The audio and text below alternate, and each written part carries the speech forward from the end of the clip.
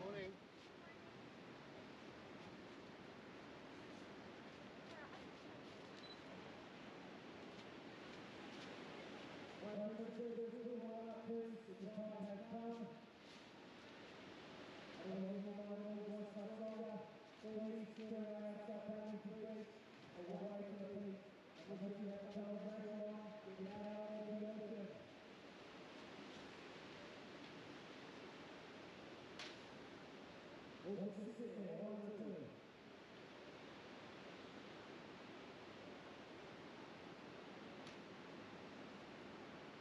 Yeah, shall we?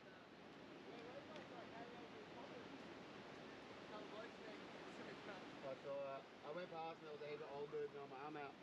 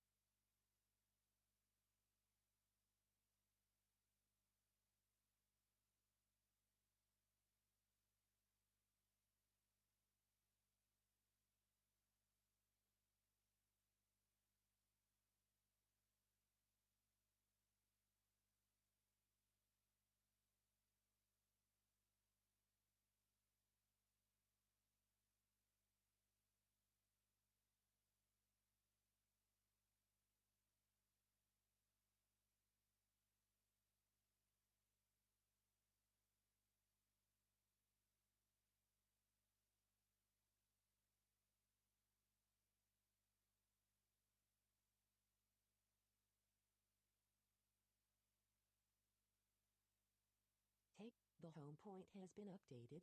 Please check it on the map.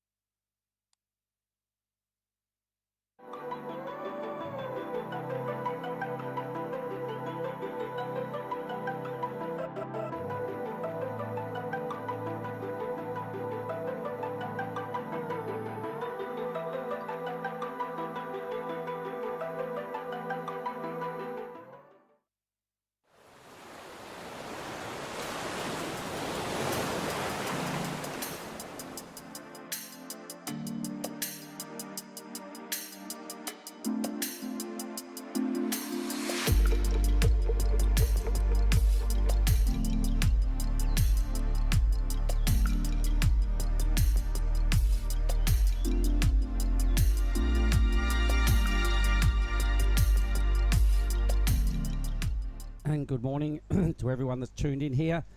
One sec. There we are. That's what our lineup looks like. That's the drone view. Welcome to the Krui Pro Day 2. South Sumatra, Lampung Province. And here we are. It's looking pretty good. We are all set for a start, an early start today, team, with heats 5 to 12 of the round of 96 of the men's. Big day today. We're apparently going to try and attempt to knock out 25-minute heats. Do the maths. It may or may not be possible, but either way, it's going to be a hell of a long day. So good morning from Mark Clift and Chris Binns. Morning, Chris. Hello, mate. How are you? Look at that drone shot. That is sensational. That is where we are. And the swell's dropped significantly, which might sound counterintuitive, but around these parts, especially this wave, that is a great thing. Yeah, watching the free surfing this morning, guys are taking off so far up the point. They've added an extra 50 metres to the wave just with the swell drop. Seen some really long waves. I've seen a lot of fast waves. Our first heat in the booth, in the chute, is Joshua Stretton from Australia. In the red, Zane Asic, another Aussie there in blue. Tane Dobbin, a three-way tie there, a three-way hustle for the Aussies in white. And Rayan Fadul from Brazil is our fourth surfer in the green. Well, Billy did a good job of clearing the lineup. There's still only 45 people out there. I've got a feeling that Rayan Fadul might have been one of the free surfers who was caught without a rashi. We started a little bit ahead of time, and there was all kinds of hooting and hollering and whistling and people running up and down the beach. Someone had a green jersey, and I'm guessing they've eventually got it out to him. No way. Is that what happened? Because yesterday we did see someone lurking around out the back in boardies. Is that the case? There were caddies yesterday. Okay, that was caddies. All right. About the only guy who didn't have a caddy was Alex McGuffin, whose leash came off in the last guy of the that day. needed one. Yeah. Big Al, yeah. So he went down late yesterday, that very last heat of the day for all the crew online. It was it did eventually taken out by Jack Thomas, the Australian, ahead of I think it was Kobe Clements. It was. It was. Kobe got the best wave, had the big two backhand hanger combo. That's and, right. Jackie T got it done on the strength of basically 3 turns. One big sort of semi-Larry, and then a 2-piece feed on his other wave. So for the people that are tuning in this morning out there, well, good morning and welcome to another Ripper Day down here. It's pretty early. It's about approaching 6:45 here in Krui. The format is the back end of these 12 heats of the round of 96 for the men, so that's heats 5 to 16, sorry. We then cross to the women's for their first viewing. There's 8 heats in that opening round of 80, I believe it is. And then we're going to swap back to the round of 96 of the men, and believe it or not, they've scheduled 1 to 6 of those heats as a possible surf. We're going to try and attempt to do 25 of the heats today, which would take us to 5 of those heats, barring any resurfs, barring a big thunderstorm on the horizon this afternoon and the lights go out. We're going to try and do 25. An unprecedented second opening ceremony. It's possible. The Indonesians love a ceremony. I'm sure the boys would love to be here and do it all again, all the officials. We got 20 heats done yesterday, and we're starting, what, half an hour earlier? More. We started at 7:35, I think, yesterday, and we're going for a 6:45 start this morning. So 50 minutes early, plus no opening ceremony. We're every chance of bowling over 25 heats. See up, get ready, Mr. Chris. Marathon. No shortage of waves, go. And 2 riders per wave, why not? There seems to be enough room. Don't want to jinx it, but generally in this situation the horn goes and then we watch a flat ocean for 5 to 10 minutes. That's not going to happen here this morning. Mark, you're staying right here on site. I'm staying at the Sumatra surf camp, which is about 400 metres further down the beach. Huge cross-section of the female competitors staying there as well. They've all been here sort of a week or so before the event started, surfing their brains out, and they are raring to go. There was lots of chatter around the table this morning over the wake-up coffee. You guys have a table? We have a pool table. No. We have a massively loud PA that plays music till all hours. Swimming pool? We have a swimming pool. Oh my God. Quite low tide in the swimming pool. It's a bit of a there's a gap to jump down to the water. Haven't risked it yet. Always offshore around the swimming pool? Yeah, haven't actually seen anyone around the swimming pool yet. It's just sitting there. It does look pretty, but yeah. Wait, we're underway. Let's go. All right, yep, the clock is ticking, and there's still 50 surfers trying to make their way in. It was ridiculous. Billy was calling, okay, we're starting in 10 minutes, and people were paddling off the beach. And Billy's like, hang on. Did you not hear me? We're starting in 10 minutes. It's an 8-minute paddle out. Anyway, the frothing groms. There's a lot of them here. Geez, there must have been, I reckon, close to 80 or 100 people having a free surf this morning. Yeah, quite a few of the women who were staying at our resort didn't bother this morning. They took one look at the crowd and said, you know what, we've surfed it for a week straight before everyone got here. Happy to let this one go. And I saw some really, really good drop-ins this morning, mate, and that's coming from someone from Trig Beach. Well, that's coming from an expert. So I was mighty impressed. The people out there might have been mighty depressed, but I didn't mind it. It was a good show. There were shades of snapper last night after the final heat. You get that final heat at events at Snapper, and everyone's just lurking, and then they're not really lurking. Then they're actually on the field of play with about a minute to go, and then it just turns into a free-for-all. Look at our shoreline here this morning, team. Everybody that's checking in nice and early. There's the big judging tower. Thanks to Bobo Box. They put that together. Tana Hinkle in the foreground. She'll be surfing today. She's There's finally Rajo. Woohoo! There's your little grom, and Tana's finally got her boards back. It's taken a couple of days, but they finally turned up. And this is Zaina Sink, the surfer in blue. One of 3 Aussies making up this heat. And as you can see, conditions have dropped significantly, but the ripability, the shred factor has increased by the same amount. Yep. The length of rides this morning were definitely longer than yesterday. It's, as you can see, there's going to be, I reckon, quite a few 6 to 10 turn waves today. A lot less hunting of sections. Yesterday we saw guys really having to sort of aim for a target, and if they got there and things went awry, then that was their wave shot. Whereas today we're going to see a lot more sections just standing up and surfers going bang, bang, bang, bang from start to finish. Yeah, we'll definitely see more waves ridden. We'll see a lot more turns thrown down. So that's the sort of day the judges are going to have a potential brain explosion up there.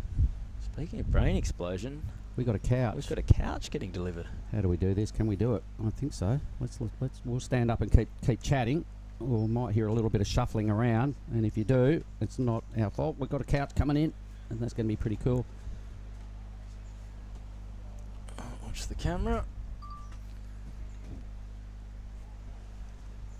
All right, the judges generally sit on a score at the start of a day, so And now we're going to be sitting on a couch. yeah, We good. win. We've gone from splinters in the butt to a nice cosy couch. What an upgrade! Thank you, Ungi and Alex. I've got a feeling it's a low rider. Yep, it is going to. We might have to readjust the camera, so Sam, stand by. Oh, this is magnificent. It is. In fact, it's almost looking too comfortable for my experience of Karang Nimbo. Well, terima kasih banyak, everyone who's been involved in the delivery of this fine piece of furniture, as we see Rayan Fadul doing some work on his forehand. I think I might move in here. This is great. Hang on. You want another one? All right, let's stay with the guy in green, the Brazilian. Oh, there's a surf Nice comp going on. Yeah, there is. That was a nice whack off the top from Fadul. Let's get his first name right. Rayan. Rayan, there we go, it is too. So we've seen 3 waves. We've still got a whole bunch of caddies out there. Everybody's got about 10 caddies in the lineup by the look of things. Here's Green's first effort. So these long little reef huggers, their set's still way bigger than this, gang. So for the crew online, the boys are trying to pick the medium waves here today. And the medium waves look pretty good.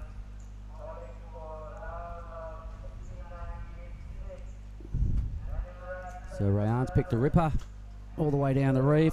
Huge series of manoeuvres. A lot for the judges to digest when you've got waves like this. You can see he's already on about turn 8. And still plenty more to deal with. There was that swack I think we saw from the drone footage. So obviously the judges will take their time with these numbers. We've seen 3 waves ridden. They really want to make sure the separations are where they need to be. They'll compare all those 3 rides against each other to come up with a morning scale for our round of 96, the back end of 96. Not an easy job for the judges. And I guess they kind of got to break it down into a couple of categories of major and minor moves and torch the minor stuff that gets done all the way along a wave and kind of really take note of the big major moments and hang their scores on those.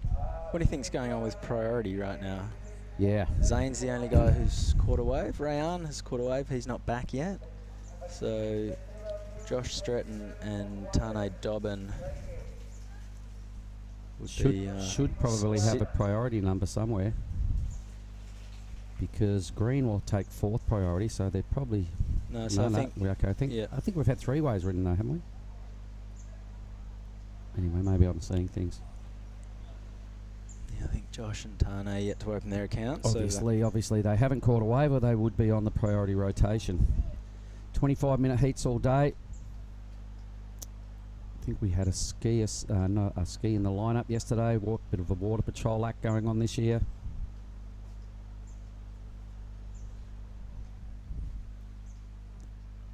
And we're probably going to try and belt out 10 or 11 hours of competition here today. And you might ask why. Well, it's going to get flattish come Wednesday, Thursday is the call. So while it looks like this, let's absolutely play on. So, Tane Dobbin. Yeah. This is... No, I think it's Zane Sink, surfer in blue. All right, geez, that looked like white. So that'd be Zane's second wave. Yeah, so he opened up with a 5. Rayan Fadul has a 5.67 to be in the lead. 17 minutes 45 to run. Righto, this is a little bit more accurate. This is what the judges get to see. Sometimes the camera shot, the drone shot is cool. It looks unreal, but you definitely get to see the criticalness of what's going on a little better from the judges' angle.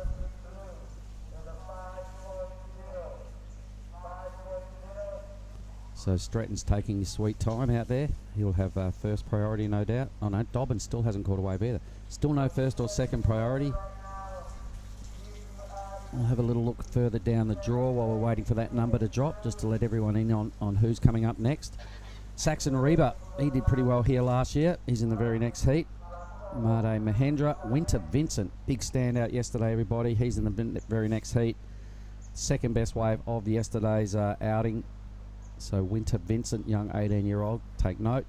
Nyoman Artana, so Megatron, is coming up in Heat 7 out of Bali. Elliot Prada-Reid, owner of the best wave yesterday, is also in Heat 3, so he's on a tear.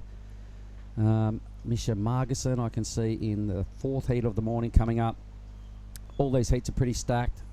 Benny Spence, West Oz, Heat 9. There's a lot of names. I'm not going to mention any more because they're all really good.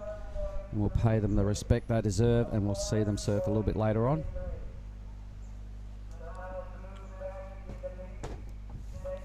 All right, Zayna Sink's second score has dropped in.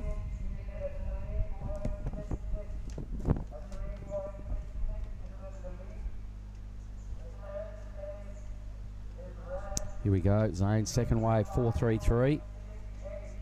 So nobody's really gone blockbuster yet. Even that really long ride of Rayan, a 5.67 for green.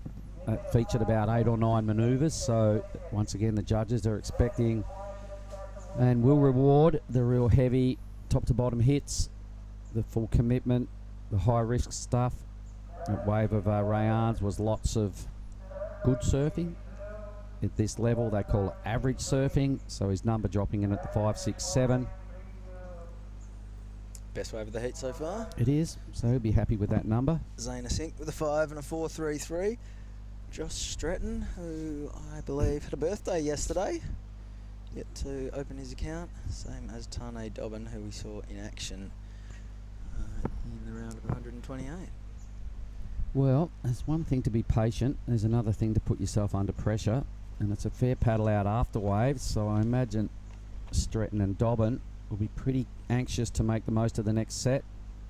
Green's chosen a whole different tactic. You can see him just paddling off screen. Takeoff area is huge out there, so why not? If you're in fourth priority like Rayan is, you might as well try something different. Bust away from the pack. Stay out of the hassle-a-thon up the point. Boys are sitting pretty deep here this morning.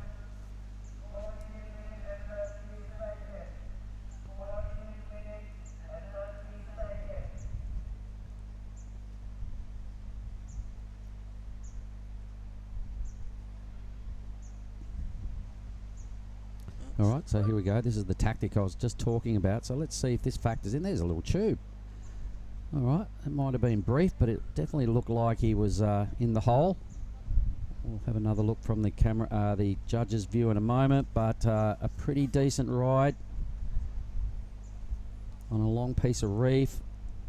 It's not done yet either. No. Oh, that is looking well, rather shallow. Yes, totally. He caught one of those little side chops created by the reef kind of bottoming out.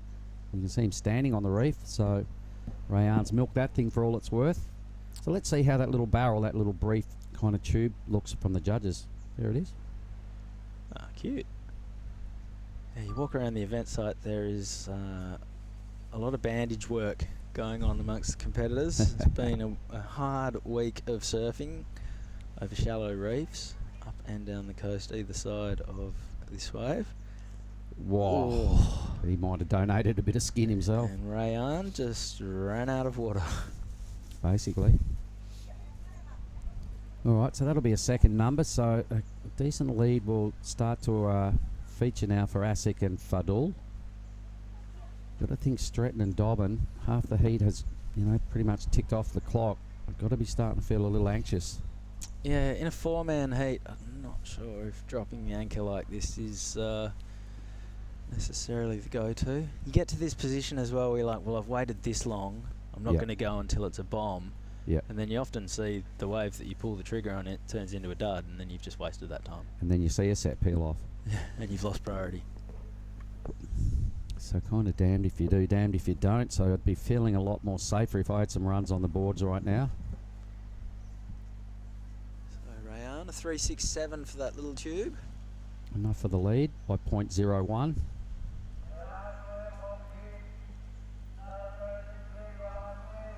Right, surely this set incoming will be heavily scrutinised by red and white. Looks like Josh Stretton, the birthday boy. From deep on his backhand. He's a big, powerful lad. I walked past him on the way in this morning. He just turned a year older yesterday. Look for him to spank this section. Hits it nice and hard. Big, clean, powerful surfing from Josh Stretton, but gets a little bit beaten by the waves. It races off without him, so just the one turn. Won't be a bad number for that one turn, but... Let's see how Dobbin goes. He's surely out there hunting somewhere. Here he goes. No takers. All right. So Tane Dobbin, the only surfer waveless. A little bit of a misread for Josh Stretton. Probably should have been highlining it a little more through that fast section. Took the low road, thinking he was going to get another top to bottom belt in, and a little bit of the fluffy stuff on his inside rail just halted his flow, and it was over and out for Stretton. So it's probably going to drop in as one of the lower numbers on the scoreboard. Tane Dobbin, 14 minutes off the clock, thank you very much. No numbers in the white column. So let's have a look at this. It's probably a moment here where he probably needed to really high line and streak down the line. Instead he was thinking manoeuvre, and it all just got a little away from him after this move here. Wow, that's a fine line, wasn't it? He could have just been so easily the other side of that had he just perhaps not pulled that turn around as far as he did and high-lined it a little more. It's easy to say from here. I imagine the sun's coming up as well over the ridge. It might have been a little hard to get the perfect read on that. So a 2.97 the result just for the one turn, so pretty solid. Would love to have backed it up with a couple more of the same. Tane Dobbin now finally has priority with 10 minutes to go, so he's sat for 15 minutes. You see the surfers in the next heat. That's loaded. That is a tough heat. Out. That is in the green. That is Shohei Kato. Looks like caddies are allowed again out in the lineup, so yeah, Kato's found a buddy. Yeah, and he'll be coming up against Saxon Rebo, the Australian, in red. Made Mahendra is the Indonesian in blue, and Winter Vincent, one of the standouts yesterday, is the surfer in white, the young 18-year-old Aussie who smashed one of the waves of the day yesterday.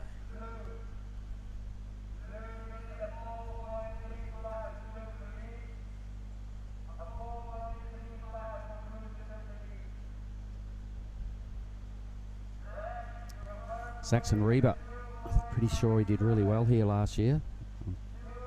By memory, I think he made it to the man-on-man stuff. Goofy footer, really good competitor. Never seems to fail in his attempt to put two good scores together. There's all the crew up there at Ombak Inda, sitting on the wall, checking things out this morning. It's not a bad little perch, is it? Come in from a few waves, review your footage. Bit of banter with the other Groms.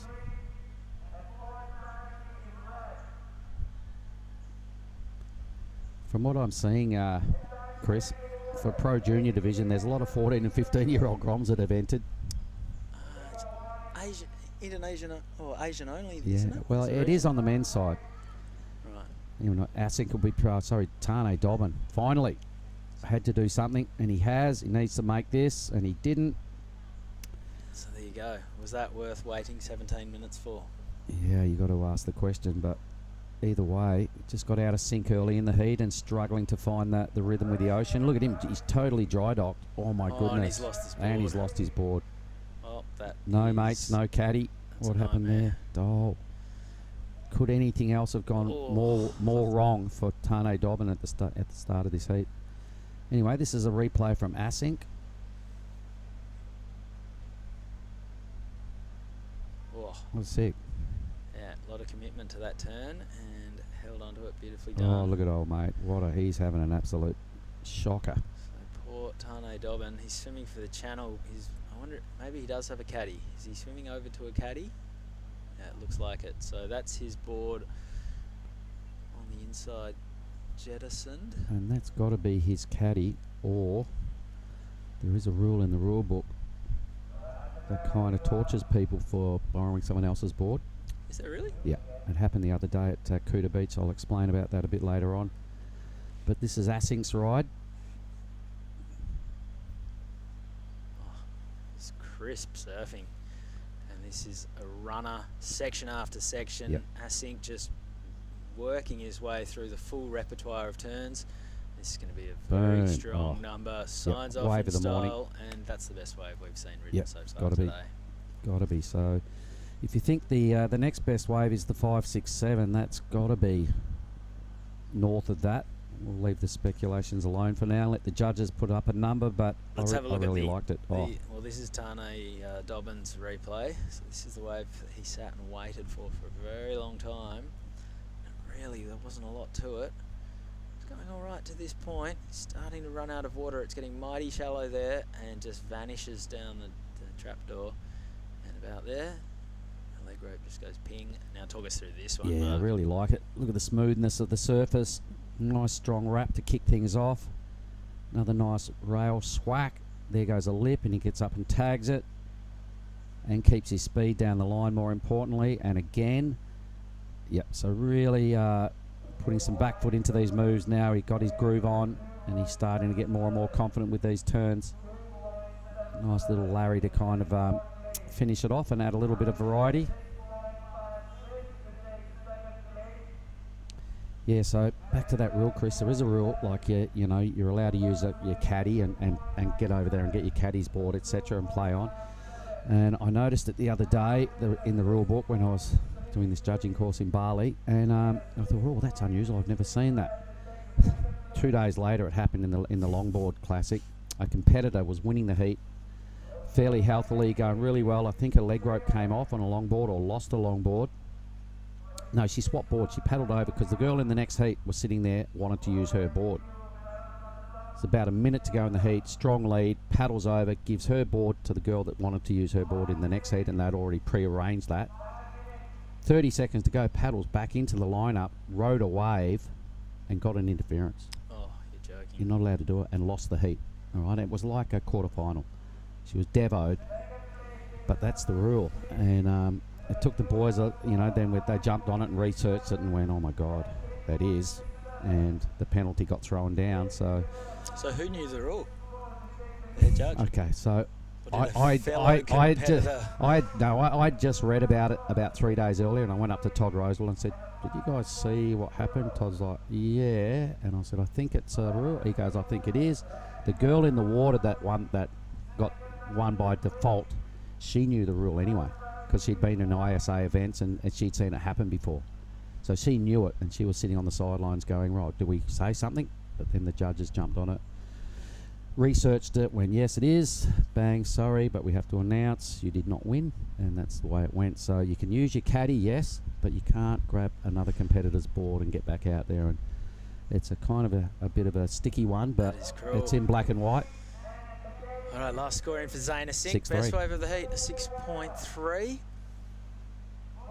Tane Dobbin is back in the lineup. Let's hope he's on his own surfboard. And he's working his way down the line. Whoa, that was a strong turn. Smacked that rebound. Probably got a bit of pent-up aggression he needs to release. That's a good turn as well. He's definitely not out of this. He needs a 6.57 to get up to second. This wave's throwing a few challenges at him, and he is out of there. Nice recovery. To get back out there that quick and catch another wave. Oh, here goes Asink. All right, trying to improve on a 5. Didn't think it was happening down the line, so over and out. 3 minutes.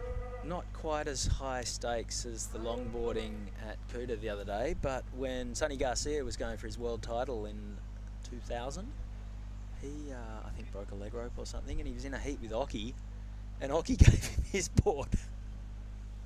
That's classic. Maybe that rule wasn't even around then, but here's the replay. So this is Dobbin answering back after his run, swim, run effort. If it was, it didn't apply to Sonny at Pipe. No, it doesn't. I forget, no one looks at the rule book when Sonny was out there, surely. Fools. Okay, this is Zaina Sink. Best way. Oh no, that is. Yep, that was the one he just had a sniff at. So Zaina Sink with an 11.3, two-wave total of 6.3 and a 5. That's that's a foundation.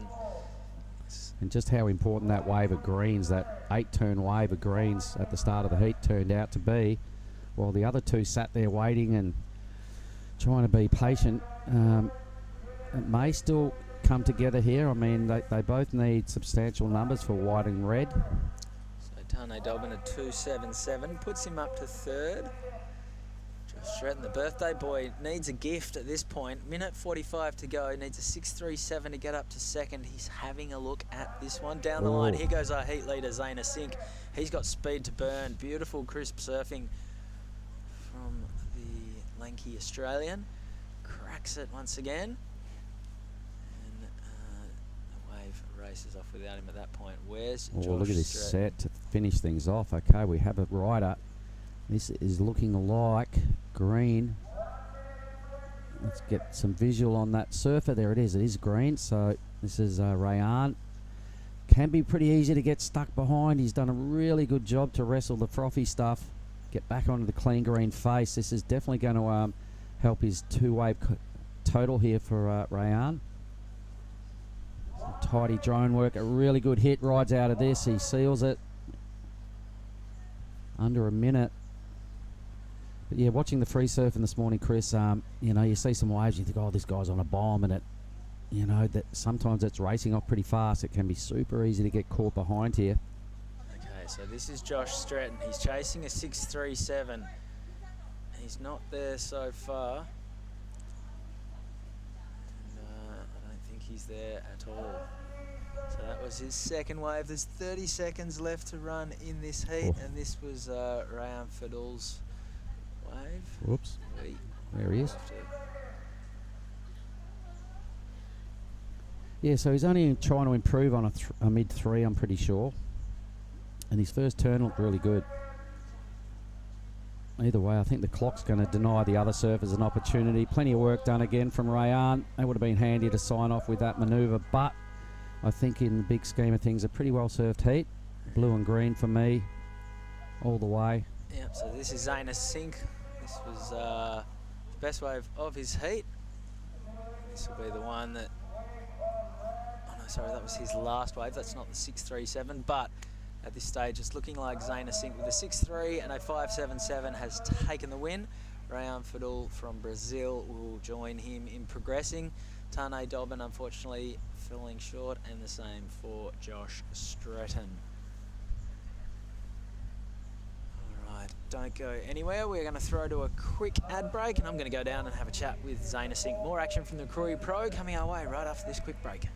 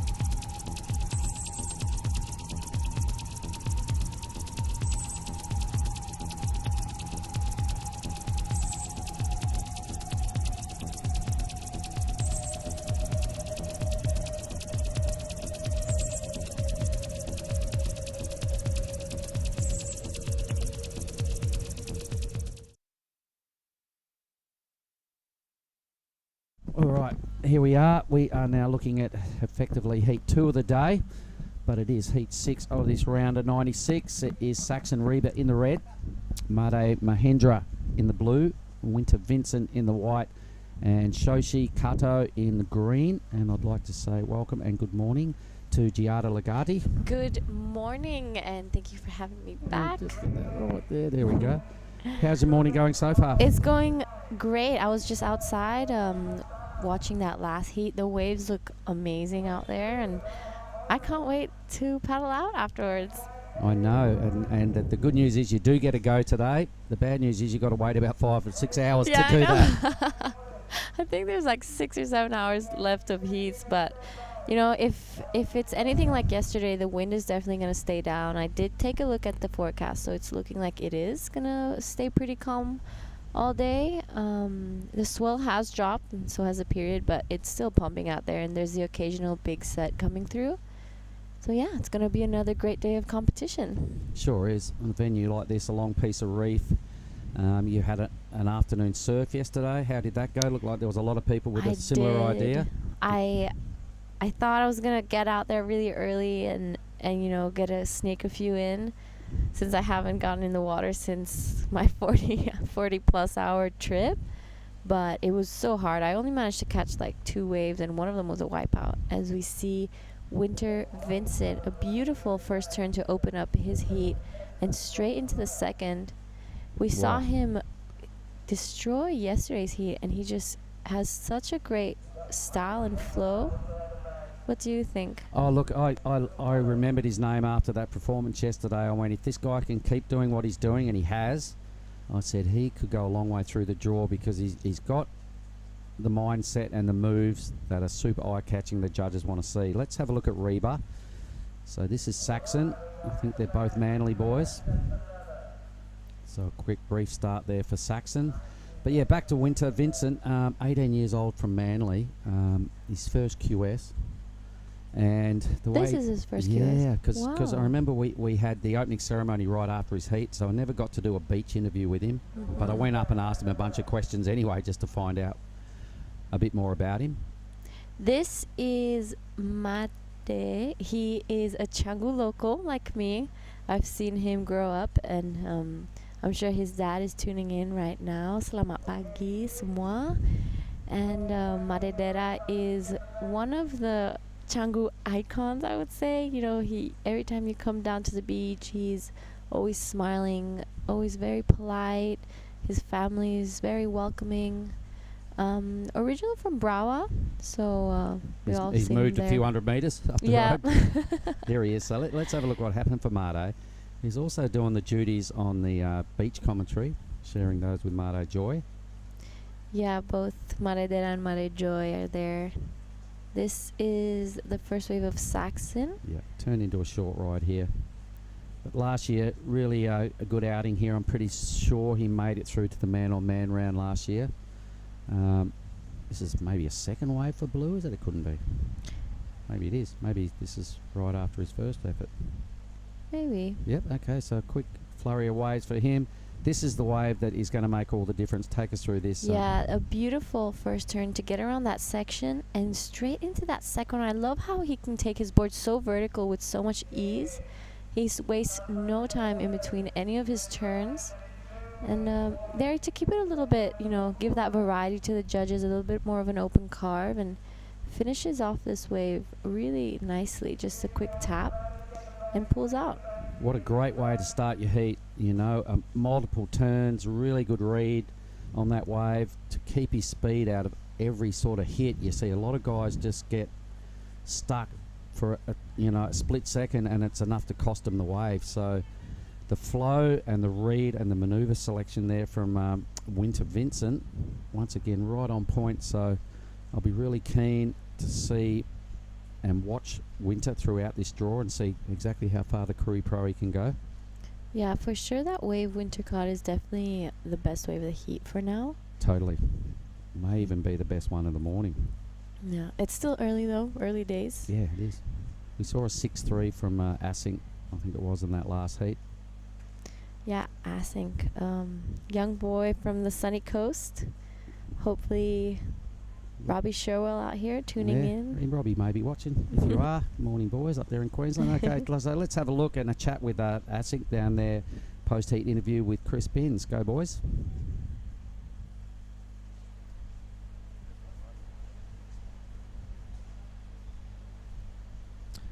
All right, g'day everyone. I'm down here with the winner of the last heat, Zane Asink. Congratulations on the win. How are the conditions out there this morning? Yeah, it's literally what you dream of.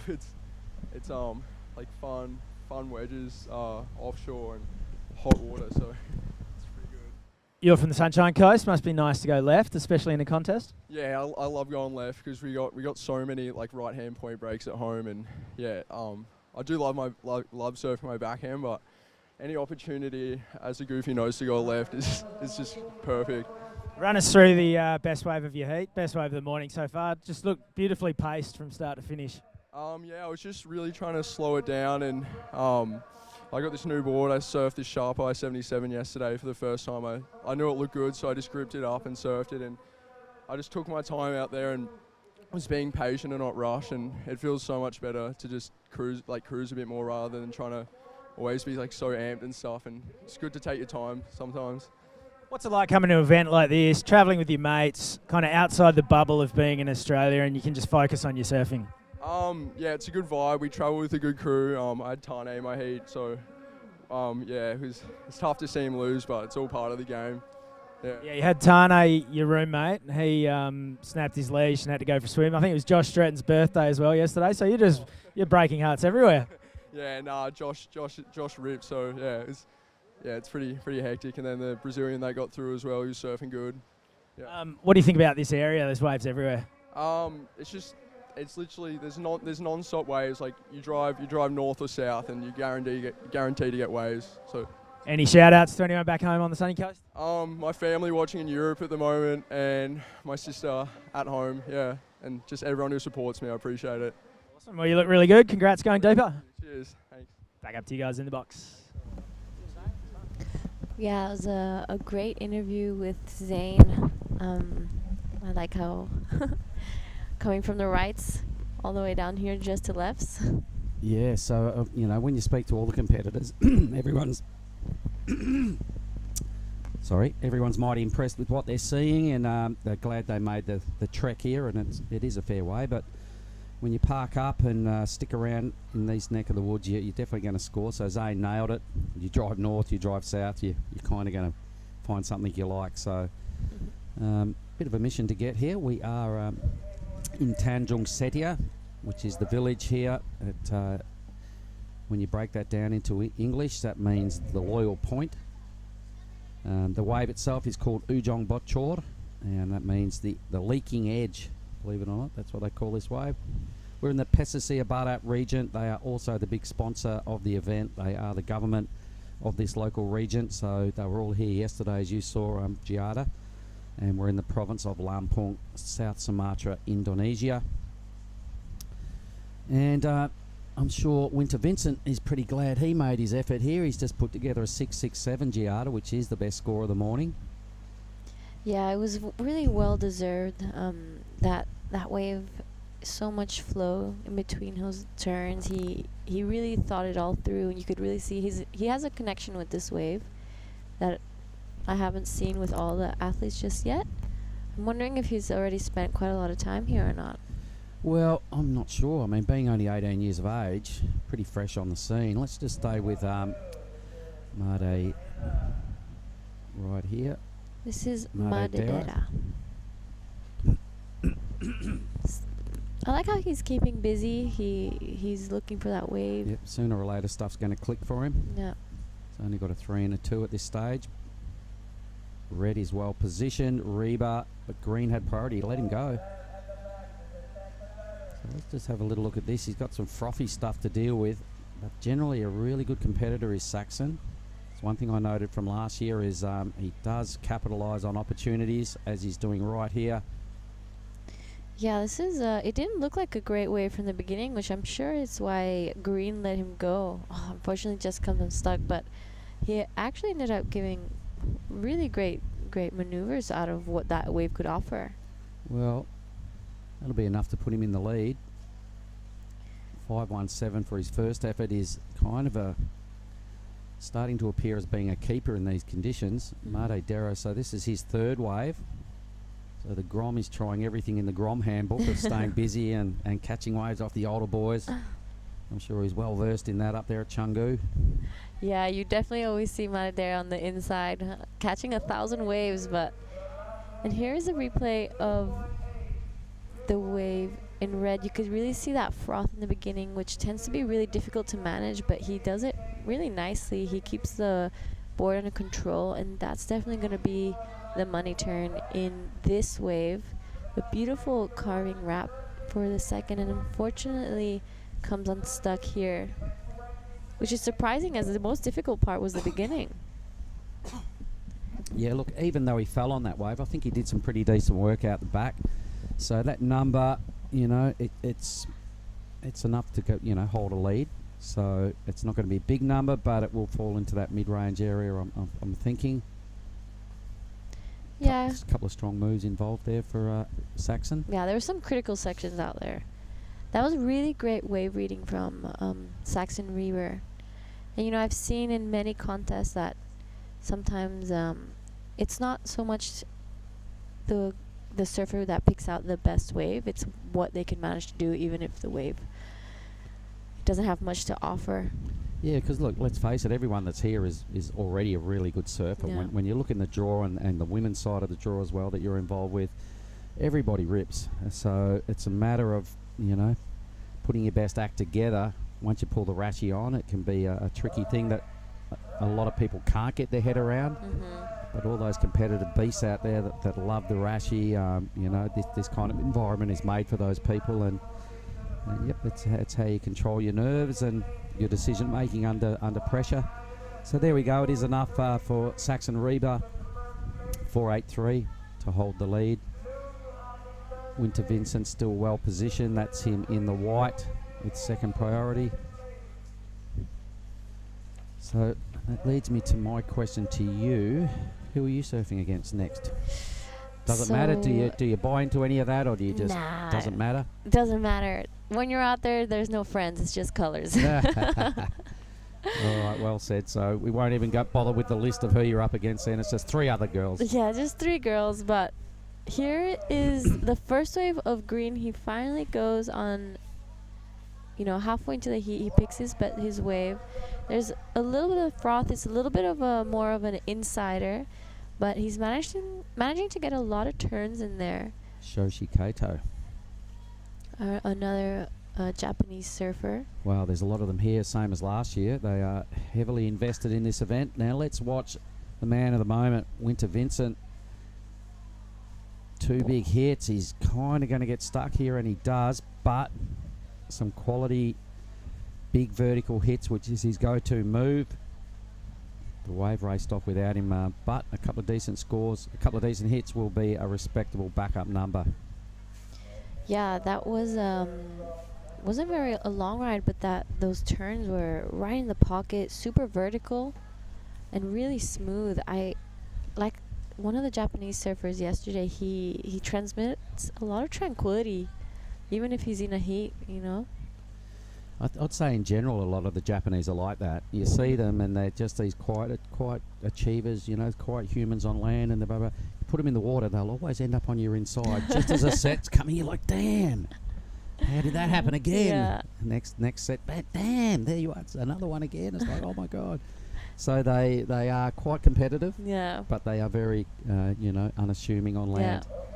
Let's have a look at your boy from Canggu. This is Maredera on his backhand, trying to bring sandbar to Krui.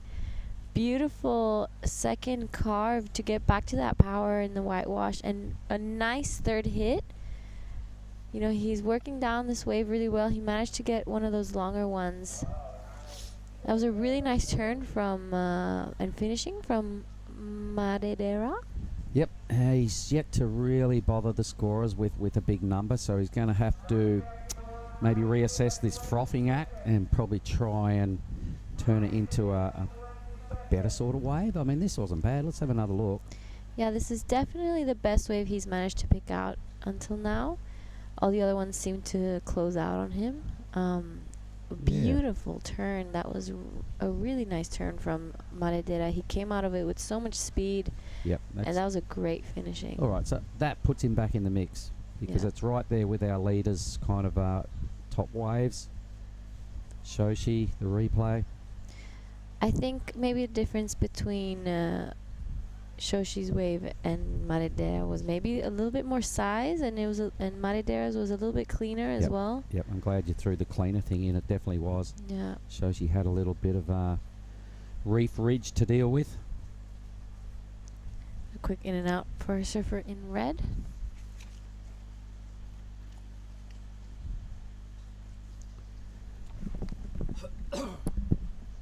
It's super clean, pristine conditions out there today. Well, it's Indo. Let's face it. Indo mornings, you get a lot of this stuff. It's pretty much typical of what you expect every morning. If it's not like this, you're like, oh, the ocean's a bit grumpy this morning. It's a one knot onshore blowing. We do get sometimes a little bit of morning sickness. Oh, look at that. Winter again. Yeah. 6.33. Running away with this heat, Winter Vincent. So that was 2 manoeuvres, ladies and gentlemen.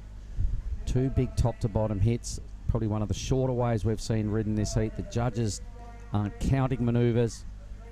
They're looking for the turns that count, and Winter Vincent is giving them exactly what they want to see.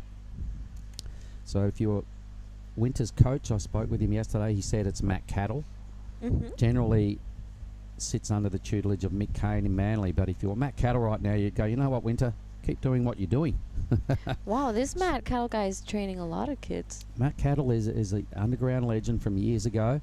Maybe not even so underground, but he was doing the rounds a long time ago when I was competing and out in Narrabeen, and he's put all those years of experience to good use, passing it on to these guys that are listening, and they all respect Matt Cattle very well.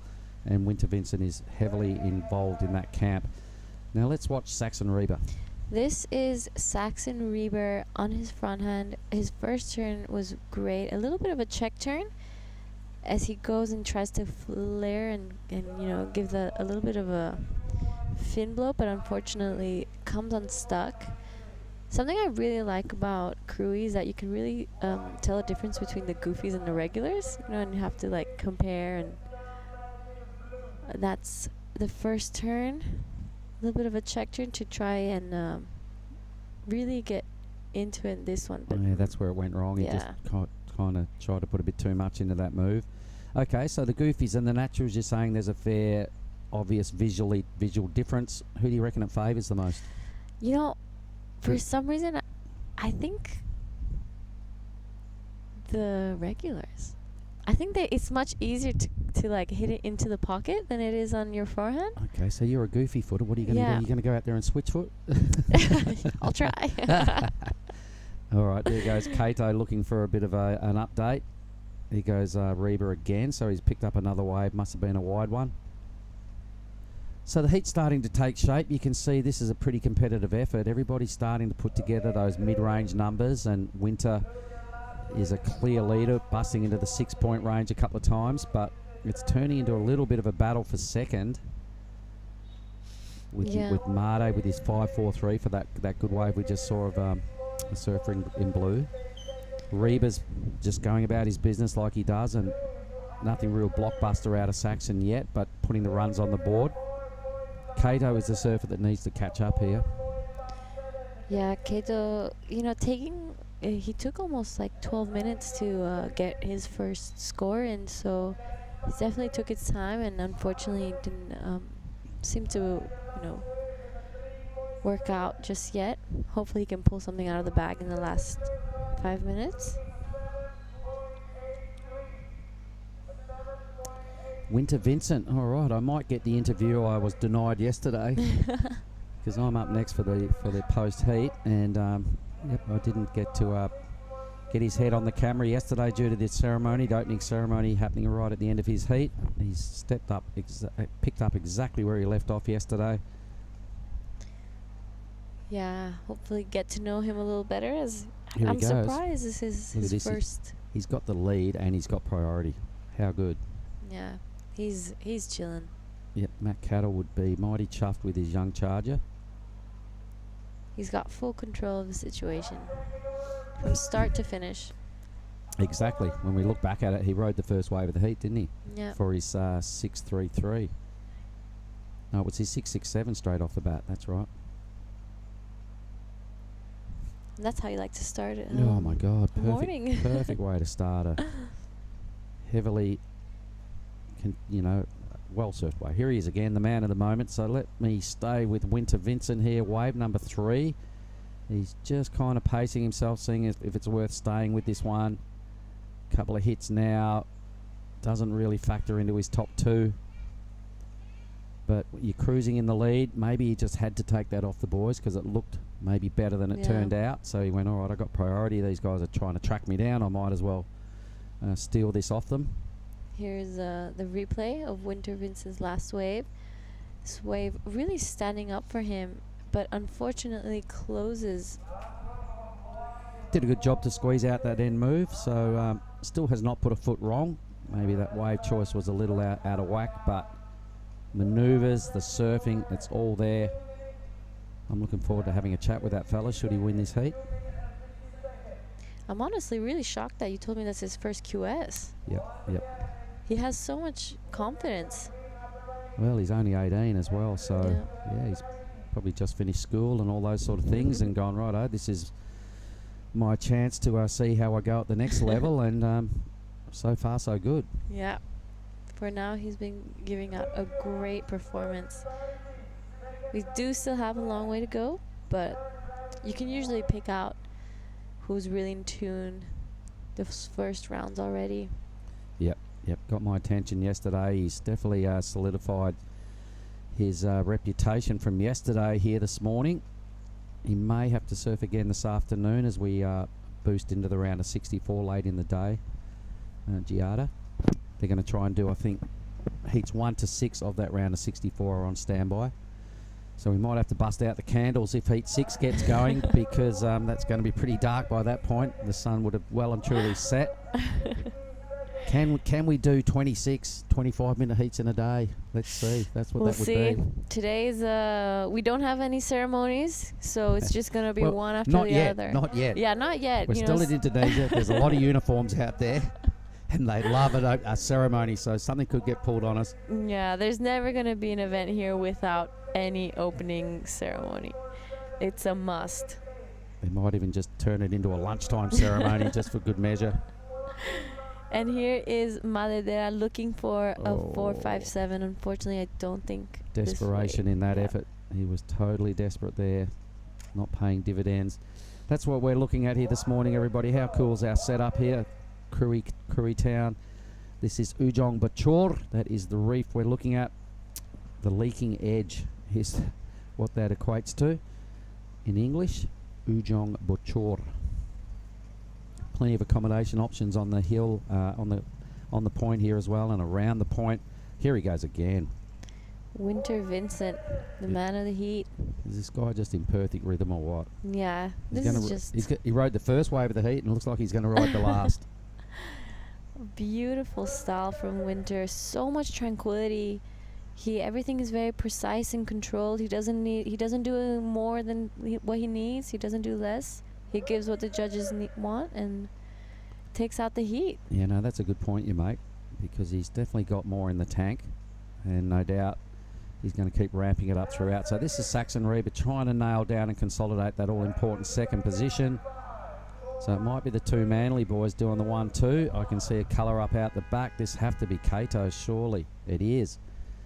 So to move into second before Reba's wave, he needed a mid-range 6. The heat has ended. A couple of numbers will probably still factor in shortly. So let's just see whether we're going to get the actual official result before we cut to an ad break or not. We might have to come back and get the results here, but for sure Winter Vincent wins. Reba, for me, pretty good wave. I think he will add to his 2-wave total. He'll be hoping he didn't, because Kato had a pretty good job. Okay, so we will throw to a quick ad break. I'll go have a chat with Winter, and we'll get right back to you after that.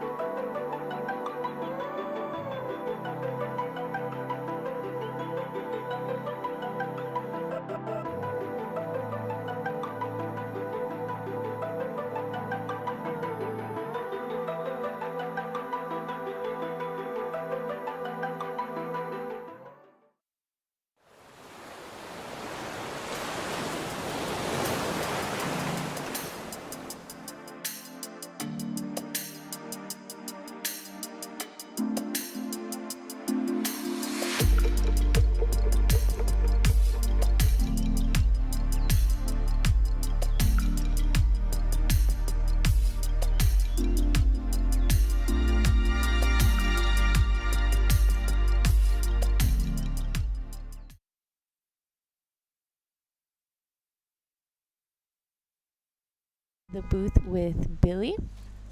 Hi Jana, how are you? It's good here. Oh, I like the couch. Yep, finally have a really nice, comfortable couch out here. Rightio, it is a good looking morning. Been out there checking out the first couple of heats. A lot more user friendly today, shall we say. Yep, today has dropped a lot in, well, not a lot actually, quite a bit in the swell. But, you know, the conditions are still looking amazing out there. I can't wait to paddle out for my heat. That will be my break. And, you know, get my fair share of waves. Because yesterday afternoon I went out and only managed to catch one. And the second one fell straight to the reef. Oh, wow. As we see our surfer in white.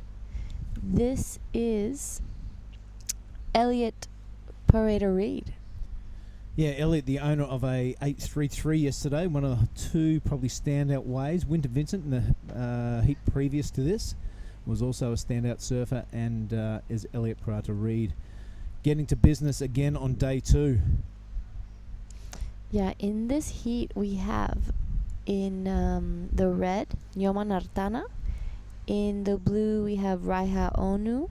The red, in white, sorry, Elliot Parada Reed, and in green, Ty Kulis.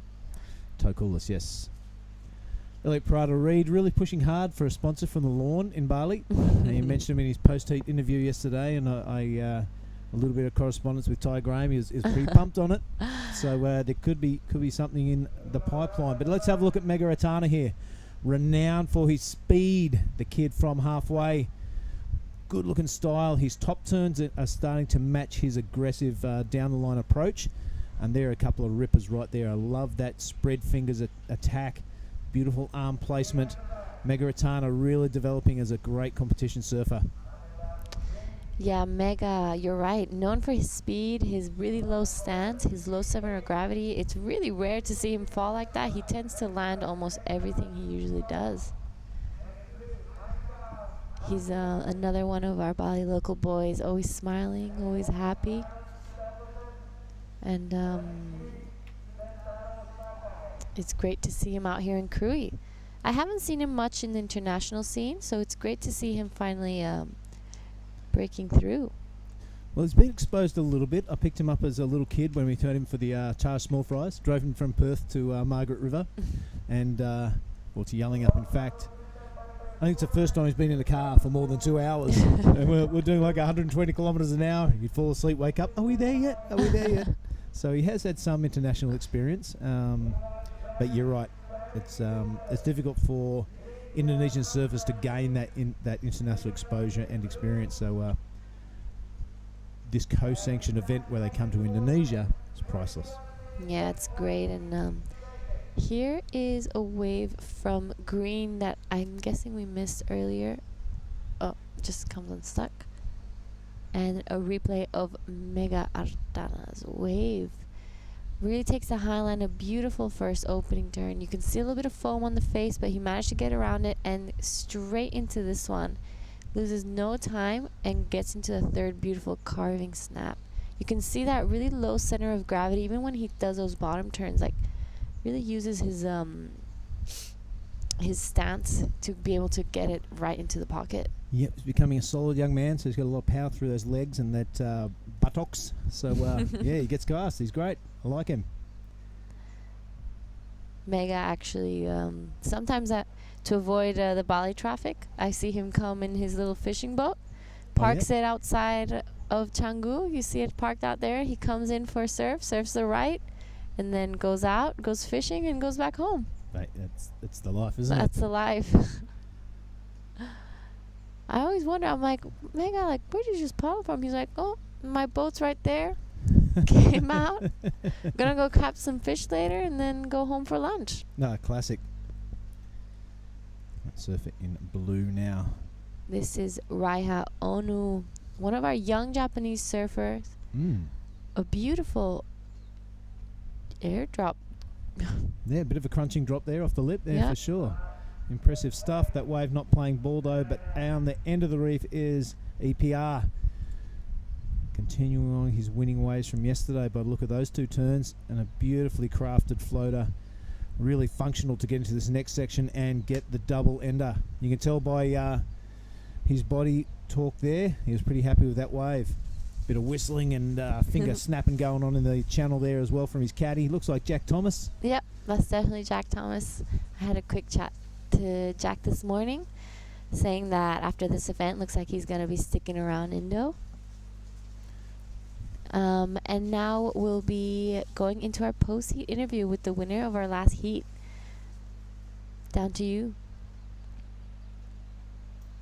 For the last heat, Winter, tell us, firstly, tell us a little bit about yourself, because I haven't seen you before, Winter Vincent. So how old are you and where are you from? Just turned 18 and from Manly Beach, Queenscliff specifically, in Australia. How come we haven't heard of you before? You've been injured, or is it just your age, or what's up? Well, this is my first QS, and I've had a few injuries on my knees, tore my meniscus, but now it's time to give it a shot into QSs. It certainly is, and I reckon you're right where you belong, because you rode the first wave of that heat, you rode the last wave of that heat pretty much. You seem to be going all right on this piece of reef, yeah? Yeah, this is my first time here in Krui, and I'm kind of loving it. There's a bunch of little waves everywhere, and this left is probably the best wave I've ever surfed in the comp, so it's pretty special. You know what, if I was Matt Cattle, my advice to you would be keep doing what you're doing, because the judges are buying into it big time. Would you agree? Yeah, well, I'm just trying to square up, I guess. I got a good piece of advice from a few mates back home from Queenie boardriders, and they're just saying just go smash it, so that's what I'm trying to do. All right, we'll get to the boys in a moment. Tell us about your board. It seems to be going a treat. Yeah, this is actually Griffin Kohler's old board. It's a driver 3, and it's working pretty good. It certainly is, brother. And all right, so you've got a whole bunch of mates at home, and they're probably looking at the screen right now. Why don't you look right down the camera and give the boys a bit of a rev up? Just want to say, Dodson, Ted, and Ben, I hope you guys are watching, and thanks to Mum and Dad and Caney back home. And it was kind of a Manly 1-2, or was it a Queenie 1 and a Manly 2? How'd that go with you and Saxon? Well, yeah, me and Saxon, we're both from the same beach, but I'm from Queenie End and he's from North State, so there's always a bit of rivalry, but he's one of my good mates, and it's good to surf against him. All right, unreal. Well, listen, I'm going to shake your hand again, and I'm going to keep my eye on your name, because you're shredding. Well done. Cheers.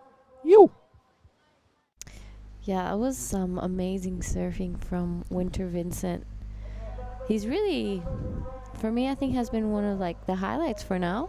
It's all the talk on the beach. You're right, Jada. Very polished style for such a young man. Looking forward to what he has to offer as the contest progresses. But right now, it's a Japanese surfer plying his trade. I think it's his second wave, third wave maybe. I'm not too sure, but that's a heavy section, and he comes unstuck. That was a really brave section to hit. Yeah. Well, you're in a contest. You got to go for it. I think that is the ethos through those Japanese surfers. Tai Kulis now on a short, sharp one. But Raiha Onu? Raiha, thank you. Raiha Onu. Raiha Onu. Great looking style. Yeah, back to Winter Vincent. I was really liking the color of his board. Super electric. The green? Yeah. Is it still bad luck in Bali to surf a green surfboard? Yes. Well, actually, there's a legend. I think it might be, if I'm not wrong, in Lombok, where if you are a man and you have green on you, there's like this saying that there's a mermaid that will take you away. It's the queen of the southern seas. Oh, so she takes a young male every so often, every couple of months. When he wears green. And they're always wearing green. That's the myth. That's the legend. There's lots of them around Indo. I like them all. Have a look at this hit. Really upside down. Bang! That would have been a big scorer. Yep. Unfortunately, comes down. You could really see the tide is still going down. The low tide is at 8, so we're definitely going to see some more reef being exposed, and hopefully, you know, with that, you can really see the waves start to stand up a little more than instead of when it's high. Yeah.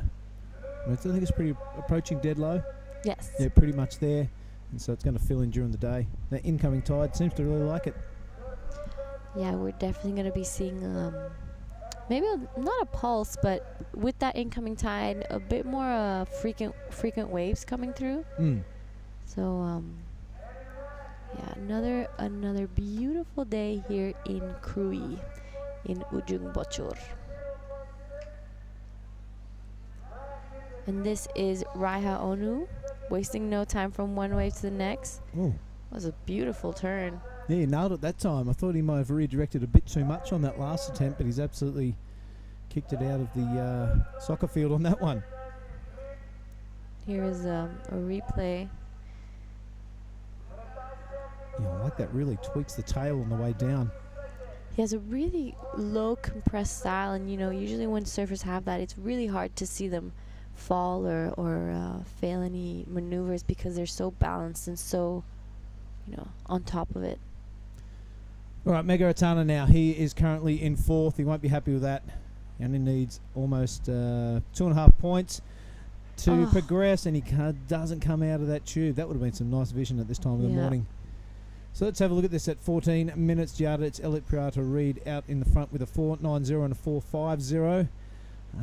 Mr. Onu second. He only requires a 5.73. Taikulis 3.28. That's his requirement. And Mega has skipped up there into 3rd after this little hiccup inside the barrel. Check it out. Nice little setup.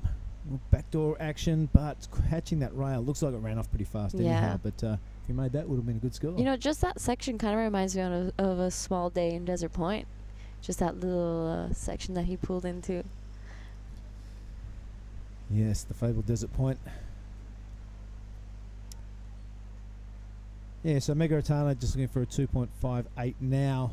All those scores very attainable, even the 5.73. No one scratching into the good ranges yet.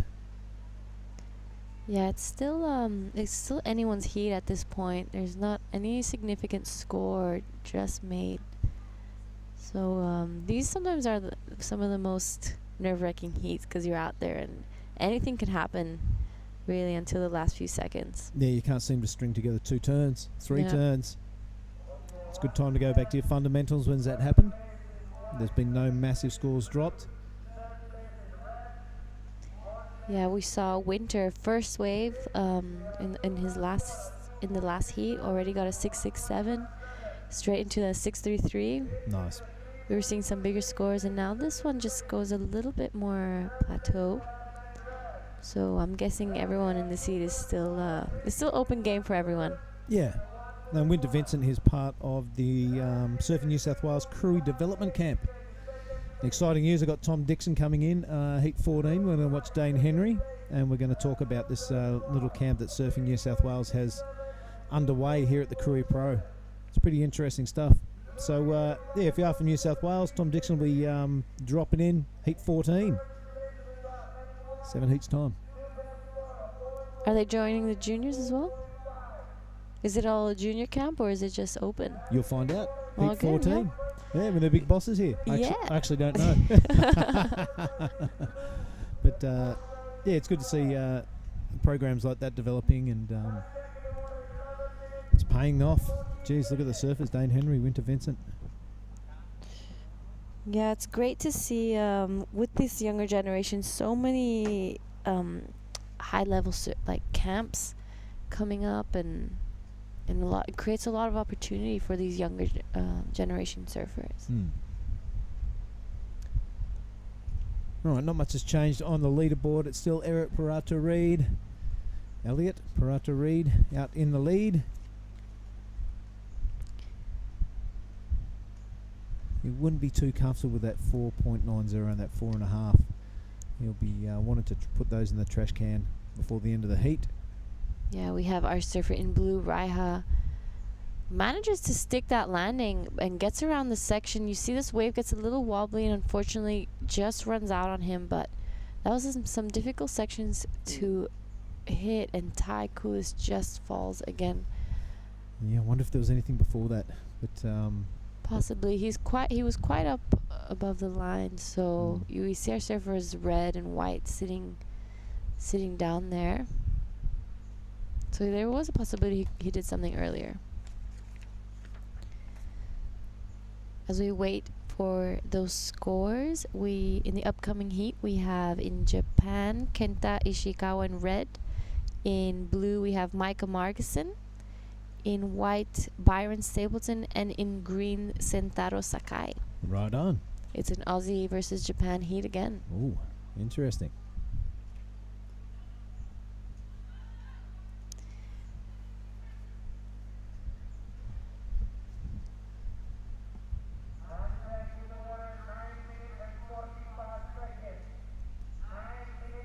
Did you see the free surf this morning before the competition started? I actually did manage to. No, I got here just as everyone came in. It was pretty hectic, but there are a lot of people out there. You know, I believe it because yesterday afternoon was really hectic. I felt like I was in Ulus again. Yeah, right on. I was out there and I only caught one wave in an hour. Well, we do have close to 250 QS surfers here, all frothing, all wanting to get on the wave that the competition is held on. And so, the heat before the first heat, the free surf before his first heat of the day is often out of control. Yeah, and we're still in those early rounds, so there's still a lot of people out in the contest, and they all want to get their warm up, get their few waves before their heat. So everyone's out there every morning and every afternoon. No one really wants to go down to Mandiri yet. Well, I was speaking to Izzy and Emmy Campbell with Willow Hardy, and they've been here for about a week, about 8 days, and they've been surfing this lineup a lot, and they've been surfing for hours on end. And their kind of approach going to the contest was, well, we won't surf so much before the day before our heat. You know, you want some energy while you're there, and there are some really good lineups around here, and it's hard to keep control of yourself and not surf it for 4 hours a day because you've got a heat coming up the next day. Yeah. But that would be the smart move if you can handle it. Get to your competition site, a week before and surf it as much as you can, so you're not feeling like you have to get out there on the warm-up surfs. Yeah, I agree. That is probably the best way to handle it. And they're both from West Oz, so they only have like a 3-hour flight to get here. It's much shorter than a lot of other people. And Krui is like such an amazing place. Everyone wants to come here. I've seen so many of my friends come here on surf trips, and they've scored some amazing waves. As you can drive around this coast and find your own peak or find a secret spot just for yourself. Yeah. It's great. We've seen it grow so much in the last few years from the first time I've been here to now. There has been a massive change. New accommodation. There's villas now. We're staying at a beautiful villa, Kruinaka, up the top. It's so gorgeous out there. Oh, it sounds fantastic. Ours, not so much. Anyway, Mega Atana. He was looking to get out of third position. Beautiful looking opening turn.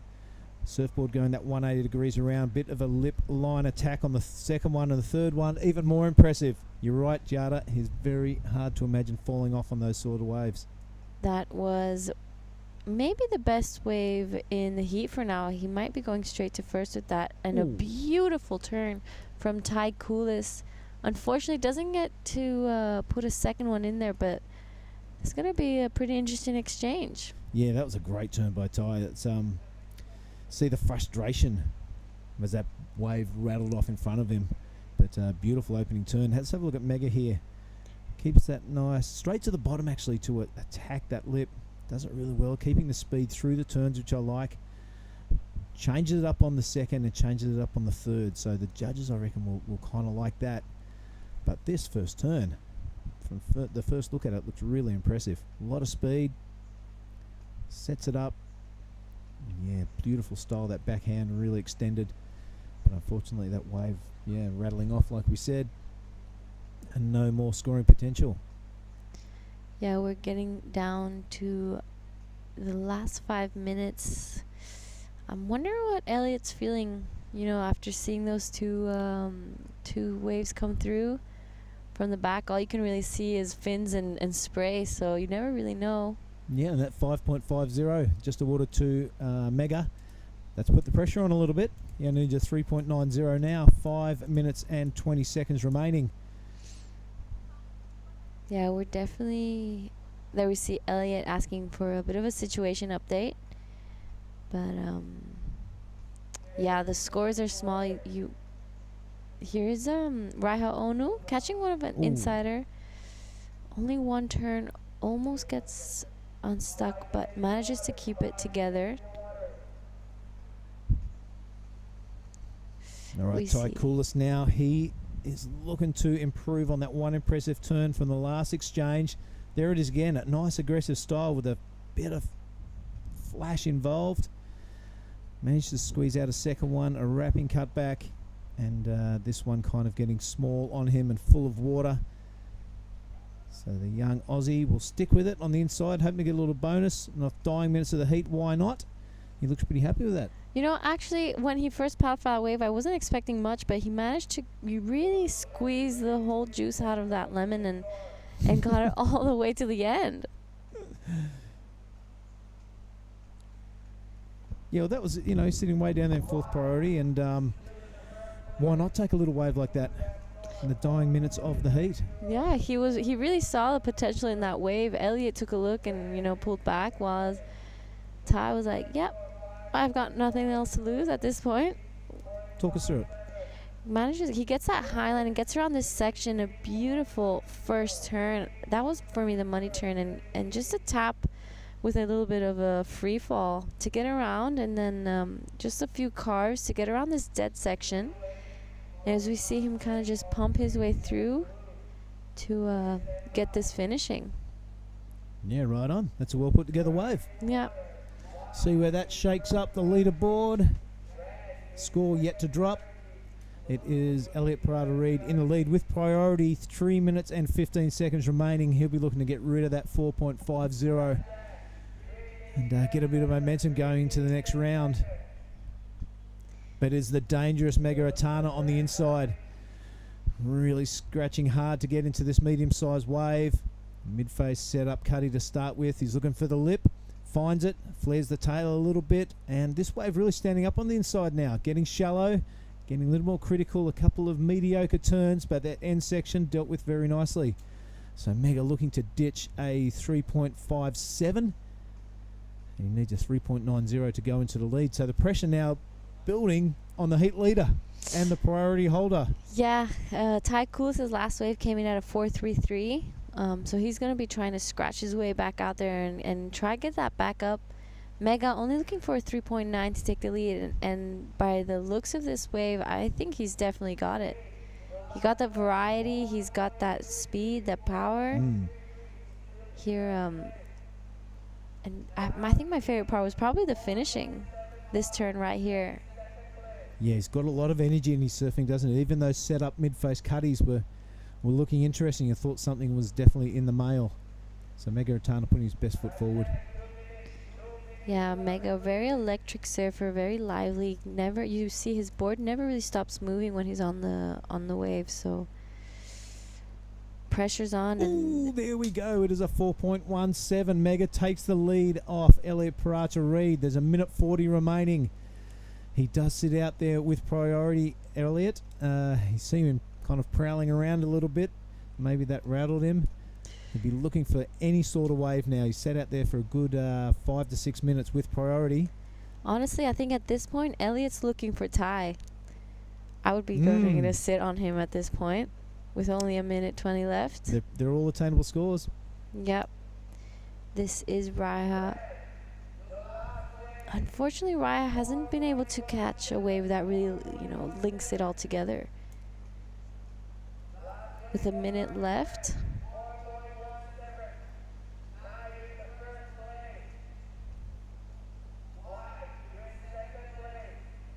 Well, very interesting. 50 seconds to go.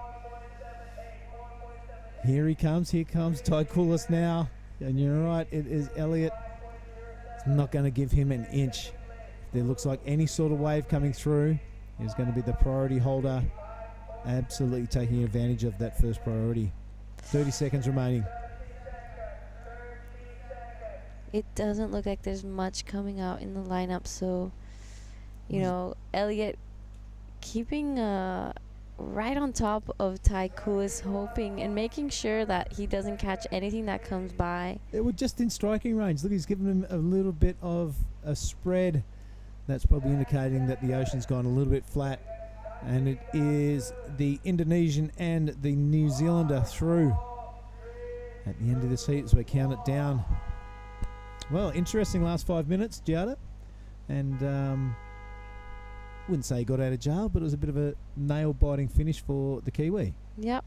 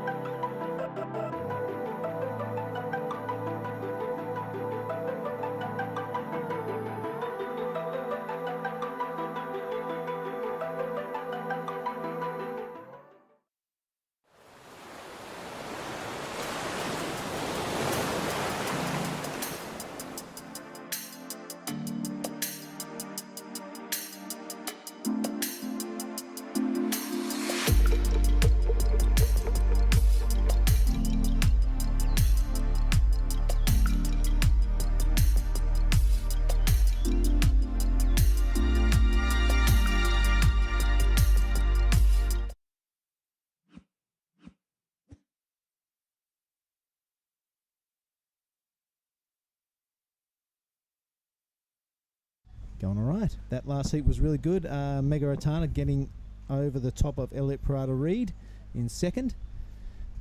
And heat number 8, mate, who we got? Well, that was Kenta Ishikawa just going viciously at that section.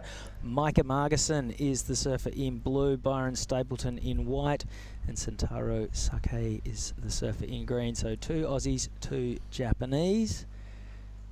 And we've got a few waves ridden that hopefully we can catch up on.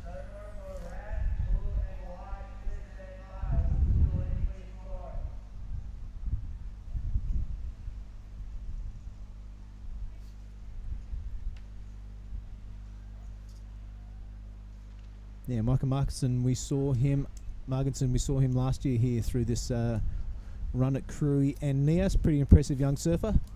Haven't seen much of Byron Stapleton yourself. He surfed a pretty good heat yesterday. Mm-hmm. Looked pretty comfortable out there. Yesterday felt like it was a bit of a warm-up round, really, with the ocean still trying to sort itself out. It was a little bit grumpy, you're right. And from the free surf this morning, it looked like it was going to be absolutely shred city for sure. Right, so 3 surfers on screen at the moment. Sakai, Margison and Stapleton. And this is us in the booth, Chris Binns alongside Billy Hangen, enjoying a fantastic morning here at the Krui Pro. Plenty of waves on offer for the competitors. And we've even been delivered a couch today, mate. We got the couch, we got the t-shirts, we are getting pimped out. Wouldn't mind some breakfast, but no. Sooner or later. Can't have everything. No. So Micah Margison has opened up with a 2.83, and Kenta Ishikawa has a 1.67. Just a spree of minor scores. Byron Stapleton with a 1 sits in third. That leaves priority for the only guy who hasn't caught a wave yet, Sentaro Sakai.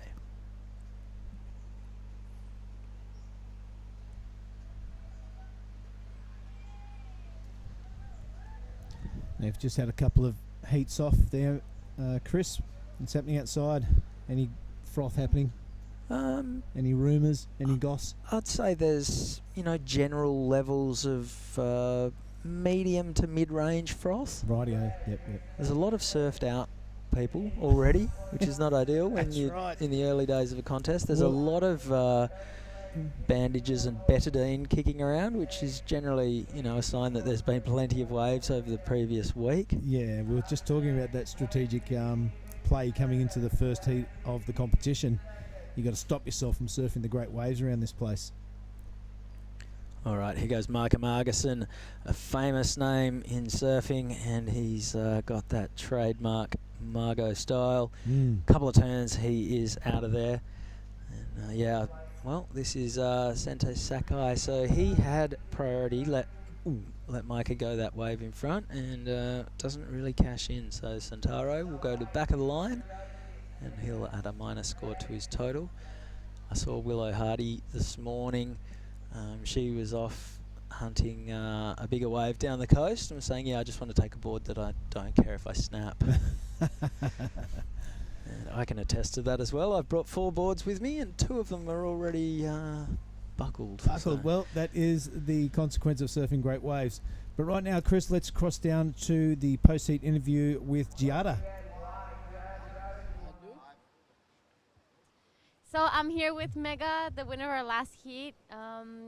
Mega, how were the conditions out there?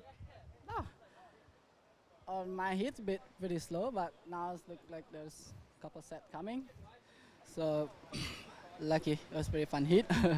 Just fell off in the beginning, and my last 2 waves, so lucky I make it and I get the score. With this event coming up, tell us, where have you been training in Bali to get ready for here? Or have you been coming to Krui? Did you come on any surf trips? No, I've just been training in Bali. I surf Uluwatus a lot, Canggus, and riding my fishing boat. So no traffic and quick on the lineup. It's good. I've seen you rock up to Canggu and park your boat out the back and come straight out. Is that a way to beat the traffic at home? Oh yeah, because now in Bali it's been pretty traffic. especially in Tanjung now it's crazy there, but so I'm on my boat, so easy. Yeah. That's amazing. You know, we've seen you have a massive cheer squad here. Is there anything you'd like to say to your friends and family back in Bali? Oh ya, terima kasih teman-teman dan keluarga ya, to Halfway Boardriders and all the sponsor, semua udah support. Thank you. All right, suksama, and see you soon. All right, thank you very much. Jada Lagarde down there with Mega Atana. Micah Margison's just dropped a second score in about the 2-3 range. 5.93 his 2-wave total right now with 18 minutes to go.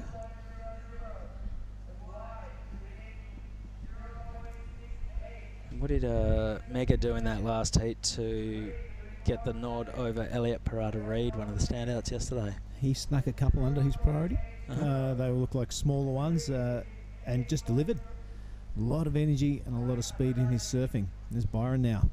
Straight up, no mucking around, into that setup top turn there. It's really not going to play ball with him, that wave, so it'll be reset and out the back. All right, this is Santoro Sakai on his backhand. This is his second wave, just a minor score on his opener. Only a slightly built fella. He's doing some work on his backhand now. Ooh, bit of body talk there, Chris. Yeah. A lot of whip. And no shortage of spray out of those turns either. Okay, here's a replay. This is Byron Stapleton's last wave. Not bad, no really explosive high points. No, a little bit hung up there. Getting his timing wrong on that second one. And Sataro here. A lot of energy, and well, I'm not sure how much he weighs, but he's not going to need a wave too big to get going. No. Maybe one of the younger surfers who we'll be seeing in the juniors. Yeah, juniors are on hold for today, but it's going to be all men and some women later on after lunch.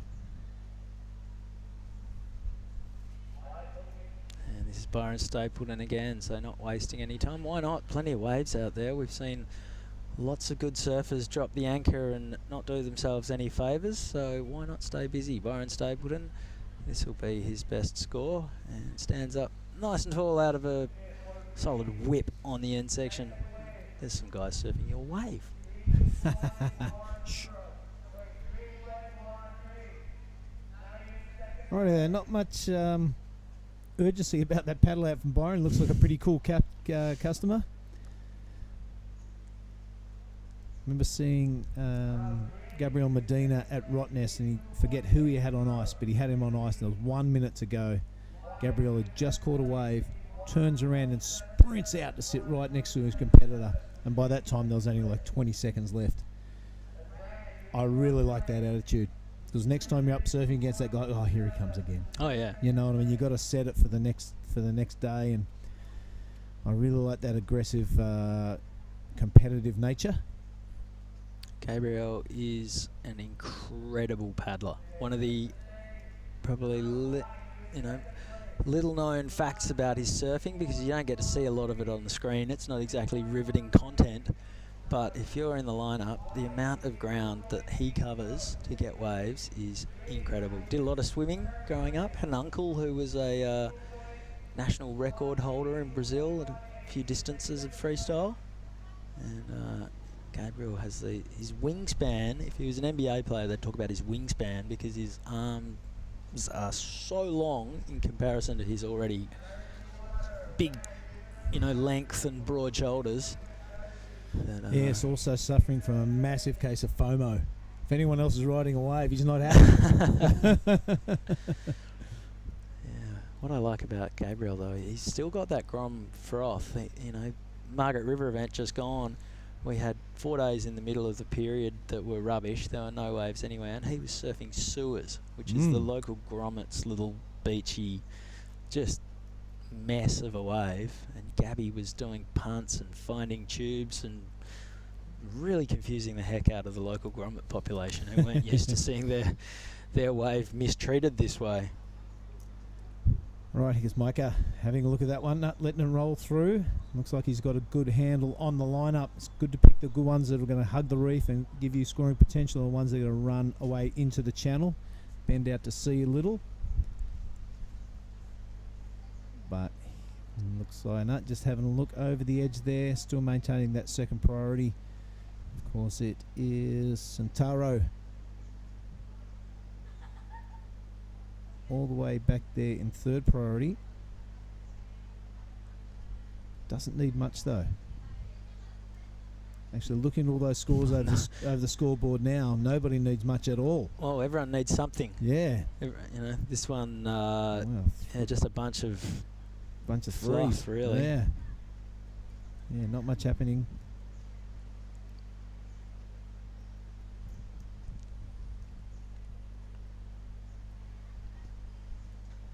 But 13 to go. We'll see how it's going to follow the rest of the heat, or most of the heats yesterday. There was a pretty lackadaisy start, and towards the last 5 minutes it gets pretty tense.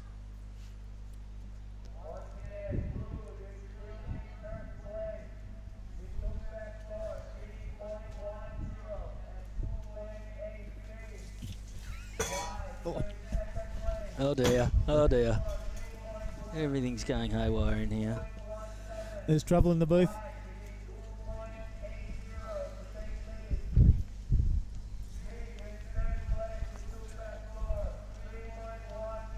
Right, beautiful drone shot there, showing the pristine waters here. Ryan Williams is working overtime on the whirlybird. Oh, he does a great job. Compliments all last year of especially his work at NIAS. World-class stuff. But it's great to see Unjung Bachur and the reef, the little fingers running out. Seems every great reef around the world has those reefy channels.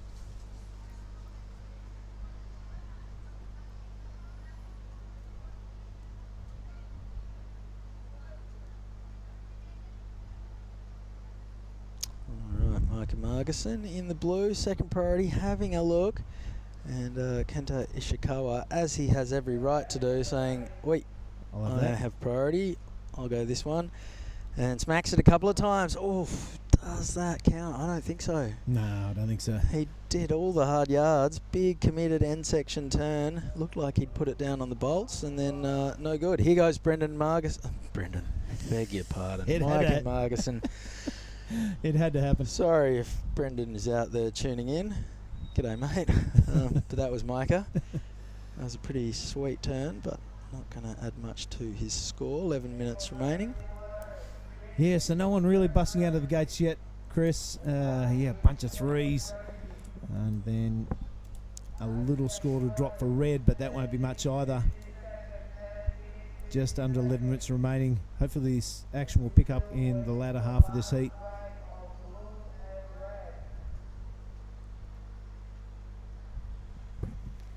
Found one of Brendan's boards down at Roti a couple of years ago. Morris Cole?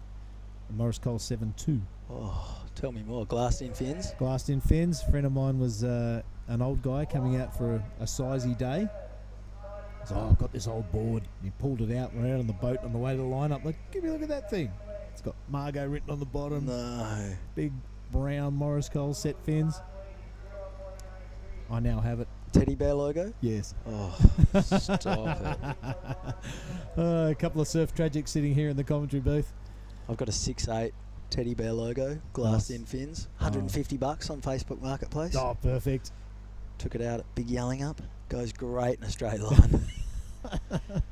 Yeah, those guys like Parko and Mick when they were young, and they were all riding those 6'3", 6'4s and really chucking them around. I don't know how they did it. So knifey. Yeah. Blades. Just 18 wide. Oh, yeah. I remember back in the day, anything over 19 was considered... You're tripping. Fish. We remember back in the day, we used to call surfboards boats. And that was like a real slur. Here goes Micah Margison on his backhand. First turn was good. Wave races off without him. Still a heat leader. Still not much at all on the scoreboard. Yeah, only looking to roast a 2.83. I'm not sure that's going to happen.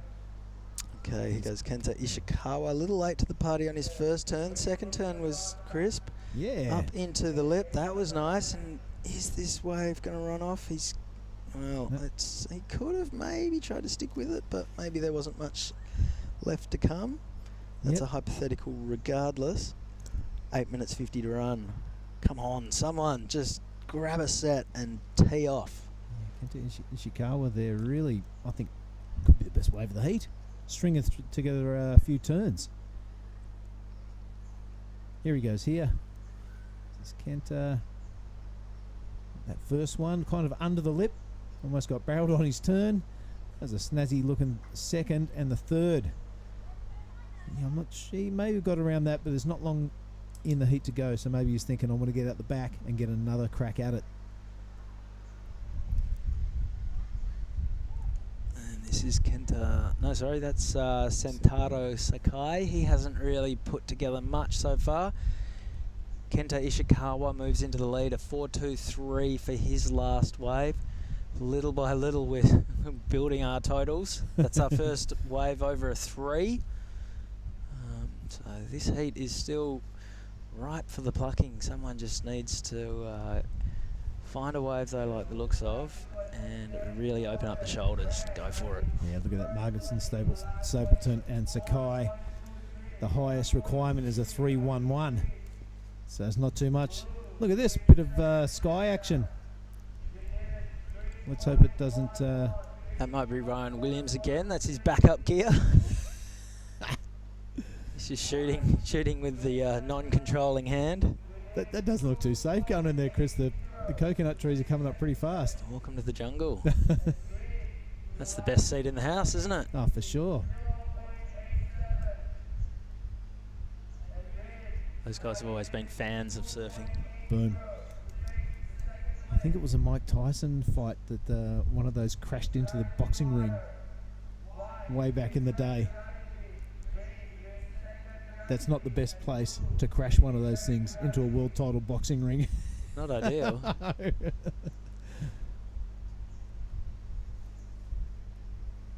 All right, 6:40 left on this one. It is our Japanese surfer in the lead, having another look at that little one. These waves kind of closing out a little bit, it seems. The selection is going to be paramount in the remaining time, 6 minutes 30.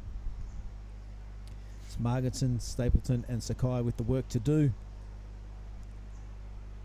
Well, Kenta Ishikawa's got some work to do as well. He's not going to be happy holding on to a 1.97. No. Very, very sleepy heat. Heat 8, the round of 96. When are we going on? When are we switching over to the women? We're not finishing this round, are we? I think we are. Yeah, we've got 11 heats to go from the beginning of. I thought we were going to break at some point in the round of 96 and cut to the women. But I could definitely be wrong. I've made a mistake once before in my life. I can't remember when, but there we go. Yep. So heats 5 to 16 of this round, and then the women's, and then we're back on with the round of 64. Right. There we go. Nice. I'll shut up. No, I won't. That's not doing my job if I shut up. 5:27 to go. Can someone please catch a wave so we can stop rambling on? Kenta Ishikawa is in the lead with a 4.23 and a 1.97. Micah Marginson is sitting in second with a 3.1 and a 2.83. If the final siren was to go right now, you'd take the win, but you wouldn't be happy about it. No, you wouldn't be boasting at your post-heat interview. So I hope you're enjoying the broadcast, wherever you're watching around the world. It's got a message from the great Dede Suriana. How's he doing? He's watching. He's watching the broadcast. So commiserations, King. It's a pity about your injury. I was looking forward to you busting your way through a few of these rounds of this contest. The King of Chimaja and one of the best representatives of surfing you could ever hope for. Micah Marginson now, Chris. Yeah, had third priority, so he's done well to snaffle this one. Byron Stapleton had first priority, and he said, you know what, I'm going to utilise it. And you can see how much wall there is to this wave, because Micah rattled off 3 turns there, and now we're seeing Byron Stapleton take this one all the way through, and he kind of had to go, because imagine if Micah had strung 6 both together. halves of this together. Yeah. So interesting play there. Byron Stapleton well within his rights to drop in on Micah. They will score both? They will, yeah. So Micah, this will go into his top 2, you'd imagine. 3 sharp turns, but he was eyeing off, that section that Byron was paddling into was standing up and saying, hit me. And instead, Byron's jumped on the second half of this wave. This will be the highest scoring wave of the heat once you add up Byron's numbers and Micah's. Might bust into the excellent range. It's a threat. It's a threat. And is that Federico sitting in the channel shooting with the housing? Yeah, that's right, Fedi. Tireless work ethic from that man. Incredible photographer. Liquid barrel on the gram if you're chasing his work. Here goes Micah Margison, third priority once again. Love that grab rail bottom turn, Chris. That was super cool. Hopefully this thing stands up for him. On the inside it does. Finds a lip to bash and, whoa. All right, coming to life here in the last 3 minutes of the heat. 3 minutes to go. That was the second half of his first wave. So he's going to get 2 scores here. It's just a shame that he couldn't get that one that linked all the way through. Talk us through the replay, Bill. Yeah, I see that little grab of the rail on the bottom turn. I'm really digging that. It's not going to result in too many points, but this one's good. Nice aggressive bottom turn. So you're talking about the way Brendan Margison, famously rode Morris Cole surfboards for a long time. Yes. Micah is sponsored by the Board Lab on the Gold Coast. Right. And the good thing, or the fun, interesting thing about being sponsored by a surfboard, shop like that is he can take his pick of the shapers.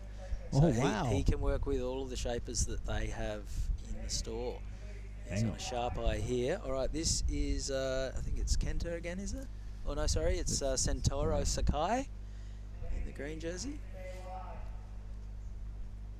So, yeah, Micah, he's on a sharp eye now. I've seen him on Mayhems before and gets around. Plenty of different fiberglass underfoot. There he goes. Byron into the lead, a 4.57.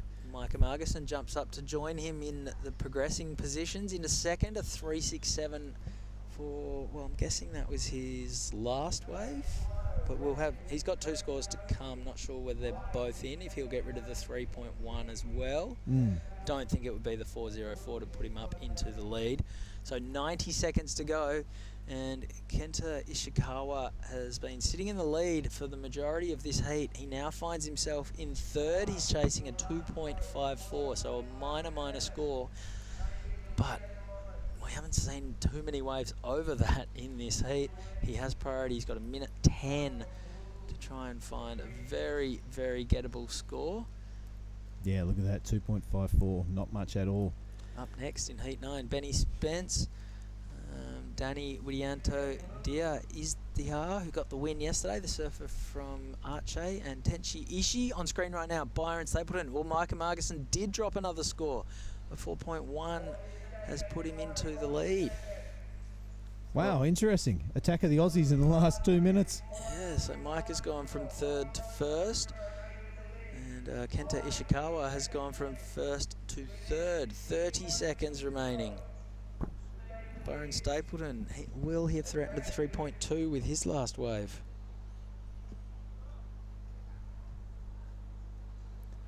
Oh, more action. Kenta. Now needs a 3.48. He's dropped down to fourth. So he's gone first to second to third to fourth. Here goes Micah Margison looking to seal the deal. 5 seconds remaining. He has to kick out again. Sentaro Sakai had priority. He's chasing a 4.14. We're going to need fireworks. Something big from the light-footed kid is not to happen. So it's looking like Micah Margison and Byron Stapleton are through. That was a very low-scoring affair, but still plenty of action. A little bit of suspense right at the finish. Thinking it's the 2 Aussies that have gone through. Don't go anywhere. We're going to have a quick little break. We'll be right back with more action from the Krui Pro in just a second.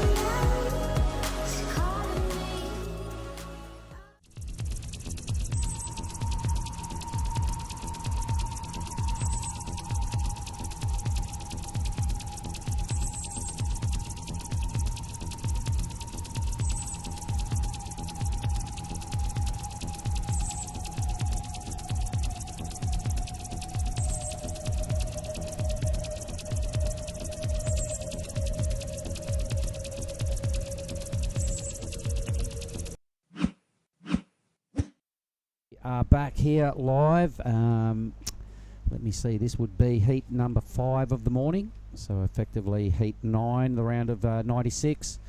I'll just get my goggles on and I'll let you guys in on who exactly is in the heat. It's Benny Spence, there we go. So for the crew out of West Oz watching in, out of Margaret River, Benny Spence is in red. Danny Widianto is in blue.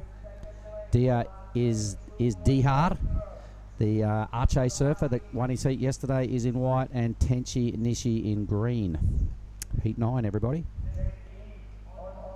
So, Chris, I missed most of that last heat. Enlighten me. How did it all pan out? Oh, well, it wasn't pretty. Okay. How come?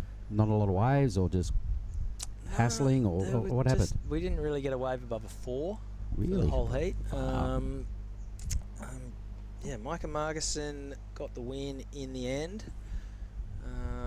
Byron Stapleton was second. Kenta Ishikawa sat in the lead for most of the heat. You can see the low totals. apparently Yeah, we yeah. have more scores to come in. I can't see anything changing from that order. Well, that is kind of low, isn't it? But Kenta Ishikawa went from first to second to third to fourth in the last probably 5 minutes, and he may just jump up to third or possibly So what happened? Did the ocean just skunk the boys, or was everyone falling off, or? there were lots of waves ridden. They just all came in sort of the 3-4 range. There was never really those couple of waves that you normally get in every heat that just stood up and bowled out and let the surfers tee off. All right, so apparently heat 9 has not started. Boys are still trying to sort out a result.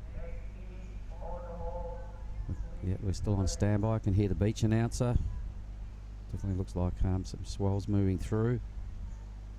Okay, I don't know if we've missed waves, because there was a little bit of a flurry at the end. Micah twice took off way up the reef and had a surfer down the line use their priority to drop in on him. So at one point, one of Micah's scoring waves at one point was a wave that he rattled off 3 turns before having to kick out. Okay.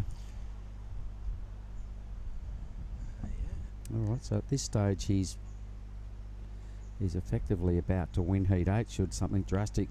Yeah, but you look at how low the numbers are. Like it's not going to take much for 3-4-8 for the guy in 4th. All right.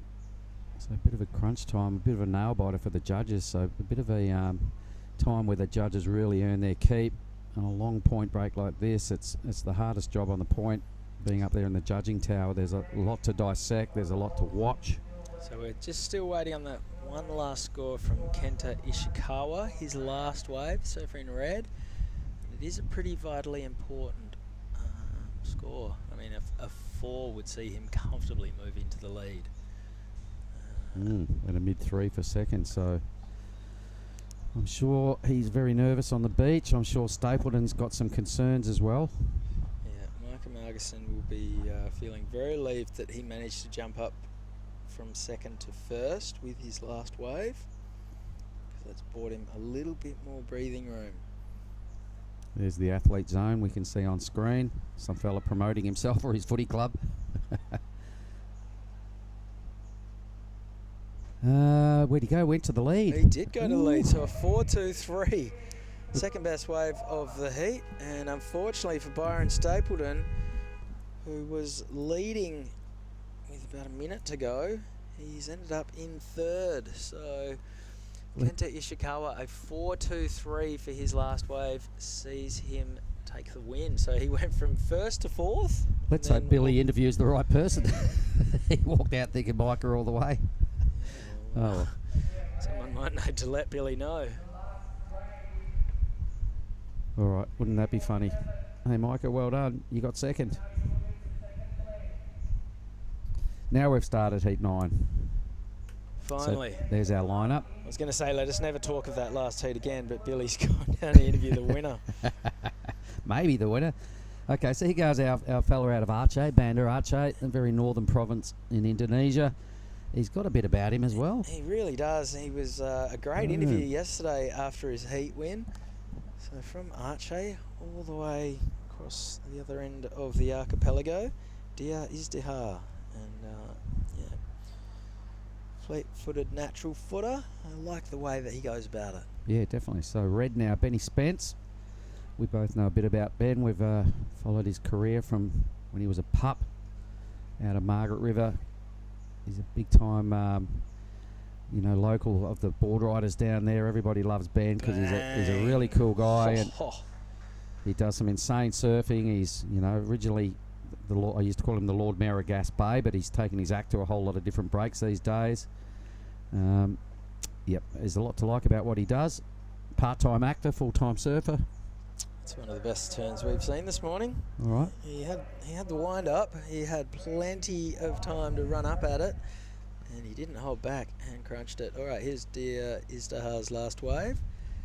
Not quite getting up to the sweet spot where he would like to have hit it. That second turn was a lot better.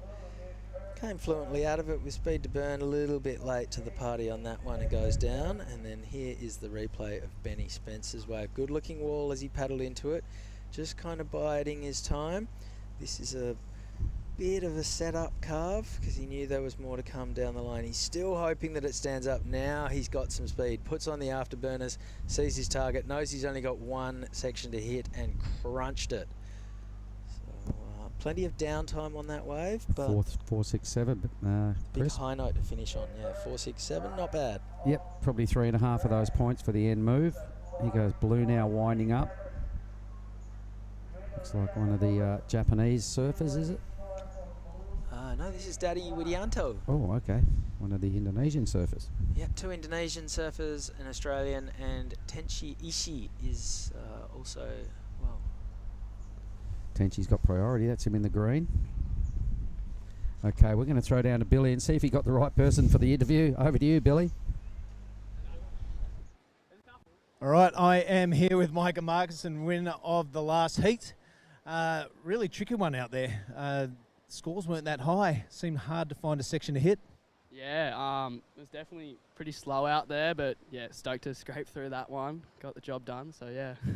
Mate, a couple of your scoring rides, or at least one of them, came from where you had to pull off because a priority held by a different surfer. Was that a little bit frustrating? Yeah, a little bit, especially that one. Like, I think I had last prior, and I was like, I haven't seen many break right up the top, and I was like, I'll just try and get one, and if I can do a few cracks to better my 2-point ride, I'd be stoked. But yeah, it was a bit spewing. I got pretty much blocked on all my good ones, but hopefully next time I can be in the right priority rotation and smack a couple more lips.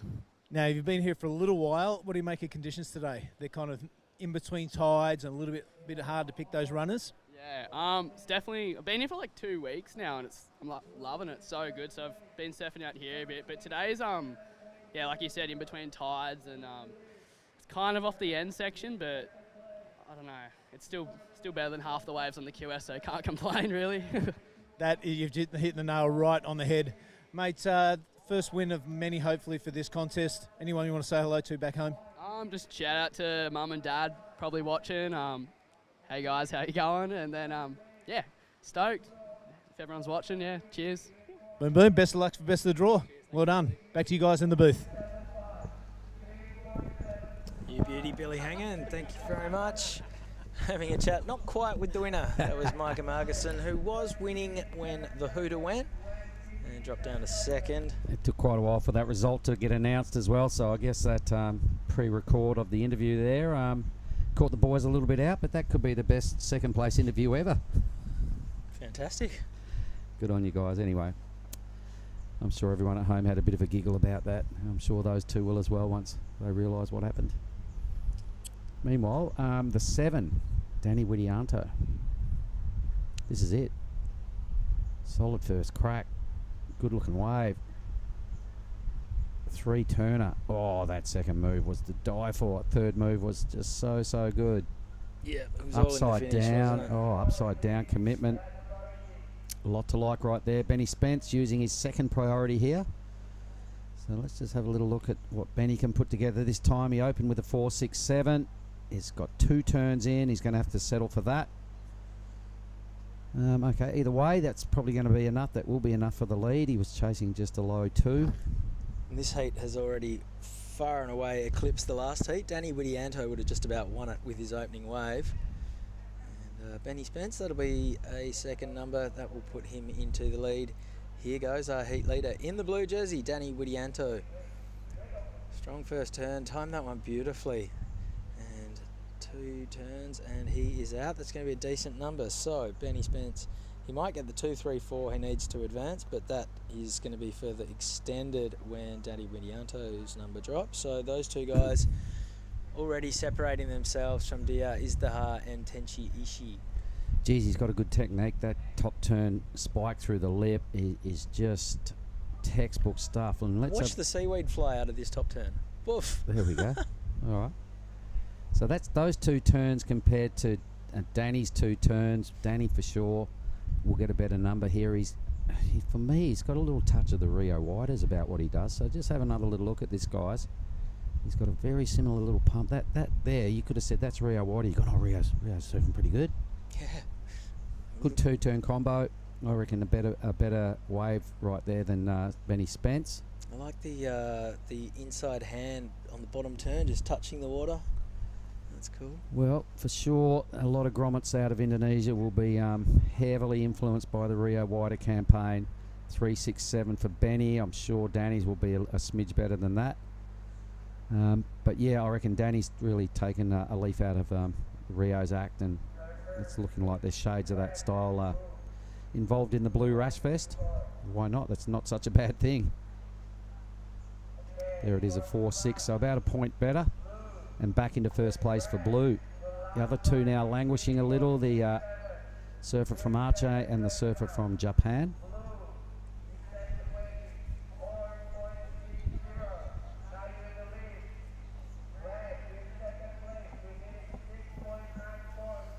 All right, 17 minutes to go, and yeah, Danny Widianto with a 7 and a 4.6 in the lead. Benny Spence a 4.67 and a 3.67. Dia Izdaha and Tenchi Ishii with some work to do.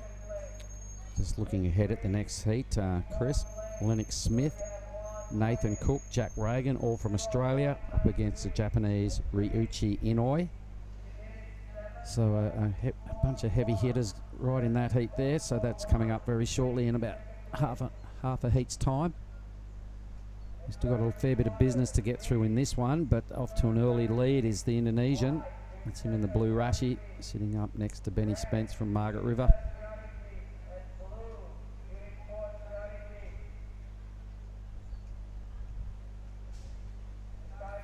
There's our worksite, Sean Gilhooly, another former West Aussie right there. I think that was Sean.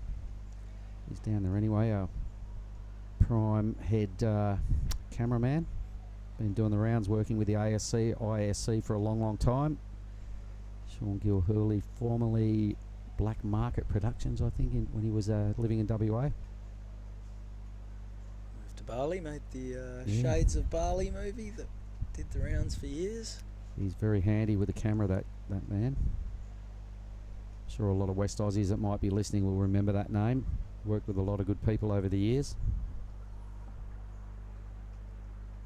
We were talking yesterday about the fact that Jack Thomas has twice surfed on the championship tour as a wild card at Margaret River Pro. Benny Spence, he won the trials, not this year, last year, to do the same. Yep, I'm sure he's a past winner of the Margaret River Classic as well. So I was suggesting, his stats at home are pretty solid. I'm sure he will be totally inspired by Jack Thomas's win in the last heat yesterday afternoon. Come from behind effort. Boys are travelling together, really good buddies, feed off each other a lot. Both dynamic surfers. They both did the two events here, Krui and Nias, last year. And they're back paying homage to the Krui region.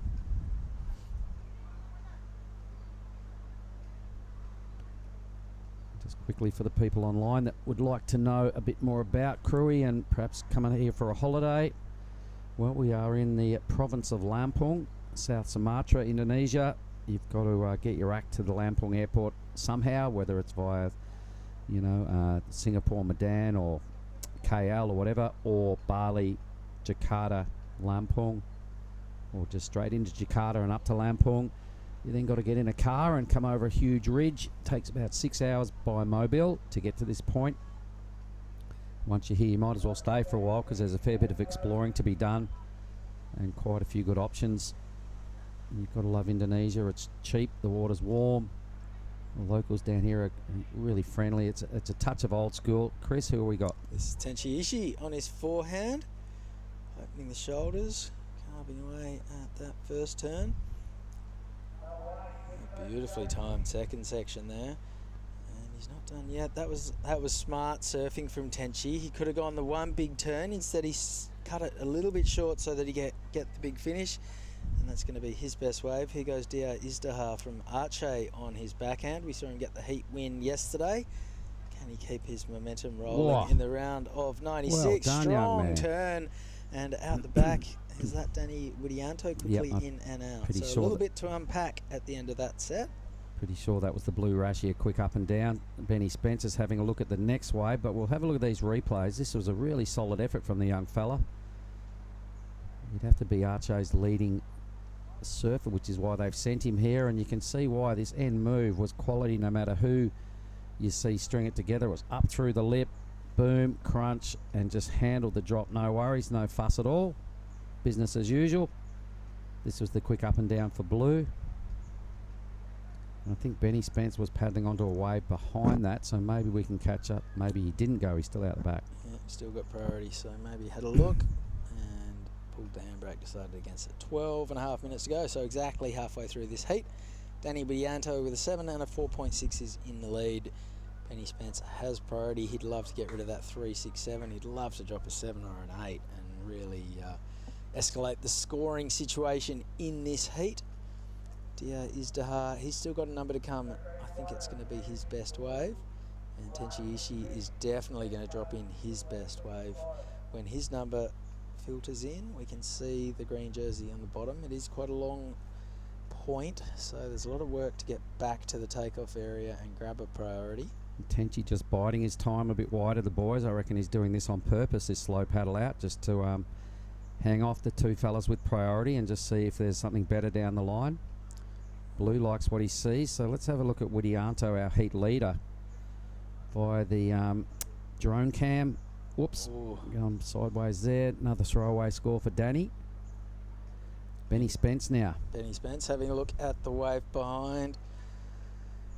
There's no indications that he's into it so far, but now it starts to grow. He's still just biding his time. Okay, now it starts to accelerate through the sections on the inside. Benny Spence flying up into the lip, crunches it. Just the one turn, but it was a pretty good one. Keen to see it from front on, so we know what we're dealing with size of wave-wise. Now, I know yesterday, Chris, the boys in the Margaret River store, Rip Curl store, had it on rotation all day, the Krui webcast following the WA lads and just the event in general. So I'm sure they'll be watching this heat of Benny Spence. So a little shout out to the crew in that store and the Thompsons. Not sure which one will be heading up the Rip Curl store today. Probably Neil. If you are, good morning, gang. Let's have a look at the time here in Krui Town. It's about 8:45 a.m. Damn fine morning rolling out in front of us. A big day competition, everybody. 26 heats are scheduled. Oh, Chris, So I think it hurts to mention that, but you think Neil will be manning the register at Rip Curl, and a few stores down, MRT will be behind the counter at Beach Life? Maybe Paul Thompson might be there. Anyway, I'm sure the town of Margaret River have got a lot to follow. They love their surfing down there, full surfing village. Your neck of the woods too, a lot of crew in Yellingup would be pretty eager to watch Jack Thomas's next heat, I imagine. Yeah, the board store boys will definitely be tuning in. Out of the ladies, I did have a chat with the 3 West Aussie girls that are here, the Campbell sisters and Willow Hardy.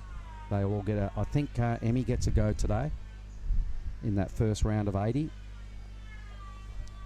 So scores are in, the boys are starting to catch up. Tenchi's wave. We've just got a chainsaw start up in the background, everybody. Chris Bin's going to check out if we can shut that down. Tenchi's catching up with a 4-3. Dia Izdihar a 3.57 for his wave, so the judges kind of not really appreciating Dia's surfing at this stage. 9 minutes remaining. I'm sure the boys at Surfing WA, the team there again, I gave you a call out yesterday, and I've got to do it again because I love you lot. Surfing WA is my hood. That's where it all started. So, g'day gang, cheers, and Salamat Pagi.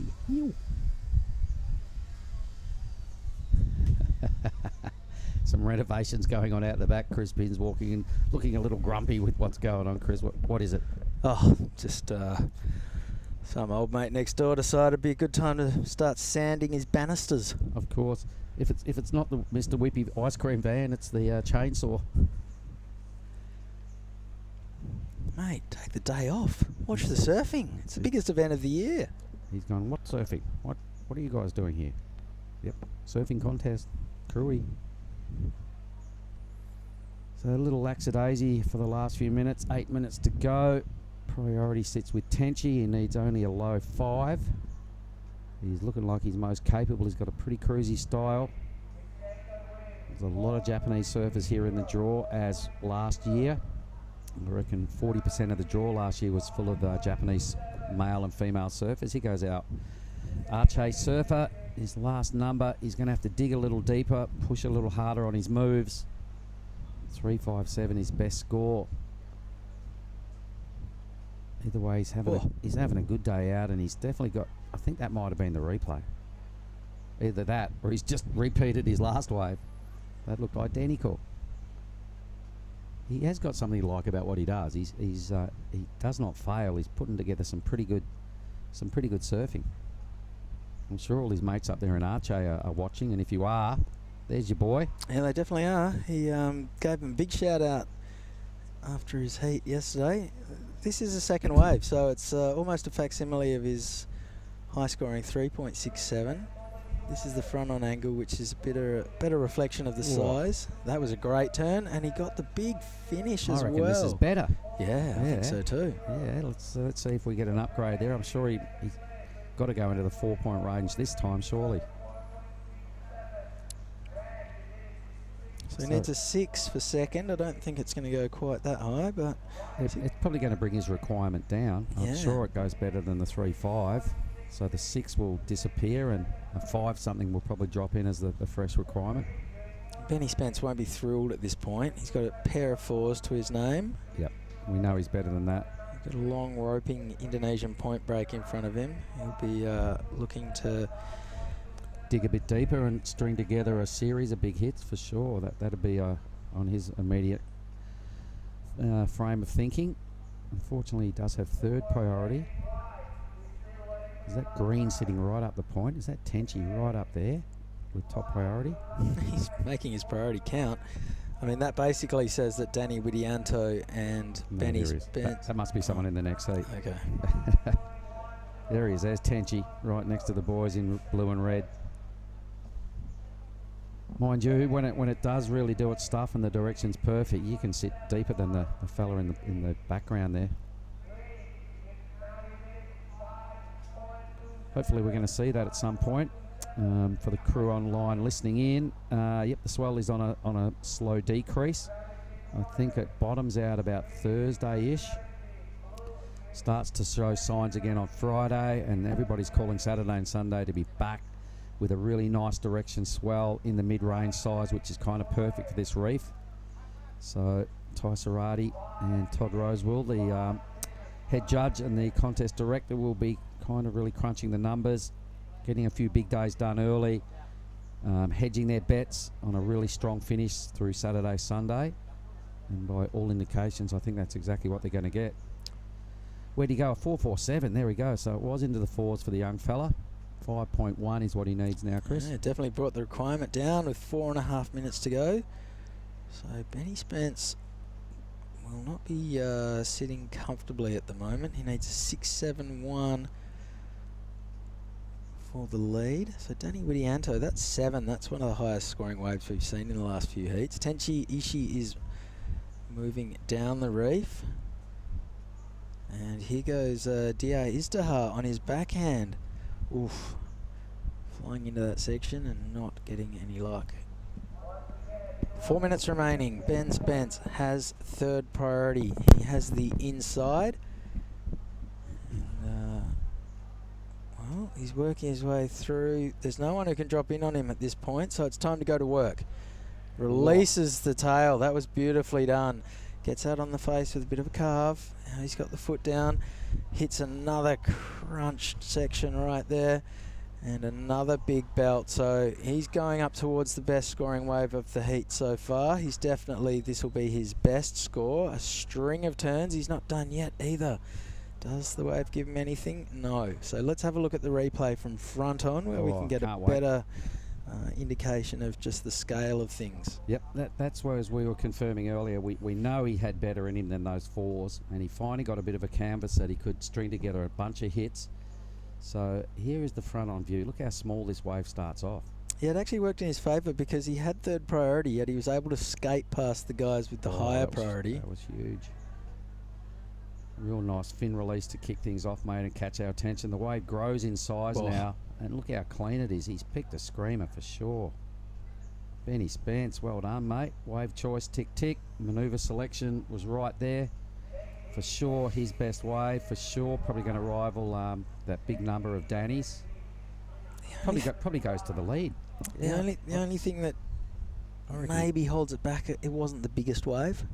You know what? That's surfing. The judges have been rewarding the big blow tail, and to kick off with his first manoeuvre being that, I think he goes to first. So let's just see if the judges agree. But I really liked it. Did not put a foot wrong. Let's push this back, lift our cushions up. The cushions have dropped back.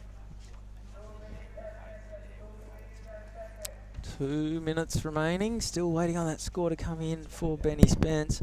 Will he have time to make it back to the lineup? Probably not, but I reckon the job's done.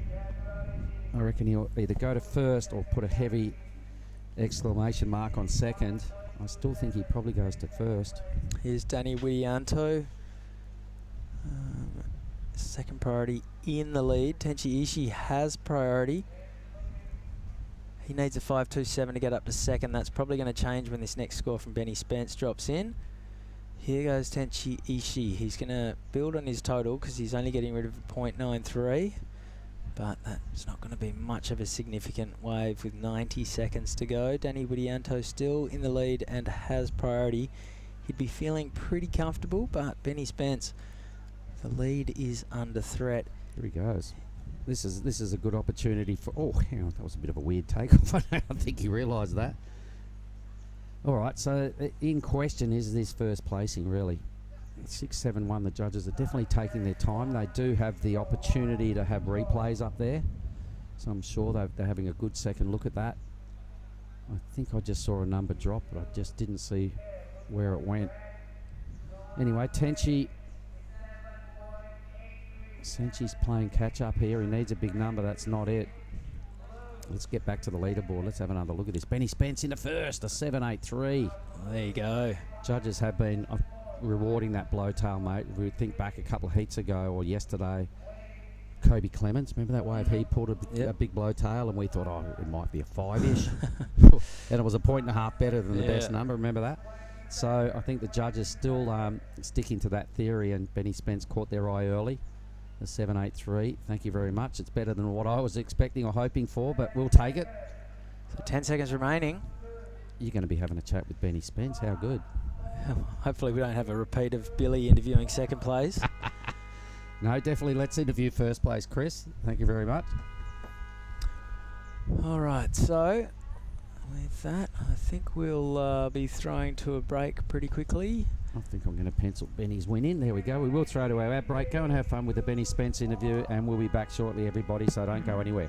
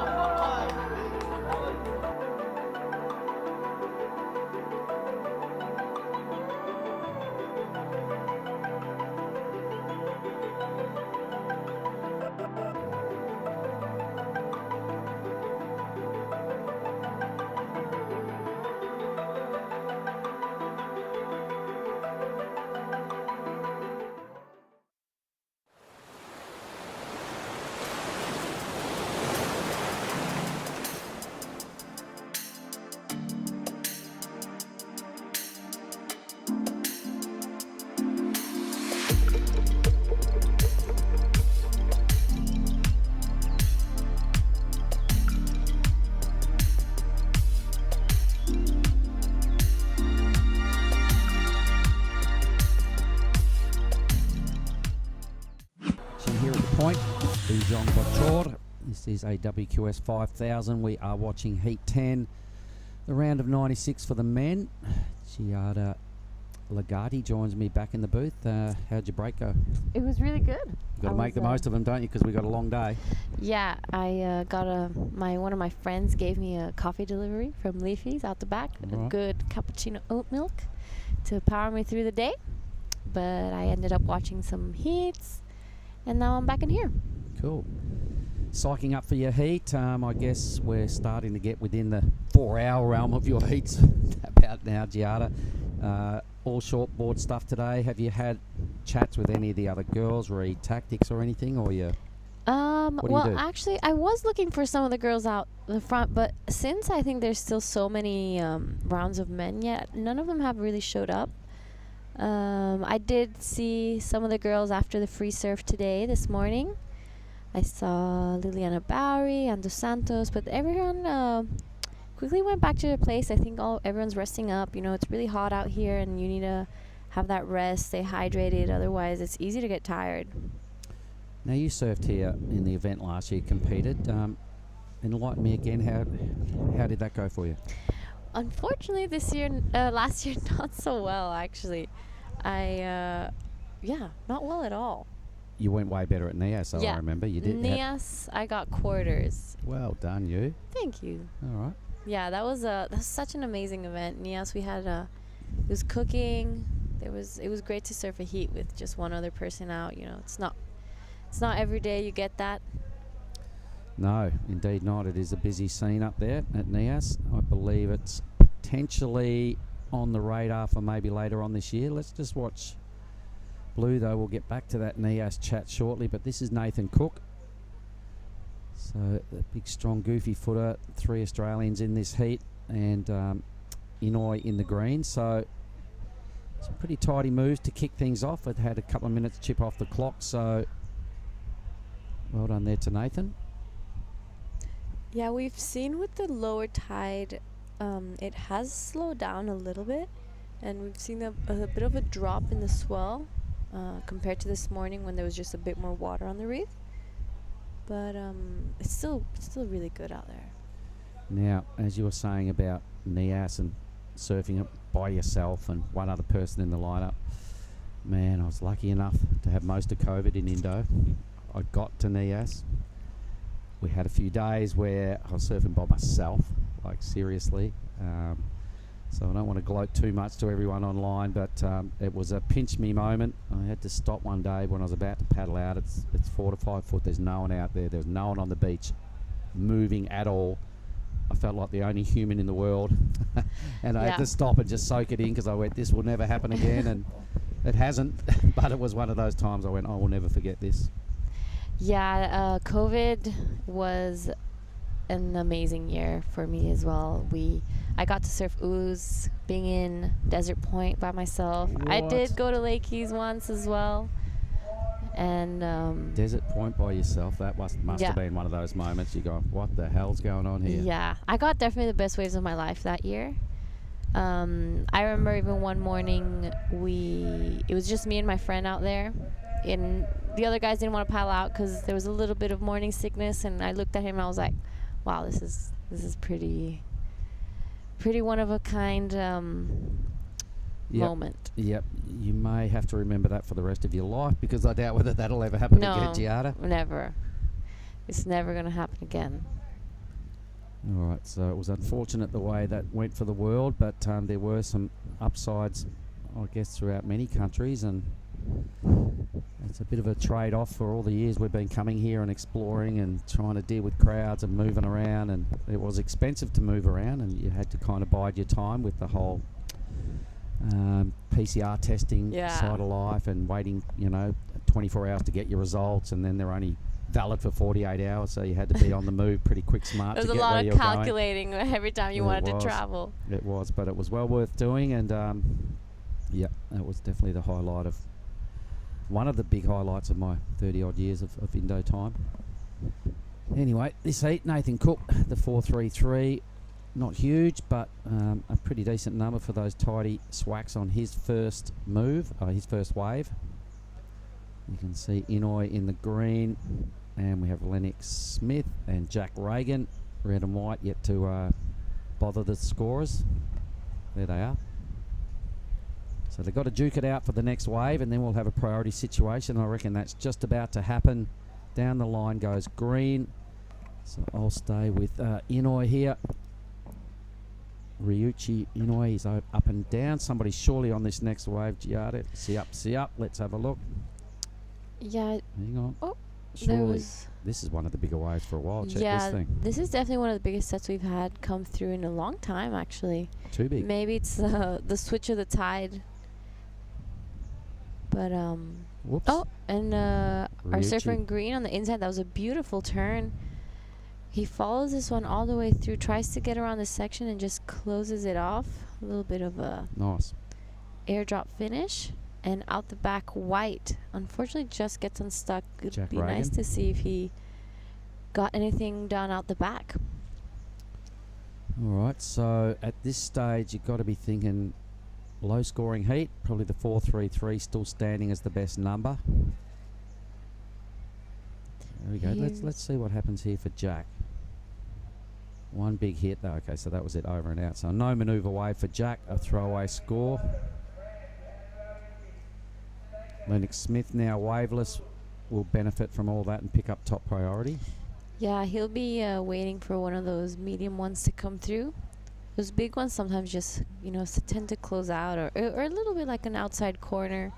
They just break up too far wide to catch. Yeah, they're not ideal. They're not the best waves. Of course, everybody is looking for the mid-size reef huggers. They're clean. They offer a lot of scoring. The sets, maybe sometimes you've got no choice. You've got to go. But if they push too wide, it's just going to close out quick smart. So a lot of decisions to be made on a long point like this. There's quite a few different takeoff spots in reality, isn't there, Giada? Yeah, for sure. There's so much space out in the lineup. You can always go down and find your own little area. I saw quite a few heats yesterday where they came down to the inside and caught a wave and got the score they needed. And this is Jack Reagan in white. Ooh. And that's sort of what happened to him then, paddling back out, found a little wide wave. It didn't amount to much, but that can easily happen.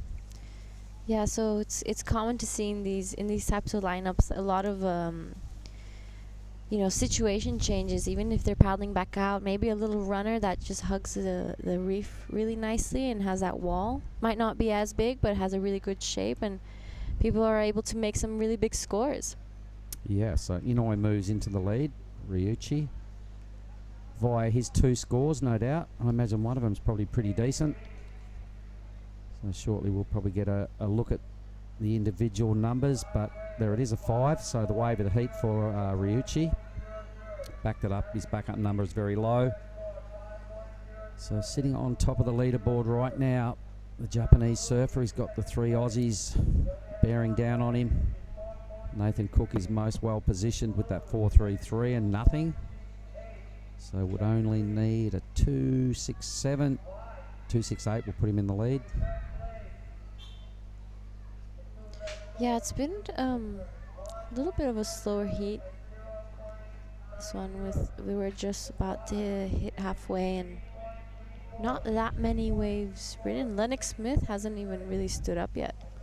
No, so the good news there for Lennox though is there's no real big numbers to threaten a runaway win or a second. Yeah. So still wide open, but you got to be thinking he's going to have to do something shortly to stay within touch and offload a bit of pressure.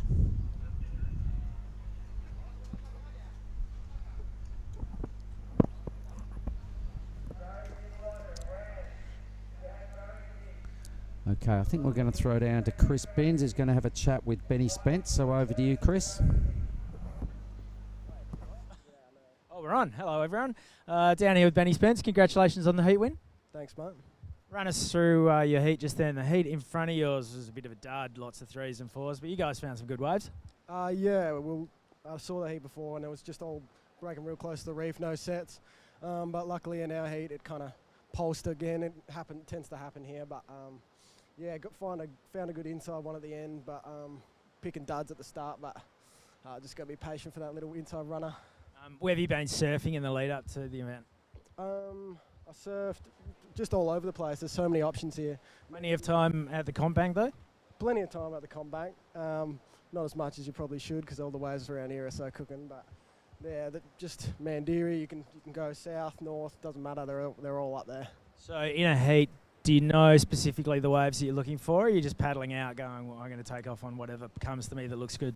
I guess you got like an idea of what you want, but until that wave comes, you got to make a decision on the spot, and might be a bad one because sometimes the big ones they look good on certain days and then they don't on other days. It depends how they're pushing across, but yeah, you just you know what you're looking for out there, but it depends. Who are you travelling with, and what have you guys been getting up to? I'm travelling with Xavier Harks, George Pitta, Axel Rose, Tully Wiley, and Spencer Kay. Just a good little group from Victoria and Sydney. So yeah, just been hanging around the pool, a couple beers, surfing. It's been a dream. It's hard to believe it's a contest, right? I know, it's ridiculous, but we'll take it. So is the incentive to keep getting through the rounds to get more points, or just keep hanging out with your mates, having a time? A bit of both, but points. Any shout-outs to the Margies lads back home? Yes. I'll shout out to the boys in Perth, Travie Boy and all that, Cy Cox and all the boys there, and Jaslo, if he's watching, and my brother and mum and dad and fam at home, so what's going on? Polished performance through the next round. Congratulations. Thanks, mate. Cheers. Beauty. Back up to you guys in the box. Well, that was pretty classic. Petty Spence, true Margaret River fashion. Yeah, just a couple of beers by the pool, hanging out with the boys. There's his response. Good on him. And, yep, he's rolling with a pretty tight gang. I'm sure he's spending a bit of time there as well with Jack Thomas, the other West Aussie male in the draw. So both of those fellas are through into the round of 64, which we'll surf this afternoon. Okay, Jack Reagan. That was weird. That was very weird. I'm sure he's having a giggle. Well, that's right in tune with his 1 and his 0.9. It might even split the difference. Yeah, this heat really, really slow compared to some of the other ones we've seen. Well, the judges liked it. A 133, they threw him a bonus 133. Well, improving, you always got to build a house. You always got to get better. But you got to start building with more than straw. He's got to do something good soon. Yeah, this is seriously still anyone's heat. Lennox Smith, look at these column. Hey? That's definitely not how you want to be by halfway of your heat. You definitely want to at least some type of base score. Even a 133 and a 1 is better than a 0. I don't know. I think I'd rather have priority than 133 to 1. So time will tell whether Jack Reagan has a master plan or whether Lennox Smith is doing the right thing. The boys aren't really running away with this. A 5 and a 2 is leading a 4.33. So it could still just go bang in the last 10 minutes. The ocean doesn't generally lay down for long. It could be a thing with the tide. I think it's high tide in the middle of the day. I mean, it was low at 8, so yeah.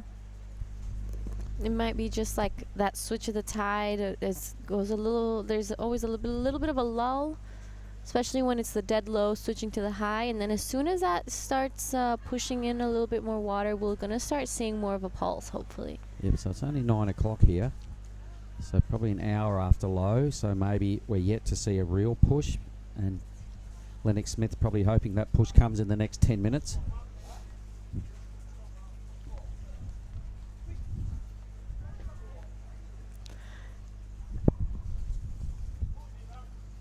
Here we go. So Jack Reagan, you want to take us through this one, Giada? Yeah, Jack taking off on one of those insiders we said earlier, but looks like it's just running a little too fast. Yeah.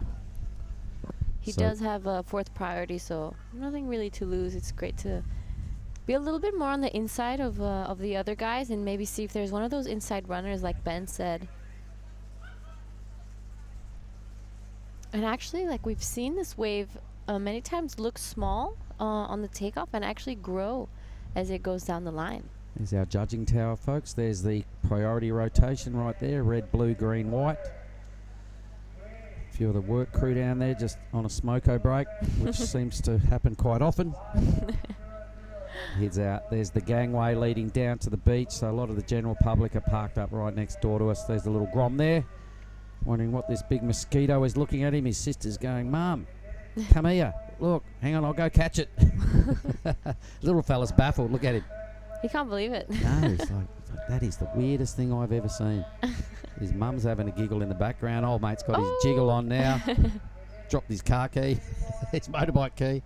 Sure, at that age they ride motorbikes. I wouldn't be surprised. Here comes his little buddy. Yeah, that's the judges' tower. Beautifully made just for this event.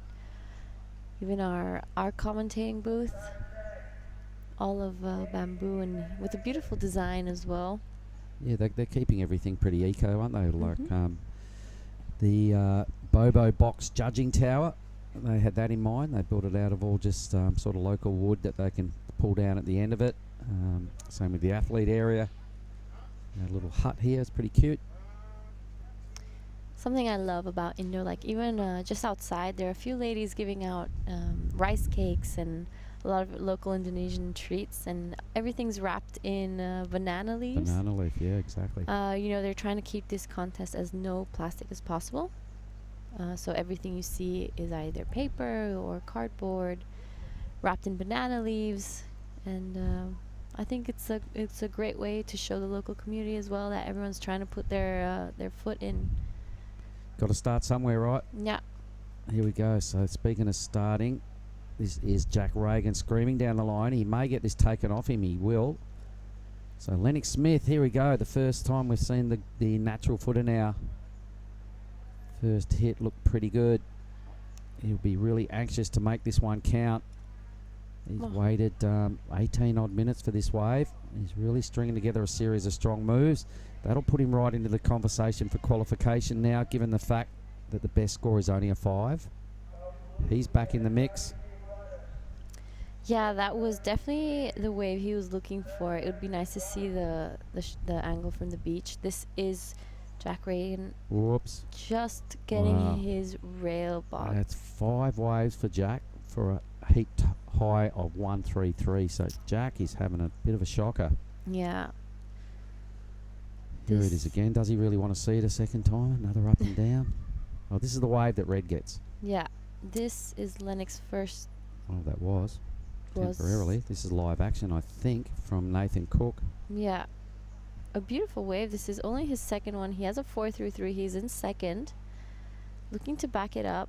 And it looks like this wave is going to be what he was looking for, as it stands up a little bit on the inside. Yeah, decent wave. That in the big scheme of things, that is exactly what he was waiting for, to get a second run on the board. Yeah. That'll take him to the lead. Okay, this is the replay of Red's wave. We're going to be seeing it from the beach angle. On his backhand, a beautiful first turn right into the pocket. A little bit wider on the second one, and you can really see how this wave stands up. That third one was probably going to be the money turn in that wave. Just a 3 bang and out. I still really liked it. I thought all his turns happened in the pocket. This is Nathan Cook's second score, so that was just a little bit of a tap maneuver. That was a little better.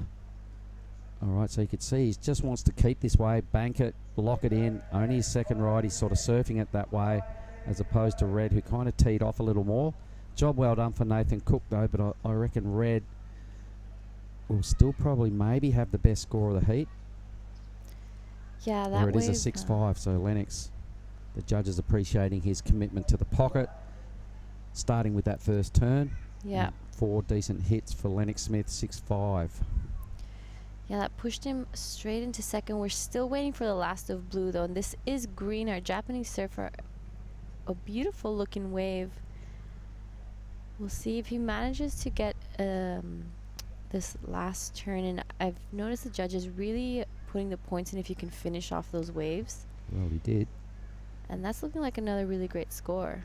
Well, he's only going to burn off a 2, so job well done. Nathan Cook number will be interesting. because that will probably take him into the lead based on 2 decent scores. But Lennox Smith now well positioned with a 6.50. He's got to hope these next 4 minutes fall in his favour. He's got second priority. He's now got top priority as White takes. Oh, he is having the worst heat. He will come in and just go, you know what? You just got to drop that, put it out of your mind. Maybe have a coconut, an early coconut. Yeah. And just join Ben with forget it. He'll probably be joining Ben with the beers and the boys. Lennox Smith, soon. second wave here. That's a beautiful first turn. It was. Manages to get around this section and hits it again. He's trying to keep busy. He's backing up the 6.5. He doesn't need much to go to first. We're still waiting for Blue's last wave. And red and greens and red second wave. So it's a real duke out now for the lead. And those vital 2 spots, for sure, I can say confidently, Jack Reagan will not be in the conversation for one of those 2 spots. Sorry. But the other 3 guys are. 3 scores are owed to us, Giada, and I'm still yet to have an opinion on who's going to come out on top. I'm putting my bets on Lennox Smith. I think you might be right there. Yeah, I think he's been surfing really precise. He's only caught 2 waves in 25 minutes, but he's managed to, surf them really well. We do get to see the replay of green, on his backhand as well. A beautiful, fanned out spray there. I really like the finishing here. He catches the speed and gets around that really fast section and bang, straight 1 o'clock. Kind of pretty cruisy surfing through the middle part of that wave. Let's see what Lennox does here. That was kind of brutal. That's a really good wave to catch the judges' attention. Bearing in mind this is his second number only. A little bit of a mistimed second hit, so I don't think the judges will get very carried away with his number. Still yet to see what it is.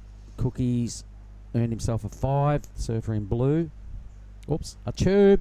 Jack Reagan from the worst heat of his life into a tube. Could this be the most epic comeback ever? No, it's not. He's dry docked on the reef. That was a nice way to finish a heat, though. Well, he'll be like, yes, I've done something. His mates will come in and go, well, you got barreled. He had 5 ones and then he got barreled.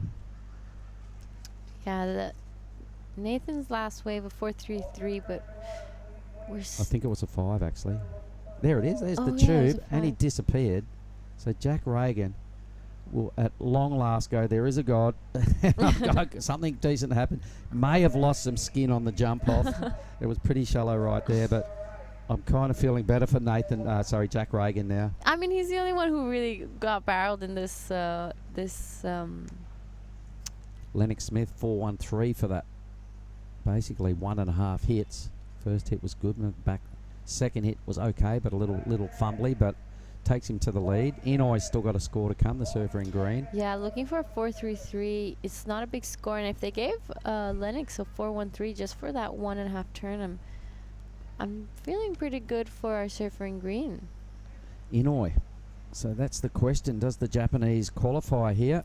Oh, red's on again, wave number 3. So Lennox Smith went from no waves in the first 18 minutes to 3 in the last 6 minutes.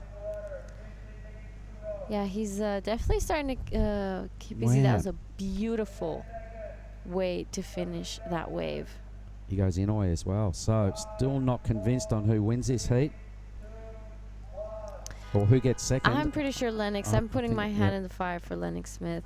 Okay, so we better hold for a moment. We may get a result before we cut to the ad break. I'm not sure, but that was a really good comeback from Lennox. I'm glad Jack Reagan did something in the heat. We will throw to the ad break, and I'll go and have a chat with, I think, Lennox Smith, and we'll be back shortly for more action.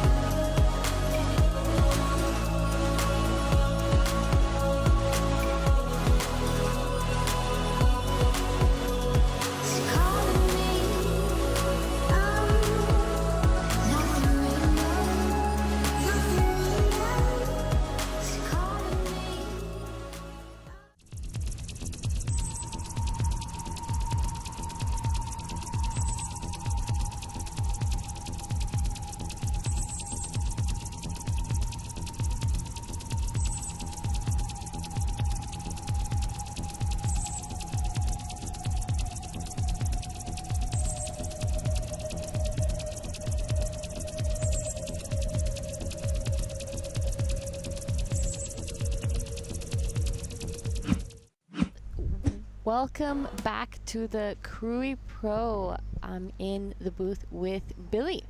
Welcome back, Billy. Yeah, thank you very much.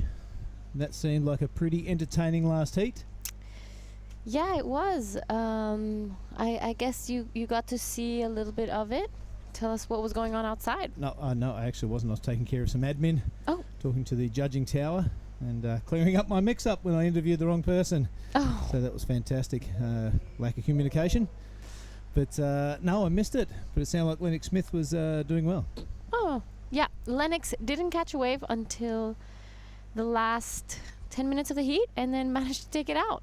He caught a 6.33, then a 4, and I'm pretty sure he managed to improve his score with that last one he caught.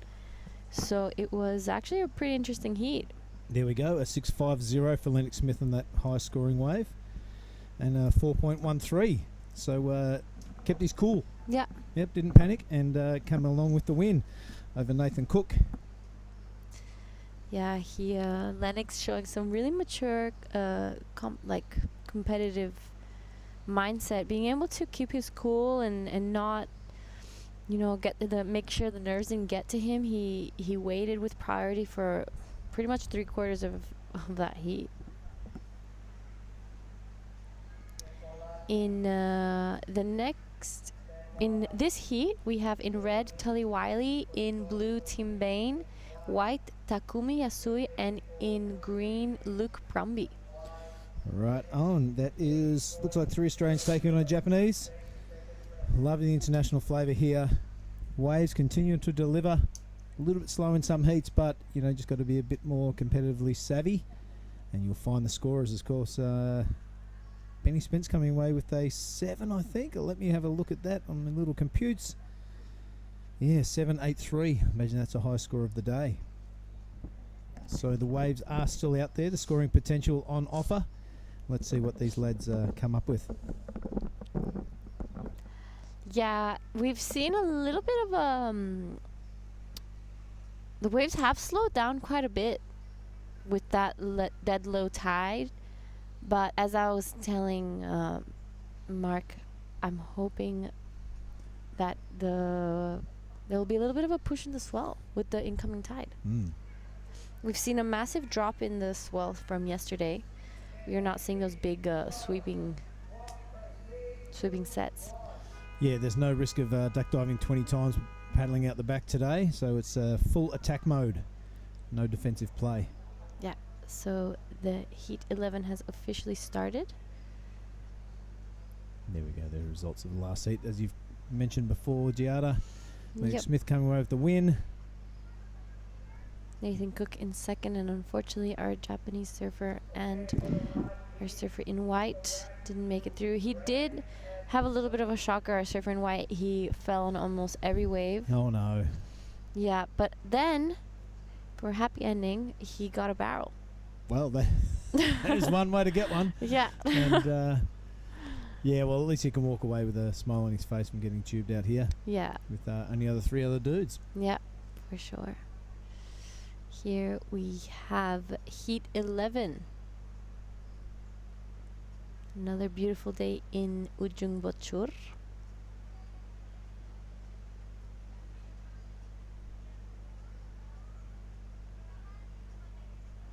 There's something Wiley now, white watery takeoff. Trying to find the edge of the wave. Oh, that was a snappy looking turn. Half the surfboard out of the water, right on top of the lip line, and that's an aggressive way to finish off a wave. Great way to open your heat.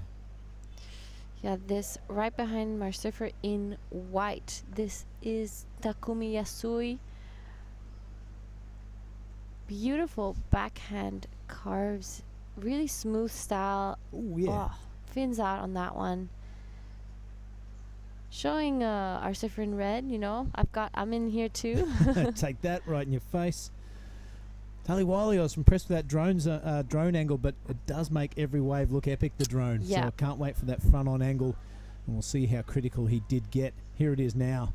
Yeah, taking off on whitewater, quite a difficult thing to do while maintaining speed, but really delivers on that first turn. Bit of a setup, Cuddy, and this third one's quite impressive. Good finishing manoeuvre up on the lip line for an extended period of time. Manages to hang on.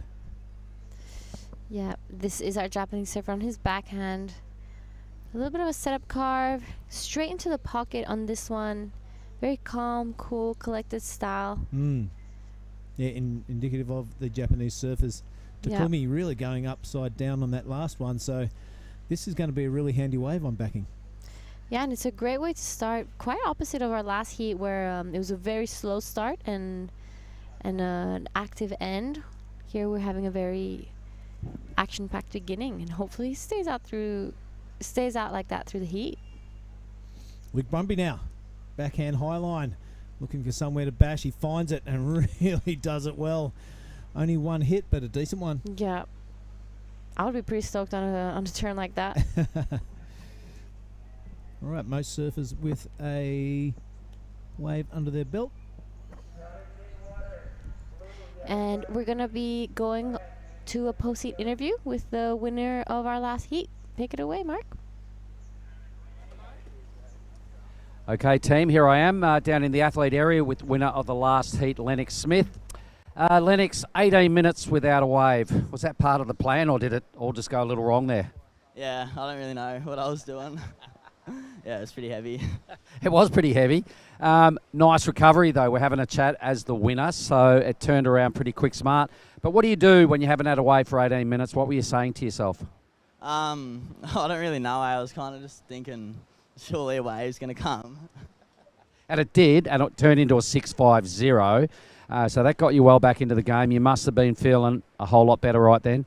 Yeah, not really. I was still thinking there's only like 5 minutes to go and I've only caught one wave. So, yeah, I was still stressing, but it was all right. Well, it worked. The stress point worked because you then rode about another 3 waves and ended up winning the heat. Is this the first time you've been to Krui? Yeah, it's the first time in Krui. All right, tell us where you're from. I'm from Shell Harbour. And how old are we? Still quite grommety? Yeah, 18. Not really. Old enough to go to the pub. Hey, all right, so what's the plan? You're here, you're chasing points, or you're just on a holiday with a contest attached to it? What's the deal? Yeah, chasing points and a bit of a holiday with me mates. All right, so out of Shell Harbour, you got some buddies that might be watching online you want to give a rip out to? Yeah, I know my brother Torren's watching, so Toz.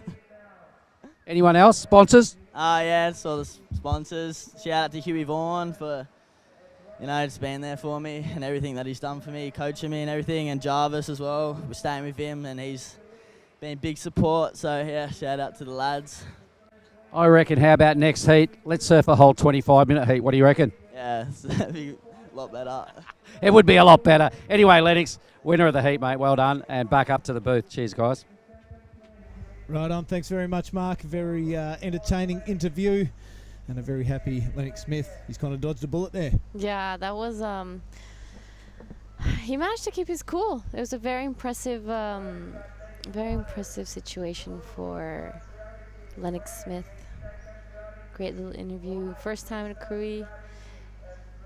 Yeah, Takumi Yasu coming away with that 7.17 for that first wave. Very deserved score for sure. Taliwala 6.17, so 1 point difference. That's really good judging, I reckon. Yeah, what do you think? What do you think that made that 1 point difference? A bit more precise in the turns, and it was a bit of a longer wave too. Yeah, I agree. I would have to watch the replay to give a really versed opinion, but that's from the first takeaway. So there we have it, the scoreboard up in the top left-hand corner of the screen. It's Bainey with priority and the work to do. 6.18, a couple of waves. That's an easy task with 18 and 30 left on the clock. Yeah, that's plenty of time out here. We've seen heat changes in the last 5 minutes as we see Bain use his priority, use his first wave, a beautiful looking first choice of wave. Sets up the second one and goes for the finish and just flies over the back. Unfortunately, does not manage to finish it off. Yeah, Tim Bain there. Beautiful opening couple of turns, but then going above the lip line and not coming back down. Have a look at this thing. Yep. Good style. I like this first turn. Brings it around, pointing to the bottom of the wave. That's a bit of a lackadaisy one. This would have been a ripper way to finish off the first wave of the heat for young Tim Bain, but not to be. He's going to have to get out there, reset, and try and give himself a couple of good waves under the belt and progress through this round of 96. At the moment is our Japanese surfer Takumi out in front via that 6.67 and a little half a point. Yeah, when in those heats, if you ever make a mistake on the waves, it's really important to wash it off. Yeah. Clean slate, come back out and act like, kind of start from zero. 17-minute heat for him.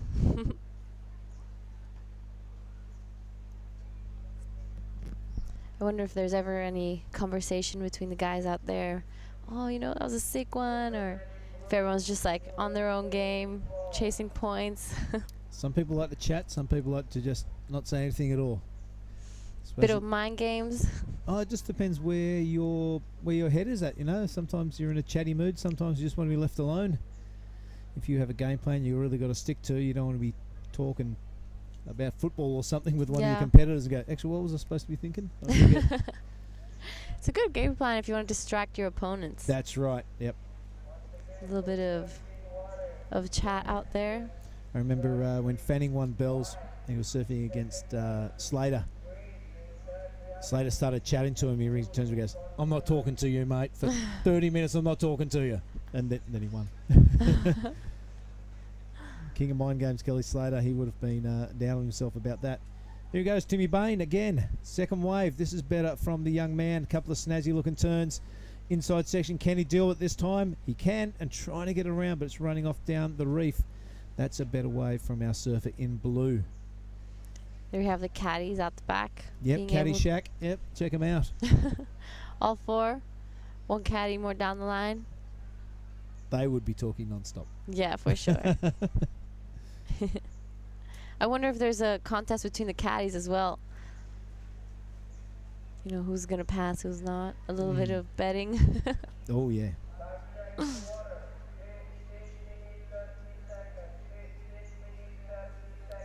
So, Billy, day 2, what are some of your highlights from this event? Been a really busy morning. To be totally honest, the only surfing I've been watching has been what we've been commentating, but I really like Magaratana's heat strategy. Got a couple of really good waves under priority and delivered on them to take out that heat win, so I was stoked from the halfway board riders surfer. Low light, me interviewing Micah Margetson when he came second. Miscommunication. There's the winner there. No, it wasn't. Like I said, got to wash it off. Keep going. Yep. No worries. So apologies to the Margetson family. But, these things happen in the jungle. I'm sure he was stoked to get an interview. Yeah, it was good chatting to him. He's a nice young man. Yeah. I think he's fine with it. 14 and a half minutes remaining. That's our Japanese surfer Takumi out in the lead. Tully Wiley is 6.17. That's a handy score to have with priority. But as we saw earlier on today, Giada with Elliot Prada-Reed, it can be a bit of a trap waiting for a good wave. Yep, for sure. 14 minutes to go, you think you could get a wave and paddle out there and get priority again. Or it could work on your favor like Lennox Smith. Yes. It's that's the beauty of our sport. It's just unpredictable. It's wild that way. Yeah. Better be proactive than waiting on a chance. Yeah. Definitely, I'm more of a keep it busy type of person. I don't like it the nerves getting to me. But everyone that's also another beautiful thing is that everyone is different and everyone has their own way of, surfing some heats. That's right. There we are. Billy Hagen, G. Lagarde. Good to be with you wherever watching around the world. Hope you enjoyed the broadcast. Cheers to you. Keep it locked in. We're going to be here all afternoon. Stand by for women's action later on this afternoon. Yep, for sure. You'll be surfing in heat number? I'm heat number 3, so don't miss out. All right on. So cheer for her at home because we'll be missing her in the commentary booth. Yeah, but I'll be back really soon. I'm just going to surf my heat and come back. I'll give you guys a nice little wave. Oni Onmar's not here this year. No, Oni's not here. Yep. He had a little baby. Had a little baby. Let's watch Bunbury here on his backhand. upside down, not much happening there. But yeah, so Oni, if you're tuning in with your little one, thanks for the message this morning. He looks absolutely adorable, and good luck to you, mate. We'll see you on the tour again very shortly. Oni, one of Indo's elite for sure. Came all the way from Lakey Peak. Shout out to the Lakey Peak boys. Yeah, the LPB. Great community down there. Yep, we got the little prince here with us, Rajo Barrel. Son of Joey, of course. He'll be in action once the Pro Juniors hit the water. Look out for him. He's had a first taste of this place last year. It's amazing how much they grow when that age, 13, 14. Yeah. You know what I mean? So I think he's much better prepared this year than he was last year. I can't wait to see him stick it to a couple of the older boys through a few rounds. Just got to keep his cool, keep his mind in the game. Right now we're struggling to have him lock the door when he leaves. So, you know, the heat strategy comes a bit of an ask. He goes, Tully Wiley, talk us through it. This is Tully on his front hand. A beautiful open-armed carve to set up for this one. Oh, yeah. Wow, that really gouged into that wave and looks to finish it off, and he does. That is definitely going to be one of the bigger scores of today. That was a beautifully surfed wave by Tully Wiley. And right behind him is our surfer in blue, Bain. He tries to get around the section, unfortunately doesn't make it. But wow. What a bummer for Timmy Bain. But yeah, that wave of Tully Wiley, that was a good, cracking series of turns. Can't wait to see what the judges throw at that. Yeah, and that is a beautiful drone angle of our Ujung Bocor. Ujung Bocor, that is the reef that the boys are surfing over. And that is the reef that Luke Brumby is cracking these turns down the line. Keeping that speed through there. Nice and high on the end. Finishing section. Does he make it? Does he not? He does, surely. Yes. That was like a 20-meter recovery. Not so good for our Japanese surfer Takumi out the back. I'm not sure what happened there. But all surfers with a really good exchange. Yeah, that was a great exchange, especially between, I think, Tully Wiley and Bain. That was really great surfing from both. But personally, I think Tully Wiley, we're going to be seeing the best wave of this heat for sure. As we see the first part of Bain's wave. Yeah. Talk us through. Yeah, not really getting things going. Caught behind the breaking part of the wave pretty much all that way. So that'll be not bothering scorers too much. And this also on the backhand, Luke Brumby. Couple of good looking turns. Loving the action replay. You can kind of take your time and really dissect things. But that was a really a lot of admiration for him for not throwing in the towel. He had to pat a few dogs and move a few tables to get around, but he made it. Yeah, that was a great wave. Smaller and had a little bit more foam on the face, but he managed to get through all of that, and it was very pleasing to the eye. But this one by Tully, bit of a setup carve to slow down and just gouges that section. That was a beautiful wave, and I don't know how he managed to stick that landing. His board went completely almost upside down. Well, I'll tell you what he did really well there. He really stuck that back foot into the second turn, but that finishing maneuver, he started his turn in time. He didn't try to go to the top of the wave and bash that lip. He kind of rode it all the way down. And a really good exponent of that is Adriano De Souza. You very rarely see him fall off on those closeout sections. So Tully Wiley, that finishing maneuver was super well done, and I love the way he timed that top turn. Rewarded with a 7.67, so straight to the top of the leaderboard. And look at the requirements now, Giada. 9.14 required from Luke Brumby to take out the heat. That is quite an ask, but a 1.36 and a 4.93 respectively for Timmy and Takumi. Easy numbers with 8 minutes remaining. Yeah, talking about Adriano, our Italian team coach, a big shout out to him for being with us. Forgot about the captain. Is he still called the captain even though he's... Oh, for sure. He's the captain. He's the man, the myth, the legend. a big shout out to Adriano and the whole Italian team. I was just with them in El Salvador.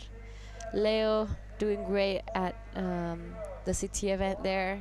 It was good to watch. But yeah, we've got a great team going.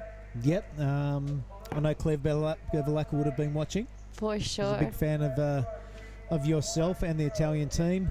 It's great to see non-traditional surfing countries like Italy having a good crack. I mean, where you got actually CT surfer on tour and absolutely giving it a red hot go, but it's not a traditional thing you associate with professional surfing. Yeah. But that's the ISA games, and the regionals are really bringing to the forefront the different countries from around the world. It's a really good move. Yeah, Jesse Mendes winning this event last year under the Italian flag. I think that was the first event he did with the Italian flag on his shoulder. Yeah, it's kind of confusing, but kind of cool. He's a Brazilian that now's an Italian. He's married to a girl that's Hawaiian but now Brazilian. Yep. And why not? If you've got a foot in both camps, go for it, I say. Jesse was really cool here last year. I didn't really get to know him before last year. Only seen him at Margaret River a couple of times. But getting to know him last year, he's a stand-up fella. And great surfer, very average karaoke singer. Jesse saying that actually Margaret's is one of his favorite stops on tour. Says he loves going there, loves the waves, loves the people and the food. So there's something in common. I'll tell you something funny about, not funny, but a good story about Adriano de Souza at Margaret River. You're having a free surf, and Coco Ho got a leg rope caught around the surgeon's table there. Mm-hmm. And the skis were just coming around in the morning, so that water safety wasn't quite on board. It was a free surf. And her board was tombstoning for a good half a minute. And it was Adriano de Souza that paddled over to the surgeon's table, swam down and took off a leggy. You don't want to overstate things, but he pretty much saved Coco's life. Wow. Yeah, it was a really cool thing to see. So he went straight to the top of the cool books after that morning. And another stand-up sort of fella. I mean, as an Australian, you always want to see the Aussies win. And as the Brazilians are dominating, you're like, oh, I'm not sure I like that guy. But once you get to know him, see him do some real cool things, you're like, well, maybe it's just, my stubborn Aussie pride. So big shout out to Adriano if you're watching. And we'll never forget what you did there at Margaret River for Coco. Yeah, he's definitely one of the sweetest and most respectful people I've ever met. I have a lot of respect for him and everything he's done. He's definitely one of my favorite surfers to watch as well. All right, just under 5 minutes remaining this one, Giada. It is Tully Wiley with that 7.67, 3 decent cracks. That's what the judges are going to give you if you pull those critical manoeuvres off.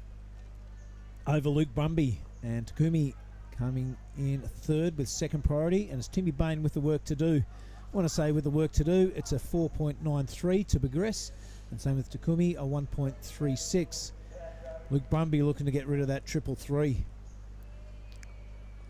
Yeah, it's looking like a fight for second place more than anything. Tully way up the top of the peak. Scratched over it.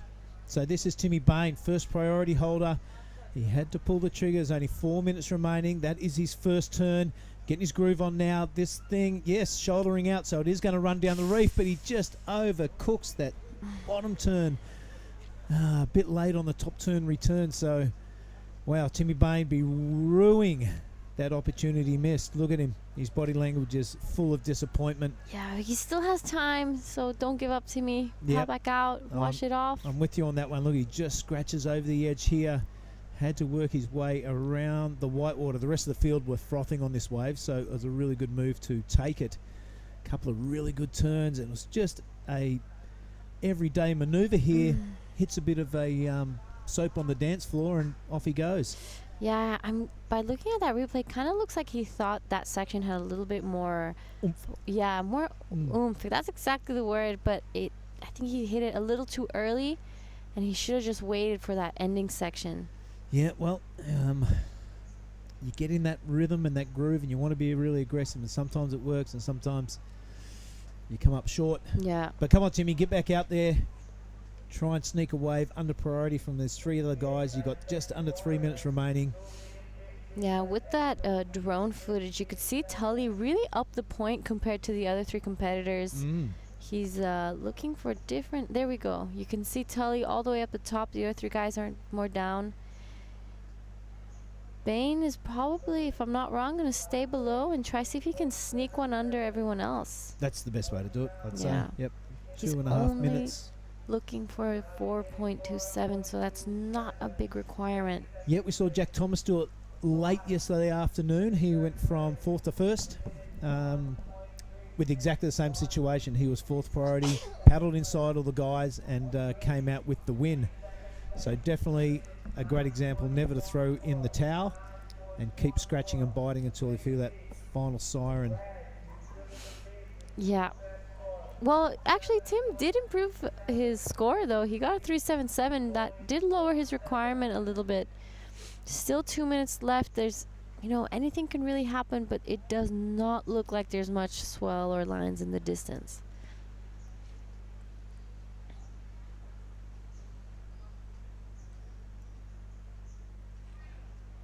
Luke Brumby staying really close to White, making sure if anything comes, there's putting a little bit of pressure on him, I guess. You got to keep him honest. Yeah. You want priority and you want the heat win, you're going to have to earn it. Yeah. I like that sort of strategy. I have recently learned, though, fun fact, that if you are under priority and you're too close to your opponent who does have priority, you can easily get a priority interference that way. Yes, paddling interference. But have a look at this, Timmy Bain. He has snuck one under priority, and that's a beautiful lip launch. Doesn't stick it, though, so he give it a good crack. You got to admire that. Tim Bain coming up short. It's Tully Wiley with the lead, but Takumi cashing in that first priority with 45 seconds to go. That's only one turn. That's not going to get the job done, you would think. Although look at that requirement. It's only a 1.36. Was that turn worth it? Yes. I put my hand in fire. Okay. There goes Judge Giada. But have a look at this. Luke Brumby now with 30 seconds to go. He's not going to lay down. He's going to give this a good old crack and make that requirement a bit larger. So was that better than a 3.33? Things are hotting up in the last 30 seconds of this heat. It kind of follows that pattern all afternoon and all morning. Meanwhile, Timmy Bain, he's not giving up, only 8 seconds remaining, and he's on a third wave within 3 minutes. Finish it, Timmy. Yeah, come on, stick that tail. No. Goes upside down. All right, no doubt we will be on hold because there's a big flurry of waves being caught in the last 20 seconds of that heat. We will, yep, there's our sign. We're going to break it up. Don't go anywhere, folks. This is the Krui Pro 2023. Stick with us. More action after the break.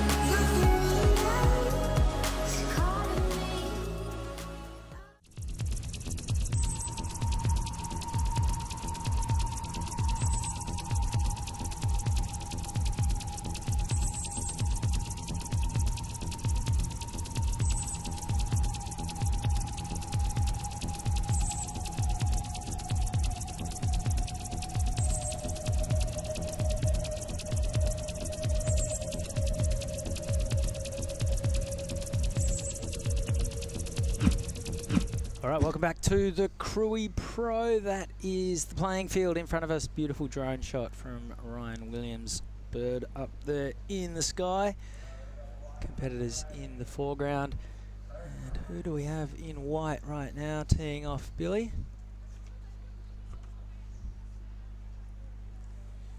This looks like Ash Jenner opening his account.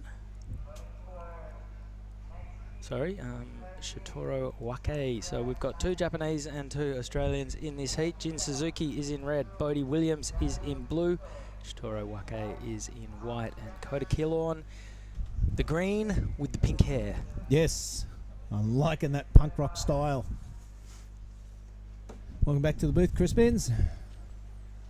That was a pretty good heat, the last one. A lot of waves ridden and a pretty good mid-7 attained.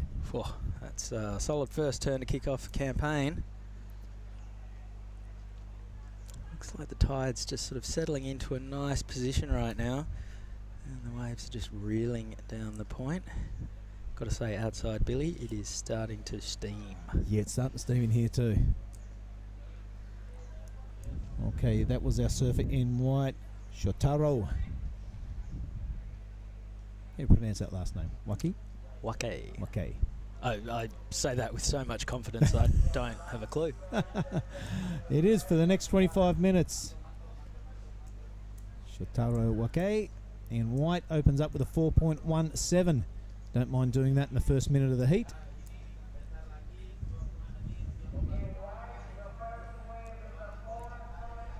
So run us through the last heat. Tully Wiley in the red jersey would have been the top seed coming from Torquay in Victoria. Yeah, was a pretty slow actually, it was a pretty busy heat all the way through, as in contrast to the one previous to that. Came away with a big 3-turn combo, resulting in a mid-7. And then, as is the case of most heats, it was pretty sleepy until the last 3 or 4 minutes. And a massive flurry of waves. So we're anxious to see the results pop up on the screen as soon as we can get them. And the heat before that, Lennox Smith taking the win. I like the way that guy goes about it. He spent a lot of time in West Oz this year while the Margies comp was on. Was he there? Yeah, he's surfing with his mate Macklin Flynn. And those guys were all over the coast. Macklin Flynn, love to see him up here this year or next year. I think he'd hold his own in a couple of these heats for sure. Yeah, absolutely. Just missing out on a spot in the big show at Margaret River by 1 position.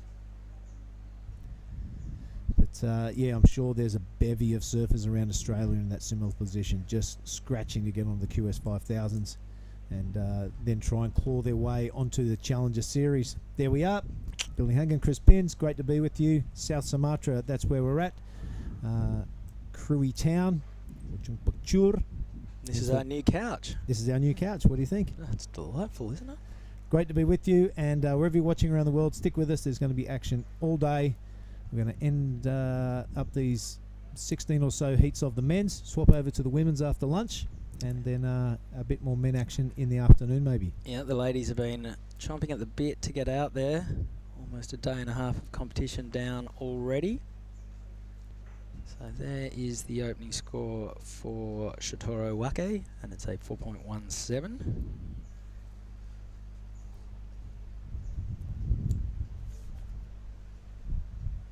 And here goes go to Kilhorn.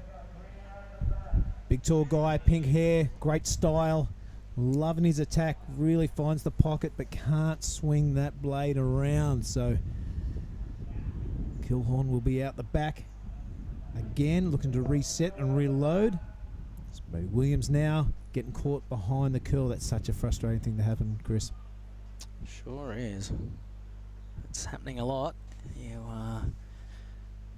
It looks picture perfect, especially from front on, and especially from when you're mind surfing. But when you get out there, there's definitely waves that race off. Can be a little bit sectiony. If you can get yourself onto a gem, that's half the secret to unlocking a good score.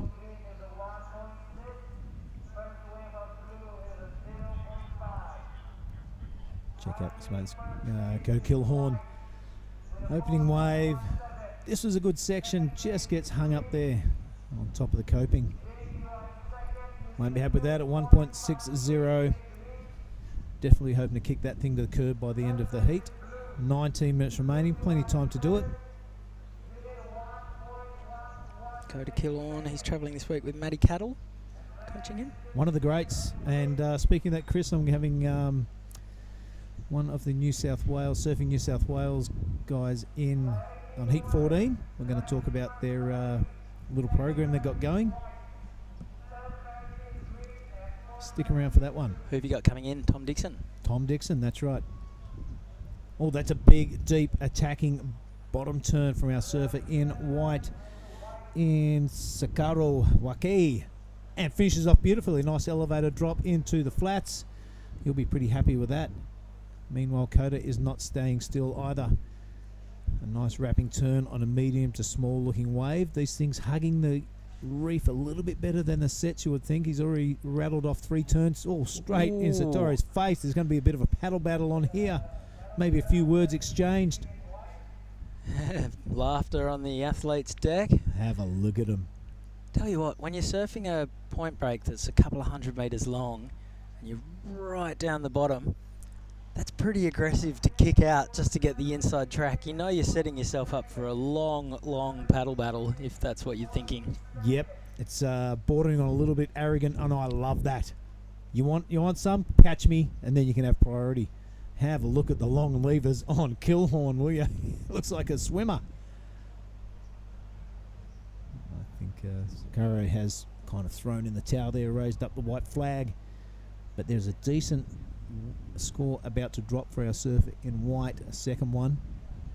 Applying the pressure is Kota. 17 minutes remaining. Priority has been called. Third priority is Kota Killhorn. And of course, Jin Suzuki sitting out there in the red with first priority. That's a great way to open up your backhand attack. Decent setup, turn 2. So 3 Bang. crackers. We've seen that rewarded today. 3 decent turns. You calling that last one complete? Need to have another look at the replay. It looked like he was there, and then he's just dived off kind of a split second before sealing the deal. So that's very much a line ball decision, but we have seen the judges be pretty ruthless on that kind of stuff lately. All right, well, we'll see the scores drop in a little while, but in the meantime, let's head down to the athletes area. We have Gia Lagarde with the winner of the last heat. So I'm here with Tully, the winner of the last heat. Congratulations. It was a little bit of a slow one. What do you do or tell yourself to keep the nerves down, or what was going through your mind? I was just staying calm and just relaxing. It's so nice over here, and it's good just to be surfing in boardies. And but yeah, just knew I had to kind of got one off the start, so I only knew I needed one more wave. So I just kind of sat out there and just waited for one and got it, and then yeah, that was it. You know, you came here last year. As you were preparing to come here this year, what were some of the things you learned from the last time that you're like, okay, I'm going to do differently, and some of the changes or adaptations?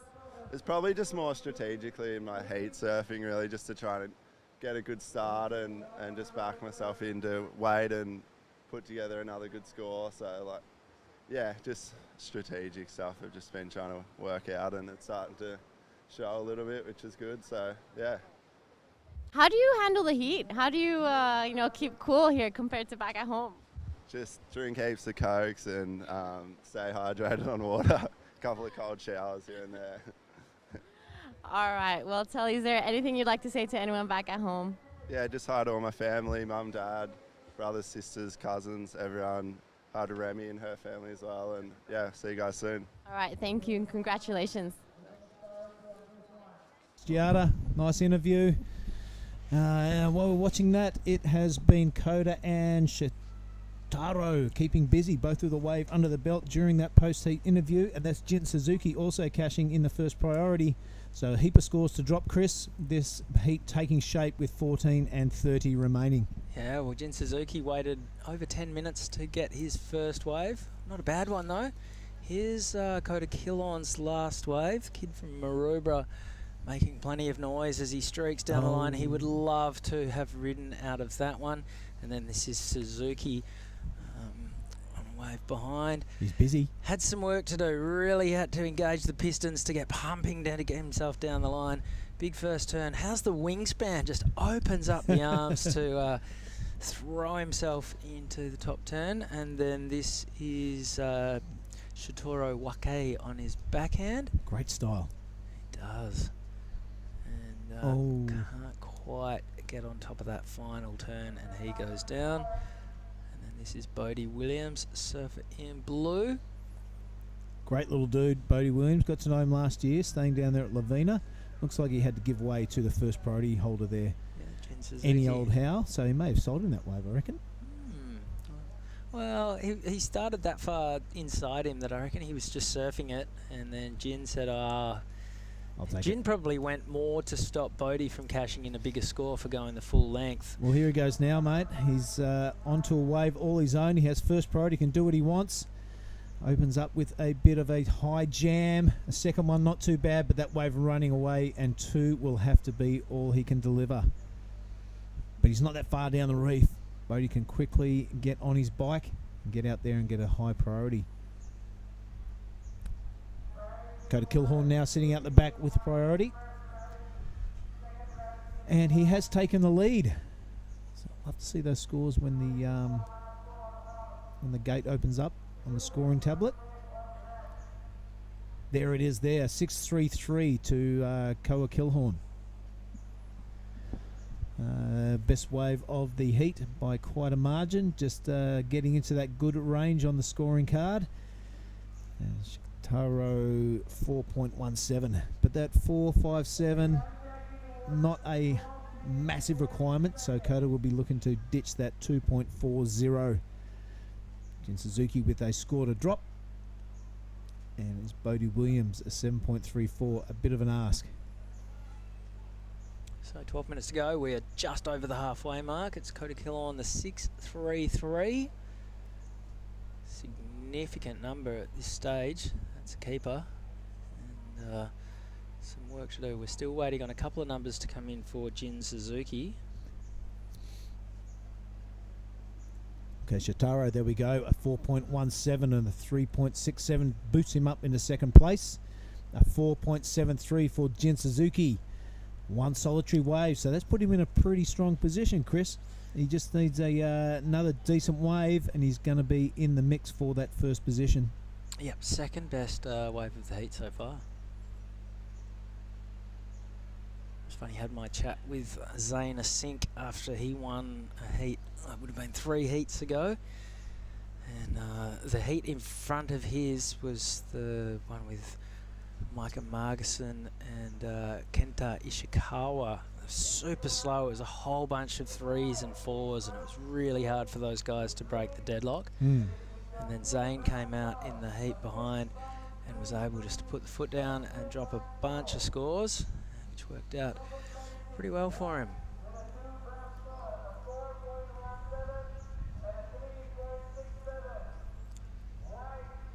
So it looks like all scores are in. The scoreboard is settled with just over 10 minutes to go. Kota Kilhorn has the lead, has priority. You love hearing that. Yep. If you're in the green jersey. Just a 2.4 is his backup, so he'll be looking to get rid of that right now and really put a stranglehold on this heat. Taro Wake with a 4.17 and a 3.67, both pretty middling scores. He only needs a 4.57 to get up to first, but again, he would be looking for something a lot greater than that. You know that the potential is out there. Surfers today just having a little bit of trouble capitalising. Yeah, across the field, Chris, you're right. The finishing manoeuvres, though, if you can crack off 2 or 3 and a finishing manoeuvre, they are being rewarded. We've seen a couple of 7-point rides, and there's that 6.33 in this heat. So the judges clear on what they want and clear on what they will reward. That's your coach's job or your supporter's job to take note of those things all through the afternoon. I imagine there'll be a lot of coaches of the women's round taking note of the judging criteria today and briefing their charges before they get out there and give it a good red hot crack. Jin Suzuki now, Chris. Yeah, there's the wingspan again. Translates into a beautiful top turn. This is a really flat wave after that first turn. He's going to put the foot down, skate across a slightly steeper section. Now he's got a lip to deal with, crunches it. So 2 turns that matter so far. Big floater as well. A little bit of a rock and roll tail drop. Come down from that one and puts it down nice and smooth. That's going to be a good score for Jin Suzuki. Oh, look at the caddy shack out the back there. all the lads swapping tails. So took us through this replay, Bill. Yeah, I like the attack on it. Straight to the bottom of the wave. A big Mark Richards wingspan bottom turn. And again, Really precise looking stuff. And this end section bash I really enjoyed. Nice high spray. This one he had to fit in tight. Now it was an old school rock and roll floater coming down. I like it. It's pretty hard to come down sideways onto that rail. Usually you just tank slap and flip on over. So well done by Jin Suzuki. Well, especially we've seen down towards the end of this wave, it can get treacherously shallow at different sections. We've seen plenty of surfers come out of that end section manoeuvre and just vanish. Yeah, yep, gone. Whereas Jin just put it down on the bolts and rolled away smooth. So he needs a 3.11 to jump up to second. He needs a 4.01 for the lead, and I reckon he might just do it. Oh, I'm pretty confident too. It's going to shake up the leaderboard, no doubt.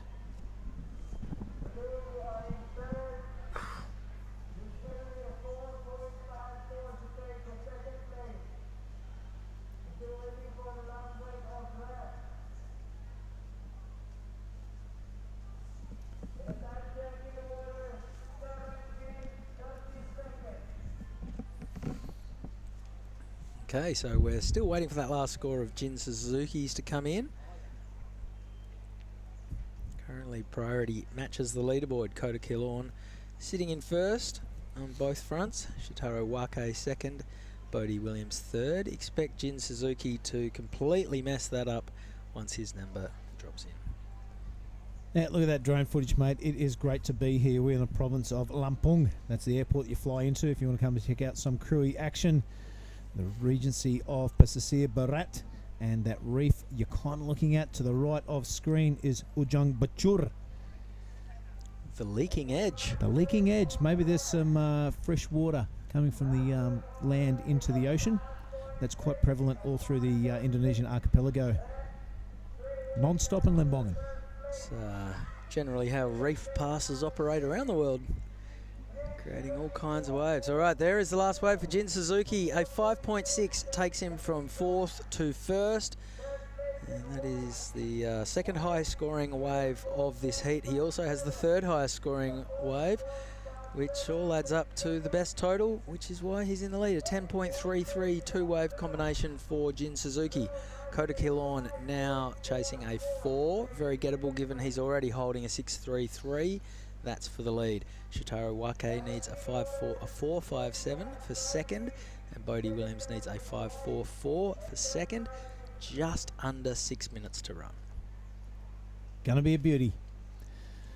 All eyes on Kota Kilorn now. Can he deliver? Pick the right wave. All right, here goes Shitaro Wake on his backhand. That was a little bit of a setup turn. He's just biding his time. Big bottom turn. Solid connection with the lip. Got a little bit hung up and couldn't ride out of that one. Hung up was correct, mate. He was up there for an eternity, wasn't he? Had a little bit too much time to think about it, I suggest. And great news if you are near our commentary box. It would appear that the ice cream stand has reopened for business. My goodness me. Torture comes in many forms, Chris. And hearing the ice cream song 50 times in an hour is right up there. Here goes Bodie Williams. Racing down the line. Lots of speed, lots of flow. Oh, that would have been a ripping turn. But he catches that inside rail, became the outside rail, and goes face first. Oh, that's seeing the such wave a shame. rattle off. God, that turn was looking so crisp and spicy. And it just looked like that wave had a beautiful pace to it. Bodie seemed to be matching himself with it as well. Here goes Kota Kilorn. Was in the lead, now down to second. Looking for a 4 to get himself back up into first. No. Not going to happen on this occasion. The wave, he was always kind of half a beat behind that one. Yeah, he's doing a lot of double pump action on the bottom turns. Kind of indicative that you're not in the spot that you want to be on that wave. So kind of no harm, no foul. That has handed over the first priority to Jin Suzuki, though, the heat leader and the priority holder with 4 minutes remaining. You love to hear that, especially when your biggest rival is right there on your inside. Kota will be hoping for a 2-wave set. Jin will be hoping the wave goes flat. We'll see how we go.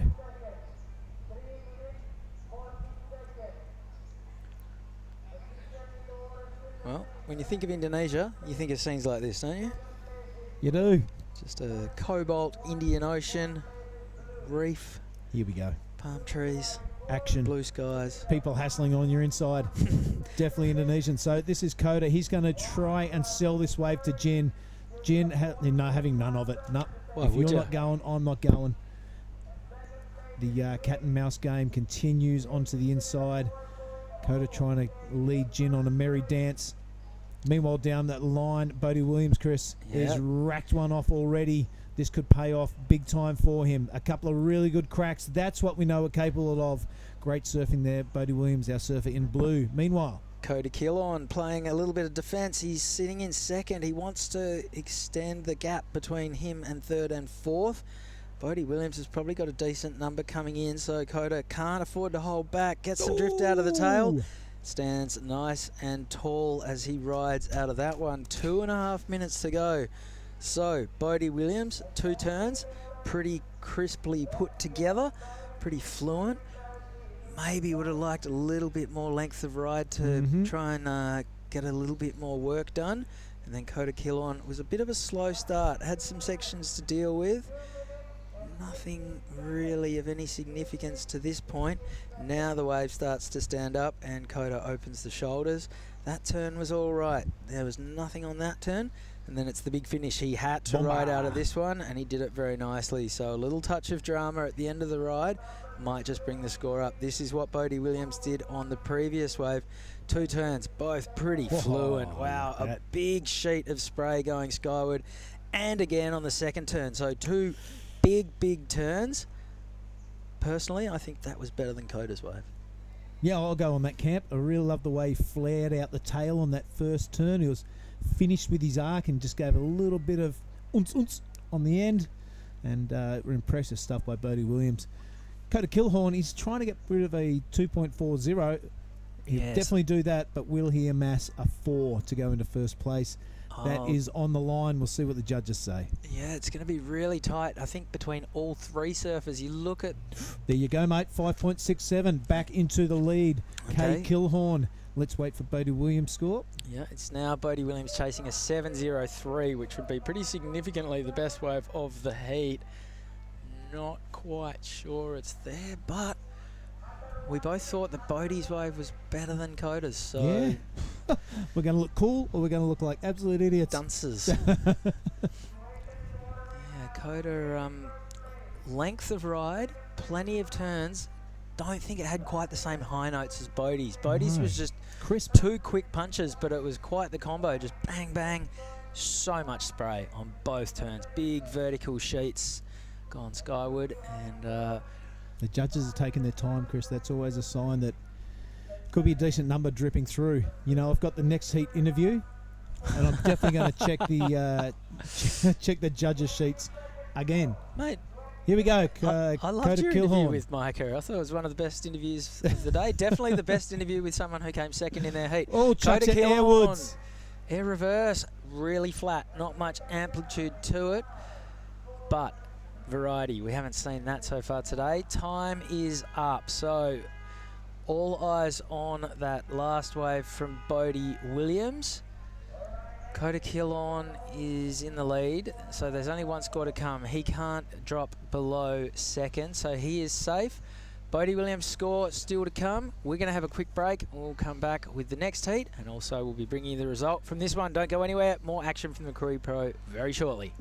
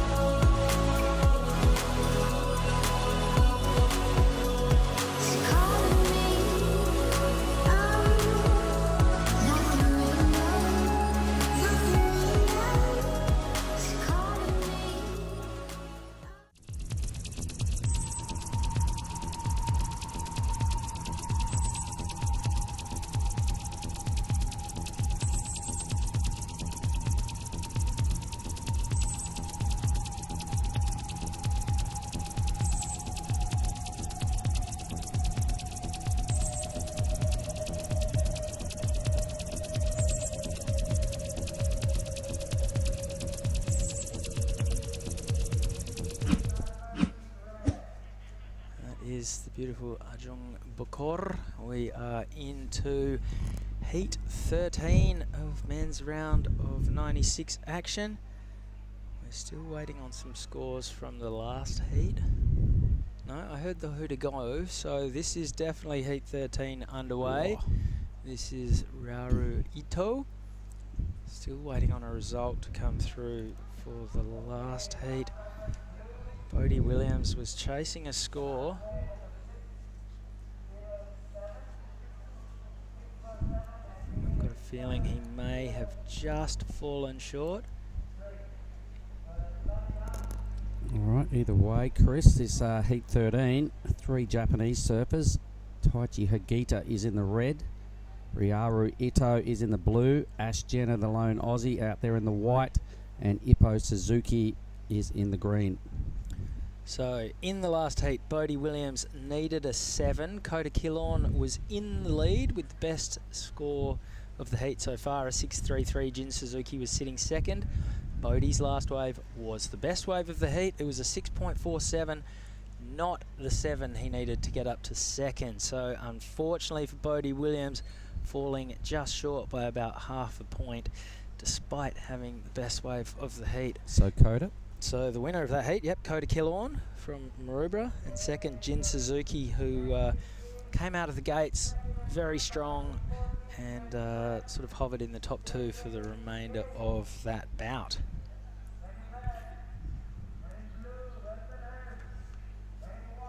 All right, so here's the replay of the first wave there for Blue. It was pretty handy. Got some good work done at the end of this wave.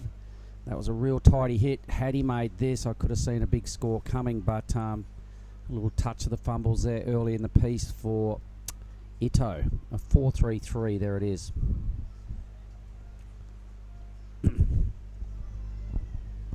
All right, so Chris, I missed most of that heat. Was it a good heat to watch? Yeah, great heat. Seems like some pretty good numbers going down.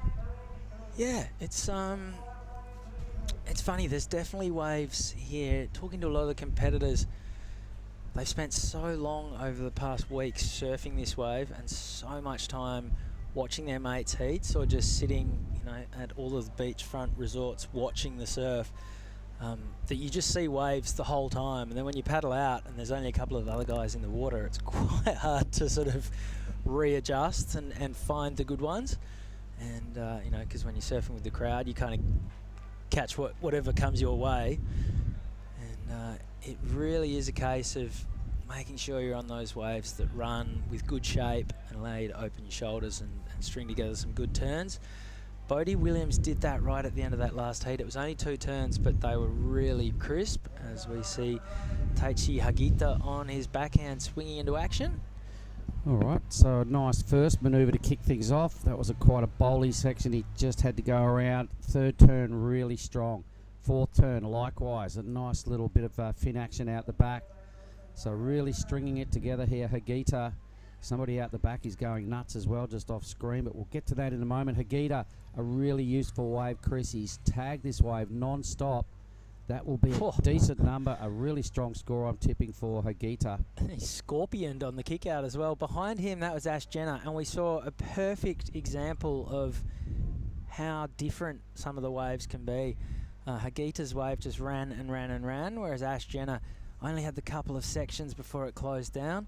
The first turn wasn't bad, a lot of downtime, and then the big closeout, schwack, and he stomps it. Really keen to watch Reds. This will look unreal. He's flying. Oh, man, and he not only was he flying, but he really used that speed, and he used the lip to full advantage. Have a look at this.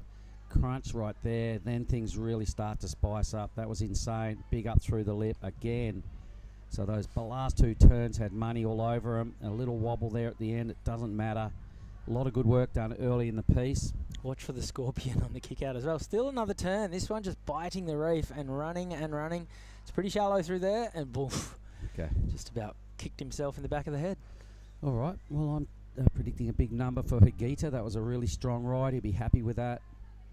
Offered multiple sections and really helped himself. All these manoeuvres going above the lip. Ito now with a 4.33 for his first. That was a pretty tidy little swack. Yeah, well, this is Ito flying. Oh, I love that turn. That was a 90s kind of slide carve. horseshoe cutty, sort of shades of Corey Lopez on that one. And then the big layback. Speaking of the 90s, that was the foot off, full flat on your back recovery. Did he try it one too many times? Oh. It was a good wave. That was cool. There was some nice variety in that. Big fan of Raru Ito and the way he went about it on that way. Just different lines. So Hagita, I'm pretty sure that's his 5, 6, 7. Might have seen a little bit more in that, but that's the way it goes. Ito, either way, will go back into the lead. With a small number about to drop in for Jenna, and it'll leave Suzuki there in the green waveless. Good news for him, though. Still 19 minutes on the clock. All right, so while Ash, Jenna and Ipo Suzuki make their way back to the lineup, we're going to throw down to Billy Hangen, who's having a chat with the winner of the last heat, Coda Killhorn. Coda Killhorn, we're on. That was a great heat. Yeah, it was really fun to be out there. I felt like I had some room to grow in yesterday's heat, so to put a couple of waves complete, it felt really nice. Mate, you are absolutely spot on there. Most of the field today has found it really hard to even get into the good range, let alone above it. People have been trying to work out the lineup, but it seems to me, just calling that last heat, that you seem to find your rhythm. That last little wave there, you popped a little air rev, so you're feeling the goods right now. Yeah, I got off to a fun start right up the top, and that was the game plan with my dad, to sit up the top, away from everyone. And then got a bit too excited after that wave, fell off a few times. And then when that set came through and Red had priority, didn't want to go, I was frothing. I was like, oh, I think I'll be able to come around with speed, and actually this wave will hold up. Luckily it did, and I let out a bit of excitement after it, even though I know it wasn't a big score, but I knew I was back in the heat, and it just got me really pumped up. Well, right on. Now, I've got inside info that you got out there, stepped on a sea urchin before the heat. That must have played a little bit of havoc in your mind. Yeah, so yesterday we were talking about stonefish all last night, and then I've gotten all the way out and stepped in a crack, and all my toes got lit up. Freaked out straight away, but I knew it was only an urchin. I have to go find the doctor soon enough and, yeah, get that checked out. Well, that's no worries. I mean, no excuse to wear booties. Only kooks wear booties, so no need for that. Crush those tentacles up, those barnacles, whatever they call them. Get out there, mate. Keep your roll going because you're looking bloody fantastic, and maybe put a bit more pink through that hair before the end of the season. Yeah, and I just want to say there was a tragic accident at home last night with one of the Groms, and I've written him down on my board, little Zen, so rest in peace, buddy, and all the best to so much love to Pemberton family, and when I get home, I'll give you all a big cuddle. Right on, mate. Very well spoken. He's from the board riders, was he, or somewhere around Maroubra?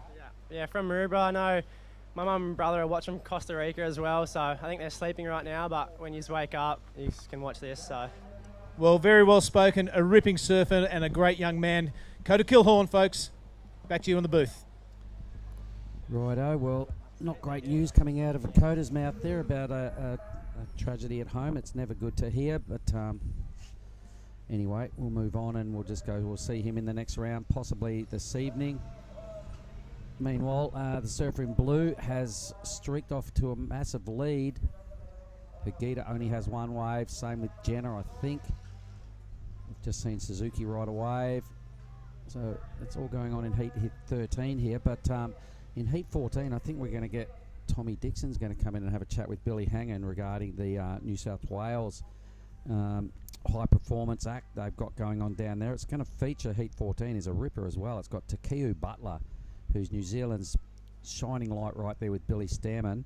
Westernhurst, young grommet out of Bali, Troy's son.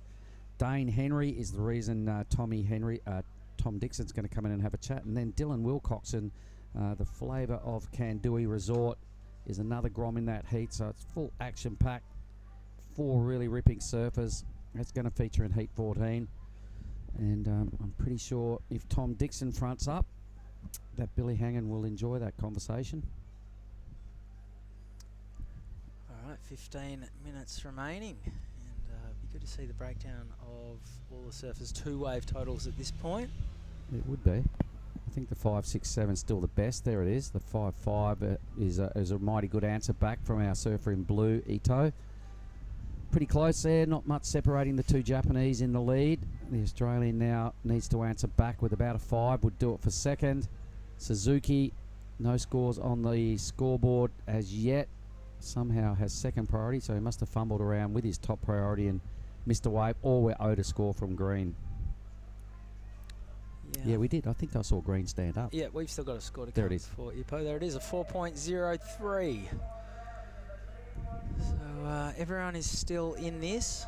A bunch of 3s and 4s and 5s. So replays right here of Hagita's last wave. Oh. And you know what, we've said it before, Chris, and we'll say it again this year, that the Japanese are here and they're representing their country really well.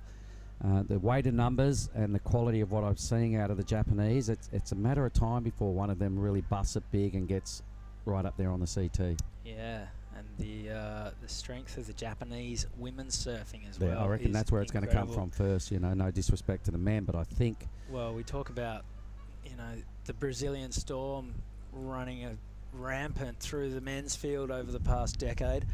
I think there could be a Japanese version of that happening in women's surfing soon, because the QS is just stacked with incredibly talented Japanese ladies. We saw Amuro Suzuki a few years ago win the World Juniors in Taiwan. She was the unlucky surfer who was all set to replace Carissa Moore for a year when Carissa decided to have a sabbatical. And then unfortunately COVID came along and Amuro missed her window. Yeah, She's still going mad on the challenges though, and it's only a matter of time before she gets back onto the CT, because we've seen her as a wild card have some success already. What are we looking at here, Billy? Billy? Oh, sorry. All right, what we're seeing here is some insane surfing out of Ito. Those first two hits out the back, the chook feathers were well and truly flying. The speed and flow he's had on this wave, are you kidding me? That's the best ride I've seen for a number of heats. I could see this going pretty close to excellent. If it's any consolation, I called Micah Marguson, Brendan Marguson in a heat before, so you're in elite company All with right, the surfers Billy, who I've confused today. I've been called worse than Billy, so I'll roll with that. Definitely been called better though as well. I can see how you got us mixed up. We kind of look similar. There it is at 817, so the best wave of the day. Let's write that down, Chris. Where's my pen? It's got to feature. It's going to feature in our highlights wrap up at the end of the day. 817.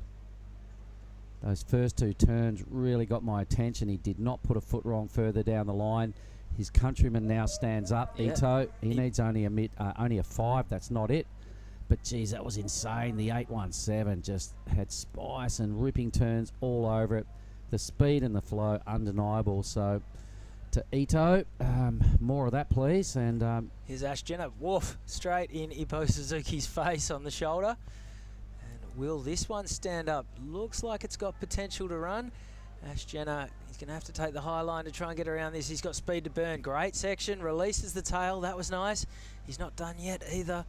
Gets up into the lip once again. Now the wave sort of shoulders out a little. Has a look down the line, decides to stick with it. We've seen a few more waves stand up and allow a little bit more down there. Not to be. Ash Jenner kicks out. Would like to see just quite what he got done up the top on that first turn or two. Great exchange from our 4 surfers with 11 minutes remaining. yeah, none better all day, I think, than Ito. That was so sick. I'd love to see another replay of that. Ryaru Ito wave of the morning on the men's side of the draw. Speaking about our Japanese female contingent, the women's do get a start shortly, ladies and gentlemen. This is heat 13 for the men's. Will be followed by 8 heats of the women's. I'm pretty certain all the real top-ranked surfers in that event will be featuring in a seeded round, so we may not see them this afternoon, but I'm sure there's a lot of hot up-and-comers that are bursting at the seams to get out there. That'll take us through most of the afternoon's action, finishing off back into the round of 64 for the men. So a lot of work done there for Ash Jenner on this wave. I didn't see the same highlights as Ito's ride. Probably going to be enough to move him up a space though. I didn't really focus on that wave well enough to make that call. Anyway, let's see. All right, 10 minutes remaining. Numbers to come in. Ash Jenner, all his scores locked in.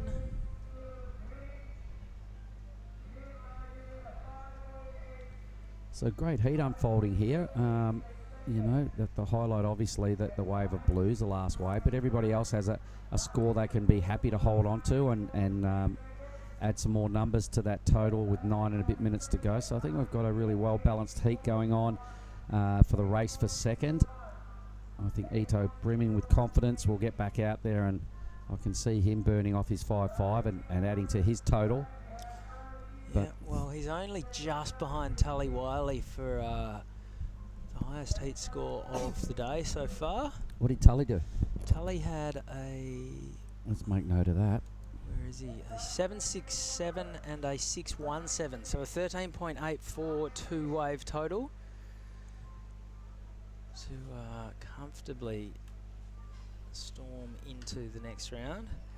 But as we can see, Rauru Ito not too far behind that with 9 minutes still to run. Couple of crew getting ready for their next heat. Here we go, coming along the beachfront, just past our public area, coming up towards Ombak Indah, the site of our event site for the 4 years previous to this year. I'd like to say hello to Stewie and Annie out of Ombak Indah. Really enjoyed your hospitality the last few years. We'll get up there sometime today or tomorrow for a nice fresh cold coconut. Anyway, we've got plenty of time to sort out who gets through this heat and who you'll be having a chat with, Chris. I've got a fair guess that they might be wearing a blue rashi. It's every chance. What are you going to put a blue rashi on? Could do. Where is the women's draw? I'd love to have a little look at that. I can find it. Here we go. It's on our table here somewhere. It was. Okay. Just want to have a little squeeze through the draw, and I know Emmy Campbell out of WA will feature in our first round this morning. Yep. Yes, she's in fact in the very first heat of round one. A lot of three-person heats going down there. In fact, most of them except heat 4 and 8. Yep, I can see a lot of some French surfers, some Japanese. Ash Jenner on the move right now. Giada, our fellow commentator in heat 3. All right, take us through this, Chris. Okay, winding up hard off the bottom. That was a great looking turn. Now we see it from in front. Releases the tail and then releases everything, and it goes down. So that's not going to factor into Ash Jenner's top two. 7 minutes to run. He's still chasing a 4.94.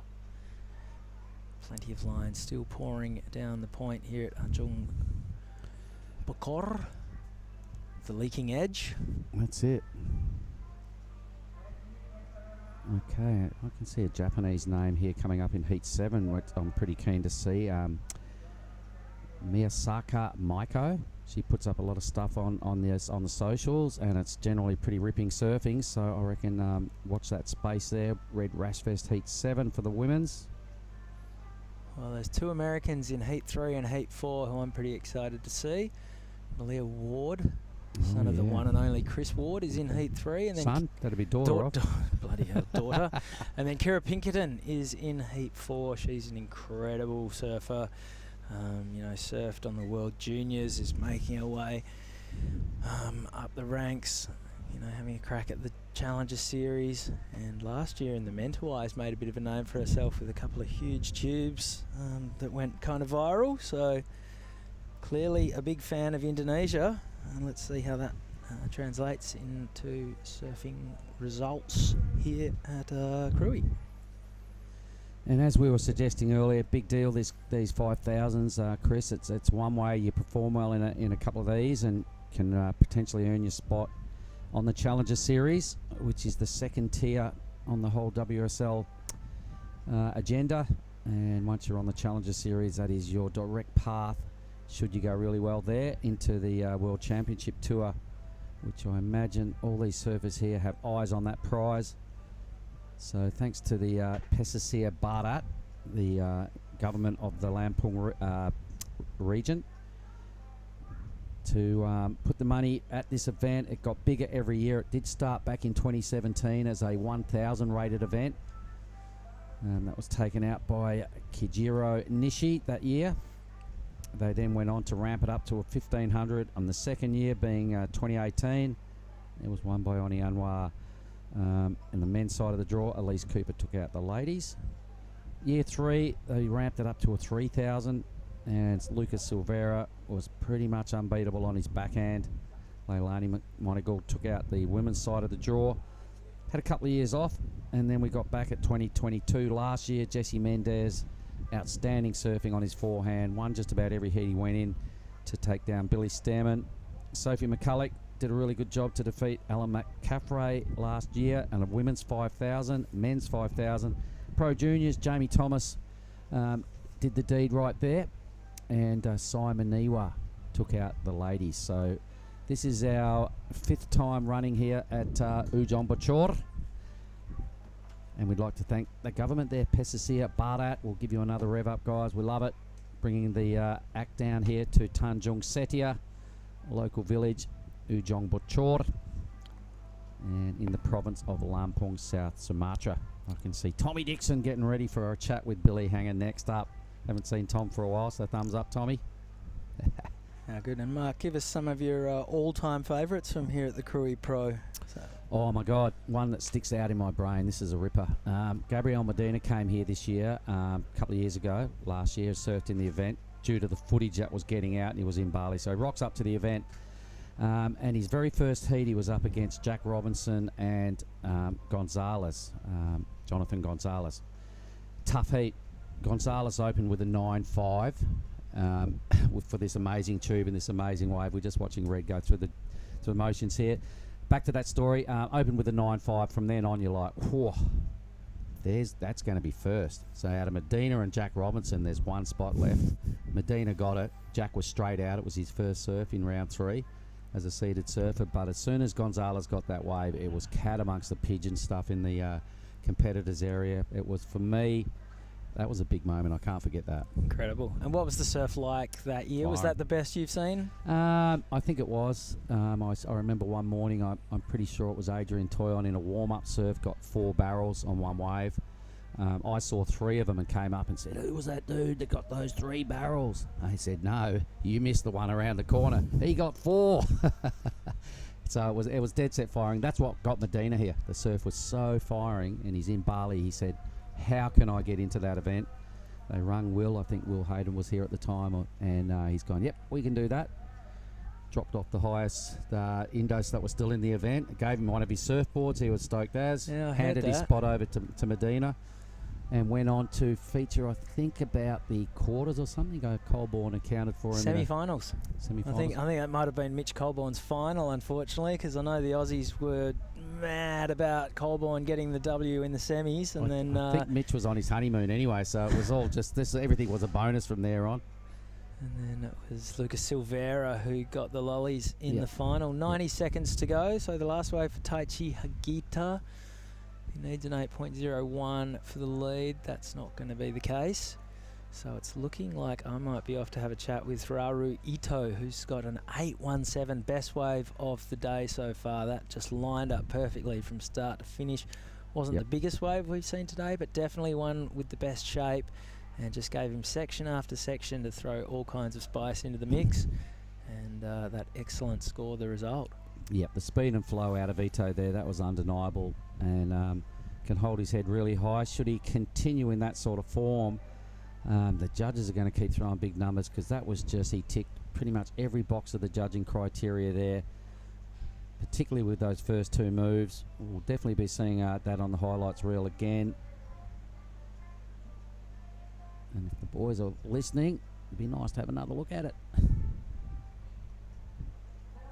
Blues 8.17 Ito. A total standout of the morning. Tully Wiley is second best at this stage. Keeping track of our notes here for the afternoon show at the end of today's proceedings. Probably going to happen in the dark. Long day forecast here. 15 seconds. Priority sits with Suzuki. Needs only a 5.08, Chris. This could be another one of those blockbuster finishes. Unfortunately, the Oceans is going to deny him. You will be chatting with Raro Ito. Yeah, ask him all about that 8.17. You may need the interpreter with Lana. She'll be lurking around somewhere. It's her role to come and interpret should he struggled with his English. So Raru Ito, the second highest waves heat total of the day so far. And we're now going to roll on into heat 14. This is Kau Butler, Weston Hurst, Dane Henry and Dylan Wilcoxon. Incredible heat coming our way right after this quick break. Don't go anywhere.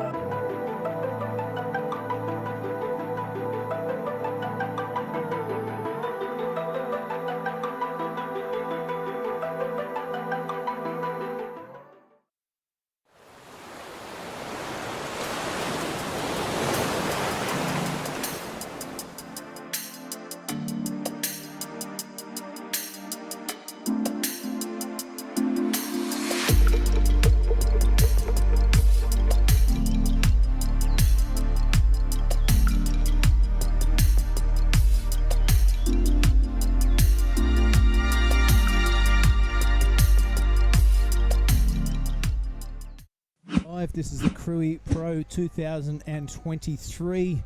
We are going to rip into heat number 14. Kau Butler, Weston Hurst, Dane Henry and Dylan Wilcoxon. This is going to be an absolute barn burner. Don't go anywhere, wherever you're watching around the world. I hope you're having a good time. I am going to talk you through this one with a very special guest from Surfing New South Wales, the Contest and Pathway Director, Tom Dixon. Welcome to Krui. Yeah, thanks for having us, Billy. Stoked to be here. Waves are pumping. This is paradise. Where would you rather be? Oh, yeah, where would you rather be? It's like a beer commercial. Now, tell us what you're doing here, mate. We've seen you kicking around with Matt Cattle and Noodles Webster. There you are. That's Tom Dixon, everyone.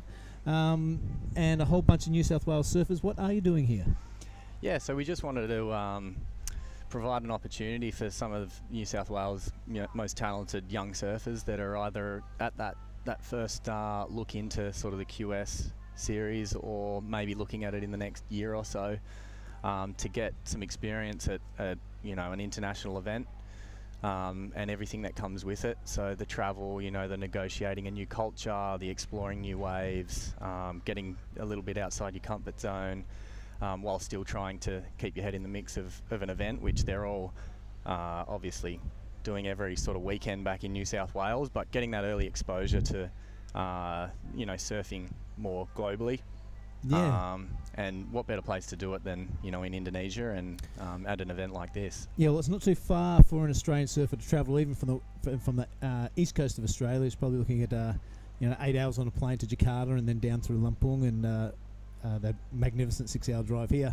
But it's not too far in the global scale of things, and I think it's a great idea for exposure. As we see one of your charges now, Dane Henry. What can you tell us about this kid? He's rattling off a couple of good turns, off to an early start. I'm sure Matt Cattle and Noodles will be happy with that. Yeah, sure. I think he's just trying to get his feet on the wax and get the jelly legs out of the way, as we see. Well, goofy footer looking in at that one. But yeah, Dane's a 16-year-old surfer, super talented young surfer, turning a lot of heads at the moment.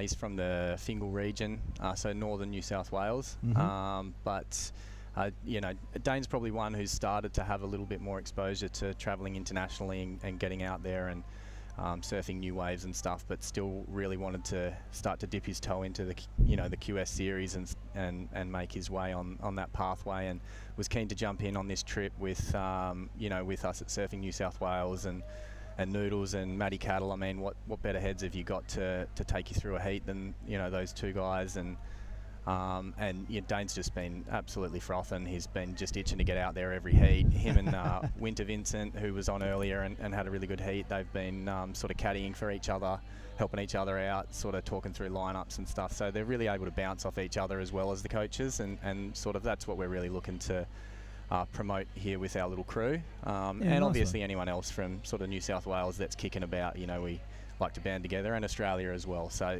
we've really seen a resurgence, I think, in in the series of QS and challenges and Aussies and everybody sort of banding together and really supporting each other. So yeah, we just wanted to do our bit. Can definitely feel that, mate. I do agree. Within the QS ranks, there is a bit of Australian teamwork going on, which I really dig. There's Dane Henry's first wave up there, 3.17. In today's scoring climate, that's not a bad way to start off your campaign. But look who he's up against, Kehu Butler. Big fan of that young man from New Zealand. Weston Hurst, part of the gangster squad here in Indonesia, absolute cracking surfer. And Dilla Wilcoxon, he's under the tutelage of Richard Johnson up there on the point. You would have seen him hanging around. Both his daughters, of course, experienced competition surfers. We'll see Kalani Johnson in action when the women hit the water. No doubt she'll be seeded into the second round, but look forward to that. So it's a busy little point up there in Coach's Corner.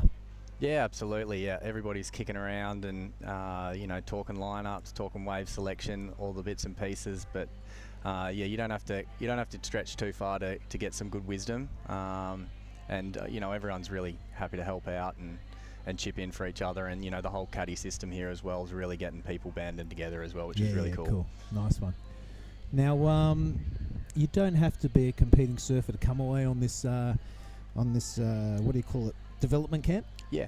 Yeah, absolutely. So we've probably we've had about 4 or 5 surfers that are in the event. Obviously Dane out there at the moment, still in the event. Winter Vincent's won his way through to the next round.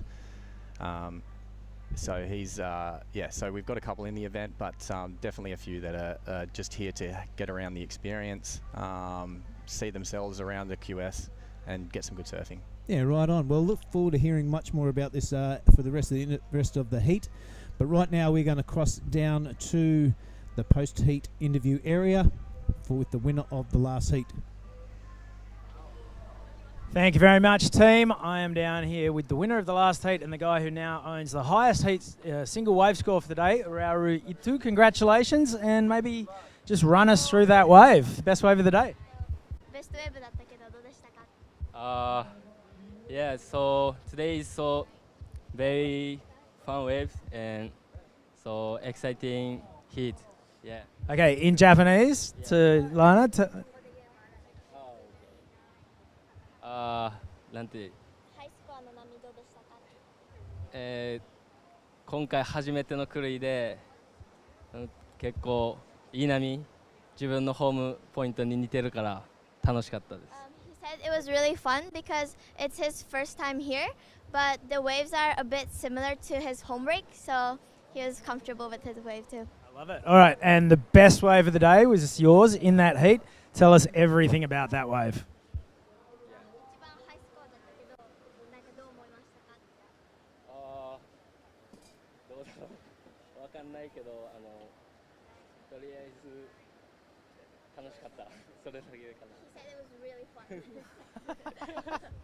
It looked it.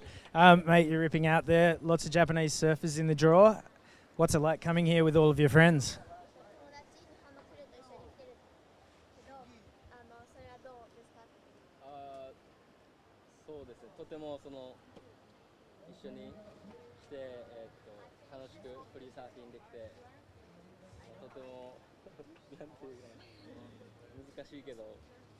I think it's really empowering because he has all the crew with him, and when he's free surfing, he's enjoying it as well. Awesome. All right, and last words in Japanese to your friends and family at home?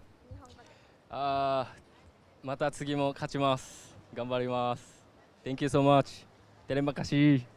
3 languages for the prize of 1. There you go. Not many words, but heaps of points. Back up to you guys in the box.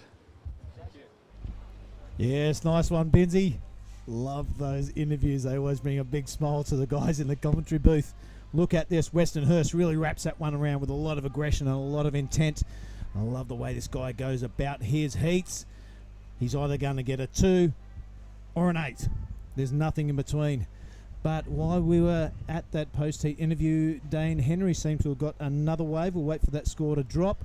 So 15 minutes and 20 remaining in this one. I'm pretty sure everyone has got a wave with the exception of Kehu Butler. one of my favourite surfers. We did see Kehu come to Western Australia when he was a young'un, and he won that Subway series. Remember at Trig Point? I do remember that. It was so cool. His standard of surfing was way up there, and all his uncles were there, and they did a haka for him on the beach. It was super cool. He's a really approachable young man, good sense of humour, and a ripping surfer. Yeah, absolutely. I remember that moment vividly. All the boys on the beach doing the haka. Yep, that was super cool. All right, so let's have a look at this one. 14 and a half to go. We'll wait for those scores to drop. But, just get back to your development program here. A great initiative by Surfing New South Wales. And it's part of the sharing when you come to Indonesia. Team Indonesia are here for the Olympic team. They can see what's going on with Matted Cattle Noodles and yourself and get a little bit of advice just to be around that atmosphere. It helps with everybody's surfing program. So kudos for you guys for coming on up. I really appreciate it. Yeah, no, thanks for having us. It's everyone in the locals and all the surfers and all the staff. Everyone's been super welcoming to everybody, and as you could probably imagine, we've got a lot of first timers at this event in particular, and even some first timers to Indonesia. So yeah, we've like we said, not everybody's competing, but some are here just to get the exposure to new waves and the travel experience, and start their journey in what is inevitably going to be a long career for some of them.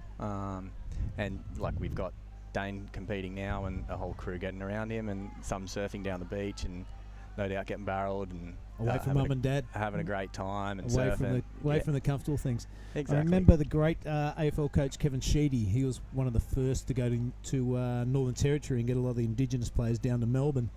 Said one of his biggest challenges was coming from the Northern Territory to live in the big city in Melbourne, and the adjustment of becoming a kid to an adult, learning how to pay the bills, learning how to pay the rent, how to converse with people. All these things go into being an athlete and going into being a decent human, which I imagine is your ultimate outcome at Surfing New South Wales. Yeah, sure. Results are a bonus, and all the competitions are a bonus, but you want to be rattling out good humans. Yeah, 100%. No, you've hit the nail on the head there, and it's just about getting some early exposure with a few little extra support elements around you, and not getting us thrown straight in the deep end, so that when it comes around to having a serious nudge, which some of the others will be in the next year or two, and obviously Dane is at the moment, they've had a bit of exposure to it. They feel a little more comfortable. They're able to just let their surfing sort of do the talking, which is ultimately what we want to see. And we just want to be able to create that opportunity that might not have been there otherwise. Yeah, right on. That's pretty cool. Nick Muntz there under the judging tower. First time Indo job for that young man. Yeah, but on the screen right now, this is where the local populace gather. There's a market just behind there. Tom, you would have seen that. They can selling all sorts of things yesterday. The speaker stack, so it's an interesting place to sit for the entire day. Blow your head off there. Indonesia is a very unique place. I love it. Warts and all. It gets in the blood, and sometimes it's really hard to leave. And so where are these other two Indonesian surfers from exactly? Do you know? Weston Hurst here is out of Leahy Peak.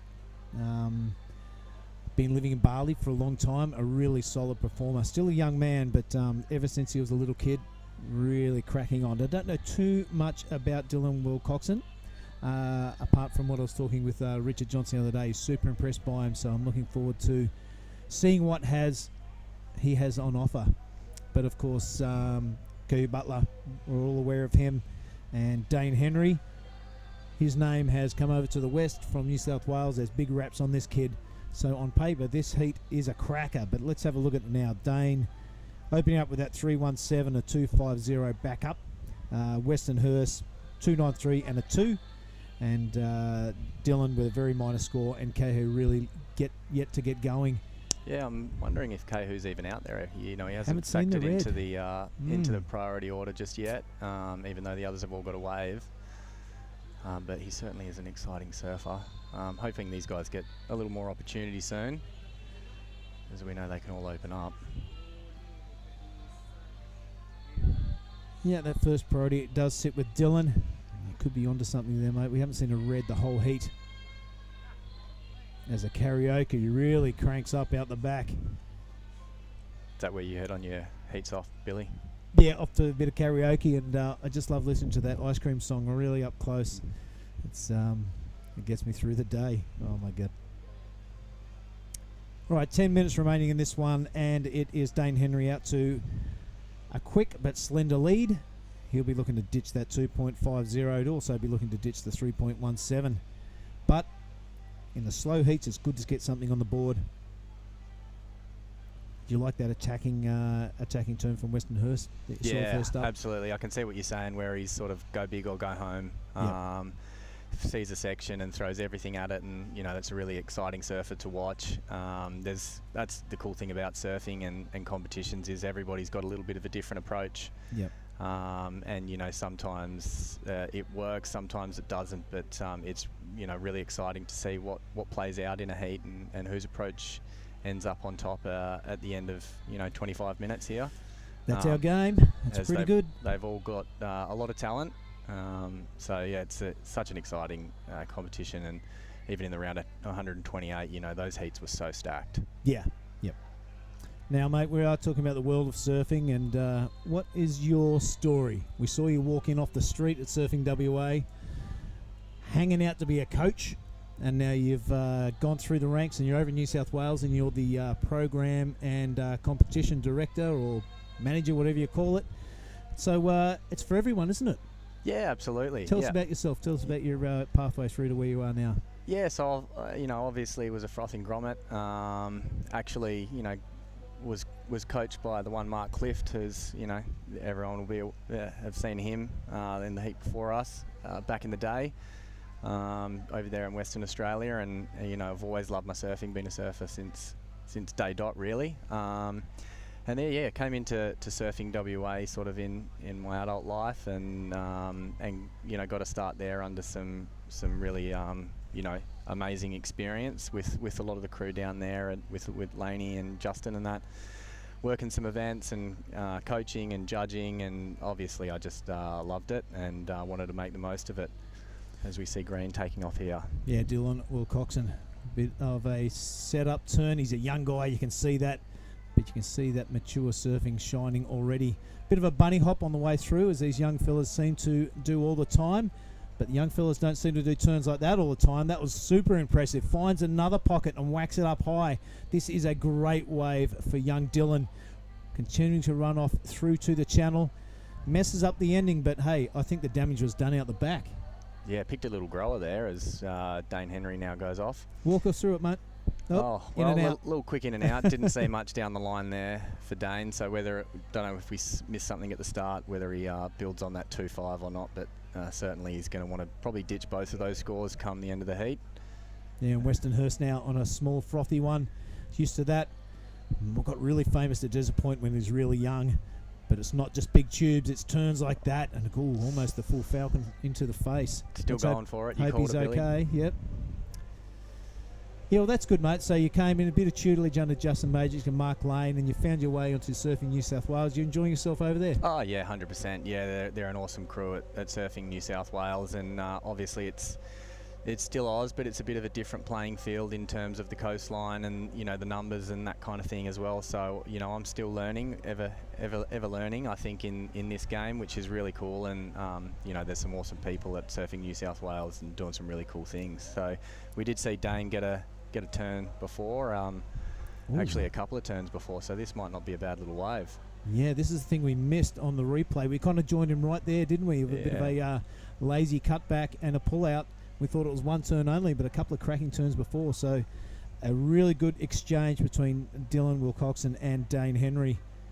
We saw this attempt here from Western Hurst. This one really bang. built. Yep. Now, you have the great Matt Cattle on board. Super impressed with his coaching style last year at Krui. Of course, when I was a little grom, he was in all the magazines. He's an absolute belting surfer.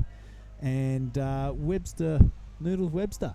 Yeah, 100%. Tell us about those two guys. I feel like I'm a little grom in this situation. I'm kind of frothing on some childhood idols with Noodles and Matty Cattle, and just getting to listen in on all their expertise and experience. And the Groms are so lucky that they've got those two guys, as Western Hurst now firing down the line. This might be another one of those ones that grows as he lays into a nice little forehand hack.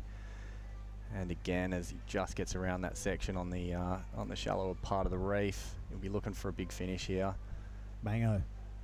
Yeah, still rattling down the reef now, Tom. This is what we come to expect from Westernhurst. Little speed, but not many pumps. It's a beautiful in sync. And a wrapping turn to finish things off. Nope, there's going to be a bonus section. A little tube if you don't mind. Of course he's coming out. How's the stand tall body language after that? Westernhurst happy. He needs a 6.24. He's definitely going to get rid of that too. That's gone. Yeah, super impressed with this read. As you see here, you know, he got a couple of sections to start with, and it looked like it was really petering off, but he stuck with it after a few nice forehand hacks. And then got that little bonus section on the inside. So here it got a little flatter. I love the way he can transition through this flat part of the wave. Check it out. Not much pumping or bunny hopping going on, all just nice rail-to-rail stuff. And that has set him up for that little check turn. And that's put him in the perfect position. Backdoor that little tube. Check it out. Came out. Hair flick. Done. Bang. That's what you come to Indo for. Yeah, well done, Westernhurst. So an interesting exchange between those three surfers, Dane, Weston and Dylan. We'll see where the dice lay after that. Yeah, we can see that last of White's Dane came in at a 6-point ride, so that certainly bettered his situation. So we'll see where that last of Blue comes in to see where the shuffle goes. 6.24. It's going to have to be better than D. Henry's. So we see the athlete area. What a better place to hang out, eh? Yeah, it's super cool. A lot of froth going on there. It's funny, they're doing an interview before and about 3 of these boards fell down. Super hoping that was in the background of the post-heat interview. Yeah, sure. Lucky there's a couple of good ding repairers around, eh? Yeah, they've been very busy this week, the ding repairers at Krui. Yep. Yeah, that's where all the athletes get ready and they can watch the on the monitor just of the rider screen there. There's your replay monitor there.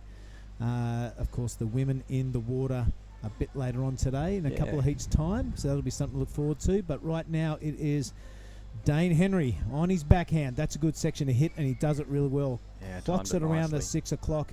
That one getting a little bit hung up, but did super well to deal with it. It's a bit lumpy and bumpy. Can he finish it off? Knee over the chest. No, Whitewater gets a better of him that time, but I love that first turn. Yeah, interesting to see if he betters that 3.17 or not off the strength of that first turn. It was pretty critical, well timed. Just gone past that one there and almost caught a rail, but managed to hold on to it and go into this last section, and he maybe just didn't get the board straightened out in time for the impact zone. Here is Dylan on a small, not very attractive wave on the inside. You're not going anywhere with that. Maybe we missed the first half like we did with Danes. Yeah, it's a long point. But there we go. 2 minutes remaining as Dane Henry out to that not really strong lead. It's only a 4.38 required to take over him. I don't think that score's dropped yet for Western, has it? Or was that the 8-4? Is that the 4.80? Anyway. Who have we got coming up next, Billy? That's a very good question. I'll just shuffle my paperwork around, but it will be heat 15. Oh, Kari Noro, hopefully I'm pronouncing that right, from Japan in red, and Lennox Chell from the Central Coast in New South Wales in blue. You know, he'll be loving it on his forehand, this left point. Teddy Dag Billy from Sweden in the white, and Blake Necker in the green also from Oz. So another stacked heat. I mean, like I was saying, right from the get-go, around a 128, these were stacked, and it's just getting more and more competitive as we get further into the draw. So I'm excited to see that next one come up. Yeah, it should be a beauty. When we have a look at that, it is Dane Henry out to a lead. Kahu Butler hasn't put a foot wrong in this heat. He hasn't done one mistake. That's a positive to take away. Dylan Wilcoxon only about 3.74 to advance. There's only a minute remaining. That's but a tight finish. Priority does sit with our surfer in white.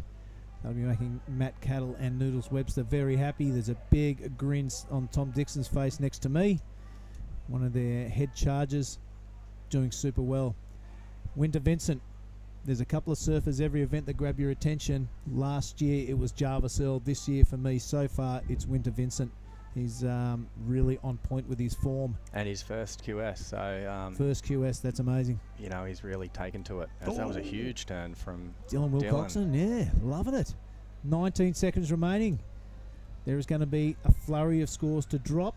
as we look. And this is Westernhurst now with 12 seconds remaining, flying down the line.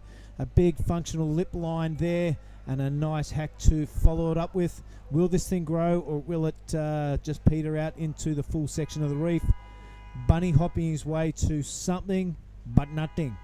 So splash of the water there. He's not happy, but I think he'll be going through to the next round. Depends on that wave that we didn't see from green, Dylan Wilcoxon. If there was anything else before the turn we saw. Yeah, yep. So we will get those results straight away to you as soon as we do. But in the meantime, we'll cut to an ad break. Don't go anywhere. This is the Krui Pro 2023.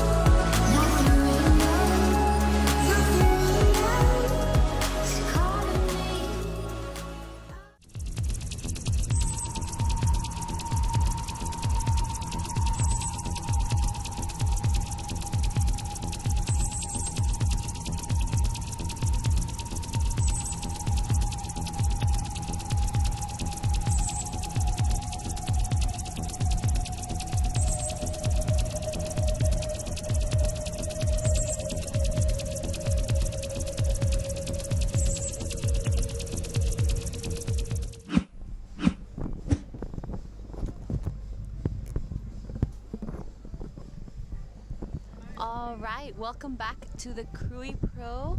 I'm in the booth today with Mark. Hey, Giada. Hello. All right, so we're looking at heat 15 now of our men's the round of 96. We can see a couple of them locked into a bit of a paddle battle, so I'll enlighten you exactly who they are. It's Kyrie Nori in the red. You can see him right there leading the paddle race. It is Lennox Shell in the blue, the Australian. Out of Sweden / Chungu, Teddy Dag Billy. This is Teddy right now. Heat replay. Boom. All right, so he's off to a flying start by the look of things. A couple of ripping moves. That is an incredible wave by Billy. Let's see if he managed to finish it off. Unfortunately, did not. Got a little late to that section. Also, Blake Necker is making up this heat as well. So, heat 15. There goes red, ripping straight in. Kyrie Noro. Beautiful conditions today. Green, so everybody with a bit of a start. Yeah, Go this for is it. Blake Necker, also on his backhand. It looking like an all-regular heat for now. Beautiful finishing turn. Manages to stay on. Wow, this is a great exchange. Yep, and you might know more about this than me, Giada, but I'm pretty sure Blake Necker has some Indonesian heritage somewhere there. Is Yep, that right? he does. If I'm not wrong, his father is half Indonesian. Maybe even Balinese, actually. I think from Kuta. I've had a bit of a chat with Blake last time he was here, and he told me a little bit about it. I know Tippy and some of the guys with us on our team know Blake's dad, so I'm sure he's in here probably tuning in, watching his son. So this is Lennox Shell, so I really love this guy's style. When he gets his groove on and close-out tube's not really going to cut it. Somehow found a doggy door, but you give that guy some clean green face, you'll see what I'm talking about. I mean, there's a lot of good surfers here, but I just think Lennox was born with something special. Speaking of, seriously, that was a beautiful finish from Lennox. Let's see if he managed to do anything before that. Definitely caught that wave maybe a little bit more below or under all the other guys, since he actually just came back from one. Maybe this is it. Let's see. Yep, this looks like definitely his last wave, so this would be his first scoring maneuver right there. Okay, tagging it a couple of times, goes for the 2 for 1 at the end and does stick it, so a good read on the end section. And that's kind of hard to do, so well done, Lennox. That was a beautiful wave ridden by Lennox. Speaking of, I remember the first time I met Lennox, I was in Hawaii. Okay. I think it was 2019, and he was up to my shoulder in height. Now he's probably And a I head saw above you. him now after a few years, and I almost didn't recognize him. He came up to me, he's like, "Hey, Jada, how are you?" I was like, oh my goodness, Lennox? What have you been eating? Yeah, give me some so I can have a few inches hide as well. But it's great. These events are so great, you know, the co-sanctioned, so we get to see people from other regions as well. Yep. Not only your own. No, this is a really good thing. There's a great blend of people here from around the world. Everybody's off to a start here now, and here goes Noro in the red. Yeah, Noro cashing his priority to catch this wave, and it's looking like it's going to be a great start. Manages to... Oops, Ooh. that wobble was costly, and a double wobble, so put him late on the Yep. end hit. All right, let me have a look at Blake here, wave number 2. So the good thing is this heat is off to a ripping start. Everybody with one wave, a couple of riders with 2 now. Blake starting to tee off. Big fella, he gets up there and times it pretty well, and then goes for a little chop off to sign off. Either way, he's got 2 waves. Lennox has a couple, and Cairo Noro in the red also has a couple of waves. So we've got a bit of catching up to do on the leaderboard. Here's all the replays. Have a look at this one for us. Yeah, this is our Japanese surfer in red. A little bit, well, not so much a check turn. It was a beautiful open carve. Goes into the second one. You can see he starts to like speed up. Tries to, you know, get over that foamy section, and unfortunately falls on the closing one. Cairo Noro, that was. Yep, and this is Blake. A little bit of a check carve. Getting back to that, the whitewash, that the energy of the wave. You know, that's where you get most of your speed from. And then here he really gets down to work. A beautiful backhand carve straight into that second one, a little bit more into the pocket, and this finish here did was well. Definitely the money turn. Did really well. So I'm expecting some reasonable numbers in the green column. Lennox has still got a wave to come as well, I'm pretty sure. Teddy to bag, there he goes, the teddy bear with a 507 for his opening and only wave. So he's the only surfer that only has 1 wave, so he'll probably, once all the numbers drop, will probably drop all the way down to 4th, but a 507 is a pretty good start. Yep, it's a pretty good start for Teddy. Obviously first wave, but he's using that priority. We've seen a few heats where they use that priority and sit, wait for those better looking ones. But yeah, we're definitely waiting for all those scores to drop and see where everyone stands in this heat. Okay, so you've got a heat coming up within the next couple of hours now, so it's getting to that time where you start to pull your focus together and maybe start to work on your tactics. You're on your shortboard, is that right? You're going to ride your shortboard? Yes, okay, I'm riding my shortboard. You've just gone and got your stuff. Are you going to use a caddy? I will not use a caddy. Okay. I was going to say I'll do it, but anyway, you don't want me. That's fine. That's fine. Okay. No, I need you in the booth. I need the moral support from in here.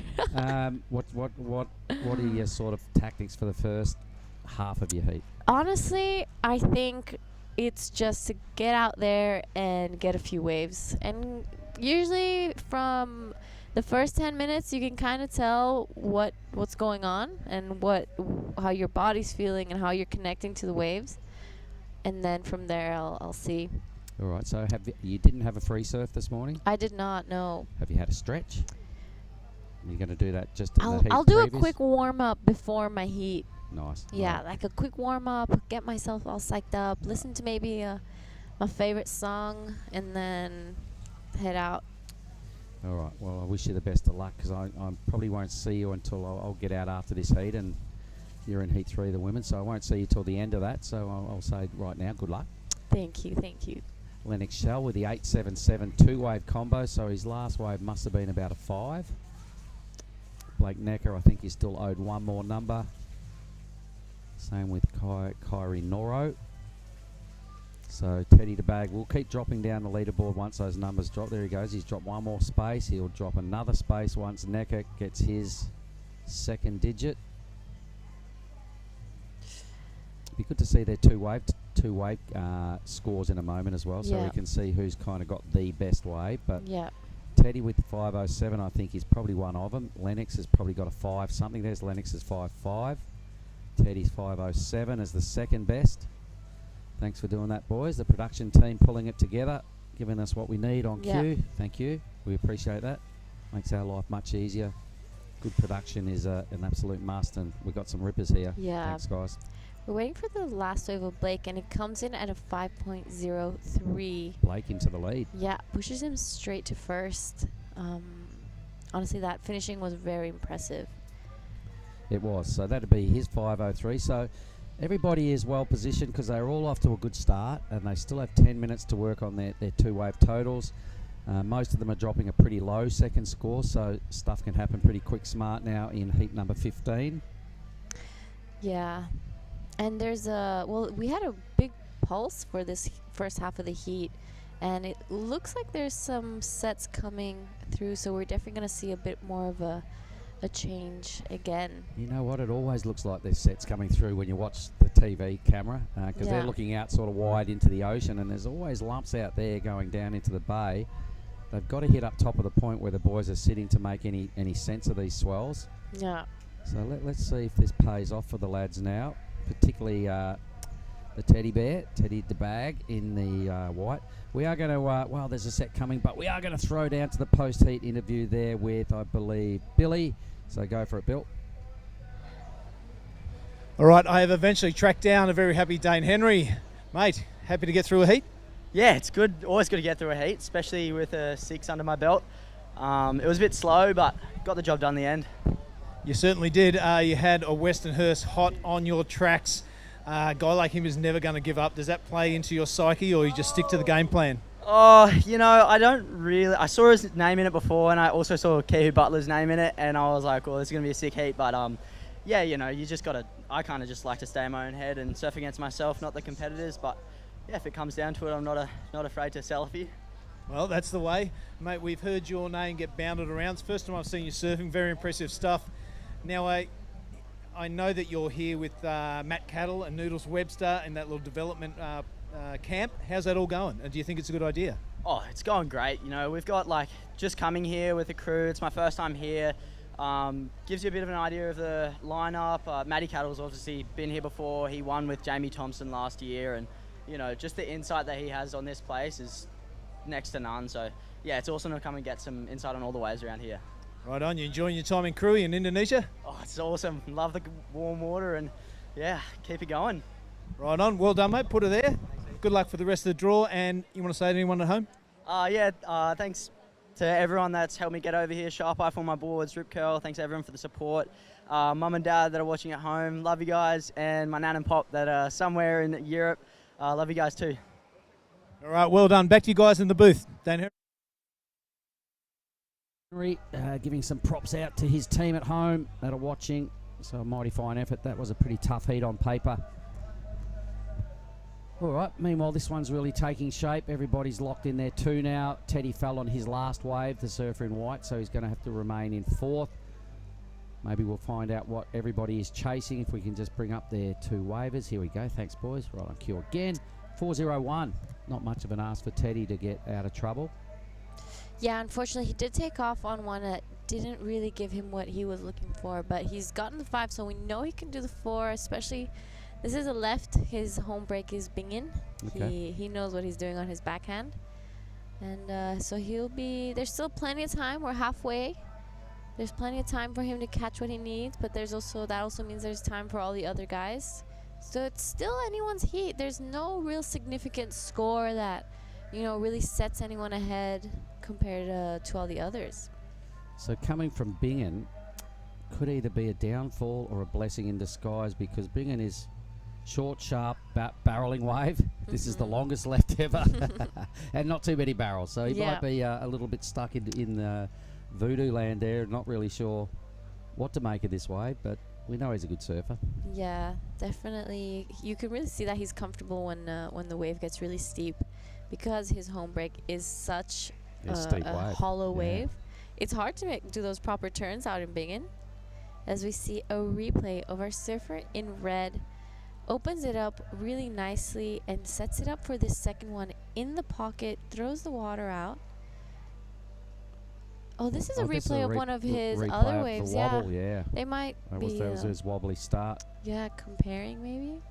Anyway, There's still not a whole lot of work needed by everybody. I think everybody kind of got a bit of a dud wave out of that last set. Nobody's adding to their totals by the look of things. So short rides all around out of that last set. It must have just been one of those ones that didn't hit the right part of the reef and had a lot of energy down the end of the reef and not where it counts up top here. Yeah, it's you can really see a little bit of each set has a little bit of a different angle sometimes. You see some of them close out, whereas others open up. So it's just a matter of picking them out nicely and being in the right spot. Blake Necker's asking us, Blake, you got 10 minutes, mate. Okay, so on that one, Dino from Lani's having a chat with the guru down there. He's been telling me that the little re-bump next weekend, Saturday, Sunday, is going to come from a better angle. So he said, stand by. He said it's all about the direction here. So, Dino, we love your intel. We love the evening coconuts and the football and all the good things and the food that goes on down there. But particularly the info on the location here. Dino's a bit of a master, being around this neck of the woods for close to 20 years. So I reckon everybody online that are watching these early rounds really, stay on top of what our format is. Saturday, Sunday are 2 finishing days of the event. Both of them forecast to kind of light up here at the point. The reason we're having such massive days at the start is that the swell nosedives a little bit, I think, for Thursday, sort of tomorrow, but Thursday is predicted to be the smallest day, rolling into perhaps some signs of a new swell Friday arvo, and then kind of weekend-wise, I think it's all going to go really well for the finals. Yeah, the thing about Krui, there is always waves. It never really seems to be flat out here. Even an excess of waves like last year. It was. That's exactly what it was, an excess of waves indeed. We could have done with half that and still had an epic event.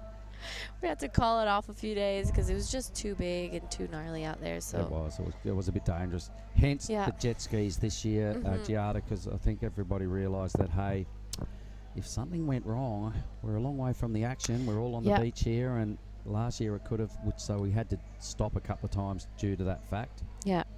So well on the organisers and the WSL for seeing the improvements that needed to be made, and we do have, I think, a couple of skis in the lineup at all times this year. Yeah, for sure. The Smith family out on the skis. Okay, that's good. Big shout out to them. Spending all those hours out there is not very easy. No, it's not. But they do get to watch the live action from the live action side on looks that good. And unlike our Water Patrol Australia, the boys that do it in Margaret River, they sit through some horrendous conditions, Giada. They're the worst positioned people at some events, and it's onshore all day, and all they do is get bumped around and seasick and freezing. Oh, it must be so cold out there. It must be. It's, at times it looks like the best job ever, and then when it's crap at home, it's really crap. And the boys have still got to get out there and do a full day. So in these Indo conditions, it never gets that bumpy. Even a light onshore is still absolutely acceptable. Actually, I'm betting the guys out there really hope for a light onshore just to have a little bit of breeze out there. I reckon they're hoping for clouds more than anything. Yeah. A cloudy day would be gold. It's got to be cooking out there on the ski. They're begging for it. Cooking on the skis. Beautiful drone angle. Yeah, that's really killer, isn't it? Look at the cracks and the crevices in the reef. Reefs can either be your best friend or your worst enemy out there. Well, right now, things are going pretty well for Blake Necker. 2 scores to give him a slender lead, about a quarter of a point lead over Lennox Shell, who does have the best score of the heat. That's Lennox in the blue. Boys seem to be repositioning here. Lennox with second priority makes Red pull the trigger on his priority. So this is Kyrie Noro. He now trying to track down a high 4 to go into second. Clean wave. Look at the surface he's riding on here. Yeah, that was a really nice opener for Kainoro, and we see behind. That's Lennox. Look at this thing from Lennox. Yeah. Again, combos it up. Really strong 2-turn combo. Third little Larry layback just to show a point of difference. Spins the wheels a little bit of foam, climb back over onto some clean green water. So probably maneuver number 6 right there for Lennox. foam climb maybe to sign off. Indeed, he does. I reckon that's going to become our new wave of the heat. Yeah, something I really liked about Lennox's wave is that there was so much variety on it. He didn't really repeat many maneuvers. He tried to keep it different, which is something that the judges really look into now. This is the replay of Lennox wave. You see him take that high line to create that speed and carves an open, beautiful carve. And straight into it, into the pocket, and we see here kind of a layback Larry and taps it with a nice little fin bust. This little foam climb to get back to that open face, carves it again, and finishes it off. Maybe not as strong as you'd like, but that was still a great finish. Well, I kind of still really like it. I reckon for sure it's going to be our best wave of this heat. Let's just watch Kyrie here. So this is the judges' view. And this is what counts because this is how they come up with their numbers. Yeah. That was also a very beautiful wave ridden by our Cairo. I think his best maneuver was probably that opening one. He really did fall from the sky on that first turn and managed to stick it out and his wave get just around the section. Didn't have as many good sections as what Lennox's did. And yeah. That first two-turn combo of Lennox, what the judges are going to love about that was the way he held his rail. The first carve onto his inside rail and then, you know, just straight onto his toe side rail and held it and got that second big hit up in the lip. Combination of major moves is part of the criteria, and I think Lennox really leaning on that part of the criteria on that first two-turn combo. Yeah. So let's see. For sure he gets to the 3.8. Where is it? It's not in yet. For sure he gets the 3.8 for at least second. But it's not a whole lot needed to go into the lead. For sure he's going to go to first. Cairo came in at a 4.23 or 5.17. I don't really remember anymore. You're right. I think it. Yeah, it might. I think it was a 5.17. All right, let's go with that. Yeah, I think so it if was that was a 5.17, Lennox's was better than that. So Lennox was probably going to go close or into the 6 range here. Yeah, for sure. Maybe even I'm betting the on high it. 6s. I'm betting on a high 6 because that was one of the best. I think that was the best wave ridden in this entire heat. Yeah, I'm thinking so. So let's just stay with the live action here. Kyrie Noro. So a touch of the fumbles there, just trying to manufacture something that wasn't available on that section. Down he goes, just 3 minutes now. So can Teddy, who opened with a really strong start, has not put any more runs on the board since. He's having a look at this. He's got top priority. He goes, yep, that's looking good enough down the line. So let's see what the young fella now from Bingen can string together. Good second section approaches. Nice hit right up there in the lip. Another little lip attack. Hoping to get around and over and out the back. 4.34. It's a Mon King. Lennox's last wave came in at 7.27. There you go, yeah. Very well deserved wave by for sure. Lennox Shell. Thank you, judges. That was a really good, observation on the criticalness of what Lennox put together, the smoothness, the style that he surfs with can sometimes camouflage how difficult his turns are. Yeah. He's got this smoothness to burn. I really love his style. There Teddy needs this. What do you reckon? I don't know. I'd like to see it from the front. We probably will. We could see Kian Martin giving Teddy some words of advice as he's paddling back out. Kian out there as Teddy's caddy. Yeah. Both on the Swedish team, talented surfers. Yep, I better make note of Lennox's 7.27 for our highlights debrief at the end of the day. This is Teddy's wave ridden, seen from the front. A beautiful cutback to get back into that whitewash, close to the face. That was pretty brutal. That was a very nice wave by Teddy. Right into the lip, straight under it. There's some critical surfing right there. Yeah, I think he might get it. I think he'll get it for sure. All right, so some bit of a frenzy going on out there inside the last minute now. Yeah. I think Blake Necker might have a little bit of work to do to get back into it. He was leading, if we remember. Having a little flashback to not so long ago. Yeah, he was, and we've already reached less than a minute, so he's definitely going to be Lennox, here he wanting goes. to get things done. So let's have a look at the smooth, delightful style of Lennox shell. Look at this wave. You can see right through it. Such is the surface texture. 3 good hits. Lots of spicy surfing this heat from Lennox. Blake Necker probably needs this wave and he doesn't know it. Ouch. Ouch. That's not going to feel good. Lennox shell loving his act. Should he get on a roll here and find the right waves, look out. All right, so Kyrie Noro, he may need this wave as well. He's definitely going to be needing this wave. I think Teddy got that 4.34, but improving on a 4.23, this is going to be a tough one. And Teddy on one in the last few seconds. Hits that first one, gets a little bit stuck at the top. Second turn, much better. Doesn't claim. All right, well, for sure, I'm going to be having a chat with Lennox Shell. Who gets second? Maybe your man Teddy from Bingen. Either Teddy. There was a little combo that went down at the end of that from 3 surfers that are all vying for second place. So I'll probably depart shortly and not know who got second for a little while.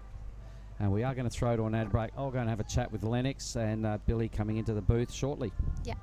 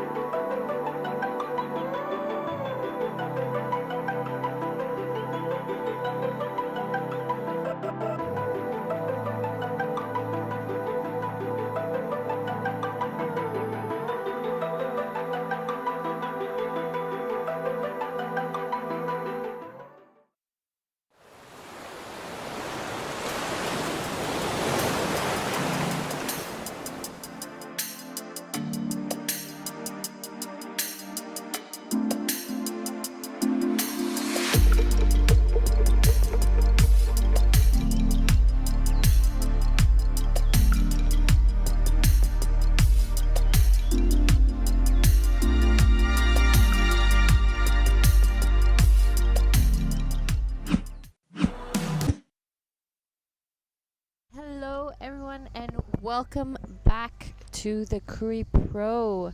I am in the booth with Billy. We are now up to Heat 16 here in the Krui Pro. We have in red Thomas Carvalho, in blue Ben Lawrenson, in white Taki Kanazawa, and in green Kaito Kurokawa.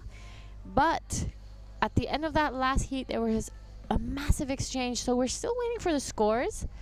The judges having a really good think and look at it. Definite winner will be Lennox Shell, but it's a fight for second between Teddy and our surfer in red, Kyrie Noro. Here we see all the surfers coming in. Blake, unfortunately, not managing to get that last score he needed.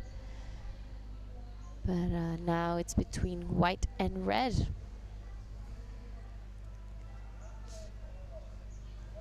Yeah, it looks like we are still waiting for scores. Here they come.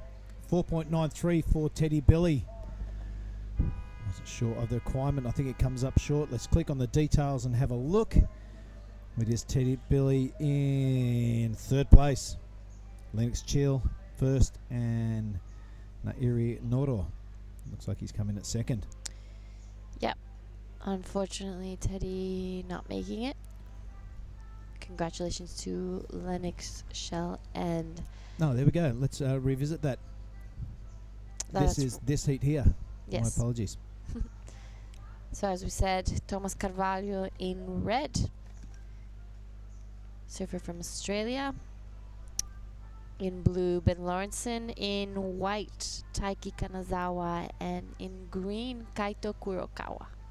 Nice. Good pronunciation. Good to be back in the booth with you, Giada. Yes. Very exciting stuff. Lawrenston. I wonder if his sister is in the draw also. I think so. This is Ben Lawrenson. A beautiful first turn. Goes straight into the second. A bit of a check and jumps out the back. 10-point flick out. He's already won. That was pretty high. And we did just get the confirmation that after the women's, we will be continuing into the men's round of 64. Yeah. We will only be doing heats 1 until 5, though. That's a long day. Yep. Let's really get the headlights out. Put on the candles. We'll Yep. be out here all day.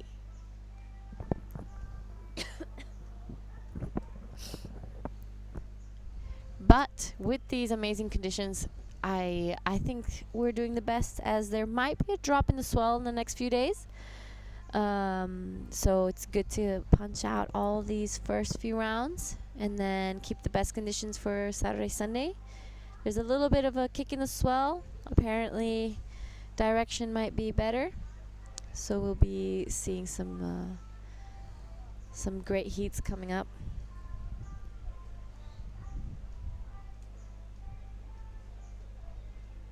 Yeah, still very contestable waves though.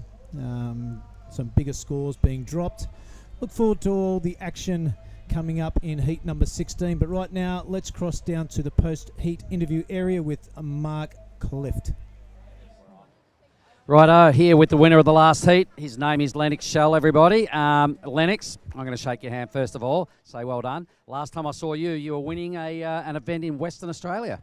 Yeah, that was late last year, November, I think. So, yeah, it's been a little while since then. But, yeah, nice to get the jersey back on and get some pumping waves for a heat. The jersey fits you well. I love the way you compete. Tell me, what have you been doing since your win down there at Mandurah? I went to the Worlds at the start of the year and then went and did the QSs here. Back in Oz, and it's going all right. And then I tore my MCL sort of halfway through, and then sort of kind of couldn't compete in the later half. And then I went and got a real job down at a boat shed at Palm Beach. So just been working doing that and just surfing and working. Mate, I'm going to slap you. I reckon you don't need a real job. You're a born surfer. Keep the belief. I think there's a career there for you. Is that the goal ultimately, to get out off the tools and onto the surfboard full time? 100%, yeah. It's just hard with sort of not getting money to surf, so I got to make it somehow. So yeah, it's that's just to sort of keep my brain ticking, and I don't know. My dad always says just add another bow to your or string to your bow, and yeah, just sort of another little thing I'm trying to do. So yeah, but surfing's definitely the main goal. I reckon chase the prize money, my man. I reckon there's something there for you at the end of the day. How good is it competing in waves like that, left-hander out there? Oh, that is dreamy. That's probably the best waves I think I've ever surfed for a heat. I've haven't really gotten out of bed the last 2 days. I've been real achy and had kind of a pretty bad fever, so I felt a bit weak out there. But yeah, there's definitely lots of room for improvement. Started coming good today, so hopefully I just keep improving. Well, so do we. And tell us, you're a little bit under the weather and not maybe 100%. But for the crew online that are watching, we're in Indonesia. How damn hot is it out there on your paddle outs after a wave? Oh yeah, it's cooking. Like I was just trying to sort of breathe and sort of get my breath back after those waves, because they're long waves and doing lots of turns, and there's lots of push. It's indoors, plenty of period behind it. So yeah, they're not soft little beachies like home. They're pretty powerful waves. So yeah, there's lots of energy getting sort of exerted out there, and it's hard to sort of stay on top of it. But yeah, it's all part of it, and I love coming to Indo. So yeah, it's good. Indo's such a good spot. I'm going to shake your hand again and go, keep ripping, brother, and hope to see you on finals day. Thank you. Cheers. Woohoo! Over and out, boys. Back to you. All right, thanks very much, Mark Clift, and the winner of the last heat, Lennox Smith. This is heat number 16, round of 96. Let's check it out. Ben Lorenston. He has opened up with a 3.17, the best of it. Everyone else really to get going. Very minor scores, very small requirements. It is early days though. Look at those little waves still running through, Giada. Yeah, there's still so many waves out there, and so much opportunity for each and every one of these surfers.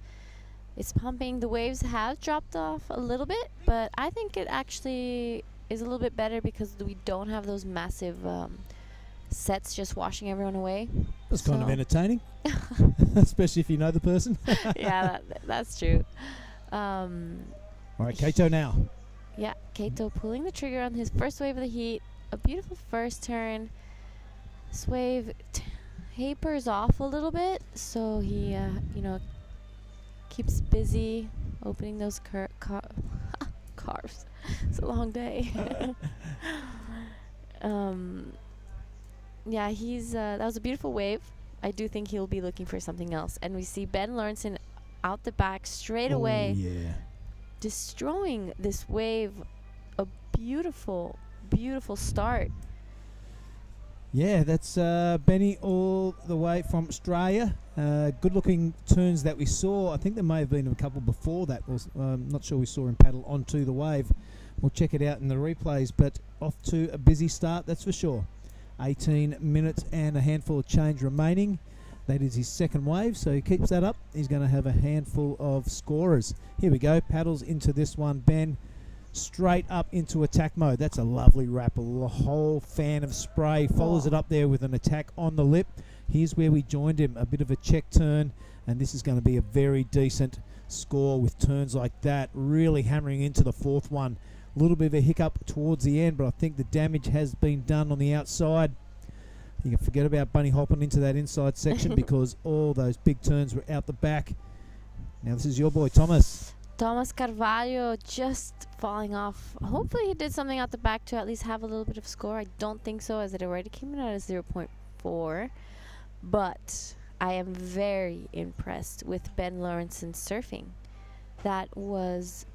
He has beautiful style, really powerful surfer, knows where to put his board and when. Really held the rail when he was doing those down carves. It was a great wave to watch. This is a replay of the surfer in green. First turn in the pocket, sets it up for this second one. A little bit more of an open carved turn. Yeah. And just the wave does taper off, doesn't give so much opportunity. Decides to pull off. Kurokara showing a lot of promise though, like the attack on those first couple of turns. Just got to pick the right wave and he'll be okay. Back to live action now. 16:43 remaining in this one. Mm-hmm.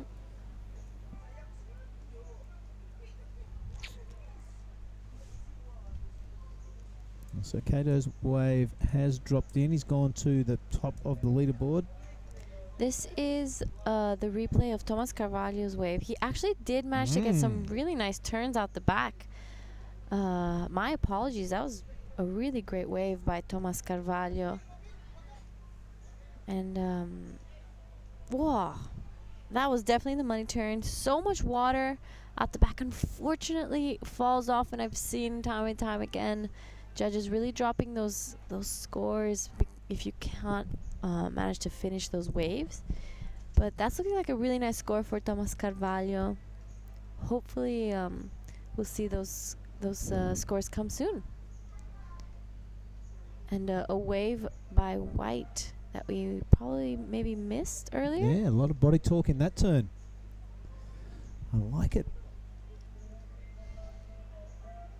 Kanazawa, our surfer in white. Yes, I interviewed Kanazawa yesterday afternoon after his heat win. Mm-hmm. Said that in Japan, where he's from, there's many point breaks, so he managed to, train and practice. Does a lot of gym work outside of the water. He said a lot of ab work. Oh yeah, okay. Yeah, a lot of ab work. Well, you got to be strong through the middle to really rack those turns around and keep the power source down through the surfboard. Strong from the waist down is kind of the call for most surfers now. Wow, so Ben Lawrenson's first wave comes in at a 7.17. That was a very impressive start for our surfer. Do you know much about Ben? I haven't. It's just haven't seen him before, but that is a familiar surname. So I'll do a bit of research into that during the next break. But here's Thomas now on his third wave. He'll be looking to better that 0.40. He has the highest heat score so far, and he's well on his way to backing that up with a cranking series of turns. Finds the pocket again. Loving this backhand attack on the young man.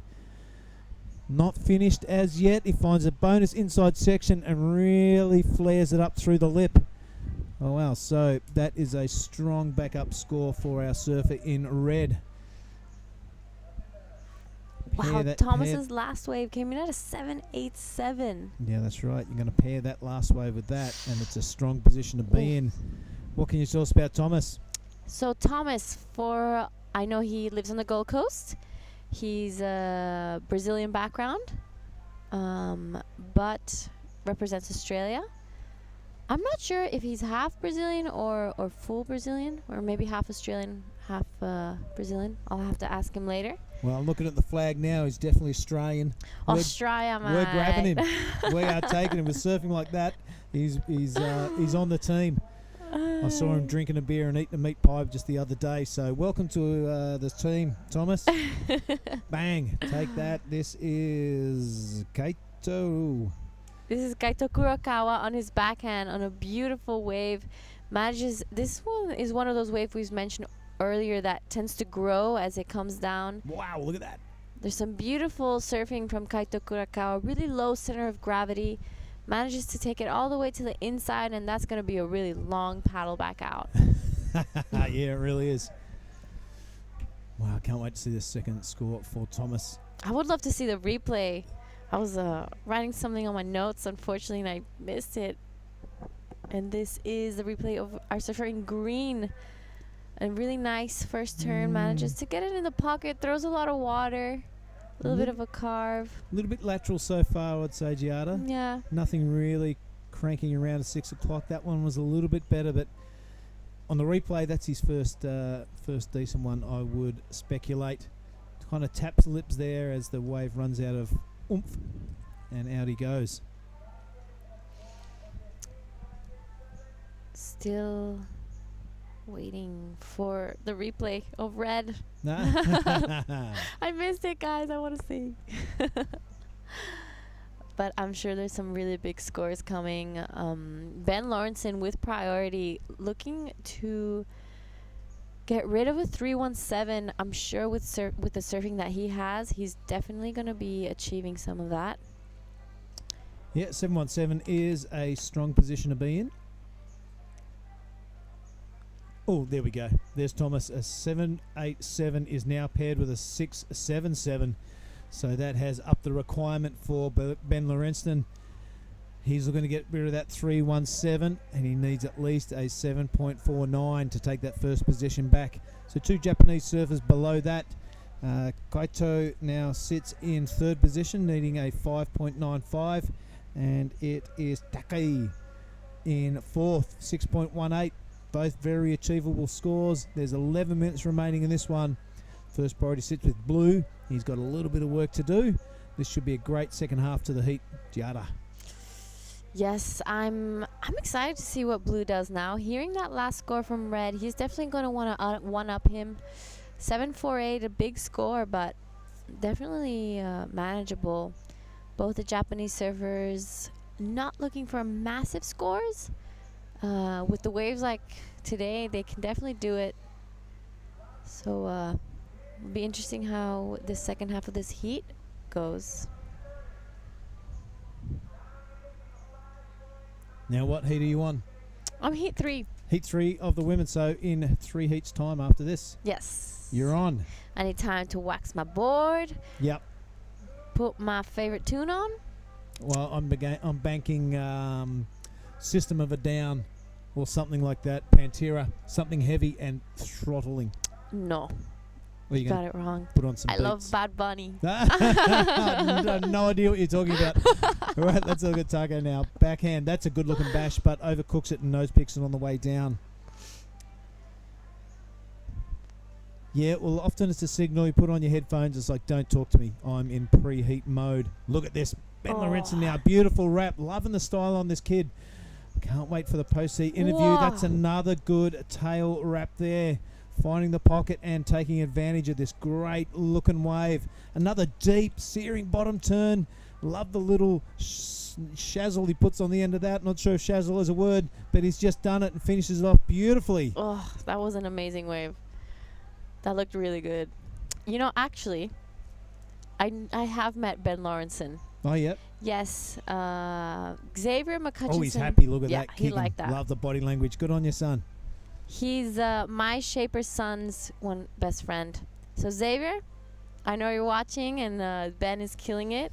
Yeah, have a look at this. Comes down with the white water straight into attack mode up there and wraps around beautifully. That extra little tweak on the tail after he finishes rotation like that again. That was a beautiful turn. Judges love that, and it's also a little bit of risk. You know what I mean? You can quite easily cavitate those fins and fall off.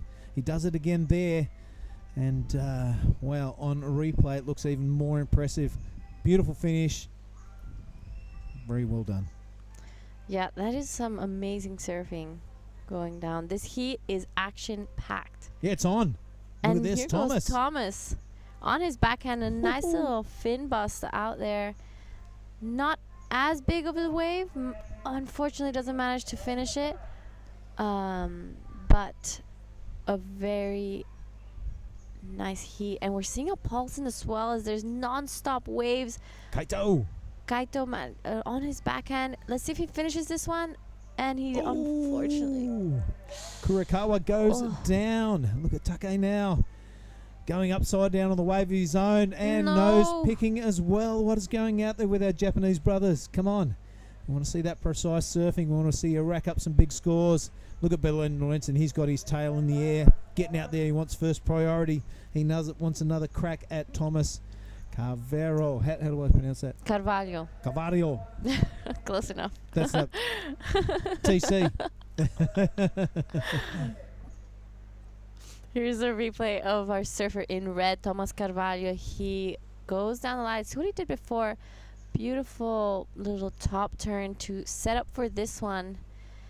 And here he has that fin release. I felt like he was a little bit stuck behind on this one, just out of rhythm. Yeah, I agree with you on that. On the front-on angle, it looks a little bit disjointed, doesn't it? Yeah, I don't think he will be improving on the 6, but here's our surfer in white. This is Taki Kanazawa. Unfortunately, nose picks and dives down. And this is Kaito Kurokawa. This is probably going to be his best wave of the heat, in my opinion. He really hit the pocket this time. Throws a lot of water. Unfortunately, doesn't manage to... right out of that one. Right out of that one, yeah. Full earful of water. Ben Lorenzen, 867. Yep, look at that. The highest score of the day, I would say. Write that down on the highlight sheet. Come on. And he's not hanging around. He wants more of it. Really deep bottom turn. He's feeling it, drifting the fins, becoming unstuck on that. But you can tell he's out for business in this heat. An 867. That could be the highest score of the day. And feeling it, loving it. The waves are still out there. Good performance from the young man from Australia. Wow, that was an amazing wave by Ben Lorenzen. He's definitely going to be feeling really good after that one. And with just above 5 minutes remaining, he's feeling really good. Look at this. This is the wave just surfed then. Really electric turns. Drifts that tail against what we're talking about before. That's that element of risk. And that time it didn't work out for him. But really pushing the boundaries. You get your foundation of the surfing, your wrapping turns and your deep bottom turns. And when you've got them absolutely nailed, you can start to tweak it a little bit like Ben is now. So that's what's going to garnish you those big scores. Yeah. He's just hearing his score of that last wave. So he must be feeling pretty good. Yep, Kaito wants an update also. Yep, and leaving both the Japanese surfers in a combination situation, meaning that both the surfers need a total of 2 waves to be able to get into second place. Yep, that is a bit of an ask at 4 minutes and 40 seconds remaining. Sub 5 minutes. It is Thomas and Ben who have put the remainder of the field in combo land. 2 waves totaling a 14.64 is a massive ask. But testament to the surfing of our surfers in blue and red. Ben Lorenzen and Thomas Carvalho. There we go. I love it. I mean, he does have an Aussie flag, so you can say it your Aussie way, I guess. Benny C. Here he goes. That is this massive ride. Straight into attack mode. I keep talking about this tail sweep that he's got on tap, but there it is, a beautiful slicing of the lip and a little bit of extra back foot in it. The judges are really appreciating that. Even that setup turn had a lot of energy through it. Loving the slow-mo and a little oink tweak there. A little bit of skateboard action, but a lot of gouging and rail-to-rail surfing. I'm digging that. That's a great wave. I'm very impressed with Ben Lawrenson. Busted out in the scene. Never really seen him around the contest in this side of the world before. Came out. That could be the highest heat total of the event so far. Yep. I'm excited to get onto that interview with him, get to know a little bit about him. You know, just before he got that 867, I mentioned the fact that he heard Thomas Carvalho's last wave, and many times those situations put a lot of pressure on the surfer, knowing they need a big score, but manages to get it. And Ben Lawrenson gets the best wave of the event so far. 8.67, bring it on, just in front of Elliot Parata-Reed. We saw him go absolutely bonkers on his heat yesterday. Yeah. Really aggressive backhand attack. Winter Vincent, super impressive, but different style from Elliot Parata-Reed. And there's your boy right down there at number 5. Oh, Thomas Carvalho. It's been a telling heat, this one. Fala, galera. Look how shallow that is. Yeah, that's very shallow. Boys want it. Sometimes it's not even that shallow, but the water's so clean out here that it looks like the reef is right under you. A wave-ridden fire surfer in white, was it? Yep, that's Take. Here's the man of the heat, Ben Lawrenson, taking a high line, goes up a little bit stuck, and finishes it off. He could paddle in. Yep, he can come in 10 minutes ago. Yeah. Nah, he's paddling out for more. We see all the caddies out there. Yep, Caddy Shack over there to the right of screen. Look at them, really concentrating on their surfers, aren't they? Having a good old chat. Yeah, all there. Having a chat. Discussing what's going to be for lunch, maybe. Replay. Yeah, just that last wave ridden there by Ben. It's definitely not going in his top 2, though, after what we've seen. Nope. There's plenty of heats you would have given your eye teeth for that wave. Here goes Kaito. Wow, that was a really good second turn. Yeah. Digging deep here in the final minute of this heat 16. Final one of the round. This could be a handy wave. Again, that drone footage makes it look absolutely epic, but you got to see the front-on angle to see what the judges are seeing. Regardless, that looked like a really good wave and very handy. He needs a massive 9.84. Don't know if it's going to do that, but I like the fact that he's not throwing the towel in as we watch Ben really push the limits on that one. Yeah. I don't think it'll be a 9.84, but it's definitely going to improve his heat total for sure. Yeah, look at that. That was a beautiful second turn. A really well surfed wave from our surfer in green. Takes it 12 o'clock and finishes it off nicely. Oy. Almost falls off, but manages to... gives it the fist pump too. How good is it? Well, it looks like it's going to be Ben. You're going to have a chat too down there, Giada. Yeah. That was a super entertaining heat. Looks like we are on to the women's. Until then, wherever you're watching around the world, stick with us. We have women in the water, great surfing action coming. You're watching the Krui Pro 2023.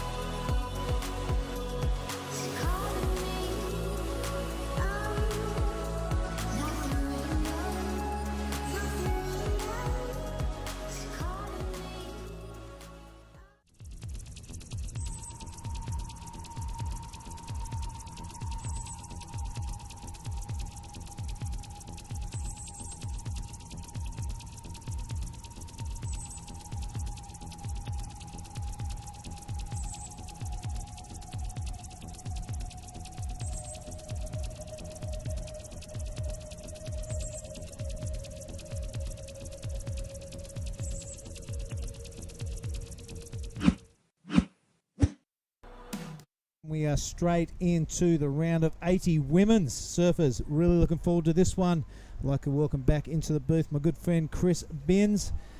Looking forward to this, mate? Absolutely, as are the women in this heat who've been waiting patiently for a day and a half. It's Charlie Hatley, Lydia Caddo and Emmy Campbell from our own Western Australia, so we'll try our best to keep the commentary neutral in the booth. Of course we will. Mate, Lydia Caddo, super solid performer through the years. Look for good things from her. And Charlie Hatley, seen her go around before?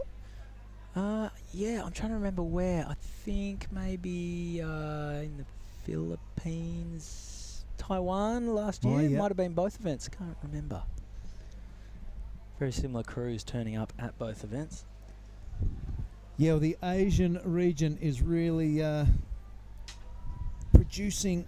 excuse me while I readjust the furniture. Really producing a lot of strong performers. As you look at Emmy Campbell, off to a strong start. Really good backhand on this young lady. Used to a powerful wave. Looks for a bit of a cover-up. That's not going to happen, so it's back to the turns. Wraps it towards the whitewater. Boom. Bang. A good way to start your heat. Love to see the front-on view of that, Chris, because, you know, the drone makes it look super cool. It really does. And yeah, it's hard to get a read on the perspective, the scale of things from in front. This will give us a better look.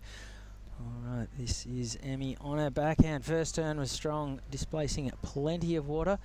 Almost flirted with the tube there and went, nah, it's going to be turns. That was another nice gaff.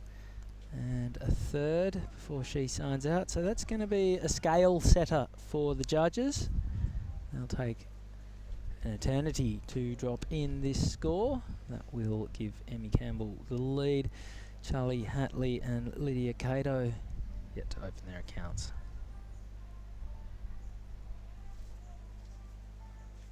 Emmy Campbell travelling with her sister Izzy Campbell. Big raps on that girl as well. They're from the southern town of Denmark in Western Australia. Used to surfing cold water, used to surfing dangerous water, if you like to put it that way. And Izzy, really good skateboarder. I was going to say, incredible skateboarder to boot. We saw Izzy last year surfing at Stab High at Lakey Peak, the video air contest. Have a look at this one. This is Emmy now. Let's draw our attention to her. This is the second wave already. Not even 5 minutes gone in this heat. So the West Australians staying busy. The rest of the girls yet to open up their scorecard. Yeah, Charlie Hatley from the Gold Coast, I think. Looks like the second wave from Emmy here. Readjusting. Burying that right hand in the face of the waves to try and get a bit more oomph into the turn. So second wave was probably a little bit bigger, but you can just see that by comparison, that smaller one that hit the reef a little bit better on the first occasion, giving her a lot more opportunity to bank points. Look at the girls, they're pretty close. This is a great shot from Ryan Williams. Best drone man in the business, I'm calling. His work at NIAS last year's was exceptional, but here's Charlie. Nice high road, trying to get some speed into a turning section. She finds it. Whoa! It just goes for broke straight off the bat, Chris. You like that? Yeah, had too much time to think about it. And to the afterburners were on. She was absolutely flying. Hooked it to the lip and then went, oof, how am I going to harness all of this? And a flyaway off the back, the result. So over frothing after a day and a half of sitting here watching the ocean as the men's round of 96, well, the round of 128 and then the round of 96 was taken care of. Geez, we've got through the heats already, haven't we? Yeah. They're doing all right. Been rattling through them. Big shout out to the staff, in particular the production crew, headed up by the magnificent Sam Norwood. He's in good nick these days, Sam, isn't he? All that sailing that he's doing is really giving him his second wind. Let's put some wind in his sails, perhaps. Back to the surfing. No, he is looking magnificent. He's dropped a few kgs, come back with a nice fresh attitude to this year's season in Indo. Straight back into the bungers and beer.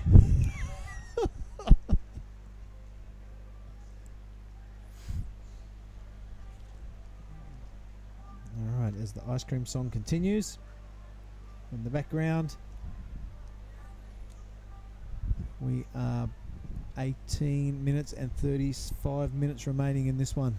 Do you reckon the local Mr. or Mrs. Whippy, who's responsible for this non-stop barrage of catastrophe that's unfolding in our ear holes, is of 100% hearing? No. Or are they like a parent on a plane who can't hear their child screaming? Like, what's going on here? It doesn't matter. It's driving me crazy. It's not just the fact that it's torturous. It's ice cream that we can't eat. It's a double dose. In my next break, I'm going to go buy 2. So I'll buy 10 and if you throw them at knock it off for 10 minutes.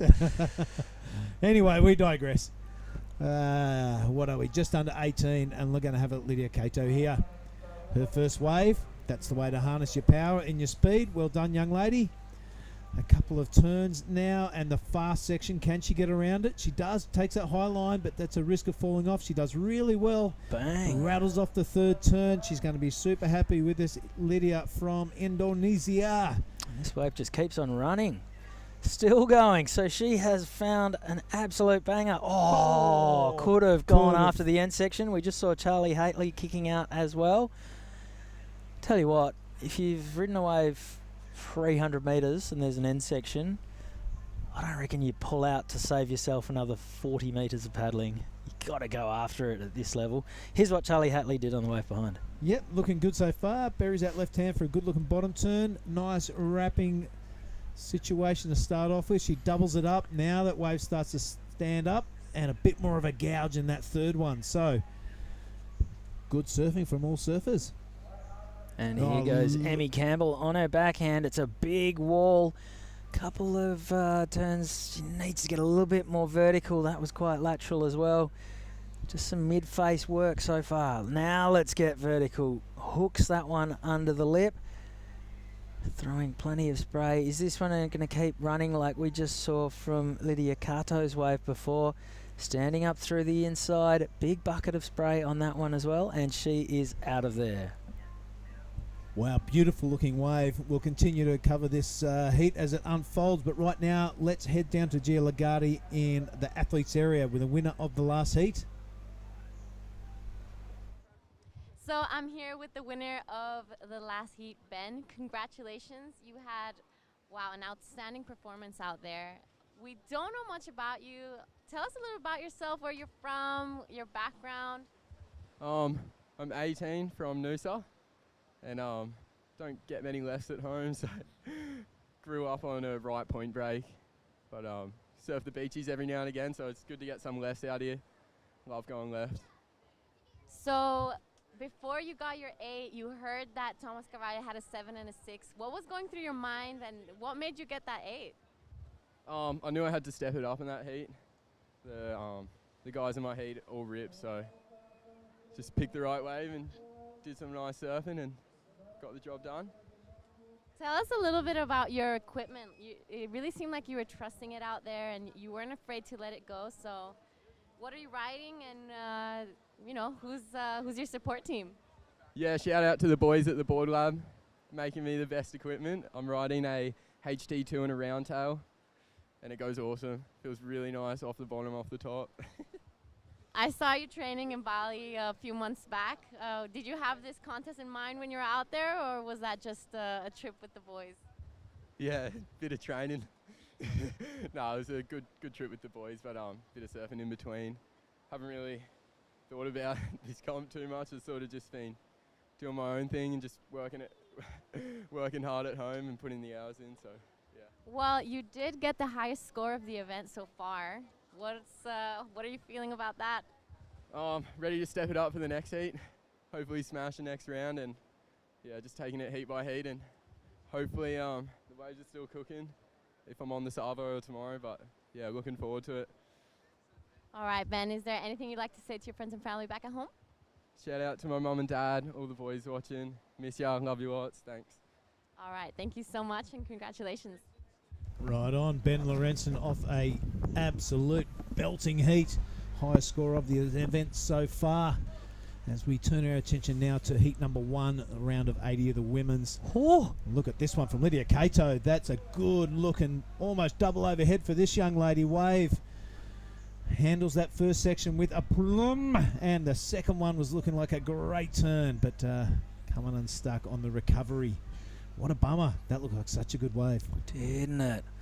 All right, so we've got some scores in. Let's have a replay here. This is Emmy Campbell's last wave. First turn was good.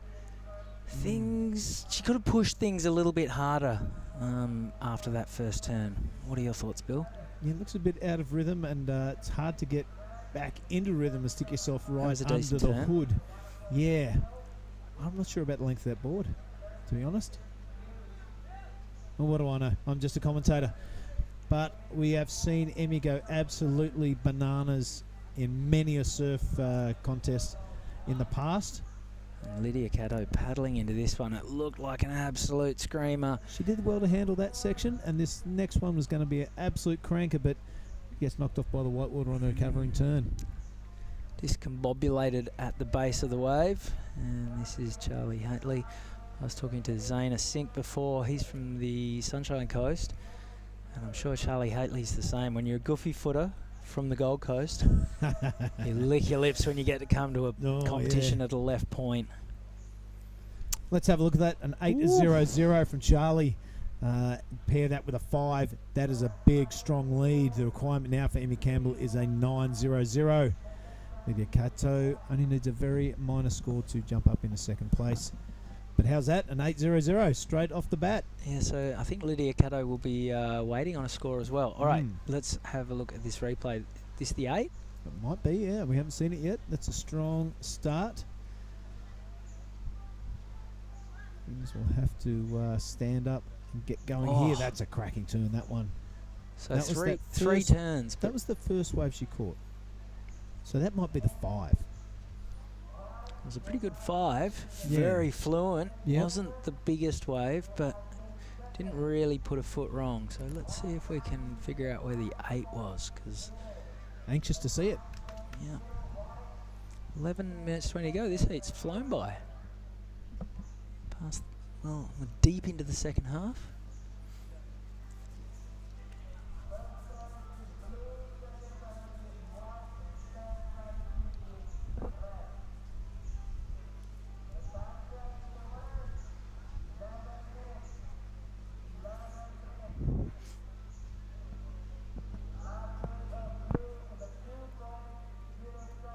Interesting chat with Tom Dixon a couple of heats ago, mate. Yeah, run me through the ground you guys covered. Yeah, so they're doing this development camp with New South Wales surfers, just getting young men and women out to QS 5000s outside of Australia. So learn how to travel. You know, they've got to take care of their passports. They got to take care of all the things you have to as a travelling professional athlete. And this is their first exposure. This is the first QS that Winter has been in. Wow. And he's surfing with that maturity. It's really incredible. They got Noodle Webster on board, and they also have the magnificent, strong, excellent coaching of Matt Cattle. So Surfing New South Wales, a really good initiative. And Tommy is here as a bit of a chaperone for the young kids. They're hanging just around the corner there to the right of screen.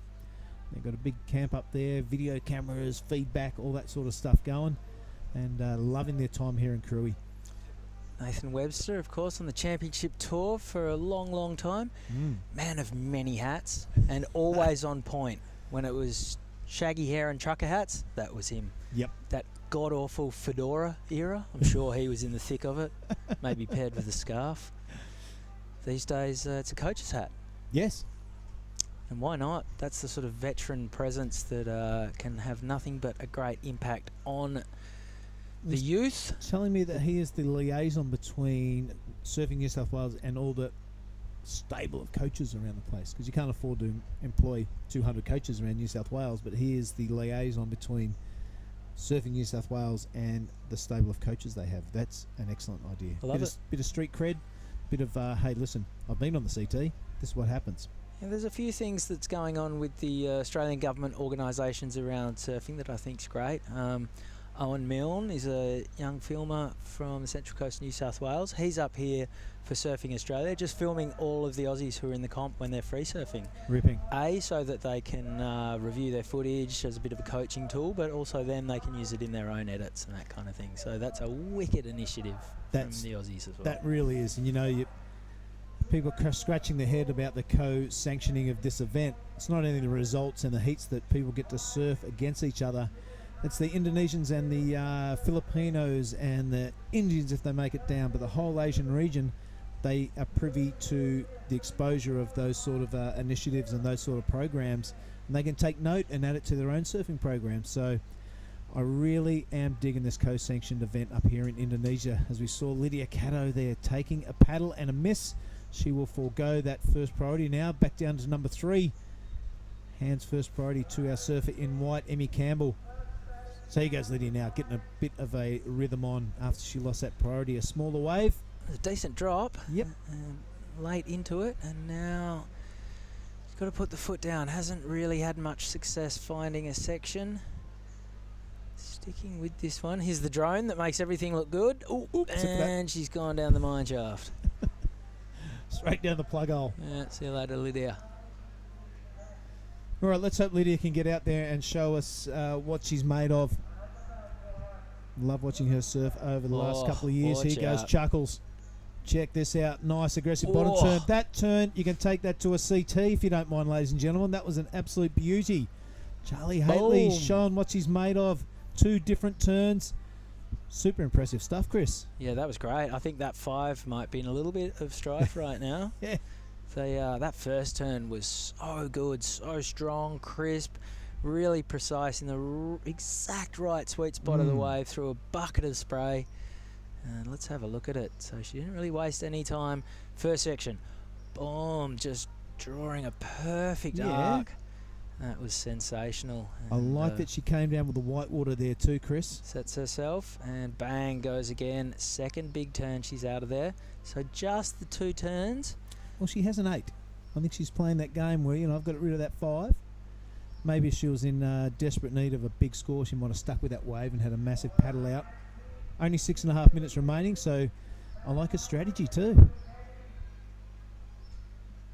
Well, she's now got a 6.33 to go with the 8, a 14.33 two-wave total. That's very, very healthy in the first heat of the whole women's event here at the Krui Pro. This is the round of 80. We've got, how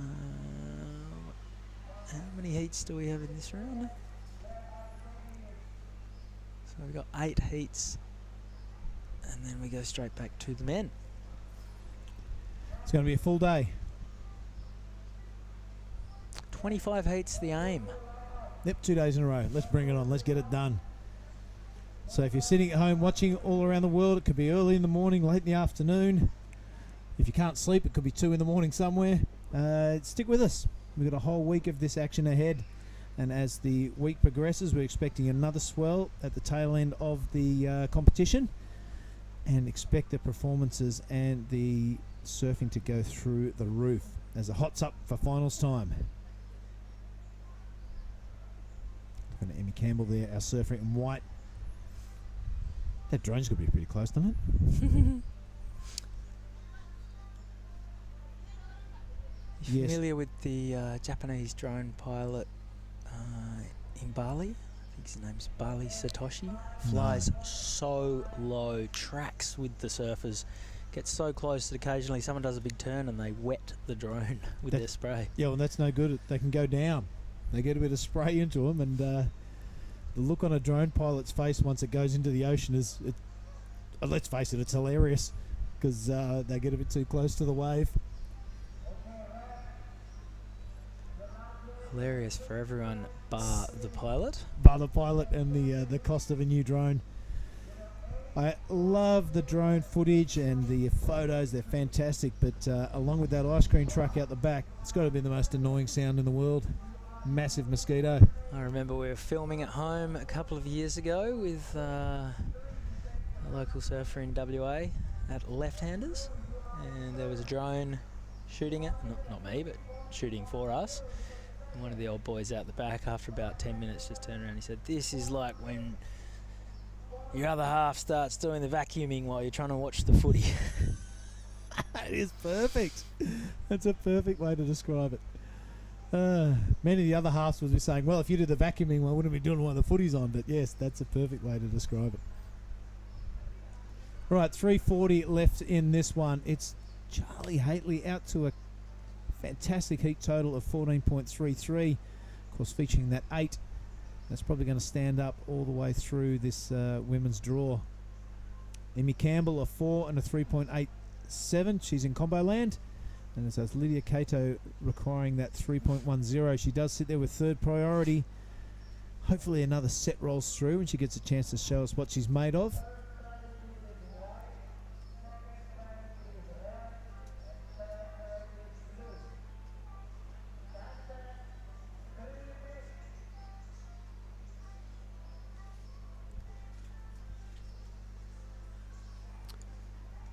Three minutes. So Lydia Cato only chasing a 3.1. Very, very gettable for a lady who's already sitting on a 4.77. It's making a move too, Chris. Look at this, paddling down the reef, hoping to sneak one under priority. She may do it. It's going to take a mighty paddling effort, and it's not going to happen. But you can see her intention is set. Emmy Campbell's got priority, so she's got to either decide to get herself over towards Lydia or back herself to catch a wave where she can upgrade that 3.87 and make things a little bit tougher for her opponent. Back yourself.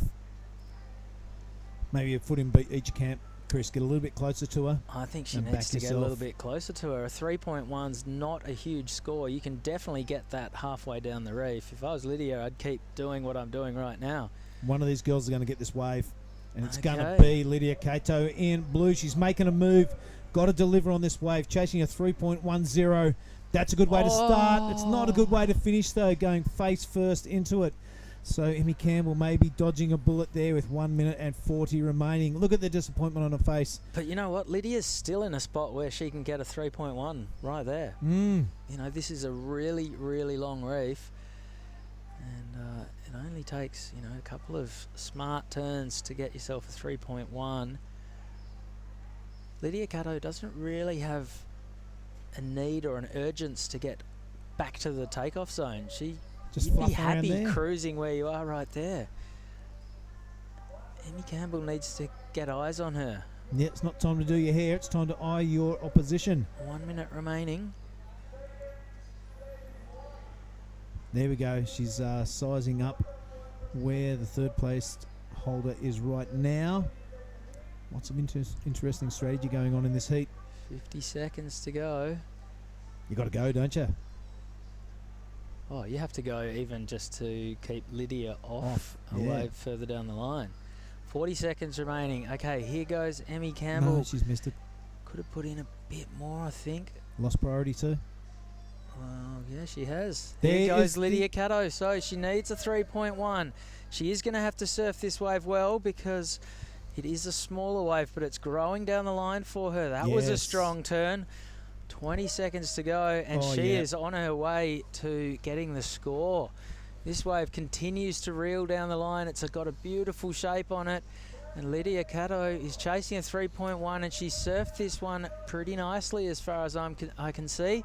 She's not done yet either. The siren is going to sound, and I think Lydia Cato at the death has done enough to advance. Mate, how good was that? The Indonesian not crumbling under the pressure and delivering in the final wave. She's a bit yes, she's a bit no. There's another wave ridden out the back. We don't know if that was after or before the hooter. So scores to drop, but an exciting opening to the women's round. Good on you, girls. Absolutely delivering. This is heat number 1 of the round of 80. And scores to drop. Exciting stuff, Chris. Well, we know that Charlie Haitley is safe. She had both of her opponents in a combination. Lydia Cato is chasing, it was a 3.1? 3.10, I'm pretty sure it was. It was a low 3 regardless. Wow, we'll wait for those scores. The tension is building. I know that Lydia Cato right now is feeling a lot more comfortable than Emmy Campbell. Emmy Campbell has everything to lose. Lydia Caddo has everything to gain. Gone and look at that. well and truly beyond line. the requirement. A 5.5 for a wave caught under priority. Okay, a bit of Merdeka happening for the Merah Putih. Indonesia flexing its muscles there and racing through. Well done, Lydia Caddo. So as the scores over from the previous men's heat on the screen, but it's going to be Charlie Haitley and Lydia Caddo through to the next round. In the next heat, Heat 2, Rita Suzuki, Madison Parker, Janir Estabari and Diwa Dui Lastari. There are the scores from this heat. And don't go anywhere. More action from the Krui Pro coming our way after this quick break.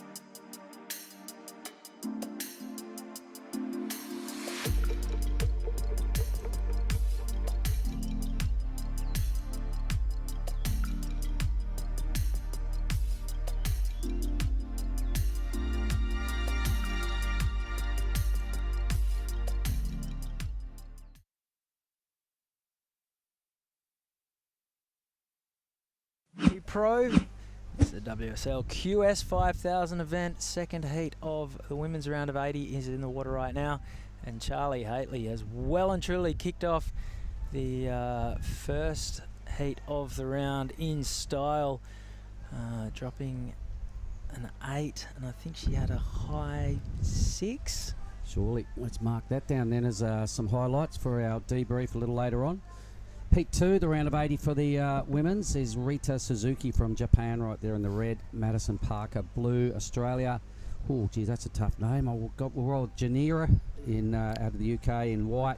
Janir Gonzalez Extabari. No, she's from Yukari, the Basque country. Okay, and Dia from Indonesia in the green. So this is the surfer in white, the one we were just talking about from the Basque country.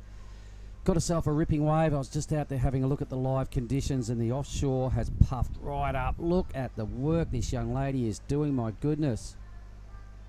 I did not see the first heat, but I'm not going to see the end of that wave, and there it is. But that second turn was just epic. Big full face carve, lots of back foot involved at high speed. Spray flying everywhere. I would say congratulations to that young lady. I can see with even factoring a little fall off on the end of that wave, I can see the judges are going to love what she just did. You wait till you see this replay, Chris. So how do we say that name again? Well, enlighten me. Janir Gonzalez, and then Janir. The Basque language is a collection of X's and Q's and Z's that is pronounced totally different. So here is Janir on the last wave. Second turn. First turn was good. She's got speed to burn right now, and she converts it all into this impact at the lip. Held her rail for a long time. That's what everyone's going to enjoy. And now she's still flying. I wonder if she's from Mandaka. If she's not, coming from the Basque country, she's definitely surfed there, being a goofy footer. That was sick. That second turn. She looked incredibly comfortable. How does that stack up against anything that happened in the first heat, that second manoeuvre? Close to on a par with what Charlie Haitley did on her 8-point ride. Okay. She was just fluent through some big carves, opened the shoulders, big fans of spray. Janir was a little bit more down the line with her turns there, whereas Charlie was 6.67 for that. There you go, 6.67. So not quite. That was Charlie Haitley's second score was a 6.33, so around about in that ballpark. All right. So her 8 was significantly stronger than that. All right, well, there we go. We've got some highlights out of Heat 1. Here's the wave of... well, this might be wave number 2. This is a fresh wave. Wow, down the line. Janiri getting a groove on. Early rhythm. It's 4.5 minutes off the clock. A 6.67 the first. That'll be a mini little backup number. A 1. Went straight in. Bang. Yeah, you don't mess around with those. They're pretty obvious when you see them.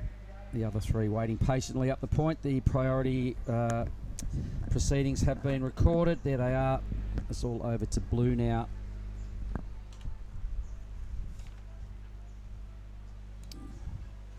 Who is, in fact, Madison Parker.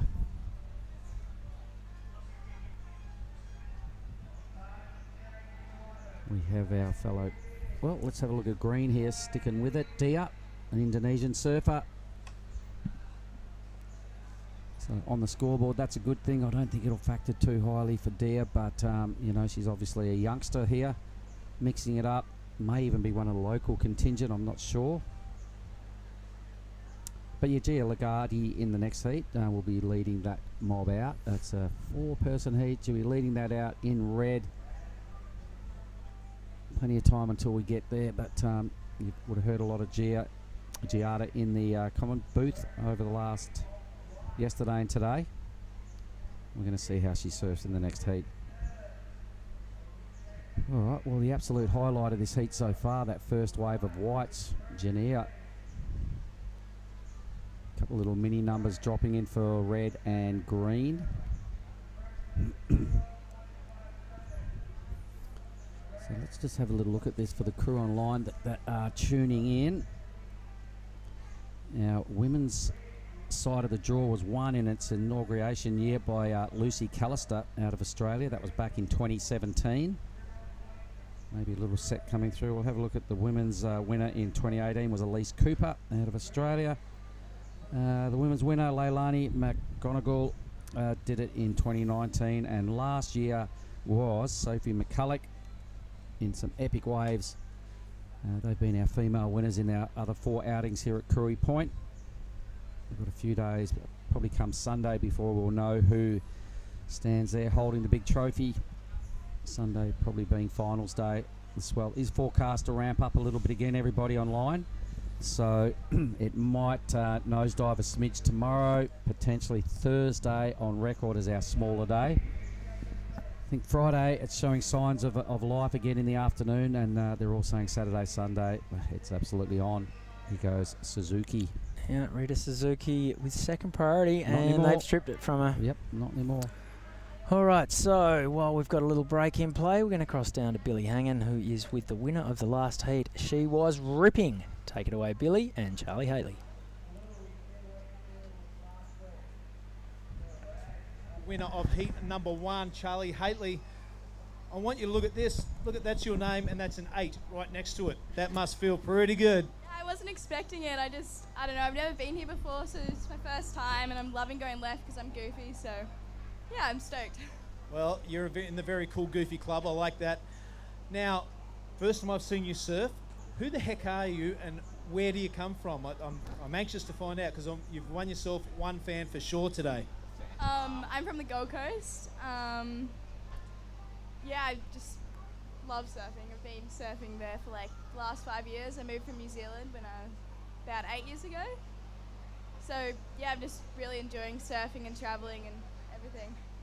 Well, it's a very polished performance. Let's talk about your coaches or someone who taught you to surf, or someone that's involved in your competition surfing. Anyone you got to mention? Surfing Australia, all the coaches there really helped with everything, just lots of practice. Yeah, shout out to them, they've helped me a lot. And is this your first QS 5000? Yes, yeah. And you've come away with a win with your first heat. That's a 100% record. You're getting close to the great Don Bradman. Now, talk us through that 8-point ride. I don't know, I just caught one. Wait, it was my second one, right? Yeah. Yeah, I just caught a wave and I was paddling back out and I just saw the set and I was like, no one around. I was like, oh, just might as well go, and I just did a couple turns and yeah, I don't know. Well, I can tell you what, you got everyone in the commentary very excited about your surfing. It must be a great moment for you when you look down the barrel of that camera and give a shout out to anyone you want back in Australia. Just my family. They're always so supportive. Dad's here with me, so thanks to him. He's been filming me every day. Yeah, Billabong, just everyone. Well, I'm going to shake your hand because I think people are going to be doing this for many years. Fantastic, Evie, Charlie, Haley. Back to you guys in the booth. You beauty. Thanks a lot, Billy Hangen. Talking to future star from Burleigh Heads, Charlie Haitley. And I know that everyone from the Burleigh Board Riders will be tuning in to support their girl, and she did not let them down with that performance. How's the replay right here of Madison's? I think it might be a second wave. Maybe that's a first anyway. There was a bit going on during that little interview. Either way, lots of good use of the rails here for Maddie. Making the most of the top to bottom kind of side of life. A little bit of a slip off right there. Let's see if she has any other scores in the bank. If not, it was still a good way to start. There we go, Madison. I think that might have been a second wave. They're still claiming that White's first wave was the best. Janio, that's one power turn, top to bottom. Ticked a lot of parts of the criteria with that one single manoeuvre for the surfer in white. So that's the benchmark now for this heat. 6.67, I'm pretty sure it was. Madison Parker a 4.67. Suzuki there with a 2.84. And just a low score for the Indonesian, mid-range 1. Now, a fun fact about Jania. She's riding a Johnny Cabianca surfboard. Mm-hmm. They are, of course, made famous under the feet of Gabriel Medina. Yep, that's right. I've never heard of another pro surfer riding them. They've kind of just been a Gabby special. So Jania Gonzalez has some magic foam and some magic rare foam underfoot. All right, well, there you go. Keeping the winning theory alive. And who did I speak with earlier today? Winter Vincent on that theory of someone riding magical boards. Winter Vincent was riding Griffin Colapinto's green magic board from his win last year over in El Salvador. The actual board? The actual board. Oh, there you go. So there's some famous fiberglass under his feet as well. Well, my one surfing crew, I've snapped one of Parko's old boards. Sure, Parko will be happy with that stat.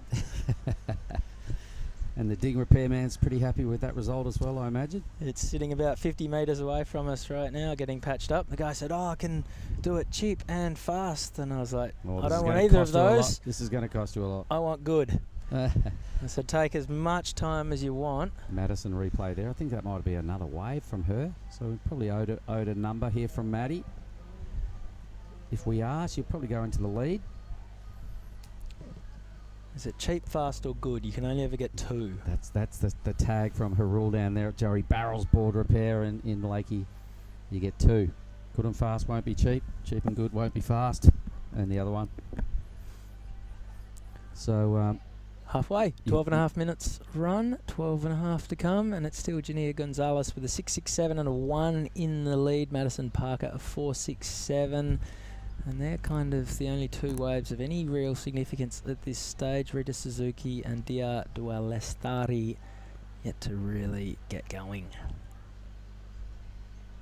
Who have we got up next? Our own Giada Legati up against...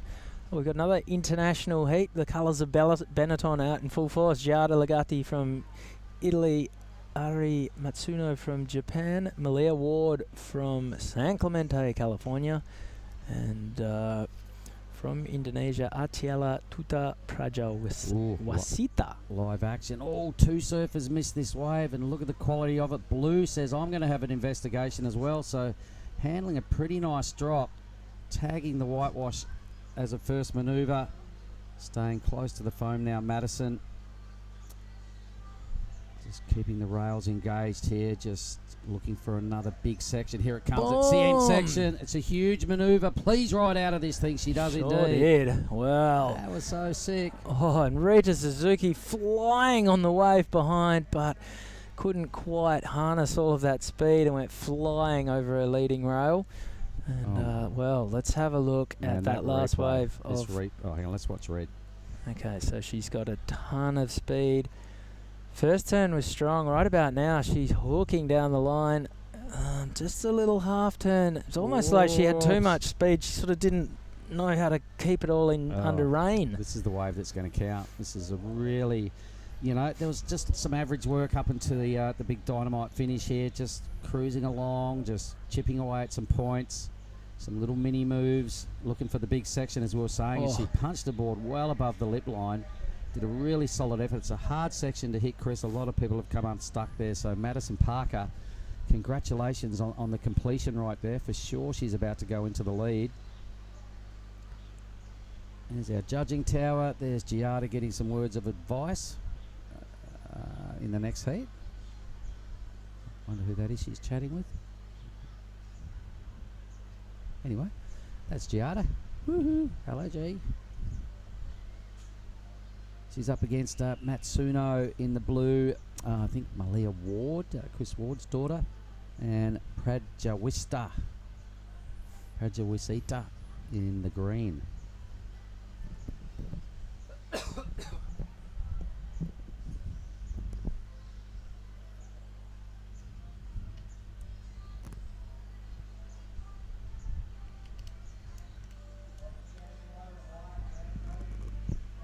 So we're still owed a number from red, I think, and blue. More importantly, blue. This is going to have a big bearing on the leaderboard, but the surfer in white is Jania Gonzalez, weaving down the line. First wave was just huge. She's picked herself another ripper wave here, and just the line she's drawing on this clean green face is undeniably good. Tidy slap in the pocket. Wrap around there. Look how smooth and clean and green this wave is. Out she goes. Job well done. Meanwhile, Rita Suzuki. Oh, wow. This time does pull off the high-speed down carve. Even with a little bit of lip on the head. Does a great job to make that. And green now coming into play as well. Woo-hoo. Wave to the crowd and a little bit of an untimely dismount. Kind of looks like that might have hurt, but a three-way exchange then, Chris. Green, red, and first of all, Jania Gonzalez. You wait to see the replay of this wave. Okay, last score in for Madison Parker, a 4.67 for the big close-out bash. Yep, well, it was a lot of average stuff up until that point. You know, a lot of cruisy work, so probably got a fair chunk of points. I think it's just dropped in at a 5.4 even. Have a look at this, though. This is the wave that's really going to count. This is, I think, going to drop in as the best score, because you can see the first turn she's just pulled off there. You watch this. Some nice rail turns again. This next move is, for me, the better turn. Oof. Boom. 5 strong turns. I reckon we're going to see a new wave of. That was really sick. She's got some, when she doesn't mess around, when she does a turn, it's done flat out with a lot of power and commitment. Okay, the last score for Madison Parker has now dropped in. That was the 5.4. Yep. And we're still waiting on the last this score will be huge. for Jania. This will be well into the 7s, I'm tipping. Jania, it's got to be better than a first.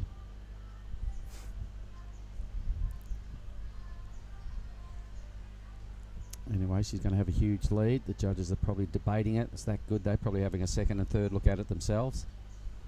They'll be squaring it off against that first ride. There was a lot more going on that wave. She rivaled some of the moves she did on a first ride for the 6.67 and backed it up with a couple more handy moves. I'm thinking maybe even 8s. All right. Boys are taking their time with it, so there must be some debate.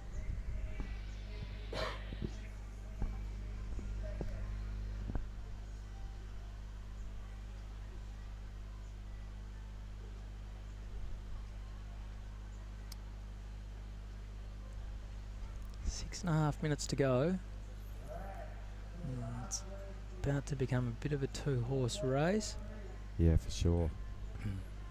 Last score for red just dropped in at a 2.43. Hang on, whites didn't go anywhere near her for last wave. And there it is, last score for Jania Gonzalez. My bad, really. A 5.73. Okay. Maybe I saw something that wasn't there. Maybe I've got sunstroke.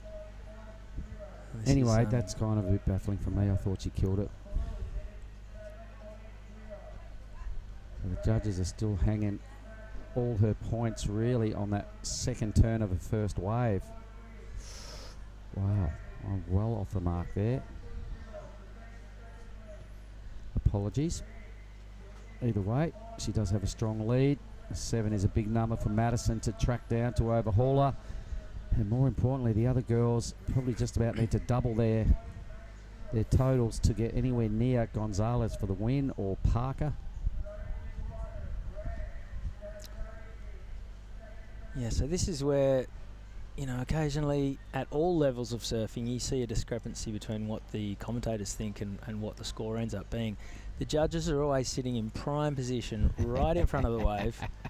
They can see the wave with their own eyes from start to finish. They get a feel for the wave. They write down a score based on that kind of feeling, and then they start watching the replays.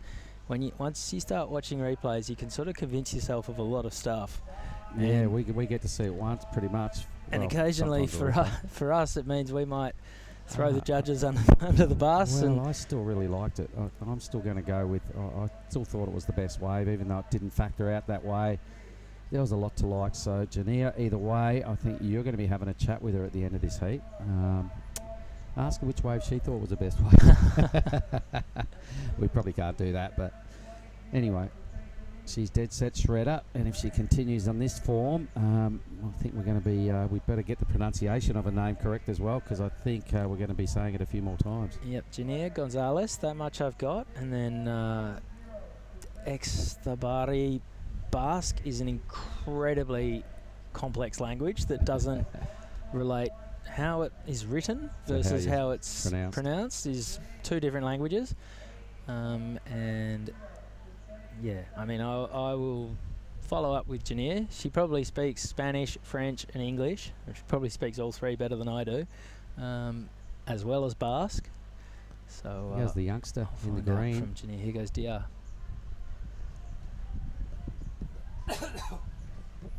Oh, and she's got some fans down here. I can hear them in the athlete area. We're hooting and carrying on. That's her better ride.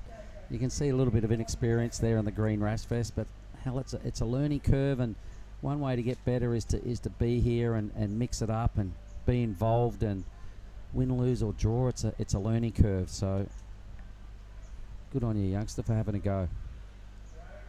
So going back to Jania, surfing for the Basque Country, which is the red, green and white flag. It's like a red, green and white it looks quite similar to the Union Jack if you were to change the colours around and throw some green in the mix.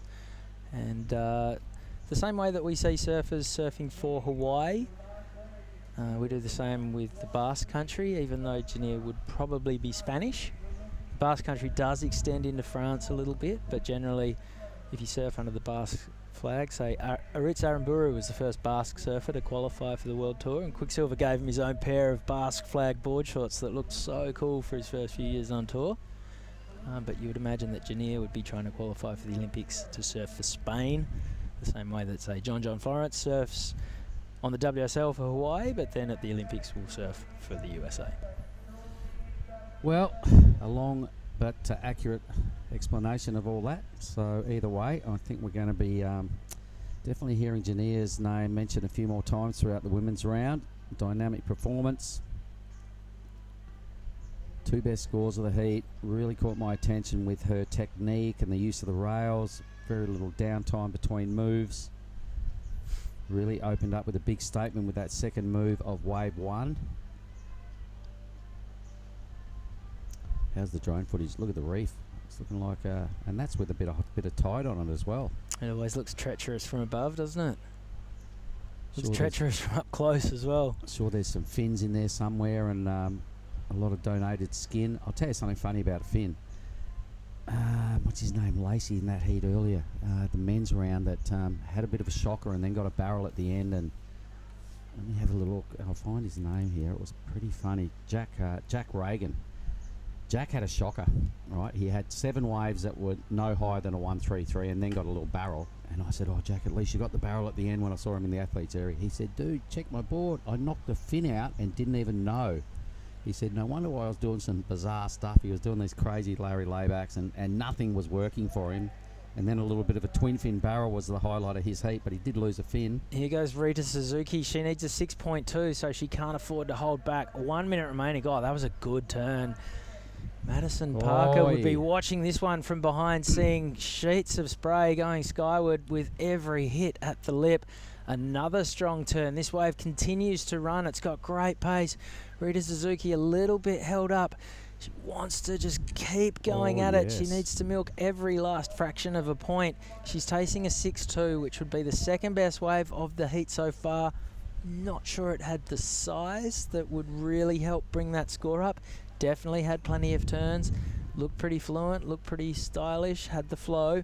So that's got to be better than White's last wave is what they're saying. To get the 6-2, it's got to be better than hers. So they're going to have another look at this, and we'll see it again shortly. There was a turn as about a second or third move that looked really strong. It was big to start off with. All right, so let's just have another look again. We need a 6-2 out of this. That was a little under the lip line. This is kind of a bit of a set-up kind of carve move. This was a really good move. Oh. All right, so lots of chook feathers there and some good timing. The judges are now going to give us their thoughts shortly, but it's got to be better than Junia's. Junia's, I thought, was a bit undercooked. So let's just see where they go with this number, because they're probably going to have to be fair and match it up against Junia's. Was it better than hers? I really like Junia's. I think there was a lot of surfing done on that wave. I think it has to be kind of less than Junia's second wave. But I guess they've got something to think about here, because it was still a well-structured wave. There's a lot of it. I'm not convinced she gets the number, though. Chris is what? I'll just put my neck on the chopping block again, and let's see whether I get my head decapitated. Next heat's on hold. That's Giada Lagati, Anri Matsuno, Malia Ward, and Akalia Tutu Prajawasita. We are all looking at the scoreboard right now. Rita Suzuki is chasing a 6.2. The judges are taking their sweet time over this one. They want to get it right, because it's a big decision right here. They have Madison Parker's fate in their hands right now. They sure do. Either way, you're going to be having a chat with Jania Gonzalez, so that'll be good. Ask her a few questions about how she got here and what she's been doing to look that strong. That's insane surfing.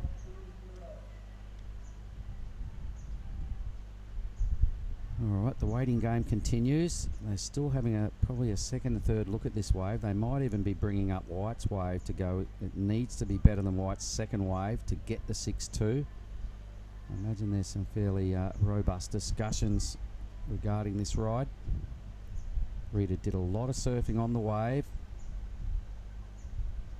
Here's the wave again. So indeed they are still stuck in that grey area of where this score drops. First two turns were nice, but not majors. This was a really good turn, probably one of her best turns on the wave. Another high-speed manoeuvre. Another sort of crack that was done sort of out on the face a little. Anyway, she'll be happy with the performance. The judges go just over the requirement, and they drop in at a 6-4, so she gets the chocolates. Rita Suzuki deemed to be better than the second wave of White. Either way, that's the way that dropped. Congratulations, young lady. Commiserations, Madison Parker, Maddie. But either way, the win was clear cut for me. Big, strong performance from Jania.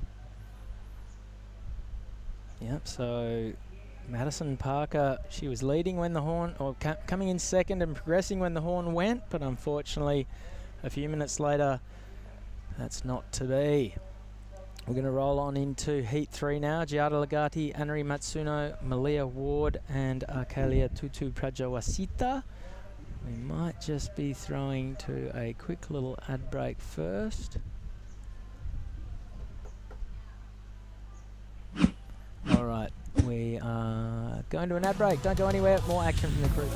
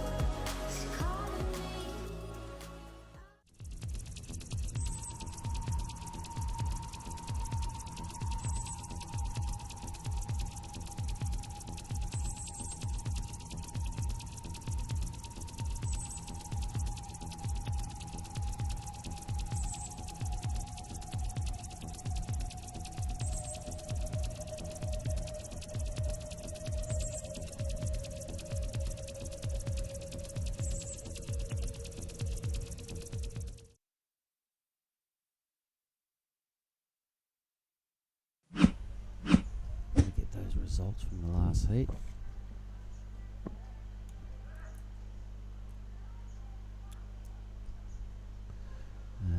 Rita went to second. Gonzalez took it out.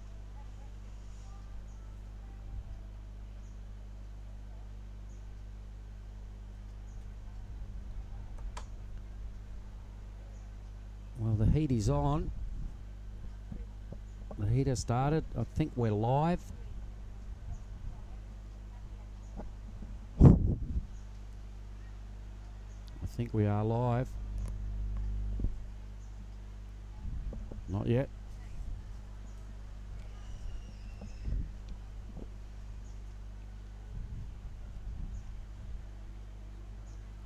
So Georgie May Hicks, is that right? Yes.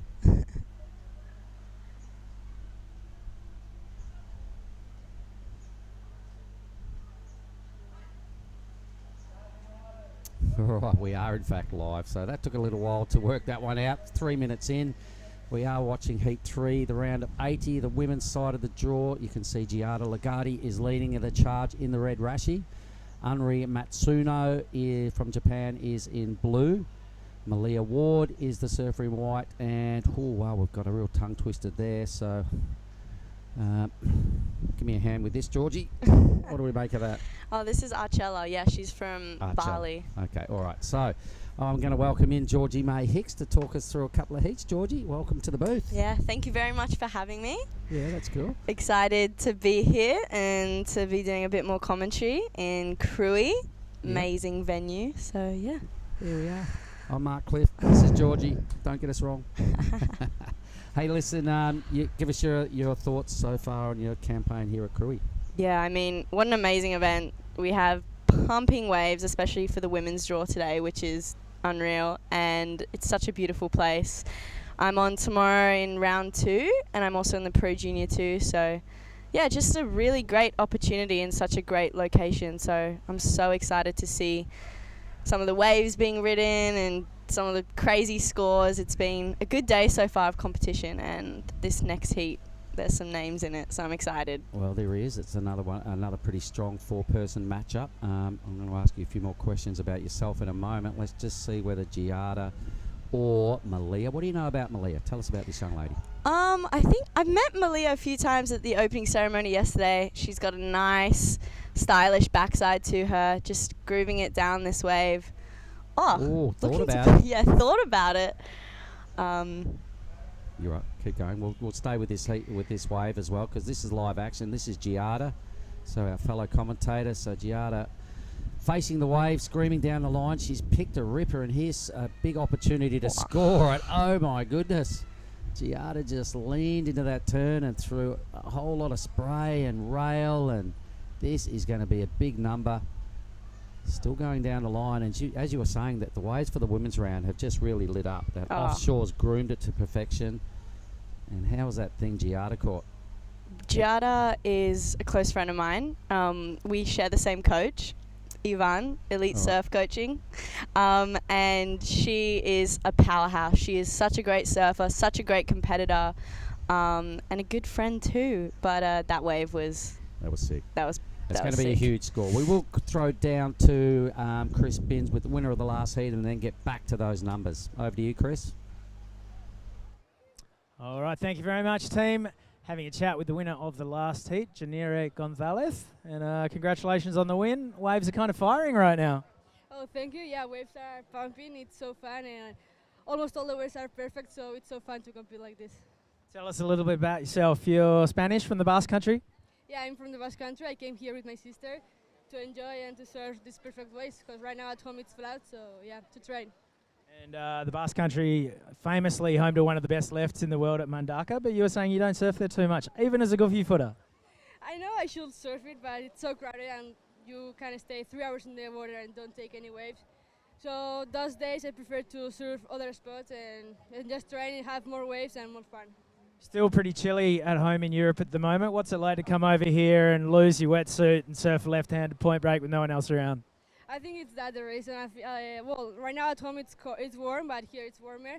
And here there's waves. At home it's so flat, it looks like a swimming pool. So yeah, just train, try these waves and enjoy with my sister. Yeah, so you're traveling with your sister? yeah, she's competing as well. And did you get here early to surf up and down the coast, or have you just been surfing out the front the whole time? Well, we arrived like 3 days ago, so it was so big, and we surfed a couple of more spots. But yeah, here we try, because it's our first time here. First time to Indonesia or first time to Krui? First time Krui. Okay, well, you look fantastic. You got that one really high-scoring wave. Run us through it. Yeah, I don't know. I think in these perfect waves, it's so easy to make a good one. So yeah, we are not used to surf with so perfect waves like compete, so it's so fun. All right, you guys have had a day and a half to wait until your heats got underway. Was it hard to sort of calm the nerves that whole time and fire up when you did get in the water? Yeah, we will chill with our team and have fun and surf early in the morning and yesterday like in the last hour. So yeah, just have fun, chill, and I don't know. What's the plan now? Do you surf again today or just go get a massage and relax? I think we will surf like in the last hour after the contest. Yeah, we have to. It's perfect. All right, well, congratulations. That was a great performance. Shout out to anyone back home in Spanish or Basque. Bueno, mila esker etxeko dane, azkenean hori hau dena zuengatik da, and I just want to thank you, Nala, for being my caddy. There you go. Couldn't have said it better myself. Back up to you guys in the booth. Righto, Chris. Now I know who Juni is, and I can put a face to the name, so that's cool as winner of the heat number 2 right there. But meanwhile, winning heat 1, enlighten us onto that number of Giardas. Yeah, 7.5 for Giada. It was just speed, power, and flow. I mean, just really nice carves. She surfed it to the wave's pace, and I think that's really difficult to do at this wave because you feel like you have to keep racing it, but here's a replay of her wave. Yep. This second move, she just leaned into this thing so heavy and helped herself to every ounce of speed and the wave face. It took her a while to get there, but when she did, boy oh boy, she made it count. Look at that. Huge. Yep, huge. It's about the only best way to describe that. In one word, huge. Comes around the section, hits it again. Yep. She just surfed this wave so nicely, connecting all of her turns together. She just arrived from El Salvador, and she looks like she's been surfing this wave every single day. Well, she was here with us last year. It didn't go to plan for her here last year. She did really well at NIA, so she's been living in the Indo Islands for pretty much all her life, and as you can see, it pays off. She's well acclimatised. She's been pulling the Rashi on for quite a while, and sitting here watching heats and calling heats, it's a huge learning curve in itself, and I believe you've been doing a little bit of this yourself. Do you enjoy it? I love competing, yeah. Oh, do you enjoy sitting here and watching and talk? These are the commentary. Oh, I love commentating. Yeah, it's so much fun. I love talking, so there you go. And talking about one of my biggest passions. And yeah, it's just interesting to sit behind the booth and kind of analyze the waves further, and yeah, it's a really good way to see how many ways a heat can be won or lost, and the mistakes that get made quite easily. And it is, something I would recommend for anybody that would perhaps want to be a serious comp surfer, and you want a bit more intel into numbers, and because all we do is watch scores drop all day long, performances, scores, see most waves twice, by the replays. So it really drives home the importance of surfing to the criteria and wave selection and all those little main parts of being a good competitor. Exactly, and then you get to see all the other competitors. Here goes Blue. We'll stay with Blue and we'll get back to that chat because I enjoy this chat. Whoa, just about bottomed out and went under the reef. That thing really lost all its form. So a pity for our surfer in Blue. But back to that chat. When I started working on events probably 30 years ago, Georgie, and you weren't even a human back then, but and I started doing events. At first I found it really hard because I was going to great locations knowing I'm not going to surf at all that day, and it was like it itched away at me, and I had some sleepless moments. But then I realised, you know what, my work days are going to a beach, talking surfing, meeting cool people, having the odd surf myself. I'm not on the end of a shovel digging holes or laying bricks or anything silly like that, and once I accept they're my work days, I love it. It's so good. No, there's so many, I feel like there's so many different angles in the surfing world and as a sport, and that's what makes it so interesting and so fun to be a part of. Like Giada, she's a high-level competitor and also a commentator as well, which is super cool. So she can come to events and also make an earn on the side and surf heats, and the people you meet along the way, it's you get make friends for life at surf comps. Some of the cool crew you meet, we're lucky as surfers doing what we do.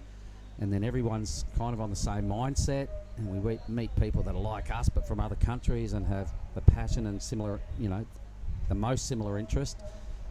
You have a couple of frosties at the end of the day and talk it up again, and by the end of it you got a whole bunch of new friends. Exactly. No, that's also I think why surfing is so addictive, is because it connects people from all around the world, people you don't usually ever get to meet, and yeah, it's unbelievable. So tell me a bit more about yourself, Georgie.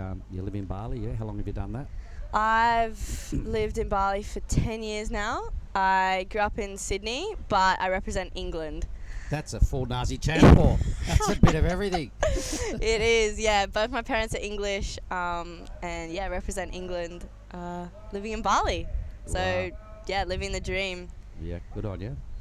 10 years you've been doing that. Yeah. Just recently started, well, about a year, 2 years ago, started representing England and going to the ISAs and going over there for nationals, which has been super fun, and, surfing all the waves with the 4-3s and the boots and the gloves and all that. How much does that suck? Oh. Life's better in boardies. Life is better in boardies Exactly. and bikinis, and leave the wetsuits to those other regions. Here we go. Take us through Malia's wave here. Here we go, up and riding. Malia's got a super stylish backside to her. Oh, that, Ooh. oh. That hurt. Oh, yeah. Got to be careful here with the shallow reef. Looks like Jada looking at this one. This is a bomb. Sure is. Wave number 2 for Giada. So let's just see what she could string together here. Firstly, she's got a ton of speed. This is a good way to kick off a wave.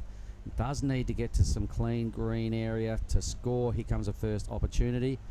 Yep, okay, so there's some runs on the board here. Nice little wrap just to stay engaged in the wave, looking further down the line. She decides to stay with it. Another little flat cuddy out there in caddy corner. Things get pretty burgery. She may have to flick off here. Yep, get off. Did you like it? What do you reckon? I thought her 7.5 is way probably better. a little bit better for sure, but that wave just, some of the waves out here just seem to really bowl up, and by the time you get to it, it kind of fats out, but yeah, you can see I was just waiting for her to lay down something huge. It was a really nice first turn, but she wasn't really able to kind of, I think she thought the section would stand up a bit more, but yeah, just S-ing her way through the turn, looking for that backup score. I mean, with a 7.5 and this, she'd be pretty happy. Yeah, I think this will be the second best number of the heat. So for sure. She will totally extend the lead here. So decision was well warranted taking that wave, because I'm pretty confident second best score about to drop in. So if that was a 7.5, it's just about close to 4 points. Oh, just over 4. There we go. Second best wave indeed for Giada. So a healthy lead now. Everyone else playing catch up. Back to the Georgie May story. How old are you? I'm 17. Just turned 17. Super pup. Super grom. Yeah. All right. And who are you hanging out with this week? This week I'm with my coach, Ivan from Elite Surf Coaching. Like I said, also Jada's coach. I usually travel with my dad and my family, but not this time. And yeah, just with the crew from Bali, it's so nice to see a big crew here.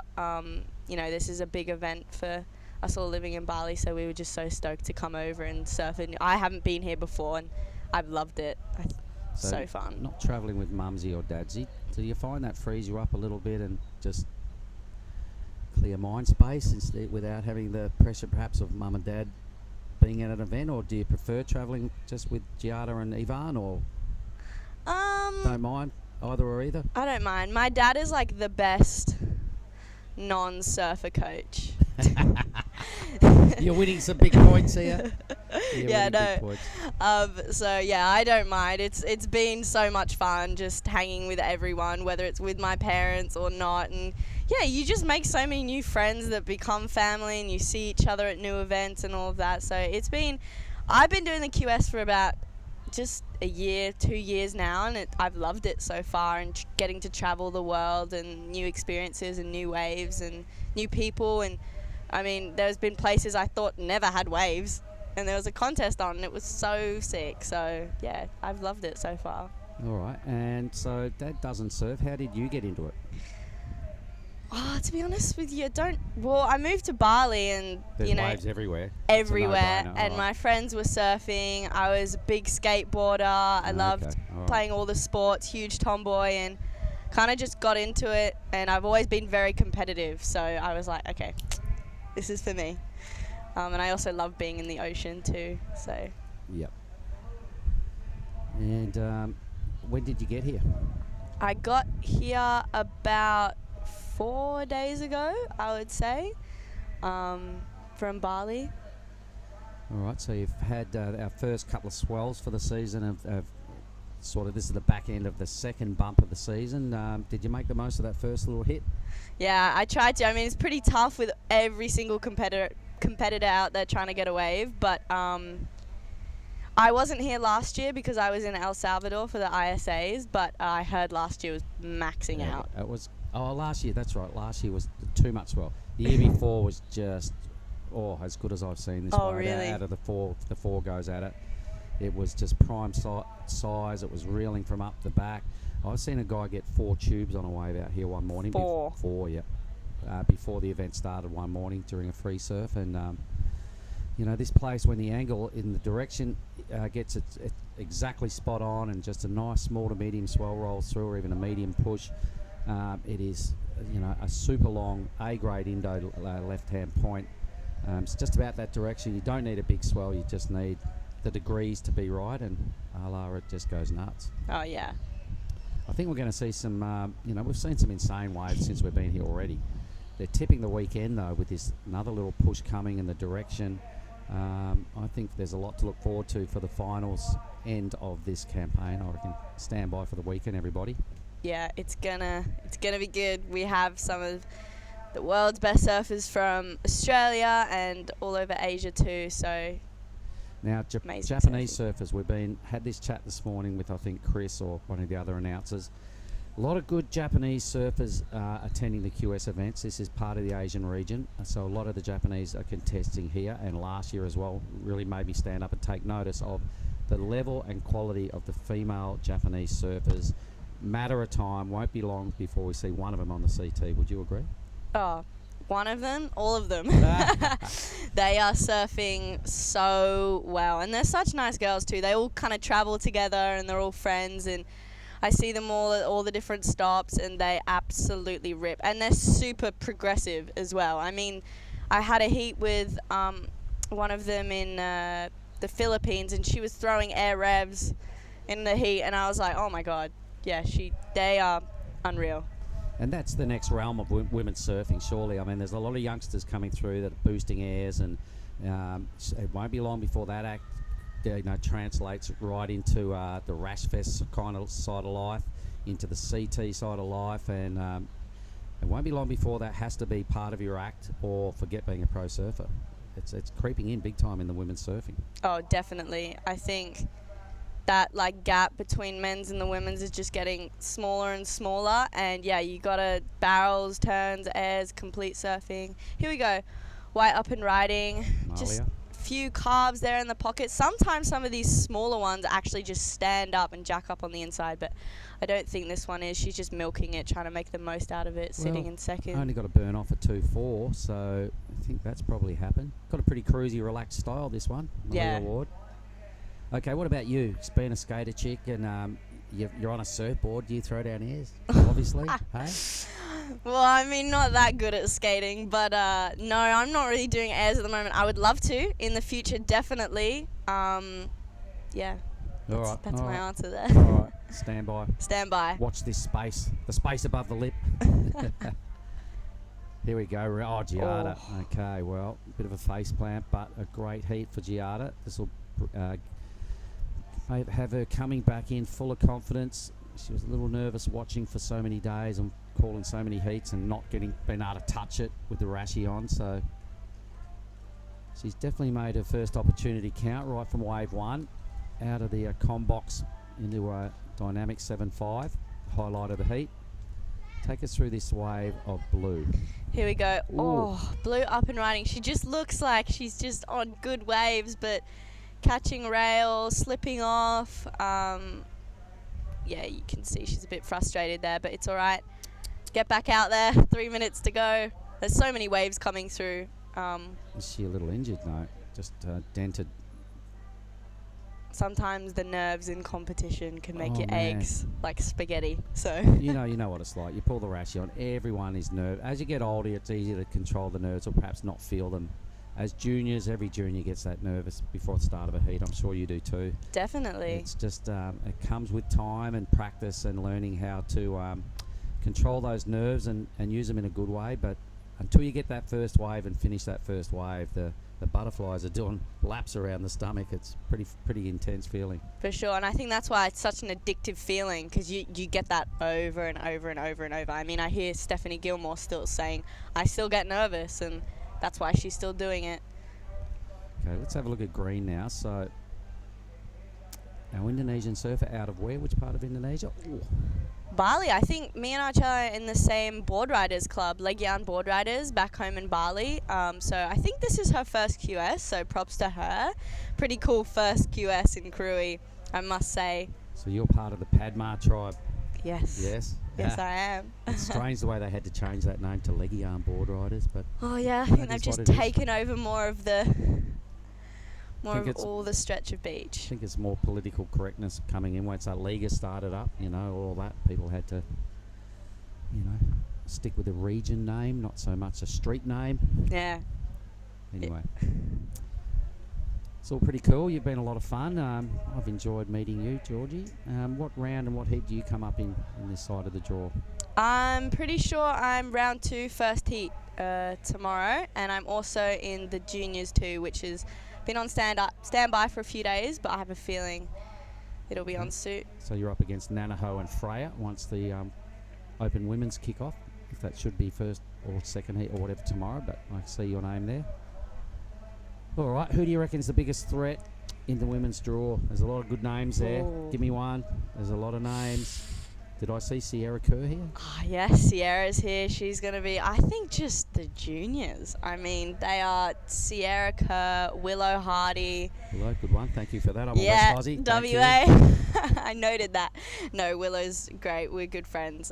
She's lovely. But no, I actually can't even pin down one name. You're not ever going to have a heat where it's like, oh, we've got to get through. No, it's The stacked. favourites don't always win, do they? That's surfing. Sometimes, yeah, exactly.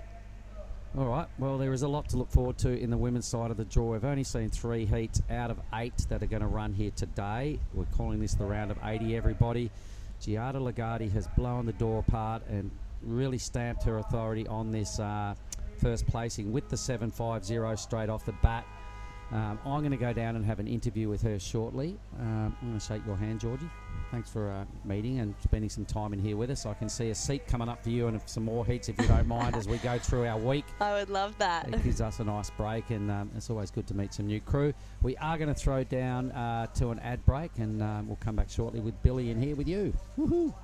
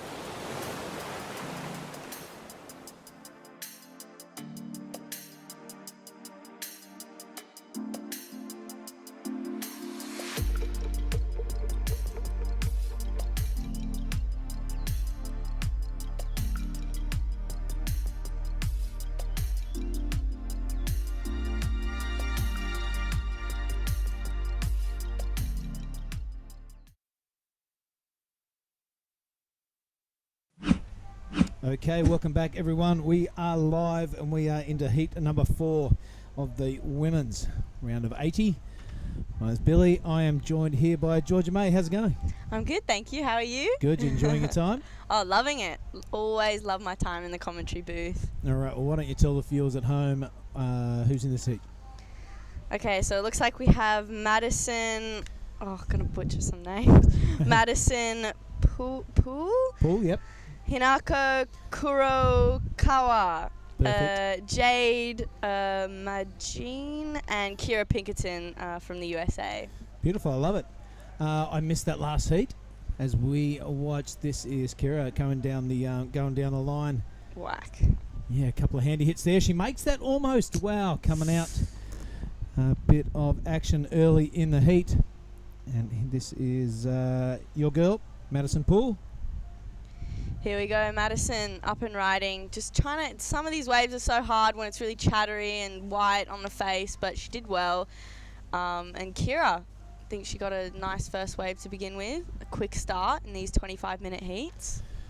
Yeah, it's important. What are we, 3 minutes into it and a lot of waves ridden already. Here's a bit of a replay. This is Madison. So a nice, relaxed sort of a turn to start things off with. And another one pushes a little bit more. And finding a way through this bit of a snowboard looking wave. Lots of white stuff on the face. Deals with the bumps and bumps pretty well though. So well done, Madison Poole. We'll see those scores drop in a little while. Meanwhile, everyone's staying super busy. This is Jade Magnion. Is that how we pronounce it? I think so. Magnion. That's the way we'll go. She's surfing out of France. Really nice drop here for Jade. Ooh. Almost got a little cover up there, didn't she? Yeah. I love how she's super low on her backside. Yep. Super nice. She's got a really nice bottom turn. Just S-ing her way through. This wave not really giving her much. Like in the last heat we saw Jada's first wave, a 7.5. That wave was a classic Krui, just all the way. Lots of high lining speed and lots of turns, and the judges rewarded her well. Right, Gia Lagarde taking out that heat number 3. That's good to see. It means we're going to see a little bit more of Georgie May in the commentary booth. Let's have a look at this. Now, when was the last time I saw you? Maybe the Grand Patrol. Yes. At Kuta last year. You took that out, didn't you? I did, You yeah. did. I did it great tiny day. halfway. That's right. Well, you got to win them in the big stuff and the small stuff. sure. So good on you. That was the first time I'd seen you surf. So nice and strong. How's the old man? He's good. Yeah, he's very good. He's not here at the moment. He's in Oz at the moment, but yeah, he's well. That was a fun event. That was my last Grom Patrol, and I've always loved doing them and all the Grom contests in Bali. And Bali's, thanks to ASC and Tippy and all the Liga and the board riding contests, it really allows a platform for the Groms to grow up and surf and compete. That's right. We want to create a pathway for a young surfer, the youngest you can be, 8 years old or whatever, competing. If you do have aspirations to go onto the Pro Tour, that pathway is open now. Rio has stepped his feet well and truly into the professional surfing ranks. And, if young kids can look at him and go, all right, that's what I have to do to get there. A lot of hard work, a lot of dedication, a lot of negating the pitfalls of being a professional surfer in Bali, but it's possible. So, you're right. Hats off to all the staff at the ASC for providing that pathway. All right, it is Kira Pinkerton out to a strong start. 5, 6, 7 is a heat total. I'm not sure if that's made up by a couple of ways, but we'll wait once the scoring tablet opens up there. Madison Poole coming in second, and just under that, nothing changing. Yep, Hanako Kurakawa, a surfer in blue from Japan. Yeah, I'll say there are a couple of scores to drop. We saw our surf France on one, didn't we? Yes. Yep. That was a busy first start to the heat there. Opening with a flurry, it's good to see. Tell you what, the women have produced in this round of 80. Excitement straight from the get-go. Did you catch Charlie Hartley's first heat? I didn't. I was actually on the way here to be sitting here, but apparently the scores were huge. She got an 8. Never seen her surf before, and super impressed. Wow. Yeah, no, the women, definitely for this event with these conditions, the women are it's gonna be a show. So they're gonna give it all. Exactly. Stay tuned.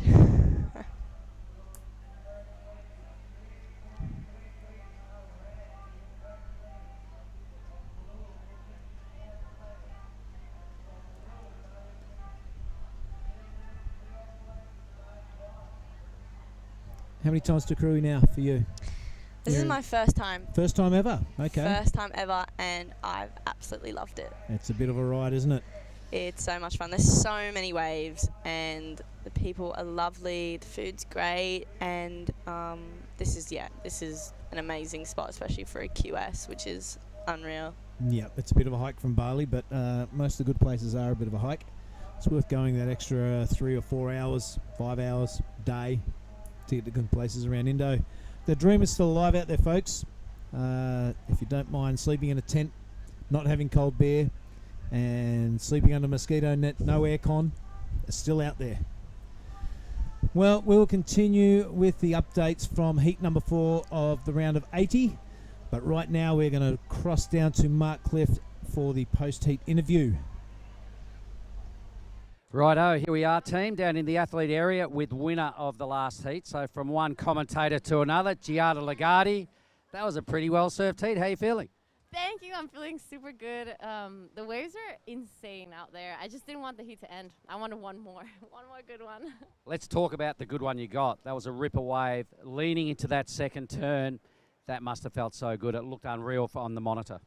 Yeah, this wave has so much wall to it, so it just really feels like you can, put the rail in and you can use your power because it just comes back right at you. So, yeah, that first wave felt really good. I knew what I was looking for. I was like, I've been seeing it all day in front of the camera, and I finally got the chance to catch one. Yeah, well, sitting there for 2 days watching and no touching, you finally got a crack at it. And, how good is it competing on a long reef like that, and you're a goofy footer and it's ticking all the boxes, yeah? Yeah. I definitely felt like I was back at home.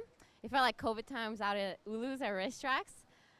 But yeah, this is one of my favorite waves in the world, and it's just so rippable. I'd love to take my twinny out here one time, actually. But unfortunately, I couldn't bring it this time. All right, you could always take your back fin out. Yeah, fair enough. I'll do that, a 2+1 maybe. All right, well, listen, I've got one of your biggest fans right here with me. Her name is Lani. She's from Lani's just down the road. She's got a question for you. What's your question, Lani? How do you rate Krui from 1 to 10? 100. 100! It's 10 times the best. All right, well, that was very cool. Thank you, Giada. Thank you, Lani. Back to the boys in the booth. Cheers, guys. Well, thanks very much, Mark. There's one boy and one girl. Georgie May, how cute is Lani? She's very cute. Very good question and very good answer from Giada. 100, yeah. That is Dino's young girl. She's down there at Lani's restaurant. We'll be down there for a few refreshments after the call today. How old are you, Georgia May? Just turned 17. 17. So Dino's been surfing this place for 18 years. Oh, okay. Wow. As longer than you've been alive. Imagine it back then, 18 years ago. No one out. Hanako now on her backhand. This is wave number 2 for this young lady from Japan. That's a pretty good backhand attack. A little bit lateral. That one swings it around a bit more and she completes it, which is super important.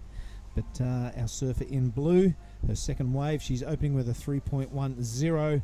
The best of it has been Kira with a 5 and Madison Poole following up with a 4.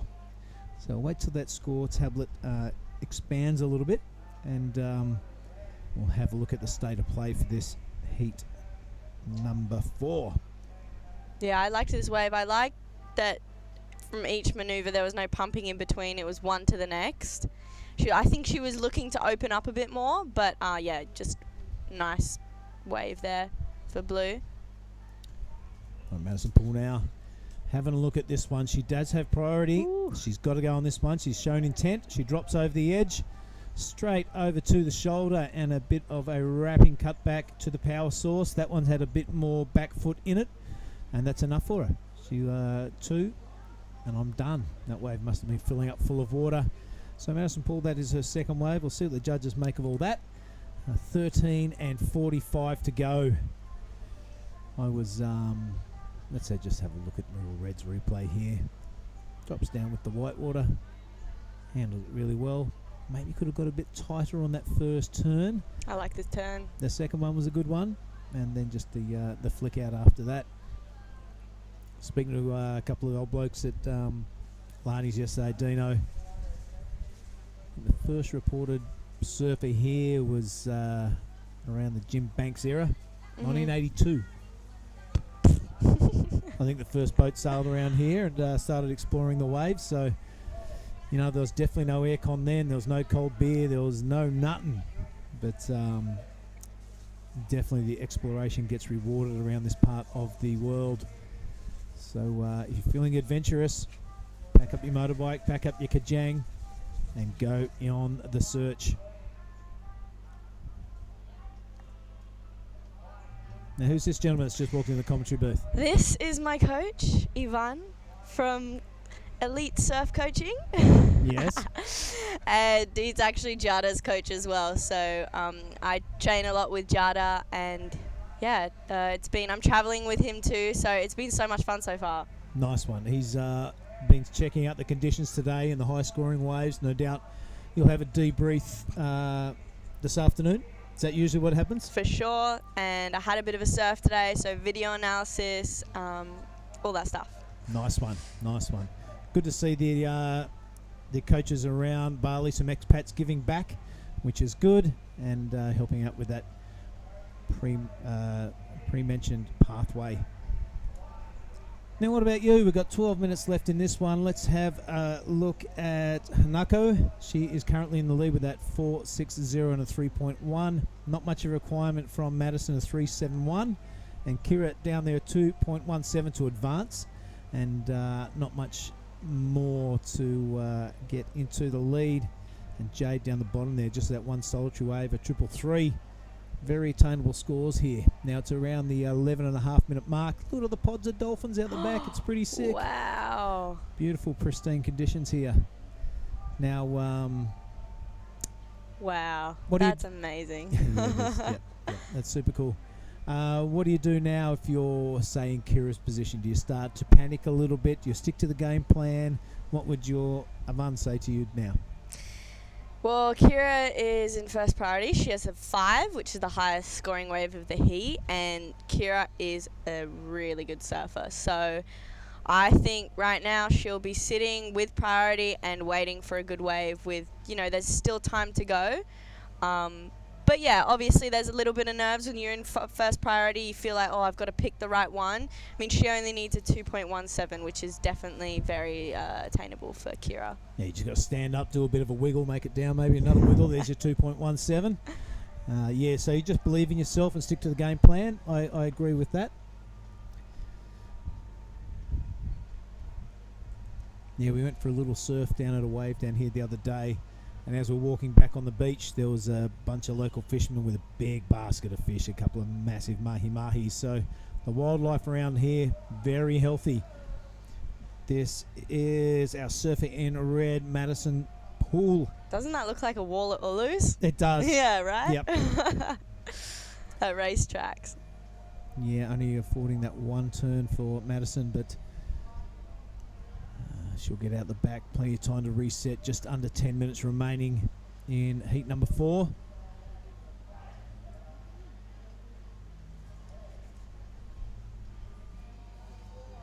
Here we go. Kira up and riding. Huge first turn in the pocket, throwing buckets out the back. Second one, she's already got that score that she needs. She'll just be looking to finish this off. Not quite run away from her, but how are those first 2 turns? Ripper, have a look at this one. It's our surfer in blue, and that is Hanako. Current heat leader, looking to ditch that 3.10. It's a bit of a full wave, bit of froth on the face, and not really allowing to get tight into that pocket where the points are rewarded. So it's reset time for Hanako 2. Yeah, here goes. Here's a replay of that wave. Really nice high line to get a bit of speed. A nice deep bottom turn, and backed up by that. I was actually looking at stats before. They are really impressive turns. Good call, Georgia May. That'll be a huge score. Judges are loving the power, especially on these big open face walls. So I reckon, obviously, that'll definitely get her into first position. It'll be a high score, I think. Yeah, I'm liking the act from Hanako. Just needs to get a decent set wave where it could allow her to open up the arms and release those fins a little bit. Currently with that 3.10, she's looking to torch. Well, we're still waiting on that score from Kira. Already got a 5. You calling up or down? definitely up. Well, definitely up. The thumbs up. And Here we look at that. go. It's a massive thumbs up. A 3-point thumbs up, if you don't mind. That is the second excellent ride we've seen today in the draw of 80 women surfers. Super effort, that. 8-point ride. Only 2 turns, but she produced the most out of it. She stood up, high line, got the most amount of speed she could, and just absolutely went off on the first 2 turns. So definitely well rewarded for Kira Pinkerton. Well, it is quality, not quantity, that the judges are rewarding. That's the second 8 we've seen in the space of 4 heats. So the girls putting it on the line.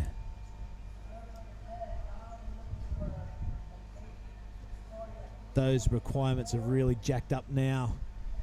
That last wave of Hanako's came in at a 4.60. So, or it could be the 3.23. Anyway, regardless, her requirement now is 8.40. That's quite a hefty ask to take the first position.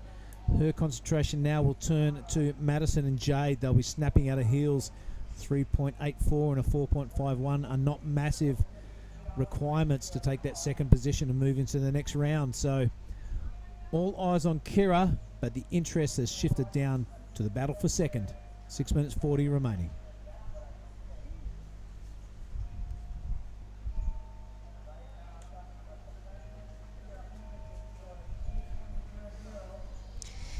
Here we go, the replay of Kira's wave.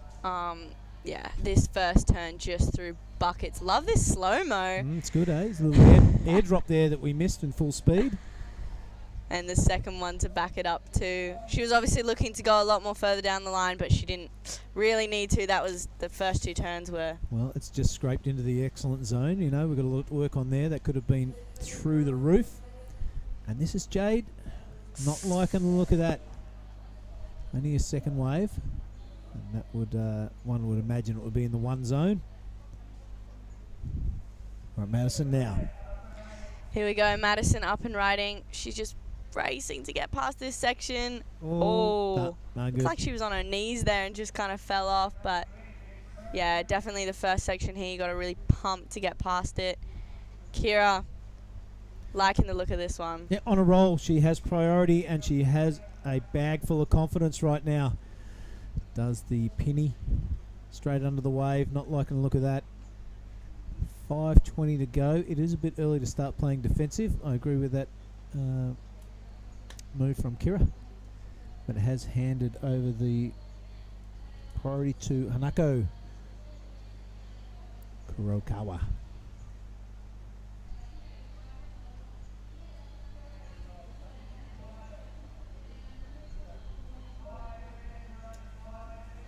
Yep, 5 minutes remaining, and looks like the ocean's at a bit of a lull right now, but as always waves. We've seen some, especially yesterday with the swell. It was absolutely maxing out, and I wasn't here last year, but apparently huge too. It was too big. Too big. It was too big for a couple of days. We all went into the Krui left. There was about 100 people on that. I went out there and got out surfed by 11-year-old girls. It was quite fun. No, it was a really good year last year. All right, here goes Jade now. Kind of struggling to find her form and her groove. Only that 333 and the just over half a point. But still only need a 4.51 to advance. She can do that. Now, what's on the cards for you? I haven't seen you surf since the Grand Patrol. So what's that? We're talking a little over 6 months, I suppose, since that contest was in November-ish. Yeah. October, November-ish.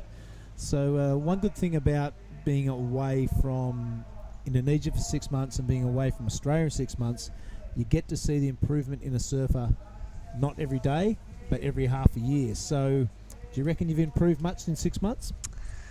Since taking out the Grom search? The Grom Patrol? Yeah, I think I've put a lot of effort into my surfing, and I've been so fortunate to surf around the world in all different types of conditions since then. Definitely been involved in a lot more competition, a lot more traveling. Yeah, so in all conditions, I guess you improve when yeah, you're around that, and you're around some of the world's best too. Yeah. All right, I'm looking forward to it. I can't wait to see it. Pressure's on. Nah, bring it on. Come on. You want that pressure. Yeah, no, for sure. I'm very excited for my heat. Been called off for 2 days, and I'm just like frothing, so excited. Yeah, nice one. Can't wait to see it. Here goes Madison now, looking to ditch that 3.17. I'm not sure that will do it, but here is the girl of the moment, Kira Pinkerton. That's a cracking turn, but just kind of overcooking it. Going down on the face of that wave. 2 minutes 30 remaining this one. It looks like green will be the victor. I'm not sure how we're going to work this one, whether you're going to do the post-heat interview or Mark's going to crank out too. I'm not too sure, but it go down there. He'll give you some direction. All right.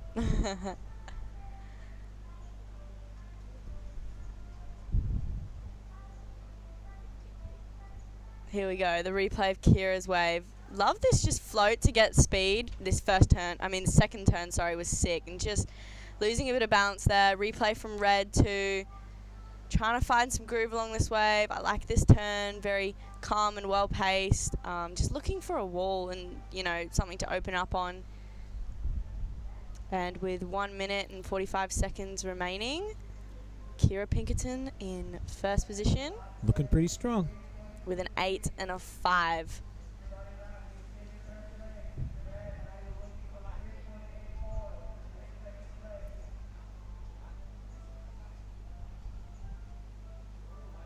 All right. All right, here goes Jade. Looking to get a groove. There's only a minute 20 left. Hope she's had a good time. Been seeing her hang around here for a week, enjoying her time here in Krui, the lady from France. Holds second priority, but the priority holder here is our surfer in blue, Hanako. And so she flexes that priority muscle and gets a pretty decent looking wave. 8.40 is the requirement to take this heat out. I can pretty much say this wave isn't going to do it, but she's putting on a great display and getting a groove on. Really important for the next round to finish on a high note. And that wave was, apart from that little hiccup at the end, was pretty impressive. Yeah, I really liked how she was pumping down the line to get speed, super low center of gravity. And yeah, with 20 seconds remaining, not sure she'll get another wave there, but here we go. Red, loads of waves this heat. Can't. Ooh. Ooh. Couldn't really make it round that section, but yeah, about 10 seconds remaining here. Kira Pinkerton. Killing it. Yeah, I reckon that will be the result.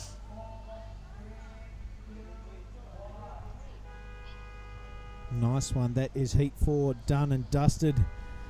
Funnily enough, we'll be going into heat 5. How's that? That's a pretty good lineup, and a surfer from Korea. All that and more we've got to look forward to. Wherever you're watching around the world, stick with us, folks. This is the Krui Pro for 2023. We'll be back in a moment.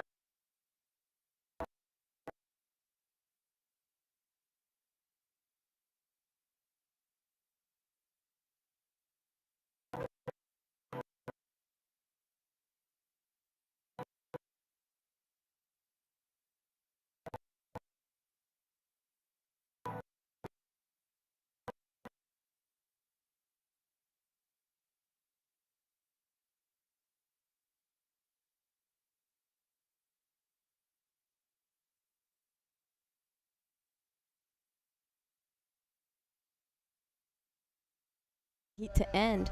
I was having so much fun. I desperately started looking for anything. I just wanted to catch as many waves as I could before coming back in. Right, the news is Kira Pinkerton surfed really well in this heat. And now we are looking at a three-surfer heat. It is Kyla Whitfield from Australia. It is Kayla Martin from America. And our first Korean surfer, I am... Im Sujeong. Sujeong, thank you very much. Yeah, that's a great heat. I think Kayla Martin is a young surfer that lives in Bali as well. I see her surfing Canggu all the time. Her and her younger sister. Her dad must be here as well, supporting, if I'm not wrong. Super lovely girl. I used to see her surfing my home break Canggu before heading up to school. Our lovely sandbar. Big shout out to her dad, her family. I'm sure they're all watching her. This might be her first major QS, actually. Really? Yep. Right on. Yeah, there's a lot of that going around. Young Charlie Hartley, that was her first QS. Banged out that 8 in the first heat. Not bad. Yeah, the waves are absolutely firing. I feel like the direction has changed a little bit since yesterday, so it does open up and has a bit more wall to it. He's our Korean surfer now, Giada. This is Im Sujeong on her backhand. A beautiful first carve. Straight into the second as this wave starts to stand up for her. She takes it down to the inside, tries to highlight it, and another turn for our Korean surfer. She squats down low to try finish it off, but unfortunately just comes unstuck. All right, I'm liking it. My first sighting of Im Sujeong. First sighting of a Korean surfer, in fact. That's what this QS is all about. And this is our surfer in white colour, Martin. That's a handy looking wrap. And one will do her. Out the back, try and find a better running wave. Yeah, Kayla, just a quick in and out. I'm sure she's going to be looking for something a little better than that. As she takes a look at this one, it's looking like a really good wave. She just falls on the takeoff. Kayla Martin.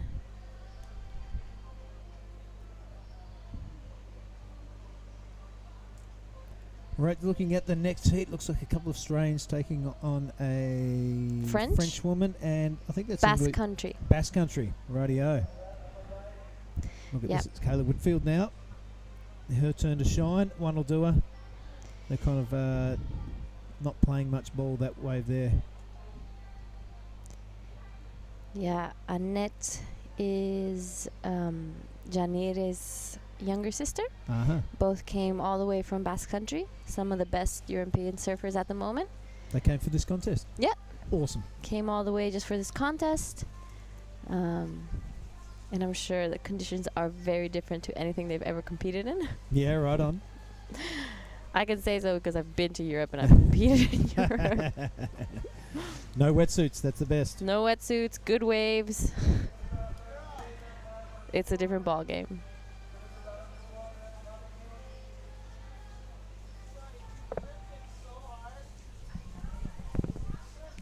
So this is heat 5 of the round of 80 of the women in the Krui 5000.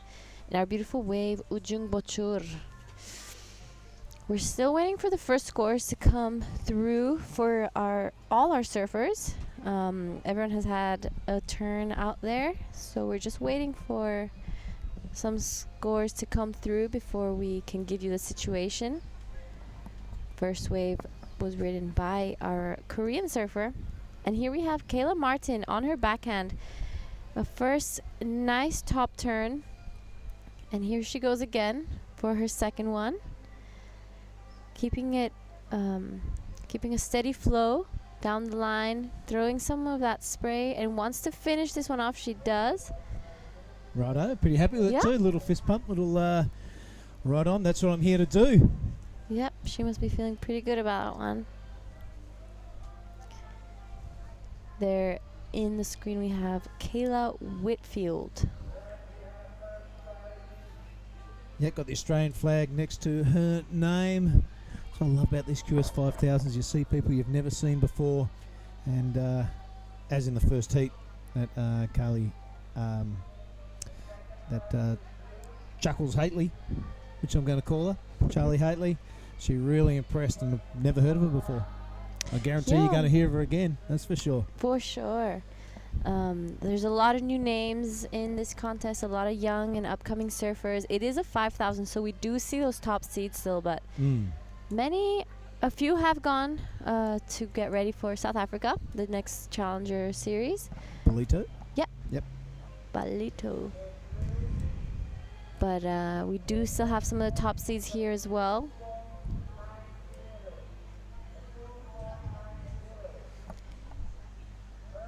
The first wave of blue came in at a 2.90. Kayla sitting on a 313. Kayla Martin 313, and Kayla Whitfield is 0.63.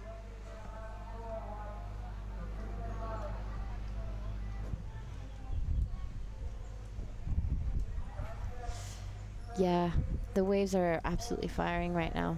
How long did you want your heat to go for? An hour? Yeah, just another 25 minutes would have been happy. I would have been stoked. It was a great heat. Very friendly heat. Me and the other girls are having a chat. Oh yeah, no daggers out there. No, come no on, man. daggers. that doesn't sell good TV ratings. All right, let's have a look at Kayla Martin up top there, 477 to 293. The two other ladies with one score apiece. I'm not going to be happy with that. This is Tanjung. On her second wave, a full-on closeout. She won't be happy with that. Kick off. Don't touch the reef and get back out there. Oh, she's protected. She's got her booties on. Good. Yeah. Good to see. Really encouraging to see surfers from Korea coming over here and competing. Don't know anyone that's ever surfed in Korea, but I'm sure there's waves. Don't they have that wave pool? Yep. They have that wave pool over there. Im Soo-jung. It'd be nice to have a little interview with her. See where waves are in Korea. Right, there's the scoreboard there, Giada. Minus scores required again. Still heaps of time just to tick over 16 minutes. We'll be heading into heat number 5. Liliana Bowery, the superstar from Australia, take on Arabella Capri. Do you know Sarah? Sarah Leiciaga. Yeah, a French surfer. I think she's here with her sister. Yep. And yeah, they're from, I'd want to say Hossegor, but I'm not sure. So I'll have to ask her later. And Annette Gonzalez, Basque Country. That's a very international heat going on around here. Yeah, it really is. Of course, those people from France and from the Basque Country and America are not taking any points with them. It's a bit of exposure and experience. Everyone wants a piece of Krui. Yep. I mean, we want to see all that international flair and exposure. It's going to be going on all afternoon, but right now we're going to cut down to the athletes area with the winner of the last heat. All right, thank you, team. Having a chat with the winner of the last heat, Kira Pinkerton, an 8 and a 5 doing the damage. But the big question is, why are you here? I was debating coming to this event for like 2 months, and then 2 days before the event, I was in the Mentawais, and I decided to come, and now I'm here. You're kind of on a free surfing competition thing here because you can't keep your points. Does that change your approach? Are you just kind of out there surfing freely? Yeah, I just kind of want to catch a bunch of waves and get to surf this wave with no one out, and I have no pressure, so I can kind of just take each heat like a free surf, which is nice. We haven't seen too many scores in the excellent range. You dropped the 8 then. What do you think it was about that wave that was so special to the judges? Maybe I was just going really fast and kind of drew out the turns a bit longer, maybe. That's what they liked. I felt like I was flying and I thought I was going to eat it, but I made it, so I was really stoked. And you kind of went viral in Indo last year with a few of your waves in the men's. What is it about this part of the world that seems to work with you? I don't know. I feel like I've always had a connection with Indo. The first time I came, I fell in love with this place, and then I kind of I don't have any fear when it comes to big waves, maybe a little bit of reef, but I want to get barreled all day, every day, and so this place offers it. Don't we all? And 2023, how's your year been, and what's your ultimate goal to get out of this year? My ultimate goal is probably just take each contest like a free surf. I've kind of lost the fun in a lot of contests, and I'm trying to get it back. And I also am enjoying free surfing a lot, so I want to travel everywhere and just kind of maybe put an edit together. That's the goal. Do you want to go in points in contests where the points do matter? Yeah, I want to do all the challengers, but I'm just wild cards, so I'm not even in them. Now, everyone back home in the States can be asleep right now, but just in case there's any night owls having a watch, what do you got to say to everyone in California? Thanks, Mom and Dad, for giving me this life and opportunity. I'm very thankful. Couldn't have said it better. All right, back up to you guys in the box. Cheers, Kira Pinkerton.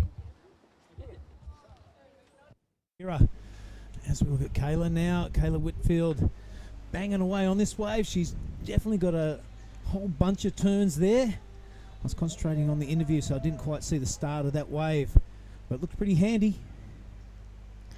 Yeah, this is Kayla Martin on her backhand. We're going to be seeing a few of the replays of these last few waves. Kayla out the front with a 4.77 and a 2.93. Our surfer from Korea with a 2.90 and a 0.63, but I think Kayla Whitfield will definitely be improving her lead with those last waves that she rode. Yeah, definitely looking to climb out of third position. And at the moment, just a solitary 0.63 with a score 2 drop. Kayla Martin up there in the lead.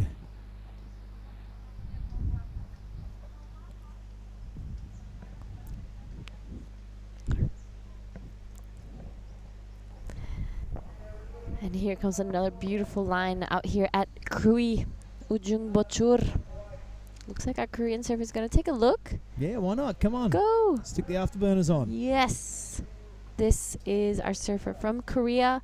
A nice cut back to start it off. It looks like this wave is going to slightly taper down. Sorry, I was wrong. It started to pick up. And our surfer from Korea, another beautiful cutback. I really like her stance. Very safe, very strong. I mean, you can tell she's just at the beginning of her whole surfing act. The good news is, got the rest of her life to get better and to improve and to enjoy it. But I'm loving seeing the surfing from Tanjung. Have a look at this one's Kayla Martin now. Well on her way to a good score on this one. The wave staying open and keeping size, allowing her to rattle off a series of turns like that. And another handy wave. So we'll wait for that score to drop. We'll wait for Kayla Whitfield's score to drop and see where that places them on the leaderboard. Yeah, this wave from Kayla, a little bit of whitewash on the face, but she managed to handle that really nicely. Here, that first opening turn, really nice and smooth, keeping it below the lip. Here, she gets around that section to get her last and final turn there, keeping it nice and safe. She through water, through water, and got across that wave really nicely. You got a bit of salt water up your nose from the heat. All right, as the nasal drips continue here in the commentary booth, we are looking at our Korean surfer there. This is super encouraging and super cool to see. Someone travel all the way from South Korea here to Krui and giving it a red hot crack. So that gets my favourite wave pretty much of the day. Look at that. Fantastic stuff. She must be loving it. Yep. You don't get these types of waves in Korea, I'm guessing. I've seen I'm hanging around the athlete zone for a couple of days now, just loving the act and loving the show. Yep. This is Heat 5. First round of women, round of 80. With 9 minutes left, we do have some scores still waiting to come in.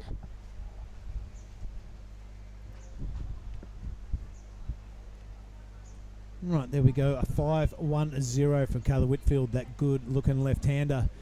Pair that with a 0.63. That's still a very small requirement to take that first position. So Kayla Martin not safe by any stretch of the imagination. She'll be looking to get rid of that 2.93. And I am Sejong down the bottom there. That 2.84 Giada is not too much to climb up the ladder. No, but in fact, it does there it push is. her to second place. Our Korean surfer gets a 3.03 on that last one, pushing her to second. Kyla of 5.23 pushes her to first, extending that lead. Now the other surfers, Kayla only looking for a 0.83. Yep, and she's pretty much got that by standing up and doing a bottom turn. Yep. She won't be happy though. She'll keep wrapping it around, and she only needs a minor score. There's still 8 minutes to go, so plenty of time to improve her position. A nice little direction change there. Looking for a lip now. Oh, that's a bit more back foot and a bit more style into that turn from Kayla Whitfield. That's a really good finishing manoeuvre also. So you think that 0.83 is attained, and it's just how much higher from there.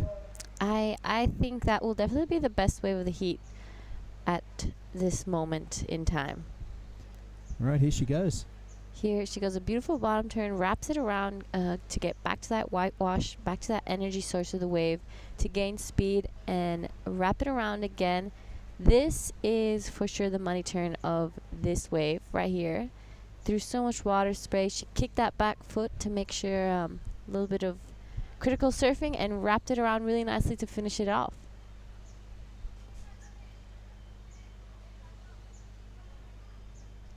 Seven minutes remaining in heat 5 of the round of 80. I hope you're enjoying the broadcast wherever you're watching around the world. We're enjoying bringing it to you. It's one of the best jobs in the world, sitting on a couch in Indonesia, watching surfing and talking about it. Yeah. It's pretty good fun. I hope you're enjoying it, and conditions are going to be varied during the week, but another swell predicted around finals time. It's going to be super exciting. Kayla's last wave came in at a 5.90, pushing her straight to first. Kayla Martin now looking for a 5.78, and our Korean surfing looking for a 6.97. Here we have our surfer in white. Yeah, Kayla Martin really cranking off the top hard at that one. This wave, though, is disappearing in size and it's disappearing in steepness, so that will do her. One nice, stylish turn. I like that deep bottom turn she's got going on, but here's our Korean girl. Yeah, big direction change. That's pretty radical stuff. Really not just going along and trimming away. She's having a good old red hot crack. Yep. That was some great stuff from our Korean surfer. As we see a set approaching with just 5 minutes left. This is the last wave of Kayla Martin. A beautiful first wrap into second. The wave does taper off slightly, so she pulls out and tries to go get priority. And this is a wave of blue. Yeah, right on. I like that. Super cool. Should have been watching all the action from yesterday and today from the athletes area. Is I'm Sejong, and trying to replicate that out there in her heat. 5 minutes remaining. And here's Kayla Whitfield in the lead, our surfer in red via that 5.90 and the 5.10. Kayla Martin, her requirement is only a 5.78. Looking to get rid of that 4.77, and I Sejong is bringing up the entertainment for all of us. Yes. It's great to have that international field, have people from all over the world come down here and surf the amazing waves that Krui can offer. You know, it's become one of the most famous events in the world. Everyone I talk to knows about this event, has seen it. I tell you what was a hit was the double act last year, the Krui, then Nias. Yeah. And we will, for a couple of months afterwards, you'd be getting through Indo, and people were talking about the Nias contest, how good it was with the big tubes, and the surfing of Jesse Mendez and Billy Steadman here at Krui. They're really stoked on that and how it's super entertaining to watch, and they pretty much switched in for every day of contest. And it was a real bit of a compliment to the ASC and the hard work of Tippy and Tim and Ungi and all the crew. So I agree. The fame is increasing, and the amount of numbers of people that want to join from all over the world is testament to that. Yeah, we have a surfer from Spain and France coming all the way just to surf in this contest, knowing that they don't get to bring the points home, but the opportunity is there. This is our surfer from Canggu, Kayla Martin, on an inside runner, setting it up and hits that first section, goes straight to the second, sees if she can finish it off. Unfortunately, does not get to. Yeah, 3 minutes remaining in that one. I'll tell you what is good about going the QS, you get all the footage. Yeah. You can watch it over and over again. It's a great coaching tool. Content, lots of content. Lots of content. Well, I'm sure you'll get more likes, but the likes are less important than learning how to surf. Check this out. That bottom turn, the left hand really wants to go behind the center line of the body, and it gets you up right high. Right tight in the pocket. That left hand of Kayla's not quite passing the center line of the body, and it kind of sends her a little bit out to the shoulder. And she can watch this replay and analyze all those sort of things. Yeah. It's great to have the caddies out there. I remember. Who was your caddy? I didn't have a caddy. Two, yeah. Yeah, no, I didn't have a caddy. Confident? No, I'm just cruising.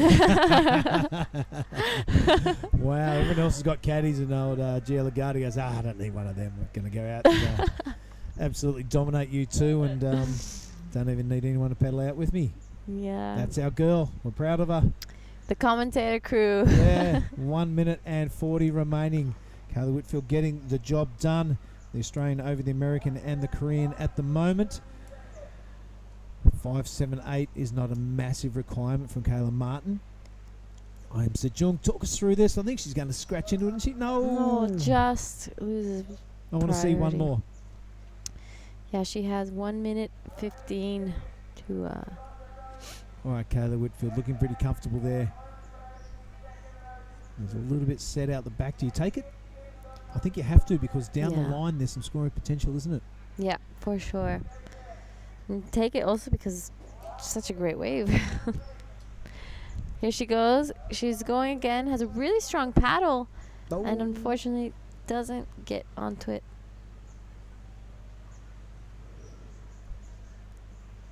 Looking for a 6.97. Not giving up, that's for sure. Yeah. Having a good old crack. I like that. Here she goes. Our surfer in blue under priority catches a really nice first turn. Tries to get around that section and get around it. No, what a bummer. Taylor closes out on with 23 seconds. You think that would be all she wrote, but have a look at this. Kayla Martin on the inside. She's going to turn, and she's going to go this smaller one. Yep, there she goes. She needs a 5.78. It's down the line, so she's going to have to go big early. Wraps that around, kind of out on the shoulder, and now that wave kind of fading into a bit of nothing, a bit of snowball action. So that looks like the result will be Kayla Whitfield taking it out over Kayla Martin, and I am Sejong coming in third. This is heat number... This was heat number 5. 5 in the round of 80. So many numbers in front of me, I'm going crazy. I hope you're enjoying all the action here from Krui in South Sumatra. We're going to go to a quick ad break, and we'll be back with more action right after this.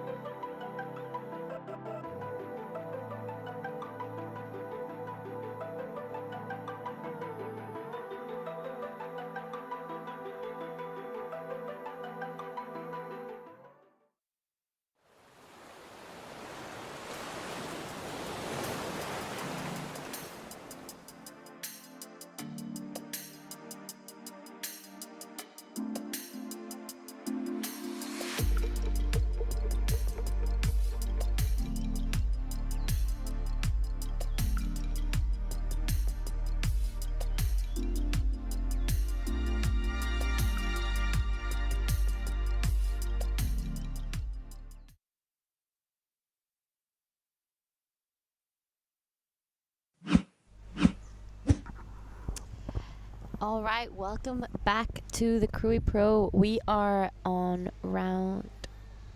heat 6, round 1 of the women. I'm in the booth with Chris Spins. G'day, g'day. Good looking heat this one. Arabella Tapi, Liliana Bowery, they're the two Aussies.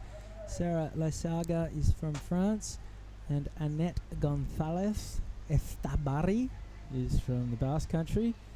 Just interviewed Annette's sister Janire earlier. They go by Gonzalez, so you can ignore the Basque part of their surname. Straight into action right now.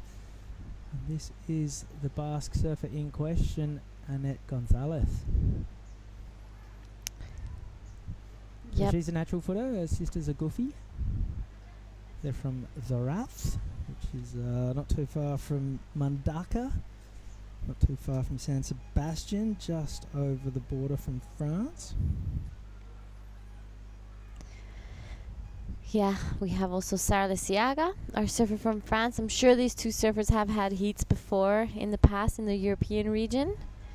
Liliana Bowery and Arabella Tarpe from Australia. Here we see Liliana on one of the wider ones, a beautiful... setting it up for a nice first carve. Takes it down, and another one as we see this wave stand up for her as she gets a little bit bogged at the bottom turn but manages to come out of it swiftly. That was Liliana Bowery. And this is Sarah Lesaga, French surfer, goofy footer. She's got a cool style, effortless John hands down by her sides. Well, same as Liliana a little bit. Needs to get a little bit more critical. That was better, up into the lip. And she is out of there. Yeah, Liliana on her wave, way out on the face, never really getting too vertical. A lot of lateral surfing. Was a great looking wall, but never really stood up too much. Run us through this replay, G. Yeah, this is the replay of Sarah Lesiaga, our French surfer. A really nice first down carve to get around the section and just a little tap off the top, I would say. Yeah, you're right about the John hands. Very cool, collected style. Here she goes again as this wave starts to pick up a little bit, and she manages to hit that lip a little more as it go a little bit more vertical, a little bit more critical.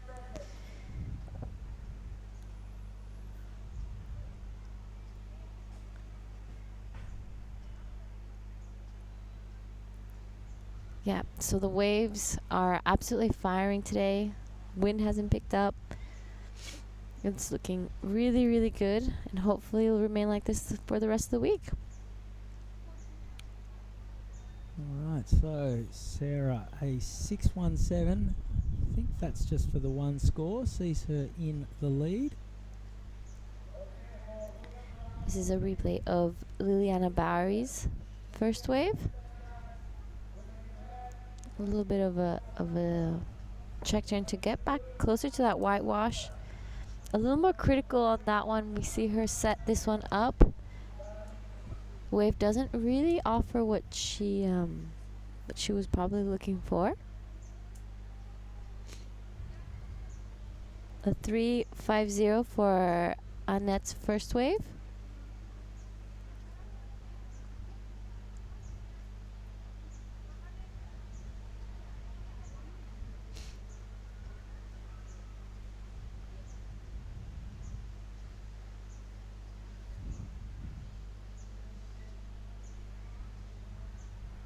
Still waiting for the last wave of Liliana Bowery in blue and Arabella Tarpe in red. I spent some time recently with Arabella in Lakey Peak. She had been there for I think a month or and a half. She was absolutely loving it. She didn't want to leave. Told me that she was working as a lifeguard back in Australia and thinking about moving it to Europe, but wanting to be on a little bit of a surf break and give the competing a go. Very tall girl. She's been spending a lot of time in Indonesia lately as well. I think she's from the south coast of New South Wales. Yeah. Could definitely be wrong. She told me she was from a very small town. I don't quite remember the name of it, but very few people living there, and yeah, very lovely girl, and is good to surf with. She really wasn't afraid of those bigger bombs that came through when we were out at Lakey's. So it'll be nice to see what she can do in the heat. Yeah, I think she's from the south coast, not too far from Tathra, which is so far south in New South Wales. It's just about on the border of Victoria. Then Liliana Bowery from the same east coast, but good couple of 1,000 kilometres further north, up near Noosa. Liliana is a little bit of a TV star back in Australia as well. So we're going to go now to the post-heat interview with Billy.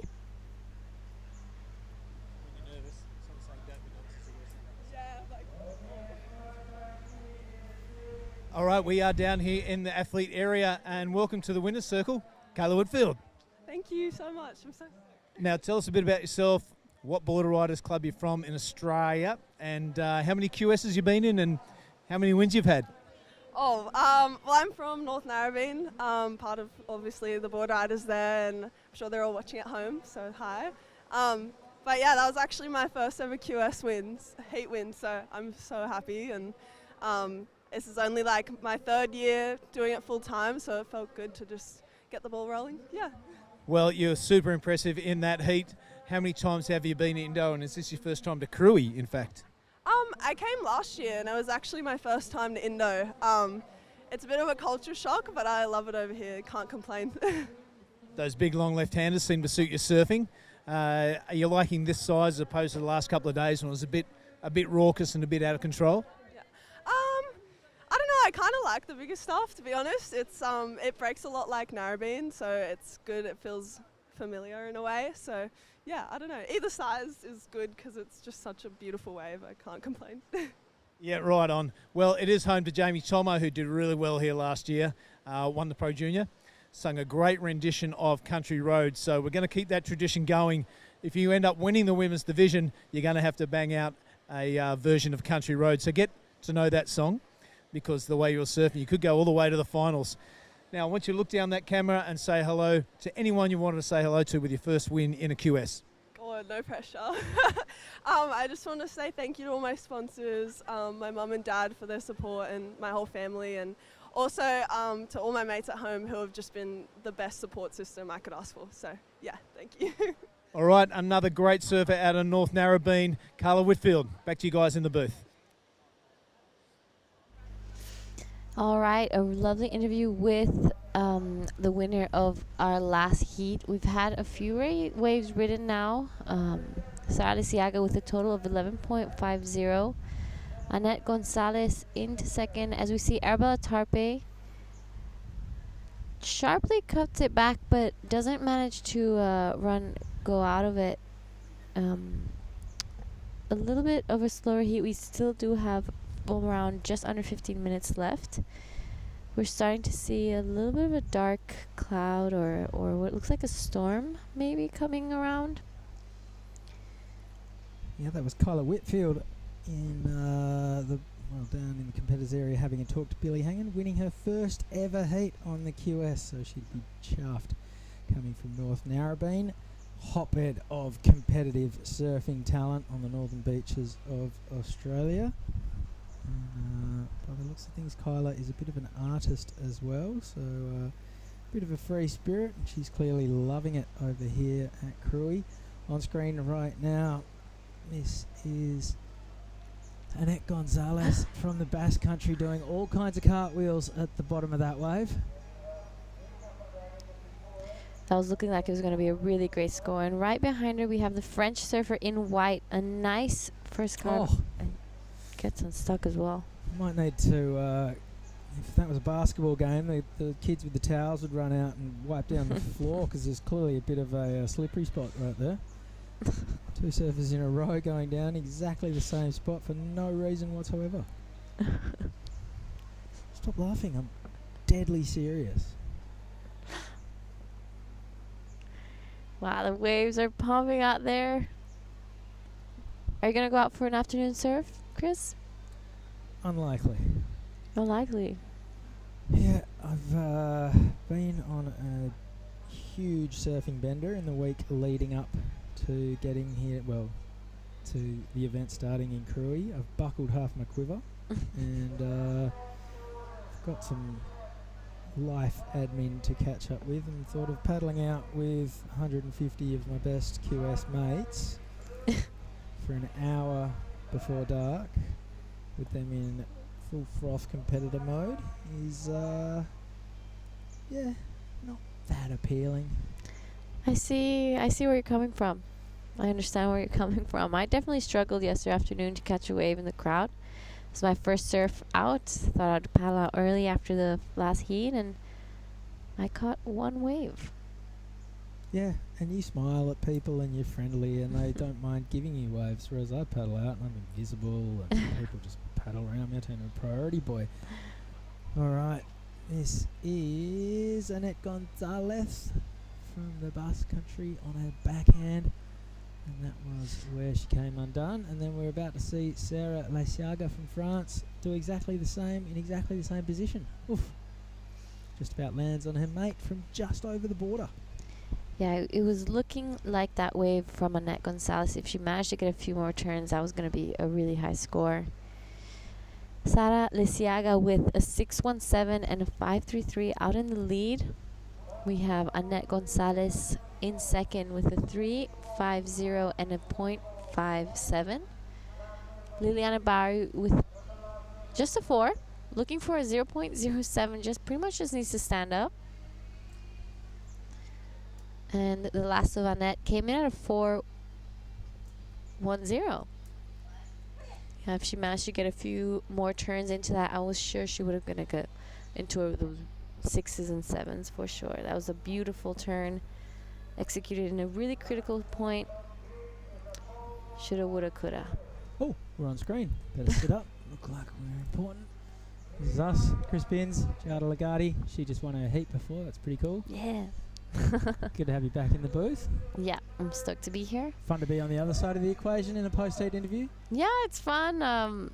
We were talking about it with Ryan. We've been hoping to get me to interview myself in one of those heats, but that would have been nice. Yeah. Giving one of us a heat off.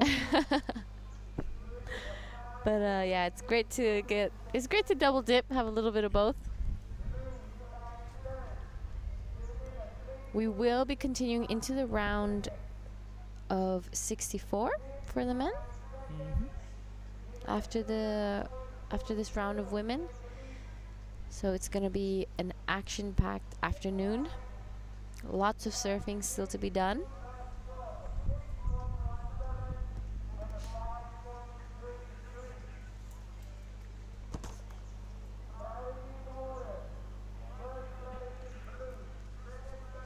A little bit of a lull as we're still waiting. Liliana Barry still on just a 1 wave score. Arabella still looking to find her feet out there. Hasn't really caught what she was looking for. Coming up in the next heat, we have from Japan Miyasaka Maiko, from Indonesia Paris Nalendra, and from Peru Catalina Sariquay. Meanwhile on screen, this is Annette Gonzalez flying down the line. That first turn was sensational, and hits the eject button as things get a little ahead of her. Decides to get out of there. 9 minutes 15 to run.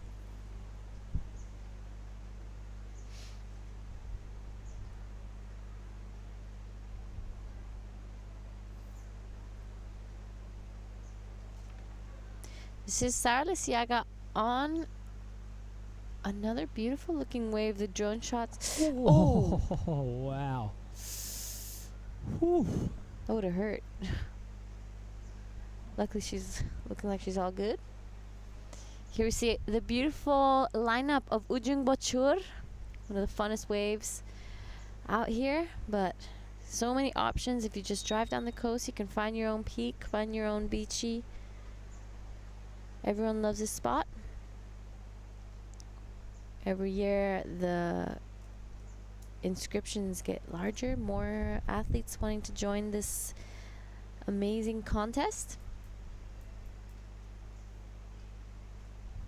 As we see Arabella out there just looking to find her spot, maybe start to find a little bit more rhythm. It looks like she hasn't really been finding that connection with the surf spot. Yeah, the two Aussies, not a lot of damage so far. 18 minutes off the clock. Looks like a little bit of driftwood out the back. So one wave each for the two Aussies. I can't really work out what that is. That makes a bit more sense. Some surfing. Here goes Arabella Tapi on her forehand, rolling into this one. Gets a long way out on the open face. Second turn, pretty similar to the first one, except she can't ride out of it. So that'll be a third score for Arabella. She's chasing a 6.77. That's not going to be it. 7 minutes, 10 seconds to run.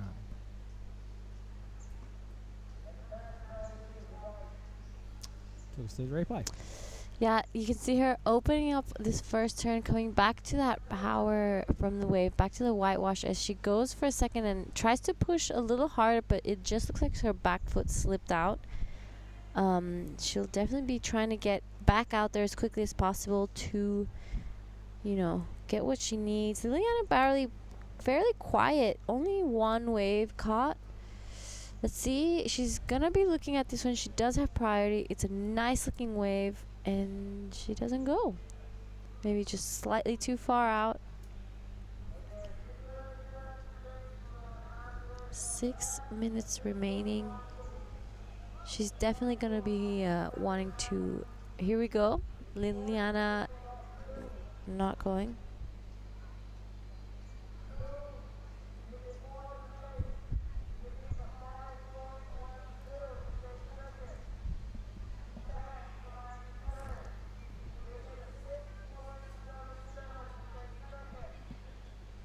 Just under 6 minutes remaining.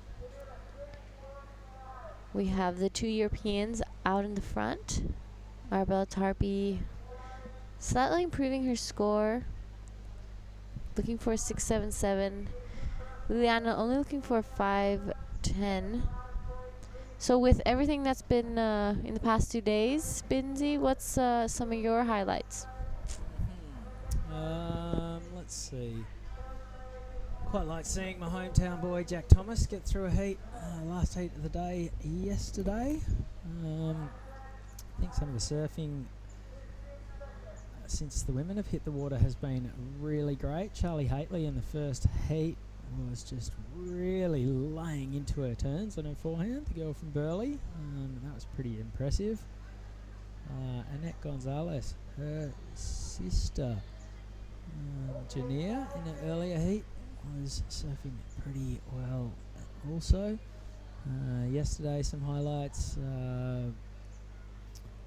Winters surfing, Elliot Parada-Reed surfing. I actually really enjoyed seeing Dylan Wilcoxon in the flesh for the first time. He grew up at Kandui in the Mentawais, and seen his work on Instagram over the past year or so, and thought that he's pretty good, but you need to confirm these things in real life because, as we all know, Instagram's just a game. But no, the kid can really surf. It was great to see him come in just as a teenager and act like he was right where he belonged. Here goes Annette Gonzalez playing the priority card on Arabella Tapi. That was well done. Couple of turns, disappears down the mine shaft on that one. Probably won't replace her 4.1. Arabella's not going to affect her two-wave total either. And now we see Arabella again having the priority card pulled on her, this time by Sarah Leisaga. So now Liliana Bowery all by herself in the lineup. She's sitting in 4th place. but she could easily jump all the way up to first on the back of one wave. Here goes Arabella. Didn't have priority, so had to get out of there. This is Annette. She disappears, so that'll be a minor score. And here goes Liliana, hooking into that turn. She needs to get a bit more vertical on this wave than she did on her opener. Another bit of a flat slide.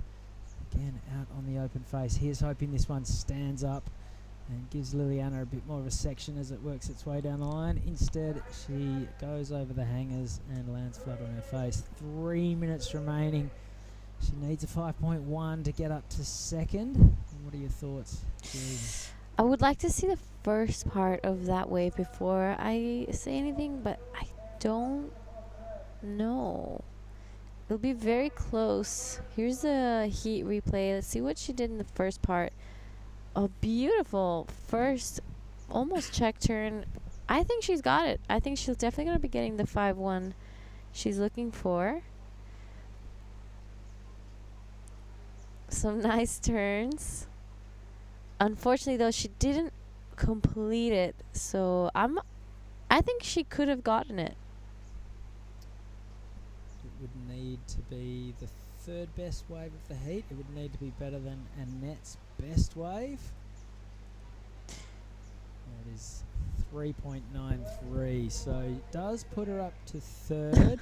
Doesn't reduce her requirement. She's and that's still why I'm chasing not a at judge. 5.1. 2 minutes remaining. And priority is with our heat leader, so Sarah Leisaga would be feeling pretty good about things right now. They're all the caddies in the channel. They might actually, yep, they're behind the point with the spare boards. Yep. So Liliana paddling back out. She still needs that 5.1. She could easily turn around halfway up the point, grab the wave that she's after. We saw Lydia Kato in the first heat of this round paddle halfway down the point to get a wave under priority of Emmy Campbell, who was sitting in second, and Emmy, for whatever reason, just didn't feel like following Lydia. She worked away halfway down the point, caught a wave, got a 5, jumped up to second, and that unfortunately was the end of the West Australians' run. So could Liliana Bowery do something similar right now? Just over 1 minute remaining on the clock. Yeah, here we see Arabella at the back, with Sarah just closely behind.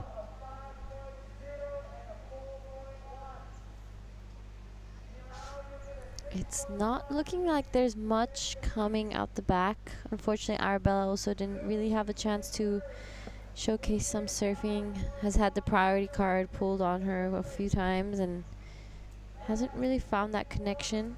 She's putting herself at risk of it again here as well, because she's sitting inside of Sarah. So even if Arabella was to take off on a bomb right now, Sarah would have every right to drop in on her. Yeah, as we see Sarah just coming down. All right, 10 seconds remaining. I think you are going to be going off to talk to the French woman. And it looks like she'll be joined by her country neighbour, Annette Gonzalez from Spain / the Basque Country, in the next round as well. Next heat is in the gates. That is Miyasaka Maiko, Paris Nalendra and Catalina Zariki. Don't go anywhere. We're going to have a quick little break. We'll be back with more action from the Krui Pro right after this.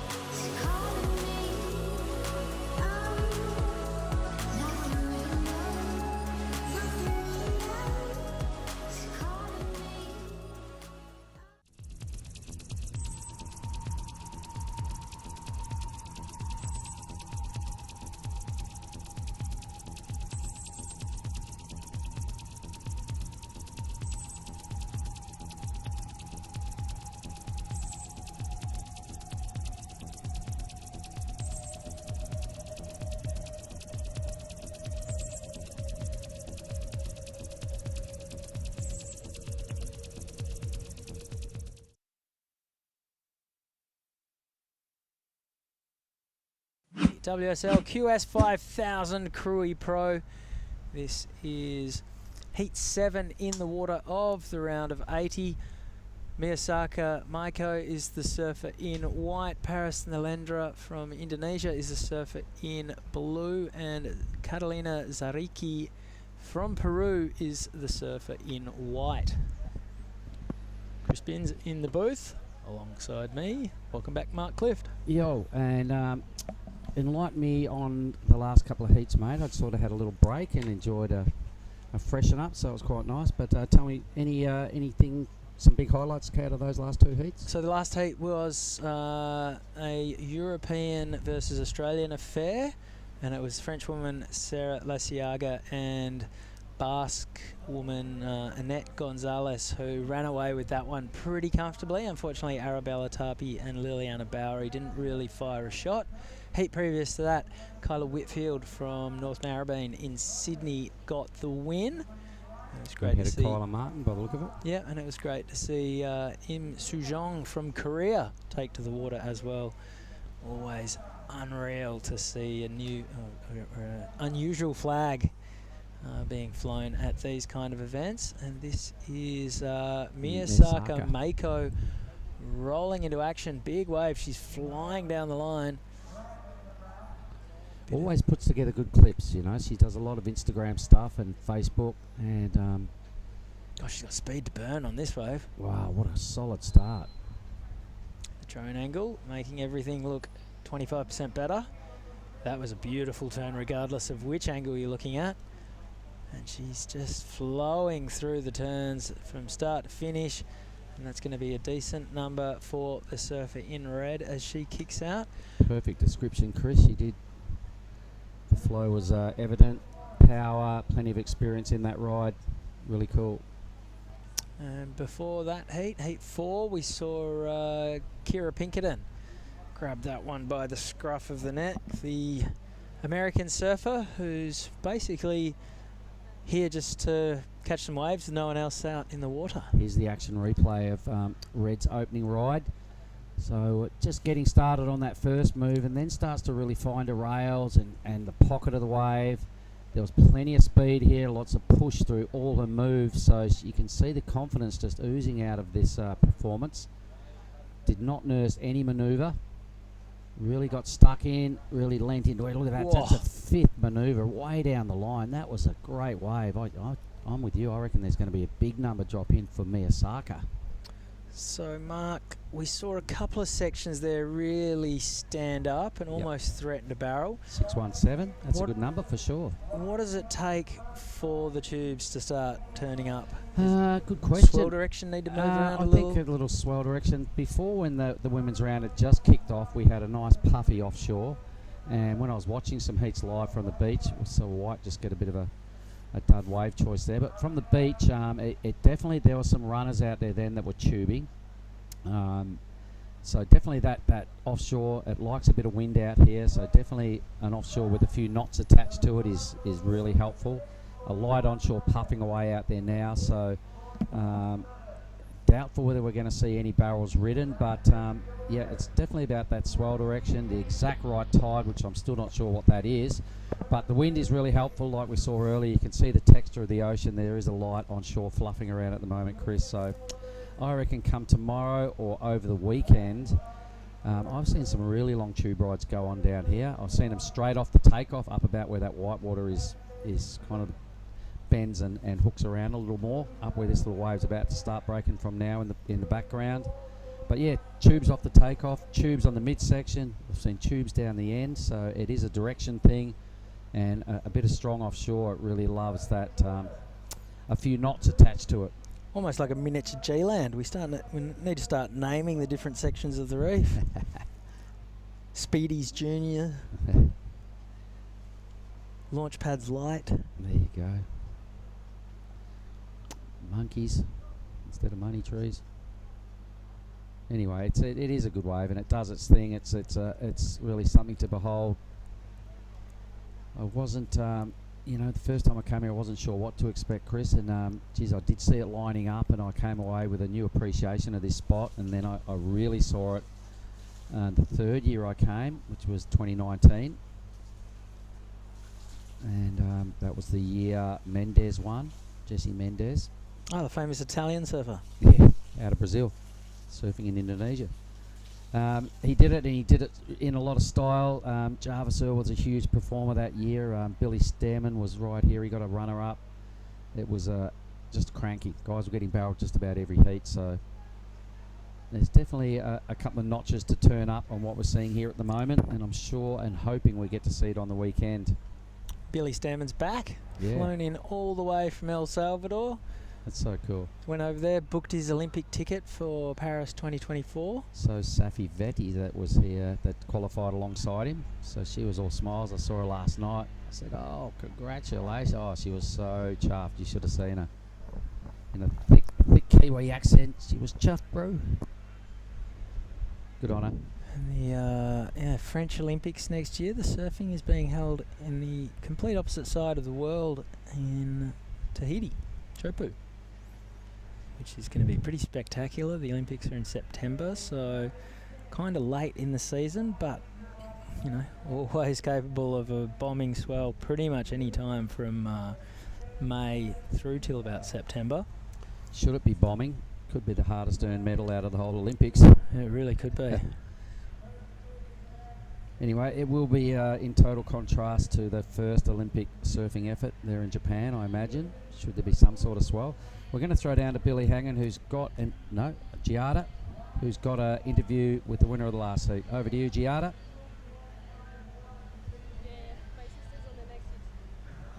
All right, I'm here with the winner of our last heat, Sara. So, you're from Biarritz, you're from France. Let us know what's the difference between competing here in Krui and in Europe. Well, in Europe, there are always shitty waves.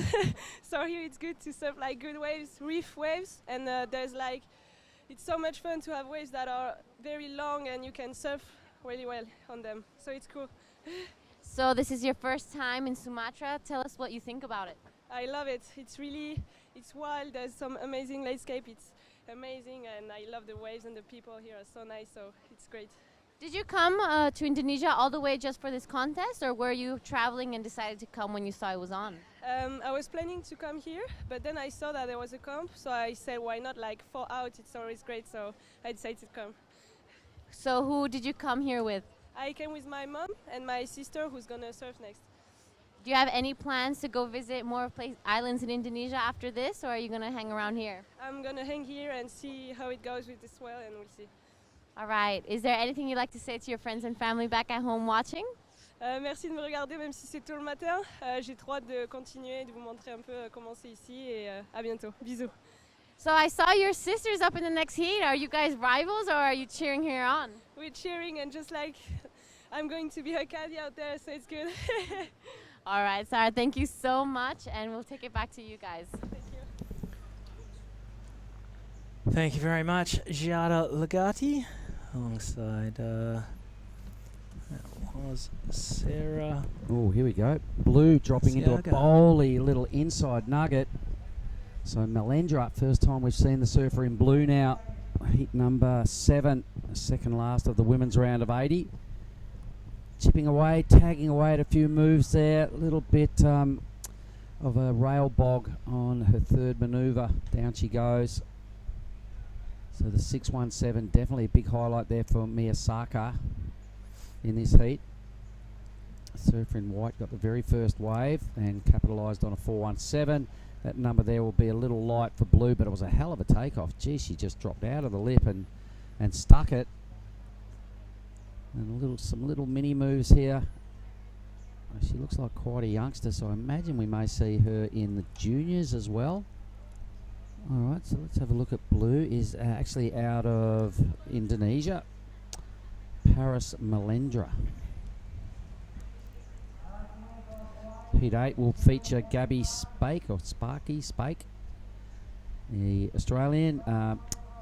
Oceana Rogers, another Australian right there, and Hoa Lesiaga, that's the sister of Sarah, who we just saw talking to Giada. Yeah, okay, yeah, another French woman right there will surf next in white, and Sky Brown is going to skateboard away into the Green Rash Fest out of Great Britain, and I believe there's a lot of hype on this young lady. I've just seen Rizal roll up, Sky Brown's dad, So the big boys are in the corner, and I believe she's got a huge, huge future. She sure does. She's an incredible skateboarding and surfing talent.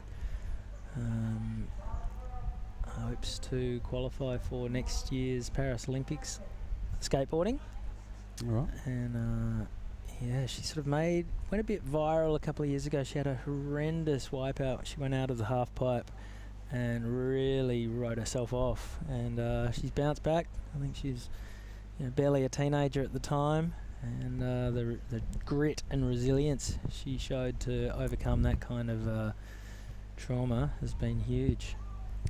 Just a little bit behind that pack of Sierra Kerr, Bella Kenworthy. Just this incredible era of skateboarding female teens. All right, well, I'm keen to lay eyes on what she can produce with a bit of fiberglass under the feet. I've heard a lot of raps about young Sky Brown. I'm sure we're going to see a whole lot more. She looks quite young. Have you got an age to go with that? I think she's 16. Yep, she looked pretty young when she was out the back just checking in for a heat. All right, so predictably Paris's number staying in the lower end of those three rides. We've got a 2, we've got a 4 and a 6. So Miyasaka, obviously the more experienced campaigner. Here she goes looking at this insider. Conditions look like they're sort of changing a bit out there. The call's been thrown out there for a tarpaulin. They reckon it might rain shortly.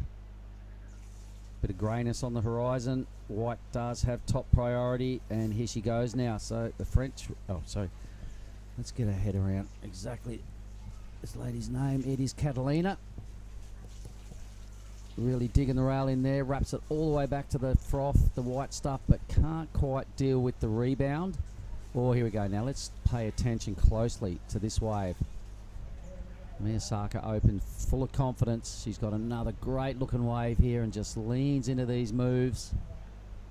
A third wrapping turn, plenty of clean face. Once again, just solid, convincing maneuvers. No downtime. By contrast, here goes the young one. Another little goofy footer, but you can see the difference of the maneuvers here. So for young Paris, Melendra will have her wave completely compared to the more heavy-hitted, confident surfing of Miyasaka, and that will give us our number. So you're probably thinking about half of what Miyasaka put together. Time's on her side. She looks like she's a young pup, the one in blue.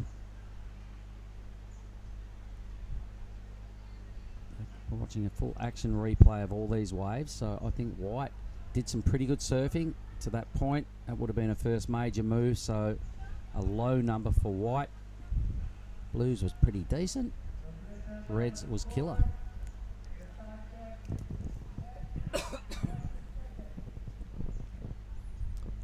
So Paris. I wonder which part of Indonesia she's from.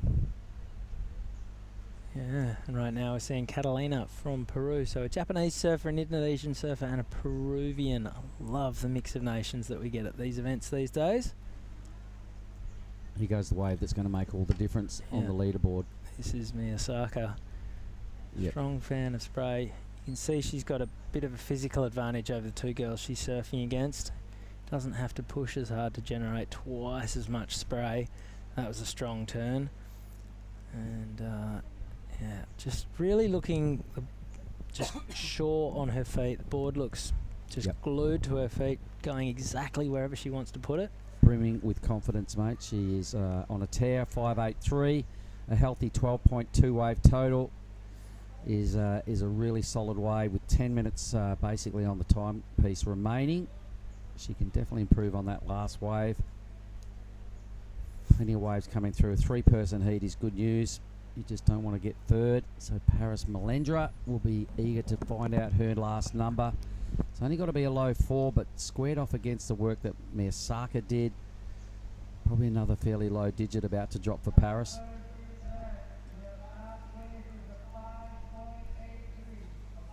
All right, so there it is, a 5.83 for Miyasaka, 12-point total. That's should be feeling very confident at this point, but maybe not quite comfortable just yet. Catalina has priority. He's chasing an 8.33 for first. Well, I think once Miyasaka hears the 8.33 requirement, that will boost her confidence. That's a huge number. I don't think we've seen one today. So I reckon Miyasaka's immediate thought will be, I'm just going to burn off my 5.83. She's definitely got the surfing to do it. She's picked 2 really good waves so far. Now the shackles are off with that second number. I reckon so will the shackles come off on a performance on the next wave. So up the point she paddles. She decides she wants in on the deeper section.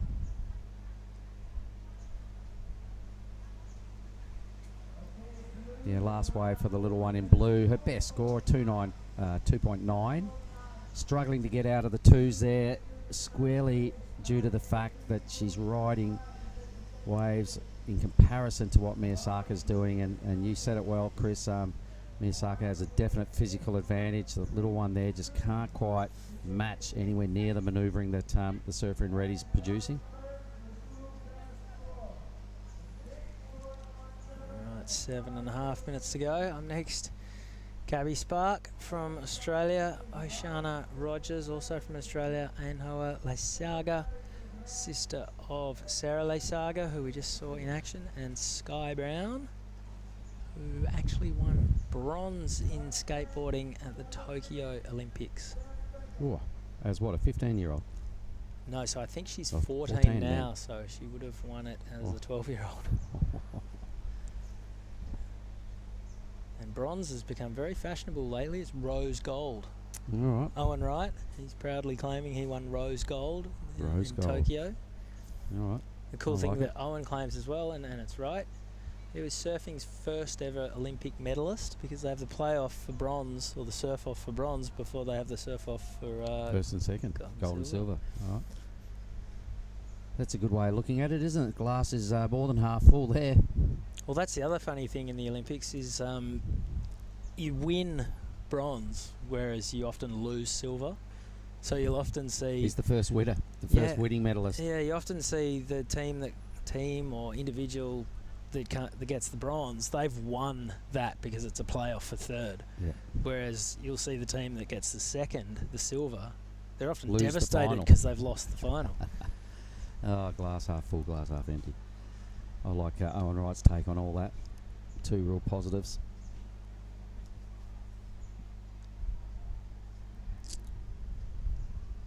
All right, so Miyasaka prowling the lineup, hoping for one more opportunity to impress and delete the 5.83. A really strong lead for the Japanese surfer in red. Strong surfing, confident attack, eyeballing a wave right here. She looks down the line and says, yep, might as well. So here we go, wave number 3. No, didn't pay off that time. She'll lose priority and drop third into the that rotation. Now heading wide, going, I might as well sit back down here. She's having a look at the very next wave.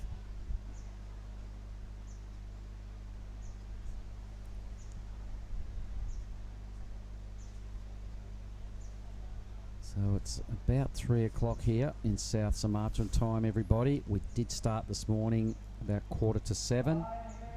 So a long, long day. We're at heat 7. Last heat of the women's coming up next, and then we're going to finish all of these 5 heats in the next round of 64 for the men's. I believe we've been dropped a full heat draw. So let's have a little squiz ahead of time and see who some of the...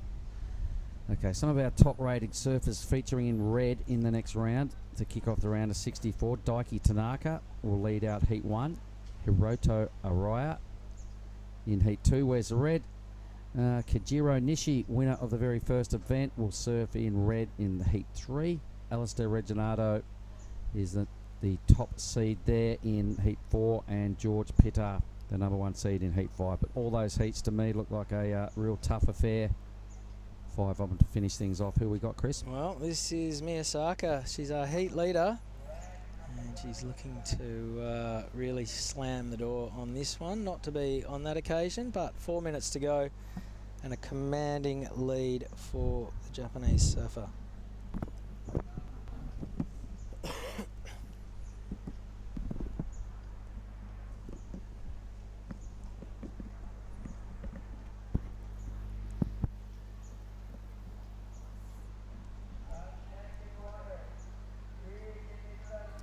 All right, potentially wave number 4. It is, so let's stay with Maiko here. Quick up and down. Wave just burns off down the reef.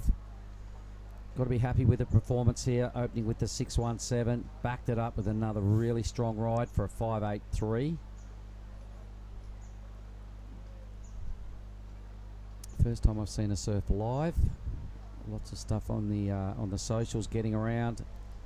Always puts up really ripping social media clips, and on Matsuoka is another one I noticed puts up a lot of really good clips. She'll be in the draw a bit later on. Catalina's done a pretty good job to hold second place the whole heat. Not big numbers, but she's definitely got a little bit to like about what she does. Final heat of the day, just starting to position themselves out the back. Surfer in red in the background, awaiting her opportunity, Gabby Spark.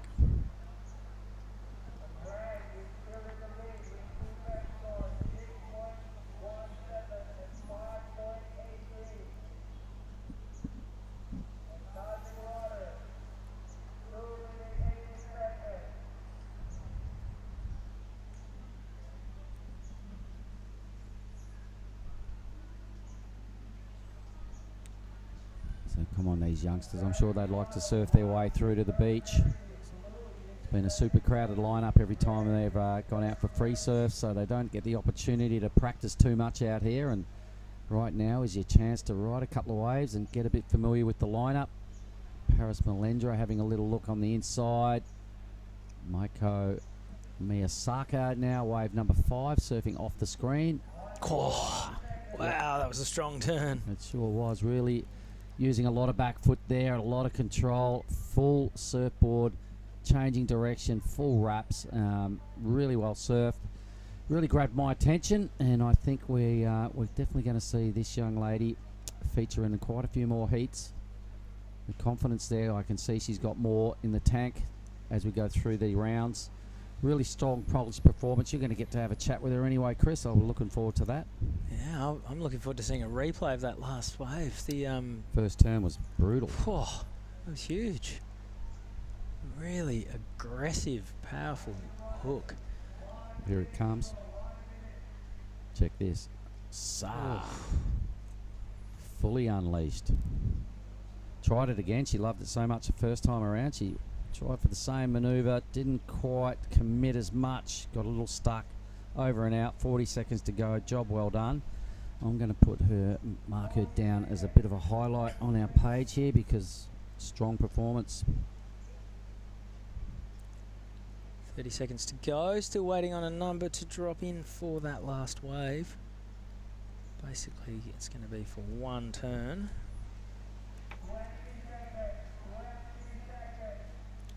I think they've just thrown a 4.07 at it, so... All right, for one manoeuvre. Just the one turn.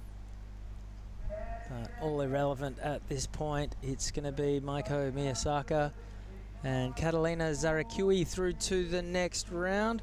One more heat to go on the women's side of proceedings, and then we're going to flip back to the men. Gabby Spake, Oceana Rogers, Ainhoa Leisaga and Sky Brown coming our way right after this quick break.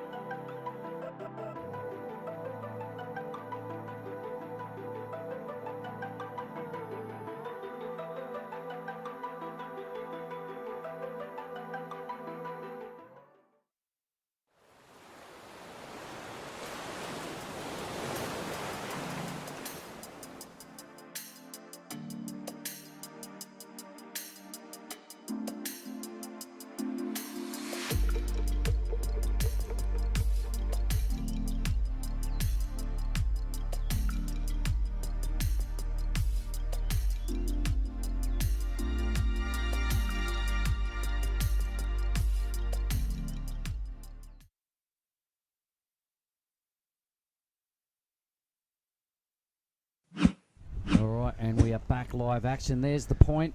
Ujong Bachord is the reef, the loyal point. And I've got Billy Hanging in here with me. Billy, last heat of the women's round. Have you been impressed with what you've seen from the ladies? From the get-go, mate, there was an 8-point ride from Charlie Haitley in the first heat. That has been followed up by a couple of other 8-point rides. I have been impressed with the women's surfing. They've gone out there and delivered tailor-made conditions for them. How was that last heat, mate? Can you tell me about it? Yeah, I certainly can. The surfer in red just burst out of the gates. Her very first wave, mate. I could have seen a bit more in that. It turned into a 617. But the confidence, the experience, the physical stature, she definitely had a big advantage over the other two and used it, absolutely to a T. She backed it up with a 5.83. One to watch out for, remember that name, Maiko Miyasaka. Now, what about young Paris Hedriger? Young Paris showed that she's young. She's the granddaughter of Bobby, from Bobby's G-Land. All right. Well, in that case, she's a ripper. She's a ripper. Yeah, straight to the top of the line. It was not unfortunate. It's just the circumstances of what goes on. Is what Miyasaka was doing was miles above the slender frame of young Paris. And Gotcha. Paris's inexperienced / small stature was probably the story of her scoreline. She didn't stop trying though the whole time. She did ride a number of waves. She took a pretty dramatic little airdrop out of one wave that I was surprised she made. Cool. So Paris, a bit of a charger, but in comparison to who she was against, she kind of got a little bit overawed. With the whole thing. Yeah, well, it's experience, Mark, and you can't get experience without putting yourself out of your comfort zone. It sounds like she just did just that. Kind of, yep. Okay, so this heat right here, we're looking at Gabby Spark in red out of Australia, Oceana Rogers, another Australian in blue, and Hoa Lesaga in the French woman in white, and Sky Brown in green. A lot of hype on green, Sky Brown, so pretty keen to see what she can put together. I'm sure Binzi filled you in, but she is a world champion skateboarder. Yep, and an Olympic medal winner. Yeah. One of the... Gabrielle Medina has competed here, but she'd have to be close to the most famous athlete to compete in this contest. Not just through the surfing world, but she transcends the surfing world in the skating and athletic famous world. Celebrity. Famous celebrity, that's right. So we look forward to seeing what she has to offer. I was just chatting to her old man out there pre-heat. They travelled all the way from Japan for this contest. She's half British, half Japanese. And in that region of Asia.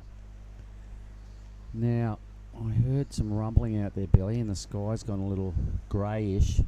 Yep. What are the chances of some hujan? Well, a lot of thunder, like you said. The hills to the south are kind of disappearing. That's indicative of an afternoon shower, we've realised over the years. So I'm going to go with the 50-50. A Mon King.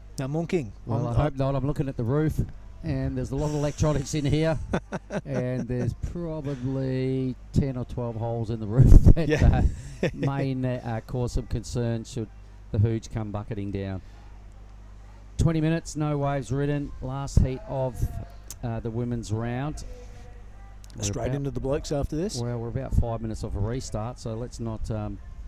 count your chickens. Let's not. This is heat 20 of the day. 5 more to go. All men's round of 64. The big seeds step into play.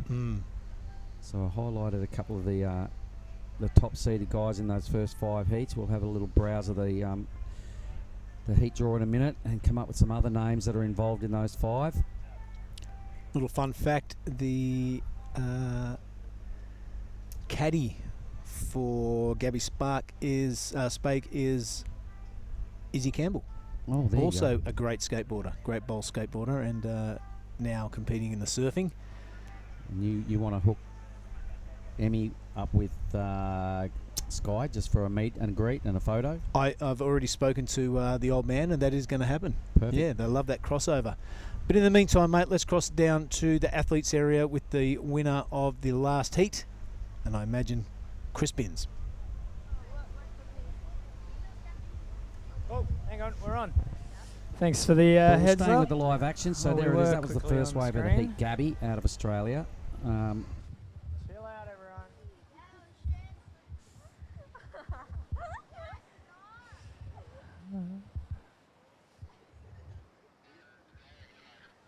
Just on the screen for a second.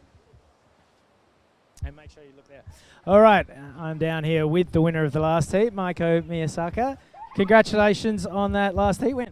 Thank you so much.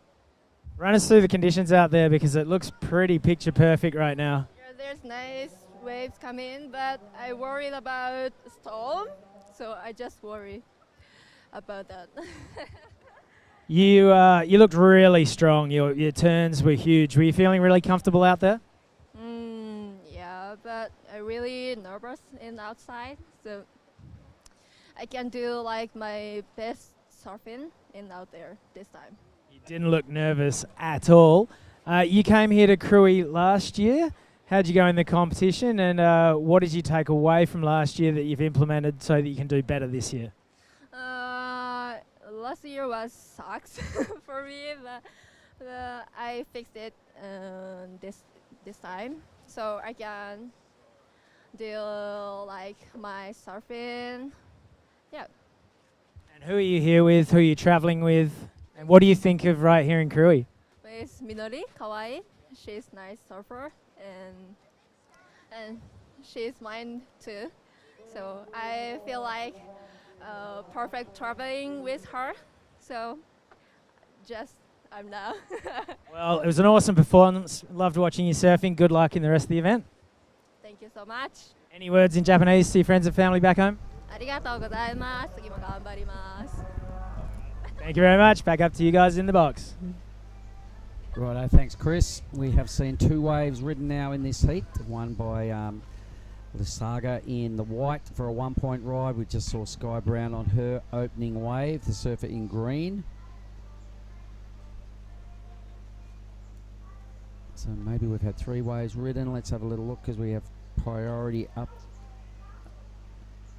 there for blue and white. All right, it's nice to hear from Miyasaka. Said she felt a little bit nervous. She did not look at one little bit. Said her campaign didn't go to schedule last year, so I'm sure she's here to extract a bit of revenge. Yeah, get the act together a bit more. And lay it down on this track that we're calling Ujong Bachor. The leaking edge is what it equates to in English. Thanks to the villagers here at Tanjung, Setia. That's the location of this piece of reef. And of course it is all via the province of Lampung, South Sumatra. If you're thinking of coming, get your act to Lampung, get in a mobile and get over the ridge here to Krui. Here we go now, blue. So Oceana Rogers. Got a little lump and bump on the face of this wave, but dealing with it. That was a quality turn. Nice little bit of rail work just to stay with the power source. Winding up now, out on the face. Looking at an end section, coming out of rapidly, and decides to Superman away out of there. Bail it, yes. Well, that was a pretty handy one by Oceana. Yep, a nice size wave too. Yeah, I like it. So what have we got there? A caddy. She's right down in caddy corner. She rode that a long way. Yep, jet ski cutting laps out there. Not sure about that wake. It could find its way into the lineup. It's a learning process here in Indonesia. Oh, was that Federico? That is Federico. And a big log out the back. Look at that. Yeah, the work ethic on Federico, Fedi, our photographer, is just second to none. He's out there hours and hours in a day, sitting on that old Luke Studer surfboard. It's got a personality of its own. But here's the replay from Oceana Rogers. Nice high line, getting through that section. Dealt with that. It was more difficult than it looks, Mark, that lumpy lip line. Yeah, especially given the bump that was on the wave. She did good to control that. Yeah, she did really well. And nothing is really out. It's not blowing her hair back, and a solid start to the heat nonetheless. Yep, a completion on your first wave is always a really good way to ride out and release some nerves. It's only a 3.50, but it does a lot more than that for the mindset. So congratulations, Oceana, sitting into second. Not far behind Gabby, who locked in that 4.17 for her opening ride. So plenty of room for improvement for the young ladies. 13.50 on the clock, so there's a bit more to look forward to before we ramp it up and come into the full seeded round, men's 64. We've got Huey Vaughan coming up in Heat 1. Right on. We've got 3 Australians in that heat up against Daiki Tanaka. So that will feature as our very next heat. Jordan Lawler, there's a big name. He's in Heat 2. Corbin Hutchings and Kai Mariki have made their way through the draw to get to that point. Heat 3, we've got 2 Japanese surfers up against an American and Australian in Kobe Clements. Heat 4, Jack Thomas, our West Sider, is there. Dakota Walters, another Australian, having his first hit out. Alistair Reginato pulls the jersey on for the first time here as well. And then to finish the day, a 4 Australian affair. That will feature George Pittard, Caius King, Zane Assing and Saxon Reba. What a way to round out Sure day is. 2 of the Krui Pro. Got to stick around for that one, folks. Do not go anywhere. Right, a bit of a sleepy one thus far, Mark. Best of it is Gabby Spake with a 4.17. 3.50 for Oceania. Hot on the heels of that. Sky Brown, just a very wave. small 0.87, a wave that ran away on her. Yep. So be looking to see her get into a decent wave with second priority. I imagine she's also in the juniors, being quite young, Don't 14 know. years of age. Might have to check that out. So the juniors have been, waiting their turn as well. I'm predicting probably a Thursday thing for that. I spoke with Ty Sarati earlier, our contest director. And, he's thinking tomorrow more of the same. We've done, by the end of today, everybody, 25 heats. He's got that similar thing scheduled in for tomorrow, men's and women's. Without confirming it, he reckons, when I asked about juniors, he shook his head and went, no, not yet. Not while there's, being a 5,000 men's and women, big deal. They get the priority, and they should. There's big points on offer. The Pro Junior is a bit of a bonus. Super exciting, though. And let's face it, juniors can froth over anything. So long as it folds over and there's some foam involved, they just want to get out there anyway. That's true. So That's true. it doesn't take a whole lot to stoke them out, but they are anxiously waiting their turn. All right, 11 minutes to round out 8 heats of the opening round for the women's. No super big highlights. Gabby will be quietly content with a 4.17 being the best wave. Time ticking away. It's probably going to feature as a keeper at this point in time. Lisiaga with priority and just that solitary 1 point ride. And Sky Brown snapping out of heels with that second priority. Both those girls will be looking to improve their score line. They wouldn't need much. I'm not sure what it is, but we can probably bring that up and have a little look. I imagine some fairly low requirements needed. Well, let's say Surfer in white would only need a 2.5, 2.51.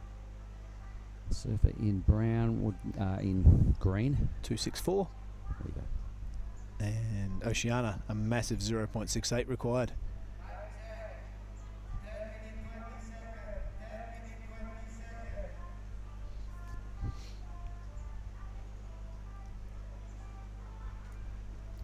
Blue, Oceania. Nothing to lose there, fourth No. priority mark, so you might That's as it. well have a peek over the lip line. Not much happening. Tide is dropping, so it may affect decision making. Some of those little waves can bottom out pretty quick smart on a lower tide. Not so for Red. She drops into this thing, Gabby. So let's see how she goes. Oh, in and out. All right, that was third priority used. Trying to just get a second number on the board, so it will extend the lead, not by much, maybe a point and a bit. Blue though, here we go, Billy. Yeah, it's a good looking wave, a bit more out towards the channel. You can tell by her body language that this thing is going to run off at a good pace. Good first turn, second one finds a little airdrop if you don't mind, and wraps it around. Hopefully this wave will stand up on that inside reef. It does. She's going to stick with it for sure. All right, Oceania Rogers looking the best in this heat thus far. Finds a little bit of meat on the bone on the inside as well. Oceania making a great fist of this. That'll do her. Well served, Best young wave. lady. Best wave of the heat for me. Yeah, bring it on. I like the way she ollied out of that second manoeuvre, just to get to the bottom of the wave a little quicker. Let's have a look. This is something that went on maybe behind that wave of Oceania's. Yeah, this is the French woman. Yep. That must have been, here goes the wave in question, mate. So good size wave to start with. This first turn, you could see she put it right in the pocket, so it was well timed. Here goes the little ollie. Boom. Boing. It looks like she's really starting to find a groove, Billy. A lot of this surfing done fairly convincingly. When she did a manoeuvre, she kind of committed to, although it might have been not in the pocket, all of it, she definitely had a nice little whip in her style. A little bit of confidence as she went down the line, so pretty cool.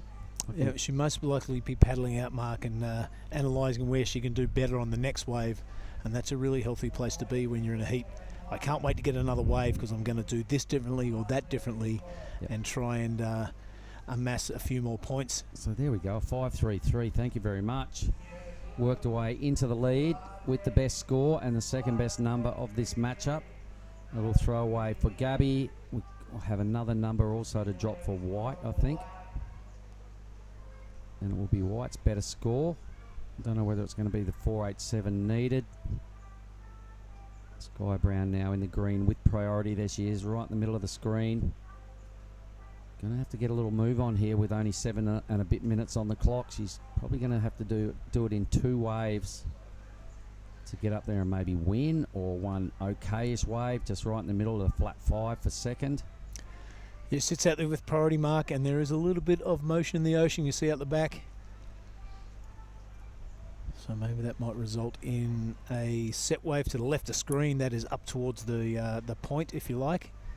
The barrel section up to the left of screen, and the manoeuvre bits right. Down to the right of the screen. If you keep going right, you're getting up at Lani's caddy corner. Yep. All right, 3.50 turns into Lasaga's best wave. Now only needs a 2.38 to go into second, so Gabby Spake will be a little nervous once she hears that score. Yeah, definitely within striking range. Yep. Oceana Rogers will be not phased one little bit. Surfer in blue, strong lead. Needs to just burn off a 3.50. Hang on, there must be someone over here. No, there's not. Back we go. White lets it go. Blue had a sniff. In 4th priority, you might as well.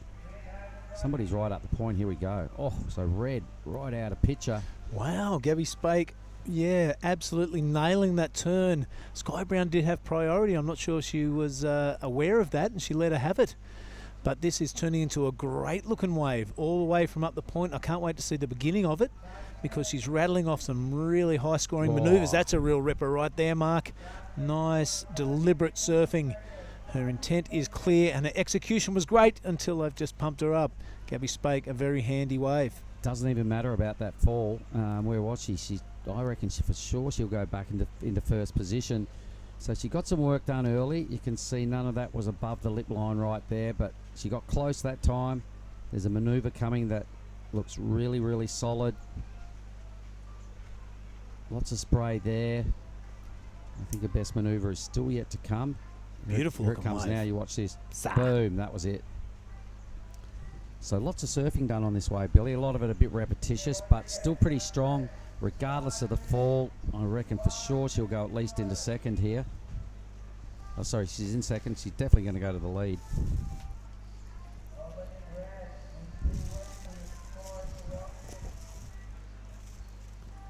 Well, that was my iced tea I ordered a while back. Thank you very much, guys. Yeah, thanks very much to the ground staff here, doing a great job, looking after us. Always a pleasure to come to Krui. All right, action out the back now. The priority holder is green. There is a wave right in her grill. She's going to kick her feet and try and get onto this. This is our surfer from England, Sky Brown. A good-looking top turn, really aggressive style, which we would come to expect from these bowl skaters. That's another good-looking turn. I'm impressed from what I've seen so far, Mark. Nice flow, nice style, and that big rail work right up there. There's no holding back for this young lady. No. Well, take that, everybody. No sign of nerves right there, Billy. With only the 0.87, you could have forgiven her for getting a little bit safety on that, but there was no safety involved in those manoeuvres. And Hyatt, she is not standing back and taking it one little bit. A wave of her own. Just coming unstuck right there in front of Sky, so it could be a bit of a paddle battle on here. Well, we're owed 3 numbers, Billy. We can't forget about Gabby's wave. Yep. All right, so that probably gets her into the lead. This wave of whites. That was pretty nice first turn. Was. Very measured approach. You know, and the surfing she's putting together here, in stark contrast to what Sky Brown was doing, who kind of let loose a bit more, I think is going to extract the bigger number for sure. Here we go. So you have a look at this comparison. Yeah, I am drawing comparisons between this and Izzy Campbell's surfing. The common factor is that their bowl skating is world class, and there's no, you know, when you're skating in a bowl, there's no half measures. You've really got to go for it or you're going to fall off, and that's reflected right there in that last turn mark. Yep, good pickup. Whoa. A bit of thunder. Yep. Look at the girls looking around. What is that noise? Mm. Welcome to Indonesia, ladies. Yep. It's play on at this stage. About the only thing that will pull the pin on the format, potentially lightning. Gabby Spake, a 6 and a 4.17. There we go. The score has come through straight to number 1 as predicted by you, Mark. Well, Sky needed a 7.96. That last wave had shades of excellence in it. It's going to be scratching the excellent on that, which is my prediction. I'm So quite often wrong. So Sky could shuffle into second with that one wave. Yep. There's 2 minutes remaining, and a lot of surfers today have got a tail end wave down from the point just to get that 2 or 3 points. So things hotting up in the last 2 minutes here. Heat 8, last one of the women's round. I just heard something about being on hold from the beach announcer. I'm not sure whether he was referring to this heat or the next heat. Well, the only reason we would stop, Mark, if there was lightning. Yeah, we got that. Oh, look at here this, we go Sky again. Brown dropping into one on the tail end as predicted. We've only seen that one turn from her. Now this is the interesting part, the ocean awareness. Trying to get around that white water. It's a difficult thing to do. She does it now and wraps around to that inside section. She probably only needs a couple more turns and this heat would look safe for her. She's going in to the Raphael section. We'll lose sight of her for a second and she'll end up going right. She sticks with a wave. There she is. She's behind the scorecard. This is dangerous territory because it's really shallow right there, Mark. 1 minute remaining. She'll go to first, needing a 7.96 on one wave. If she doesn't get it on one wave, the second one will put her there. Yep, so that'll be from last to first in the space of a few moments. So here's a replay. So that's the first turn that we did see. Took her a while to get around the wash, but added something else. So regardless of what it drops into, it's going to drag her out of fourth into first.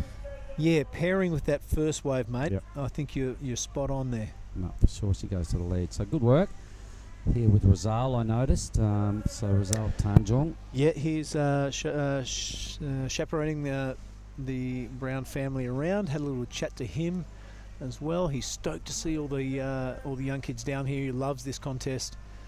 Of course, his boys in both divisions, I think, yeah. Opens and juniors. Boy's an absolute gun. Lovely young man too. Well, they're counting this one out, Mark.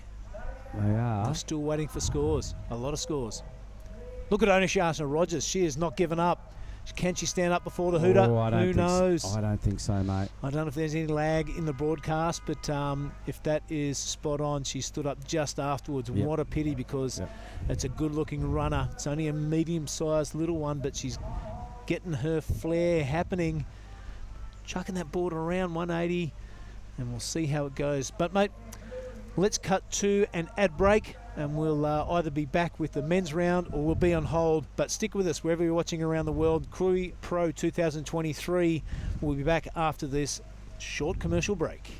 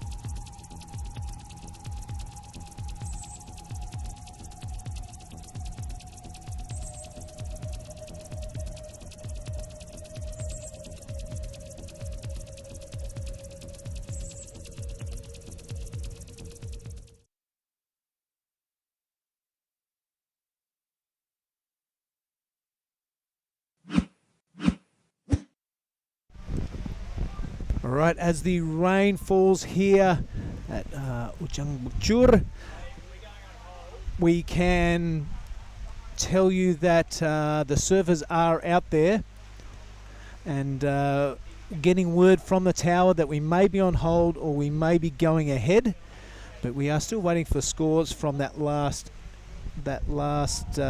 heat. And I believe you have some information, Jada, about being on hold. Oh, no. What did Chris Binns just yell at you then? That he's going to do a post-interview with Sky Brown.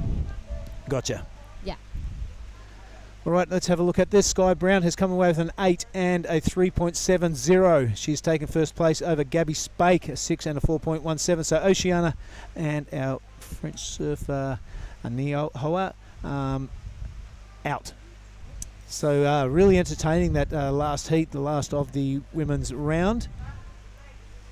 Yeah, that was a great way for Sky Brown to go to first place in the last minutes of that heat. You know, she only had a 0. She didn't have. She only caught 3 waves and caught them all in the last 5 minutes of the heat. And yeah. This is our men's.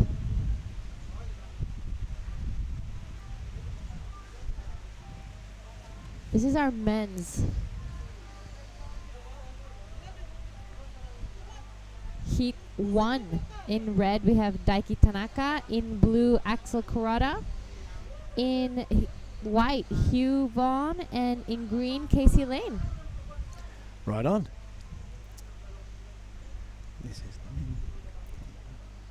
Yes, the rain is pouring a lot out here.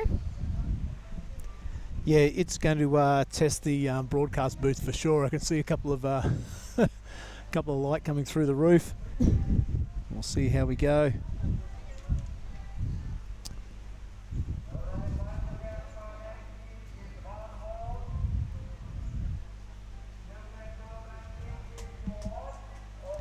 So yeah, as we've heard, we actually are going on hold until the storm passes.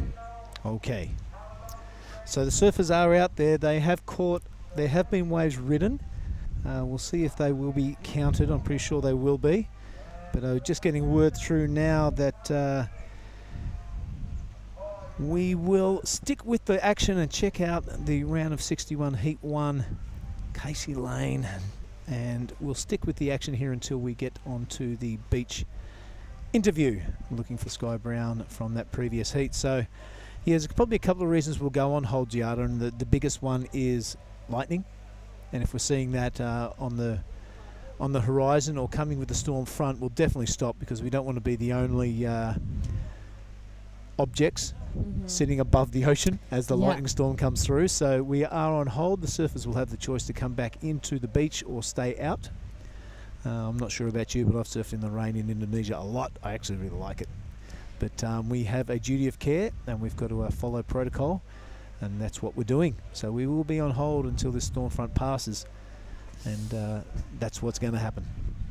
Yeah. We will get to you with the details of the scores in a little bit. I'm the opposite. I hate surfing in the rain. Really? Hate it. I'm absolutely terrified of lightning. Yeah, well, you'd have to be super unlucky, but terrified. It only takes that one thing, doesn't it? Yeah. It's probably the only time a white boy like me can surf without a rashie, because I'm not going to get sunburned, so I actually really like it. I am absolutely terrified of thunder and lightning, and I don't like the fact that the rain is always in your eyes. I feel like the drops don't let me really see, so... Yeah, right on, okay. So Yeah. I think everyone should take note. It starts raining in Indonesia, just go straight in, and if I'm out there, I'll be okay. I might get a wave or two, so I'll be the only one out there. All right, that's a pity that was going to be a cracking heat. We may have action after the storm front, but yes, we're just taking care of our duty of care. These are our control measures. We have to go on hold if there is lightning in the area. But in the meantime, let's cross down to Chris Binns. He is there with Sky Brown, winner of the last heat. Over to you, Chris. All right, down here with the winner of the last heat. You did it on your last 2 waves in the last couple of minutes. Congratulations, Sky Brown. Thank you. Yeah, I'm super stoked. It's a little sketchy.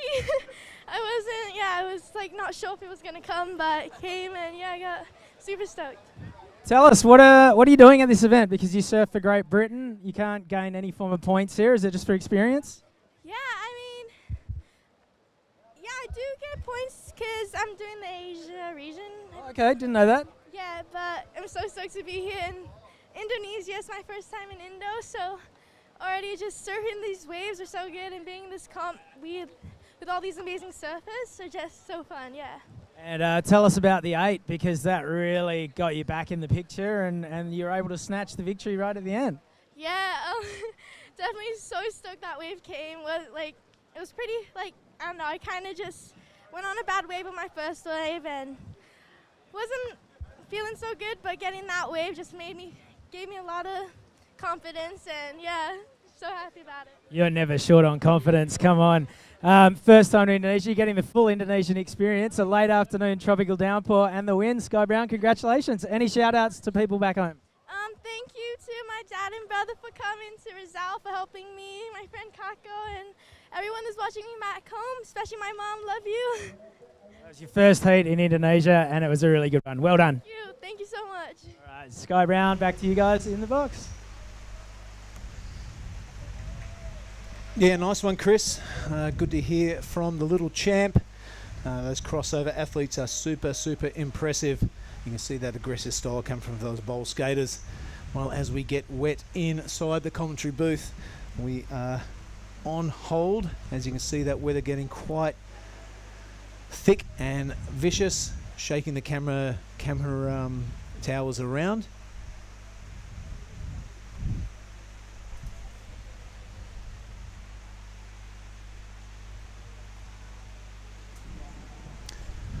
All right, so folks, there is the information right there on your screen. We will be on hold.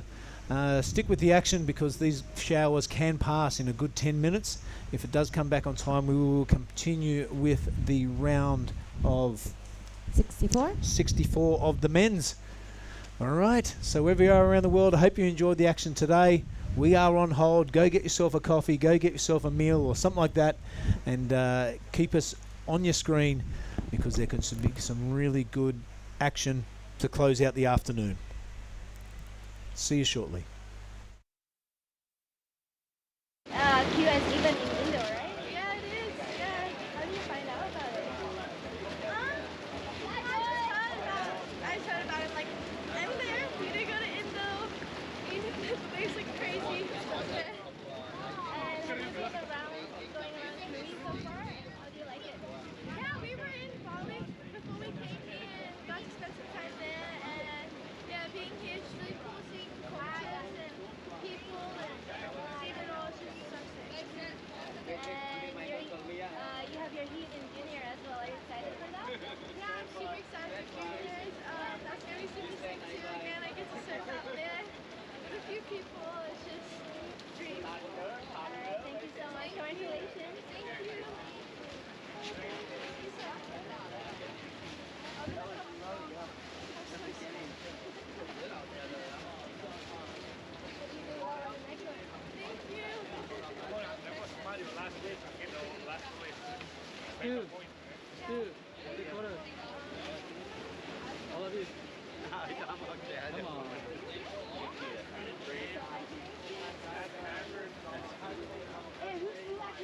Mine.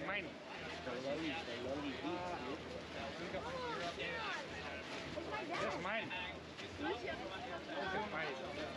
No, you lying. It's mine. I put my stuff here before I put it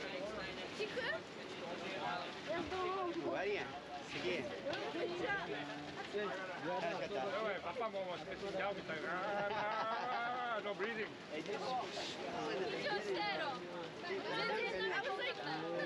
5 minutes, okay, 5 minutes, okay. Now what? 8 minutes. I panicked. I like, yeah, but... Oh, it's not live. It's live. Just what else? Yeah. Oh, you know,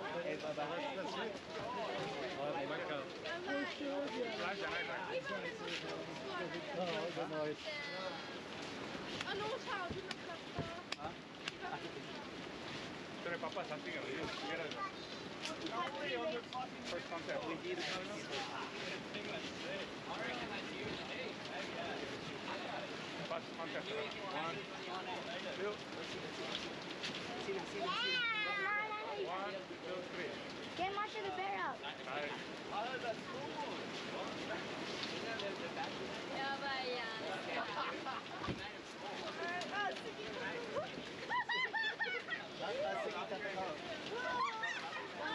What happened? The next heat is together. Iya. Sekarang ya besok bersama hit ya bersama. Hitnya berdua. Dia berdua besok.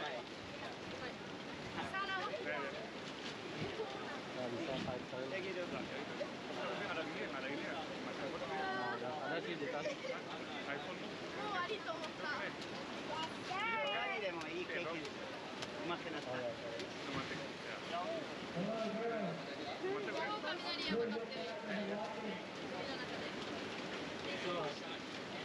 Tomorrow is gathering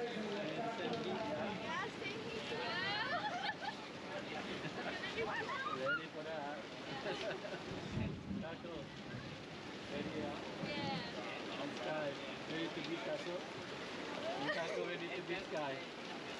That's it. 頑張って。頑張る。両方がいいんじゃないですか。両方がいいんじゃないですか。両方合わせたら最高。Should we go home? So are we going to stay here? これからもう2ラウンドになる。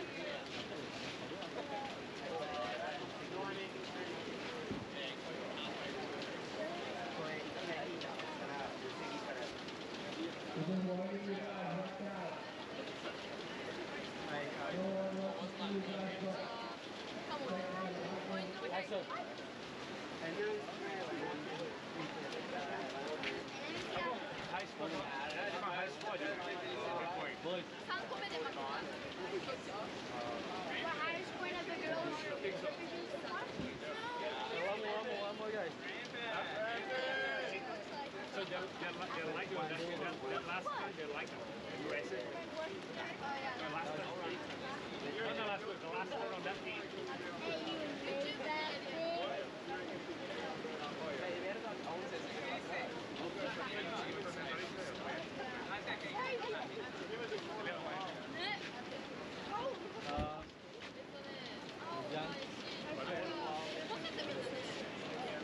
Hey, watch out, step the board. I'm not.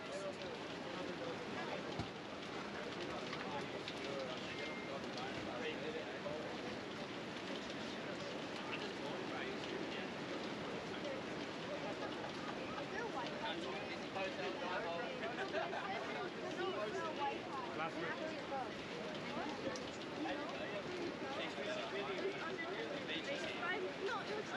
Eight minutes left, yeah. No. Oh yeah, 6 minutes something, and then you got 4 minutes, 3 minutes to go, you get away with it.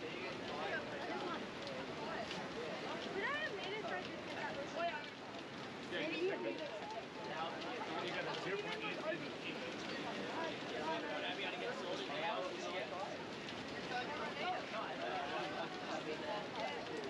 That was the winner, you get clean print, you get.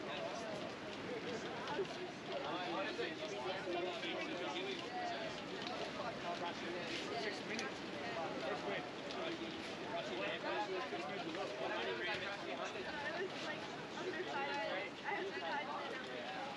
It's probably so confusing because so many good wave out there. And her hit like 5 minutes flat. 5 minutes flat, 2 waves, 10 minutes flat. So there was 5 minutes flat, 3 waves, 10 minutes flat. From swinging to 15, nobody could go.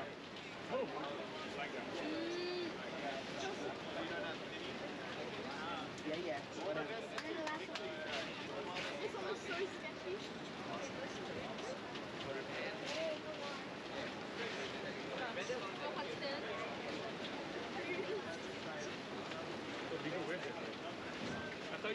right. Yeah, you're right here. It's so sketchy. Almost stuck there. I want to say, come on, go. Yeah.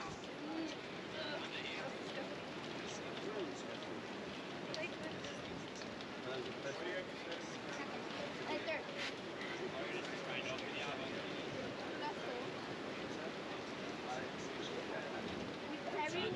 Everyone was here.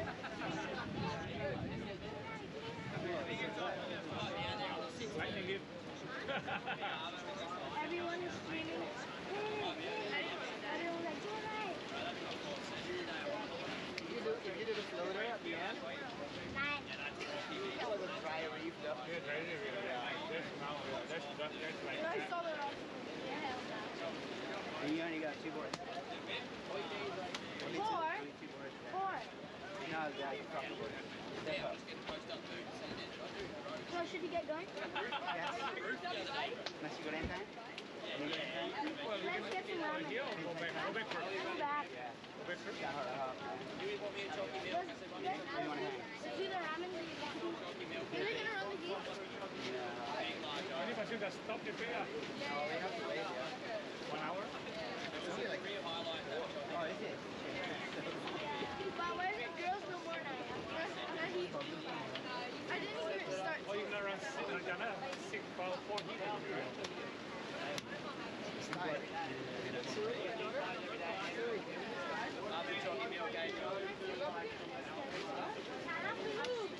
Did you compete? Yeah. Oh, yeah. Quick heat. It's good, huh? There's some you have roll. Yeah, that's what I mean. Dangerous. Yeah. Until I really watch the heat. That's what I mean. It's important to get, don't waste time. I got mine just That's totally different. Reef, yeah.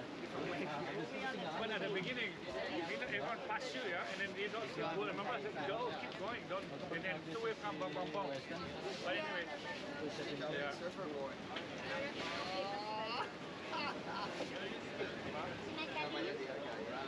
You're the one who made it. This guy, what did you do? What's your name when you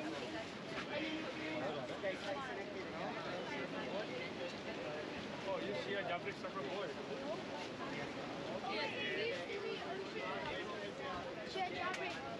In the junior tomorrow, yeah? Apanya? Laptopnya. Masa? Saya kuliah Jati. Where are you now?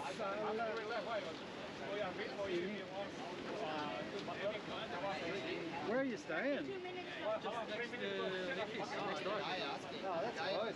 It's really close. It's a good spot too. You cannot change some person. What do you think of man? Not been too big for man. This one here has been a good man. Also, it's gonna see maybe here, yeah. Maybe after the rain, maybe it's really glassy there. That big. Too big. Oh, they're killing it. Yeah. And everybody don't go to do round 1. They just want to wait for that run. Somebody will. Maybe you can carry, take 2 balls. Maybe you guys can carry each other. These guys scheming to get back out. Amongst the items. Save my gear.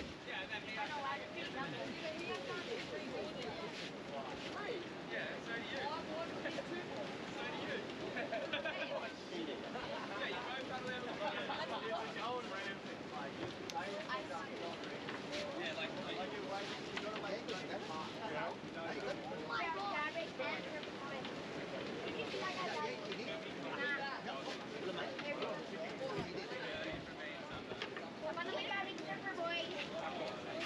That's all. Krui Pro,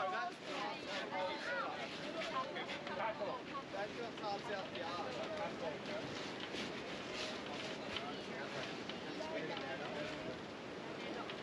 Same place as the whoever that is. Then we go. Is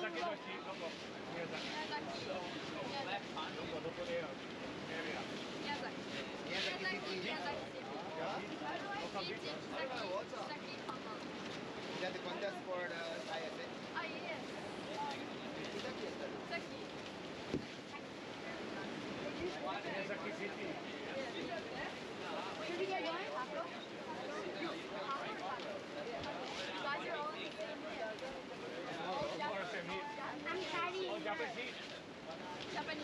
Oh, number one, two, or number one, number two.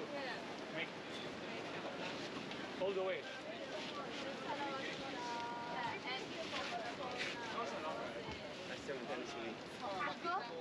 Oh, asal minang mandi.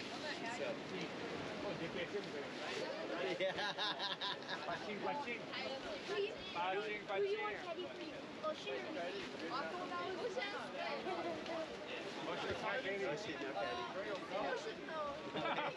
Catching the wave.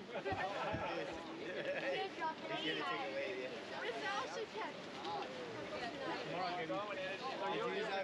can tell us stuff. Okay, I can do it.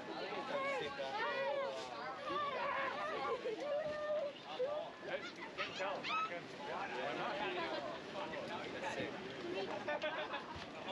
Give my shoe back. Like that, bro. You have to win, yeah? If you get money, you have to give me some. Because I'm catching. You have to give me $5. Makanya burger. Do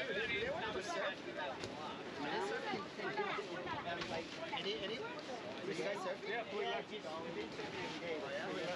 Maybe the boys can go surf, maybe, yeah? No. Well, no. Yeah, maybe I drop them surfing. Okay, give him.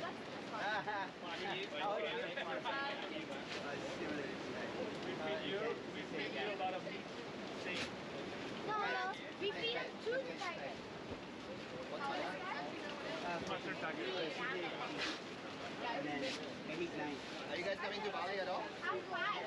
Yeah, Bali. They're gonna do all Asia region now. Guess how old she is? Go. 15? 20. 21. 21. You're 20? You're older than my brother. I don't want to go far. You're older than me. Oh. You're older than my dad. What? When? That's kind of hard because you gotta go East Coast also, you know, the wind can be really flat. Can I beat up your brother with one finger? Yeah, like I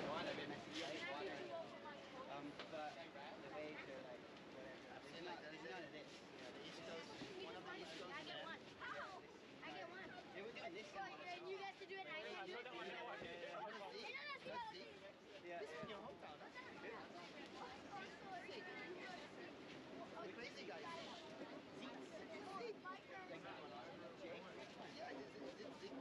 Like doing errors and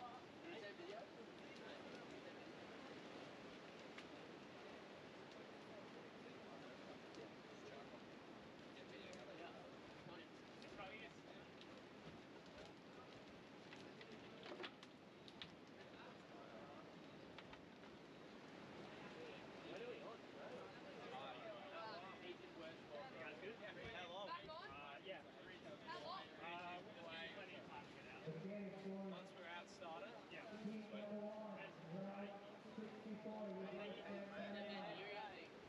Everyone was weird on the Mandarin call. Oh, really? Yeah.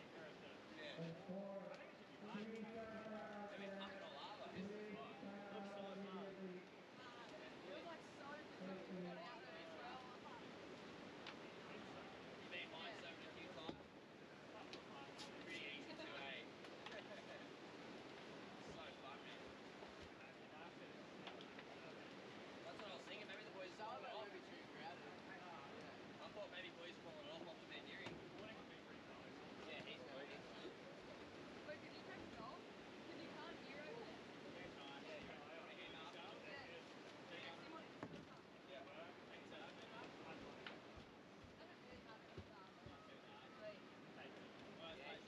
you want me to take your other one, Huey? No, it's alright, Joel's got back. So, thank you. 10 foot. Yeah. When did you get it? When did you get it?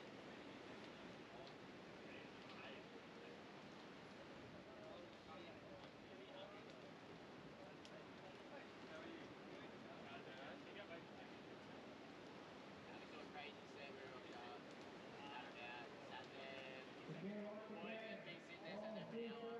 I got 3 to 1, they finally got a set, didn't get bailed, and I waited for it. Got one or two, and then it went onshore actually, when it went onshore actually, it was really fun.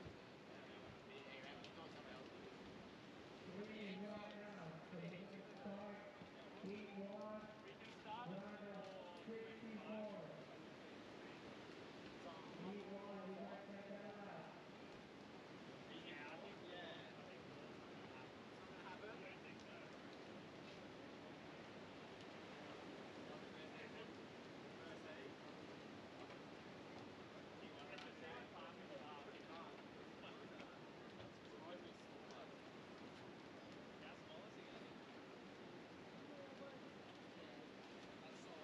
Are you running till dark? Till about... Seems right. Is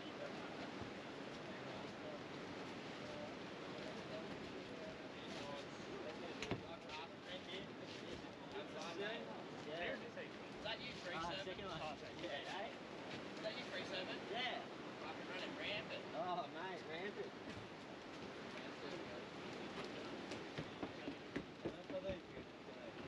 Cool, mate.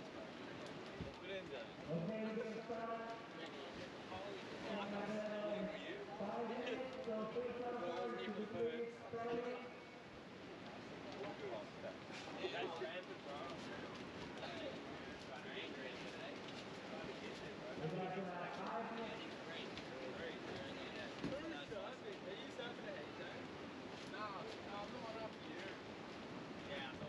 You got me message, Jolly? Yeah. Cheers. As soon as I run off. Yeah. I know, he's coming out there, eh?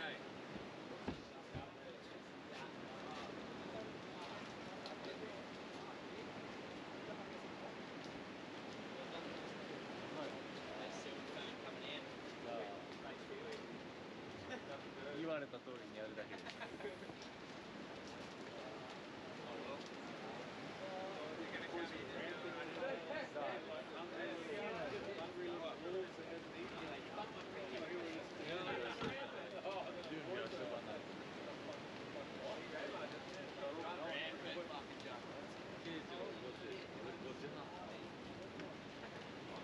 パドルアウトして多分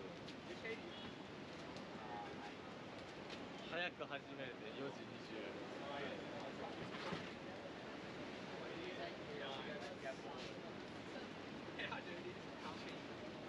This is as good as it gets. Wow.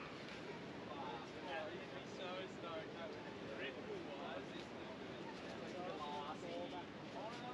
俺映ってる。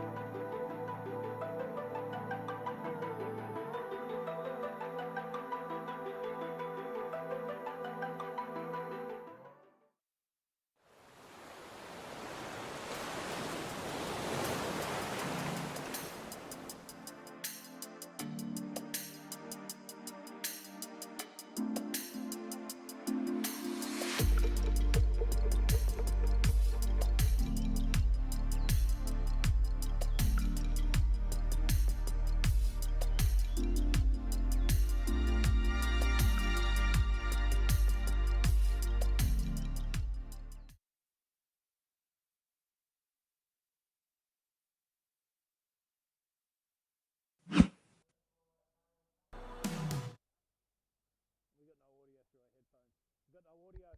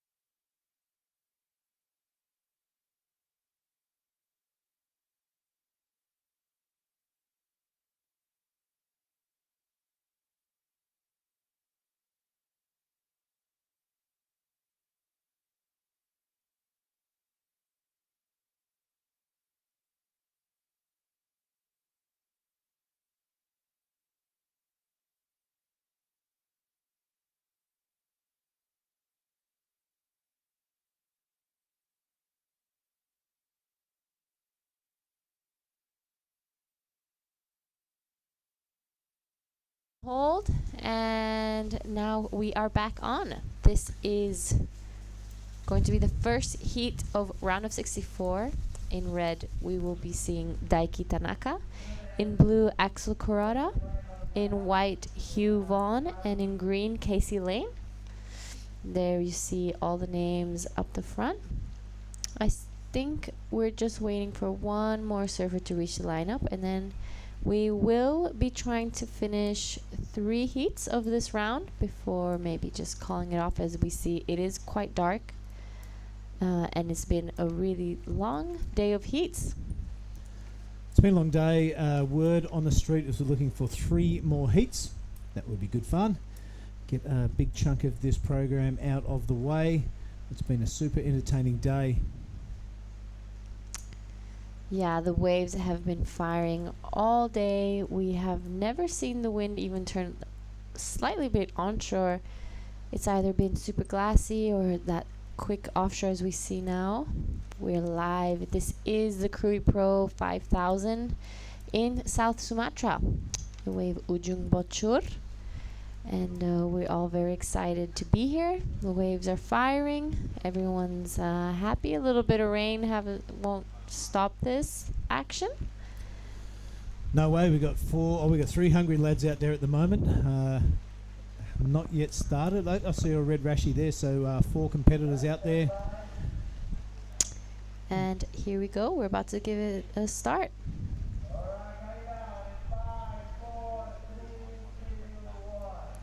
All right, we are underway. Gilagati, 25 minutes. Heat 1 is resuming. Yes, we are officially back on. As we've said, we're going to be trying to reach 3 more heats.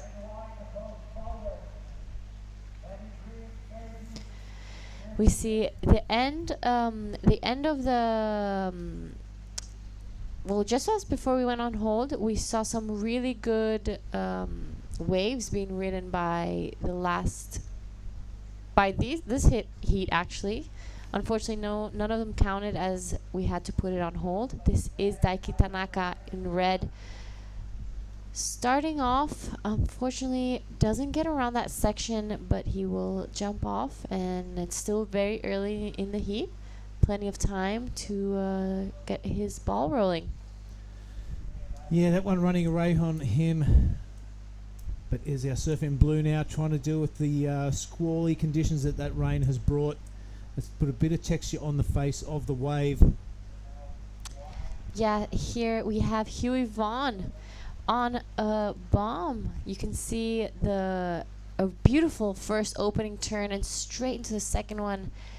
Really nice flow, and taps actually, smashes that one finish. That was a beautiful 3-turn wave by our surfer Huey Vaughn.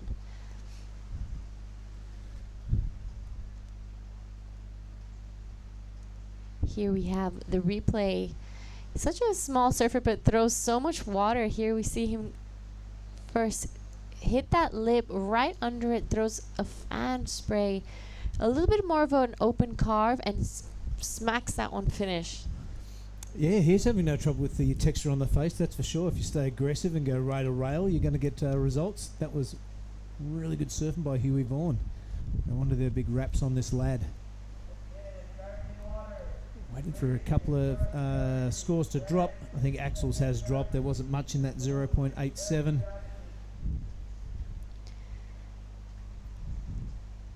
Yeah, this is the round of 64, heat 1. We've had a massive day of competition. Finished the round of 80 earlier. And now we're into the round of 64. We had the first women joining us today as well. Round 1 of the women. So there has been non-stop action. Everyone tuning in, I'm sure it's been one entertaining heat after the other. Yeah, the girls did put on a good performance, didn't they? From the get-go, that heat 1 was an absolute belter. And continued all the way into the last heat of the women's round. Sky Brown coming from behind in the last 5 minutes, showing us what she's made of. Very patient, sitting out there waiting for those set waves. A really good display by all the girls this afternoon. Super impressed.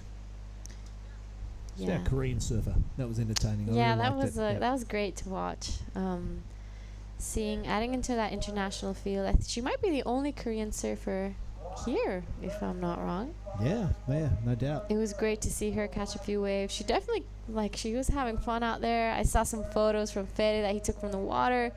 She was all smiles, happy to be here. I mean, who isn't, you know? Yeah, it's, she was coming up to the athletes area post-heat, all smiles, all chatty, all high fives, along with all the other athletes in the area. It was real super cool to see.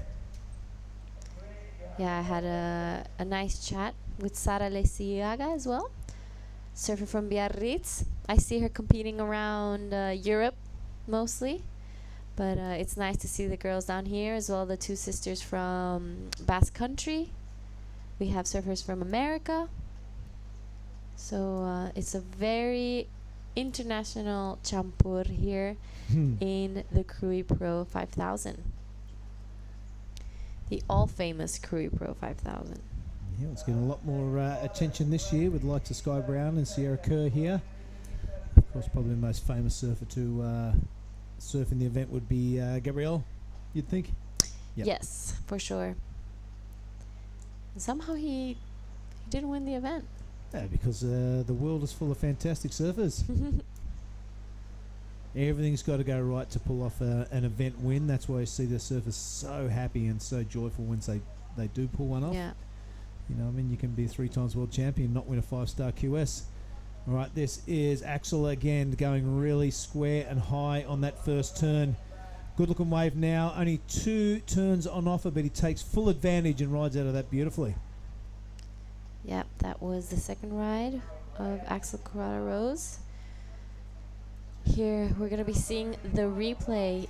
Hits his first section and absolutely belts the second one as well. Manages to stay on. Board goes completely upside down. That was some beautiful surfing from Alex Corrada. Yeah, like the timing on that last turn. Super impressive. Casey Lane now in green. Hammering down the line. It's just like it's going to be one turn for that wave.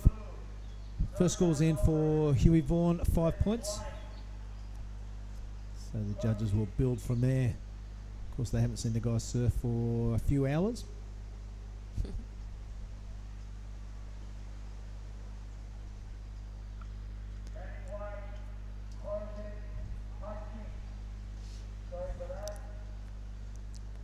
Yeah, it looks like this storm has really cleared up the surface water, like the surface of the water.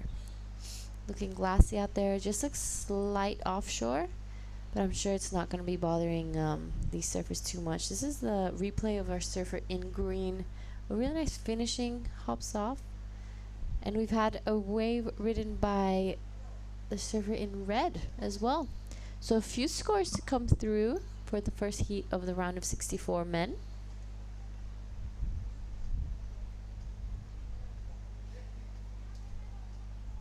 Huey Vaughn. How old is Huey?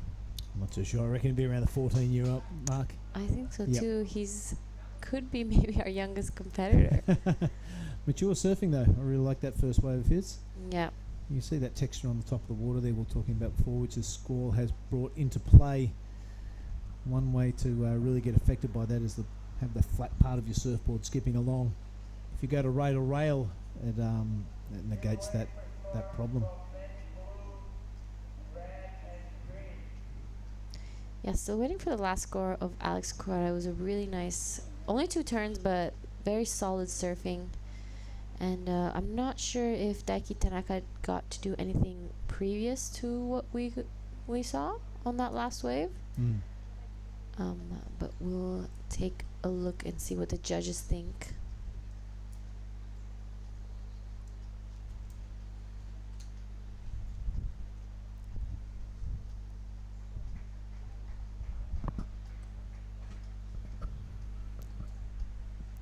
We did see a few free surfers out in the break, trying to get their fair share of waves as well. There's some people went out in the rain? Yeah. I was actually crossing my mind, and then the call to come on to continue these 3 heats, and on came the T-shirt, hat goes back on, and back in the office. But that's what we're here for, Giada, is to call the action. And we get 3 heats out of the way. It'll be a big bonus. There's Axel out in the front, a 6 and a 0.87. Huey Vaughan with that solitary wave of 5. That's a strong position to be in. Tanaka and Lane with the work to do. 16 minutes and 20 seconds remaining. Yeah, still waiting for a score of red and green. And then we'll be able to see the situation. But Axel starting off nicely with a 6. But, you know, as we get into these higher rounds, you're going to need some big scores to be taking down some of those bigger names. As we see, the last of Daiki Tanaka came in at a 7. So we definitely missed something interesting out the back before he finished that. Yeah, good pick up there, Giada. And there we have it. The scores settling in. Daiki Tanaka out front with a 7 and a 0.67. Axel Rose a 6. No one really has a backup yet. Casey Lane came up short of a 3.33. So it's going to be interesting to see the next exchange. It's all about the backup, I think, now. Yeah, I think that's a really good call. 7, 6 and a 5. All pretty strong opening waves. Exactly what you said. It's going to be about all those 3 surfers will be hoping that those scores are backups. Yeah. They want to turn their highest scoring waves into their backups and take out the heat. But it was worth the wait. Got through that squall and some good scores being dropped.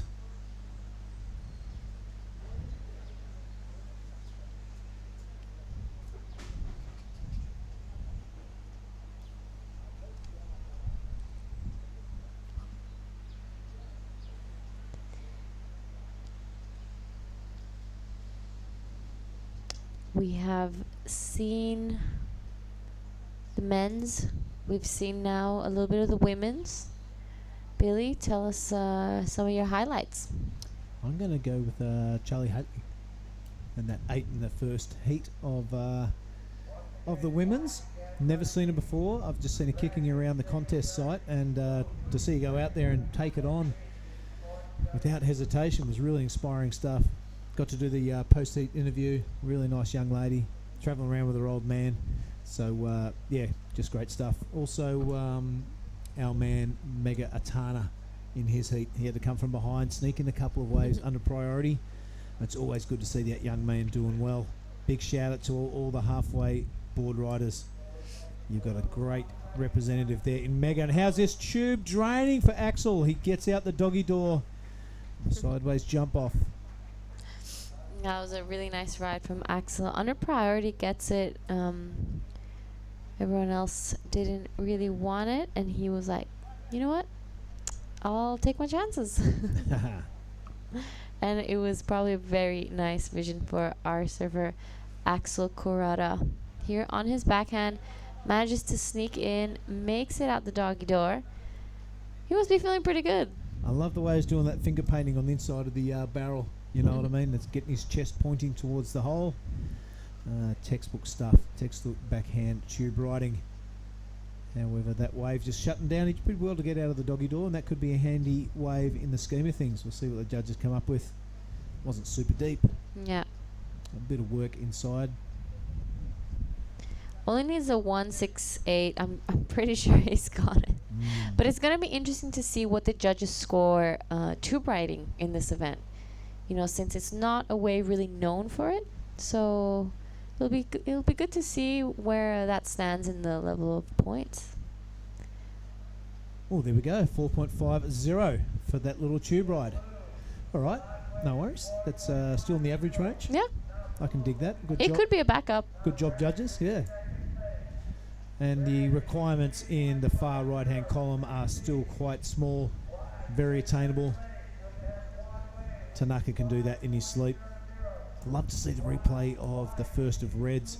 We just got the tail end of that, didn't we? It would be great to be able to see that replay of the first of Red. We unfortunately missed the first part, and it ended up being the highest score, highest wave for now in this heat. So must have been something really good. Especially as we're getting into the round of 64. These are some of the higher seeds in this event. Tomorrow is also going to be hopefully another big day of surfing before we see the swell drop a little bit. Yeah, talking to Tai Sarati last night over a few refreshments after the day's play. He's talking he wants to do 25 a day.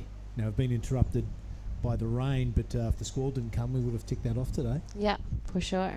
23 is still a good effort, 25-minute heats. Of course, I've seen a heap of waves ridden today. A little bit of drama, a few standout performances. If we can do that again tomorrow, it's going to be a chunk of the draw out of the way before the swell disappears for a few days. Comes back for finals time. Yeah. We also still have the Pro Juniors to do. Yep. And the next round of women's, round 2. So still lots of heats, but it'll all come down, and lots of action still to come. I love the Pro Junior paired with the Opens because you see some really excitable efforts in the Pro Juniors, and then you see the standard really picking up as the Opens paddle out. Billy Steadman, I'm really looking forward to that. The runner-up here last year behind Jesse Mendez. He'll be looking for a bit of vengeance, I would imagine. Really quality surfer. Yeah. I saw a couple of his heats when we were in El Salvador. Managed to qualify for the Olympics. He will be going to 2024 Olympics. That's so cool, huh? Yep. Something to pin your hat on. As well as Safi Vet also managed to take that. Tanaka now on his third wave. Opened up with a 7 and just gets the 2-turn combo in there, falling on the latter. So need a 3.50. I don't think that is there. Back out the back and into the drawing board. Here is the replay of our surfer in red. Beautiful first turn. Tries to go quickly into the second one, but just explodes in the whitewash. He's looking to replace a 0.67. Does it with a 2.5, but he will be looking to improve on that backup. As we see White patiently waiting with priority. Doesn't need a big score. We haven't seen anyone with a significant backup just yet. So we've seen a little bit of a lull. Old Huey Vaughan is holding his nerve out there. He's had priority for a while now. Not paddling around, not panicking. No.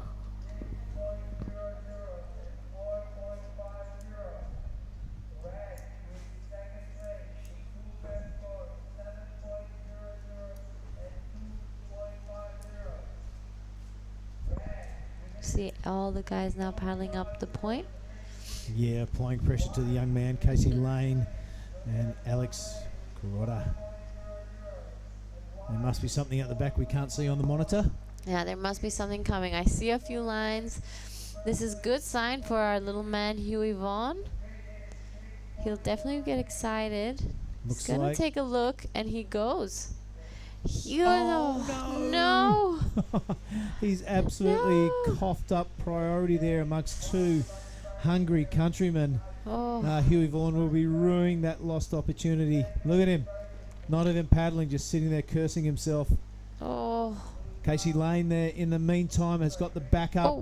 Not much good to him either, so that has handballed the priority over to Axel. Oh, poor Huey. I really feel for him. Still 7.5 minutes remaining, G. Yeah. He still has he got second priority again, meaning that he's still up at the point. Still has a second chance. 7 and 15. You're right. That's still a lot of time. As we see Axel on his backhand on a really great looking wave, hits it vertical. A little bit of steez on that fall. Gets back to the power whitewash as he also comes unstuck on that last one. Wow, a bit of attack of the fumbles here by all three surfers. Yeah. In the last three waves, but Axel with the best of it. We'll see if that will improve his 4.50. Casey Lane on another wave. We didn't see the beginning of that, so stand by for replays. But bit of action happening around the 6.5 minute mark. Yeah, that was fun. Pretty fun exchange. No one with any real big scores just yet again. Huey back out with priority. That was a quick changeover, wasn't it? Yeah, it was quick. So kind of no harm, no foul. Just a couple of minutes off the clock. Yeah. Guaranteed that won't happen to him again. No, he's ready for it this time. But I like the commitment. Huey saw that set and he was like, "This one's mine." Yep. Beat it, you two. I did like the pressure applied by Axel and Casey. Tanaka now looking for some information. Close by. He's staying close to Huey. Maybe trying to apply a little bit of pressure. Trying to sell him on a few waves. Get him to swap the priority over. But it looks like there's not much coming in the horizon. Huey's gonna be hoping that another one of those sets come through before he runs out of time. We're just reaching the 5 minute mark. So there will be a little bit of pressure being applied now.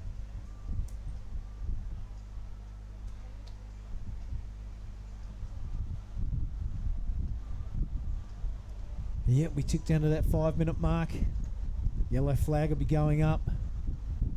He'll be going, come on. Give me one more chance. Yeah. Huey Vaughn, 16. 16, okay. Yep. 16 years old. Has won Best Male Junior of 2022 by Stab Surfer of the Year. Wow. So he's a very talented young man. Has already a title under his belt at 16 years old. Some great stuff.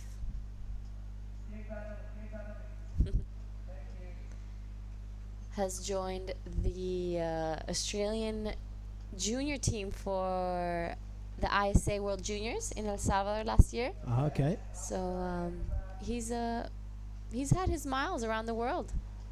As we see Daiki Tanaka again. Oh yeah. Oh, just coming off. I thought he had that one. Here he is, Huey Vaughn, having a go again. Delivers on the first turn this time. He's waited a long time for this wave. He swapped priority, and he has taken it to the big boys. I like that. Well done, Huey Vaughn. Looking to back up that 5. That was some very critical surfing. Now we see Alex backing up his 6. A beautiful floater and a nice turn. almost cuts Daiki's head off on that last one and finishes it off with a nice vertical snap. And behind, let's not forget Casey Lane. Beautiful first 2 waves. Gets around this section. Let's see if he can give anything for the finishing. This is definitely one of the bigger sets ridden in this heat. Wow, that's a big exchange with only 3 minutes left. It'll be interesting to see where everyone sits after that exchange. Yeah, a big flurry of waves and some really good turns delivered. Check it out. This is Huey Vaughan. Waited for a long time, so it's easy to be nervous, but he showed none in these first couple of attacks on the lip. And I like the way he timed that last manoeuvre to come down with the lip. Didn't even look like it was going to fall off. So well done, Huey Vaughan, our surfer in white. And then we had Axel on his wave, and then we had Casey on his wave. Bit of a slow start to this one. And yeah, pretty decent turn for the first one. Finds the second, repeats the dose. Not much variety in that, and this thing is just out of his reach, it seemed, the whole way. So he did extremely well to rattle off those 3 turns, and that was all he needed. Casey Lane, and let's not forget this guy. This is a replay of our Japanese surfer. He comes unstuck on that last turn, so he rattled off a couple before then. So we'll see where these judges place everybody on the scorecard. This is a replay of Alex Kurata. A nice first carve. A beautiful floater. Keeping that variety, which I think is a great great thing. And right behind him, Daiki Tanaka. Yeah. Huey as well. We've seen another exchange happen here, and before we even get the scores of the last one, Huey taking it all the way to the inside. It looks like this wave is going to stand up for him. He looks back. Super cool, isn't he? Yeah. Yeah. He's not sure. We're still waiting for all scores for all the surfers, really. This is a replay of the last wave of Huey. Yeah, super good timing from this young guy. Yeah. He reads the waves really well. Very mature competing strategies for at such a young age. Yeah, well drilled from his coaches in Australia, I would imagine. You know, he sat out there with priority. Didn't let the nerves kick him. This is Daiki Tanaka.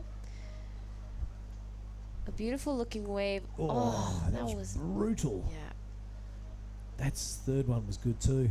So this is one we missed. There's a good first half of that wave. Man, I'm going out on a limb and saying this is the best thing I've seen this heat. That first turn was incredible. Right in the pocket, really good timing. Only 10 seconds remaining in this one. There's going to be a heap of scores to drop. One would imagine we will go on hold. Yep. Axel's last score came in at a 6.60. Yep. But we're still waiting for scores of all the surfers. We are going on hold to see, waiting for the judges to come down. And we will be hitting into an ad break and I'll give you an update situation later.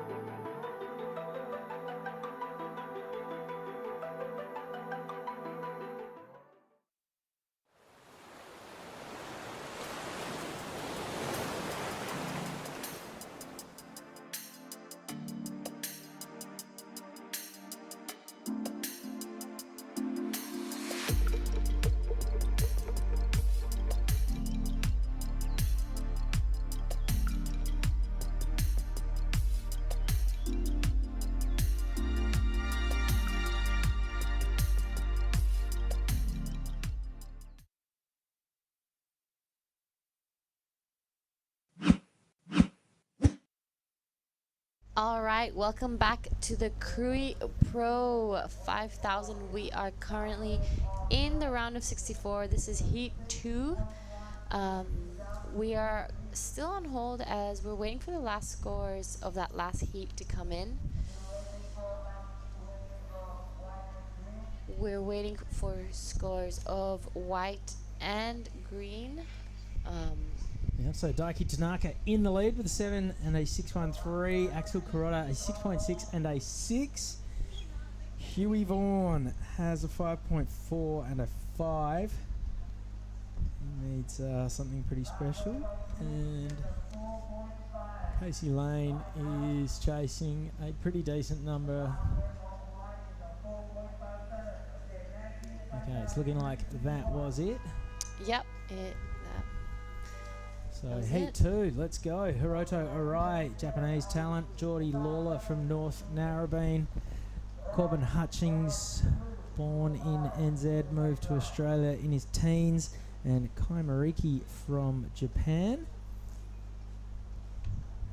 And Arai and Geordie Lawler, the 2 seeds coming into the draw. We've already seen Corbin Hutchings and Kai Mariki in action at this event. And conditions out there are looking pretty glassy. We've got that post-storm oil slick kind of smooth effect going on. Grey sky, it's a heavy sky. It feels like every time the thunder claps that the skies might open up and soak us. There's about 200% humidity out there as well, so it doesn't really matter if it starts raining because everyone's soaked to the bone. Yeah, even before that rain came by, just standing there was really humid. You could really feel the heat. But that's a very Indo thing. Rain comes, rain goes in like 10 minutes. Looks like it's going to be the end of the world in one point, and then like 5 minutes later, it's beautiful and sunny again. How many degrees south of the equator do you think we are right now? I wouldn't be able to answer that right now, but pretty close.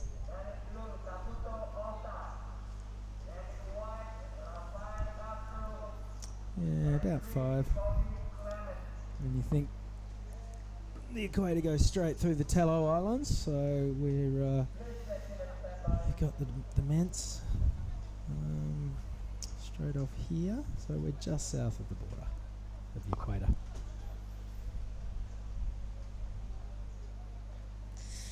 We've had a great last heat, so many waves ridden.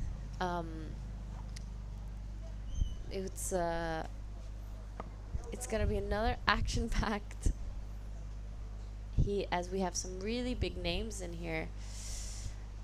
Geordie Lawler, I've heard, has won a few QSs. Yeah, Geordie's doing pretty well on the Challenger Series this year. One of those guys who's always sort of in the top 20 and just hasn't quite cracked it for the Championship Tour yet. Here goes Corbin Hutchins on his backhand, and nothing significant is going to result from that apart from him going to 4th priority. Well, and the lead, I guess, for 0.5. That's going to hang around in 22 minutes 10 seconds time. Yeah, he'll be hoping for a little bit more than that. Hiroto Arai, super talented Japanese surfer. He has been around for years. I remember him doing the juniors, World Juniors back in, would have been the South Coast, Kiama in New South Wales a long time ago. Same sort of era as guys like Ethan Ewing and Griffin Colapinto were taking it out. Corbin Hutchings, a little bit younger, from the Gold Coast. Has been chasing some big pits the whole time that he's been here in Sumatra. Geordie Lawler flew in on the same flights that we did. So pretty late arrival, but he's surfed in this event plenty over the years. Knows his way around a long left point break. Kai Mariki, Japanese surfer, was looking pretty sharp when he was surfing yesterday. While we've got a little break in the action, we are going to throw it over to, I think, Billy Hangen, who is down having a chat with the winner of the last heat. Okay, I am here with the winner of heat number 1, Daiki Tanaka. A very close heat. Daki, your last wave, a lot of pressure. Can you talk us through your last wave? So it was really good condition today. Yeah, I'm so happy to couple good wave and the last wave. Yeah, I'm so stoked. All right, we are stoked as well. Been watching you surf that last heat. There was a lot of really good surfers in there. Huey Vaughan amongst them, and Axel was really going to town. So very well surfed. How many times have you been to Krui? I've been 3 times in Korea. Yeah, I'm so happy to come back again. Yeah. And where are you from? I'm from Japan. What part of Japan? My hometown is Fukuoka City. Yeah, there is not good wave, but yeah, sometimes typhoon season. Yeah. Beach break or reef break? Beach break. And your favourite part of the surfing in Indonesia? Is it the tube? Is it the turn? Yeah, really good condition. Yeah, I love it. Okay, well surfed. Put it here, buddy. Fantastic. We'll hope to see you in the rest of the draw, and good luck. Thank you so much. ありがとうございます。 All right, back to you guys in the booth. Cheers. Thank you very much, Billy Hangen. And that was the winner of the last heat. Daiki Tanaka. Tanaka. An incredible surfer, had great style, super precise surfing. It was great to watch. This is Heat 2, round of 64. As we have finished the first round of women and are into round 3. This would be the third round of men we see. All the higher seeds are going to be in this mix. We're thinking of doing 3 heats today to finish off, as it is already almost 4 to 5 here in South Sumatra. So 1 to go after this. And rounding out the play is going to be Kajiro Nishi, Takuto Ota, Rafael Castro, and Jack Thomas. So JT surfed in. Oh, hang on a second. That's different to what we've got on our screen. Okay, Kobe Clements is going to be surfing in that heat. Obviously, whoever printed that one out got that one a little bit around the wrong way, but Kobe Clements surfed in the last heat yesterday, and he's going to be surfing in the last heat today as well. So a lot of sitting around waiting and watching the ocean. It was funny when we went on hold before it was for the storm, there was some thunder and lightning around. A few of the competitors had come in saying that they were a little bit anxious being out in the ocean around that. Didn't stop a whole heap of competitors bolting out for about a 40-minute free surf. And yeah, some of the boys we're seeing now, like this man, Corbin Hutchins, were losing it over how good the surf got as it just sort of slicked off. And here goes Corbin. This is his 3rd attempt, and this is going to be his best wave. Whole lot of downtime, but 2 strong turns. Well, 1 to start off with. The second one was a little bit sketchy, but he's dug the nose out in the end behind him. Here goes Hiroto Arai. Oh, could have just about stuck with that one, but hit the eject button and made it official. We'll have to catch up on what he did to start off with on the replay. Talk us through it, Giada.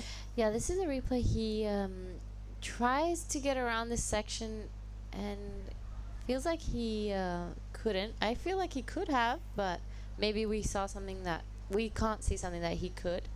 A really nice first airdropping turn from Corbin Hutchins as he struggles a little bit to get around this whitewash. When he does, a really nice finishing, almost gets almost poked the nose and went down there, but dug it out. Interesting comparison between those 2 waves, because Hiroto Arai looked like he had plenty of speed and he jumped off, and Corbin Hutchins completely the opposite. Did the big floater, landed, had no speed whatsoever, and then just through pure sort of gritting of his teeth managed to fight his way past all of that white water, get out in front and bash another turn. So Corbin will get the far better score of that exchange, despite probably things not lining up as well for him. So Corbin Hutchings really getting the bit between the teeth and hustling his way through that wave, manufacturing a score. Roto Arai, I'm going to say gave up on that one a little bit too soon. Yeah, me too. I agree. He could have definitely gotten around that section, but I don't know. I guess it's all up to the surfer at the end of the day. Hopefully, there will be a bit more waves coming through, as it has gone a little flat. Jordy Lawler and Kai Moiki still no waves ridden.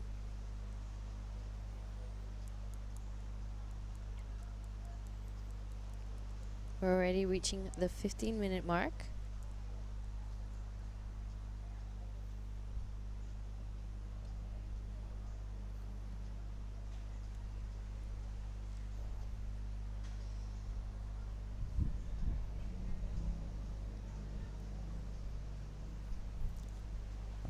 All right, there you go. Last score of Corbin Hutchings is in. And it's not going to be a 5-7 because he did have a minor score already. It's probably going to be around a high 4. Still waiting on the last number to come in for Hiroto Arai. So a 4-7-7, the result for Corbin Hutchings. And Jordy Lawler and Kai Mariki yet to open their accounts. They've sat and waited for over 10 minutes. 14 minutes remaining in the heat. And this is the second last heat of the day. Next one featuring Kijiro Nishi, Takuto Ota, Rafael Castro and Kobe Clements is going to be rounding out proceedings. That's going to be a 23 heat day, so fair old marathon. We started 45 minutes earlier today than yesterday. We didn't have an opening ceremony of about an hour and a half in the middle of proceedings. So yeah, just the minor rain, thunder, storm delay about an hour ago, but otherwise, yeah, full tilt from start to finish.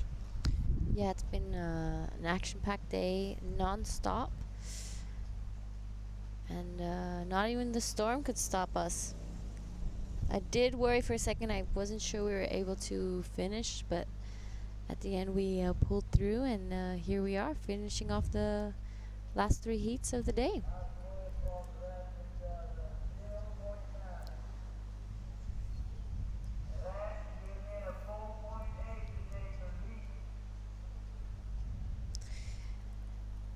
As we're reaching halfway, it's looking like Jordy Lawler and Moriki still haven't caught anything, but as we've seen in the other heats, you can still change everything in the last few minutes. And this is Hiroto Arai on his backhand.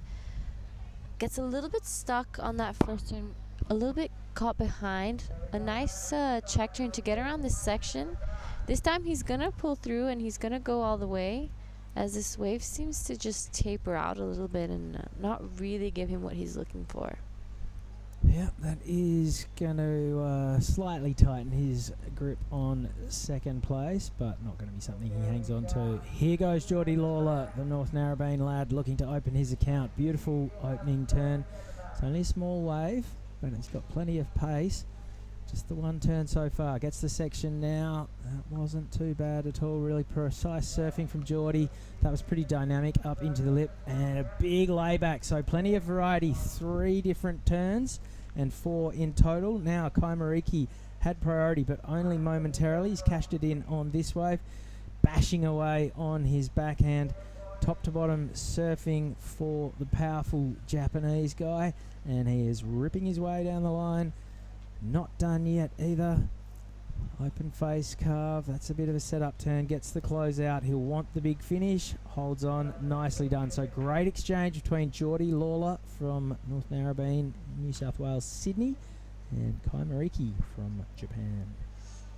Yeah, we really see the 2 surfers who were patient and waiting and used their priority finally getting started in this heat, and it looks like it paid off. Both getting Really great waves. I'm not sure who got the better of that exchange. As you see the replay, this is the first wave of our surfer in blue, Jordy Lawler. Beautiful opening carve straight back to the whitewash. This wave's a fantastic comparison between what the surfers on their forehand can do versus what the natural footers on their backhand have to bring to the occasion. Jordy there, the big layback, we're going to see lots of those from the goofy footer, from the goofy footers. You know, those big open face carves, getting the rebound, pushing it harder when the section allows. Whereas Kai Mariki on his backhand, a lot more kind of rhythmical, vertical surfing, but just you're going to see a lot of the same re-entry, and the judges are going to be looking for scores based on how hard everyone hits the section. Talk us through this one. This is Hiroto, as I said, gets a little bit stuck on that first section, a little bit behind. A really nice connecting turn, but this time he does go and come through all the way. But the wave just, you know, tapers off, and we see this a little bit more on that high tide. It tends to just die down. And this was the last wave, ridden of green. Beautiful surfing, very stable and super low center of gravity by our Japanese surfer. Yeah, this is Kai Mariki. He really wastes no time in between turns, little check turns, and I really think this last one was very nicely done. All right, let's see where the judges go with all of these scores. They've got a lot to figure out. Yeah, personally, I think Jordy Lawler is going to be taking that topping from the exchange. I think he had that more variety, more flow, one of the set waves.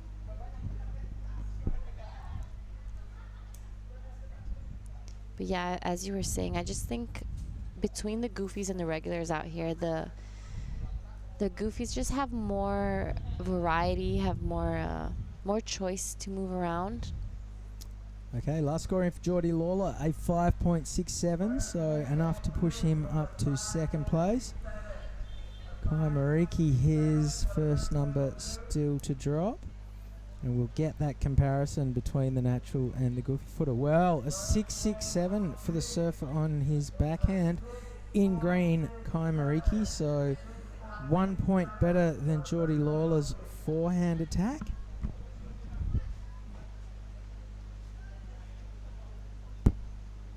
Eight minutes remaining.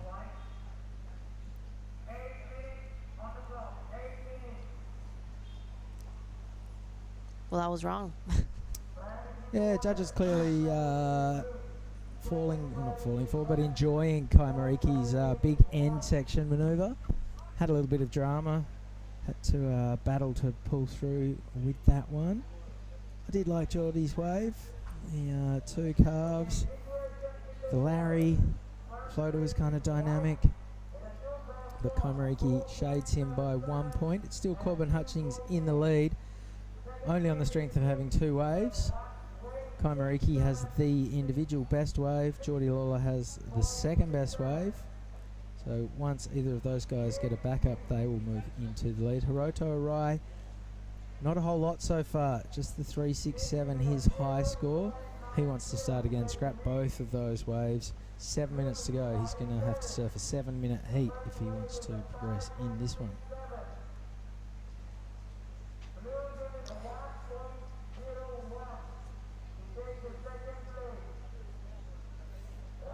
Yeah, as we reach that high tide, we're seeing a little bit of a lull. Not as many waves surfed by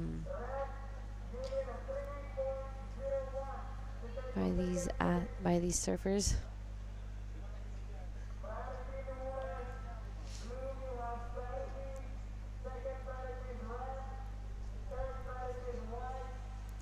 We're reaching the last few minutes, the last 6 minutes of this heat.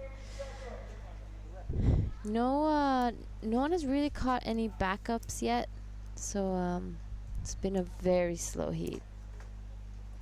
Yeah, this is very much anyone's ball game. Hiroto Arai in the worst position with just the 3-6-7. If it does come down to one last exchange, he's got a lot more work to do. Corbin Hutchins definitely won't be resting easy, even though he's in first. He just has a 4.77 as his high score. Komariki in the box seat. Geordie Lawler breathing down his neck. A couple of sets before this one is curtains would be much appreciated if you don't mind, Huey. One last heat to round out the day after this. It's an Aussie, an American and 2 Japanese.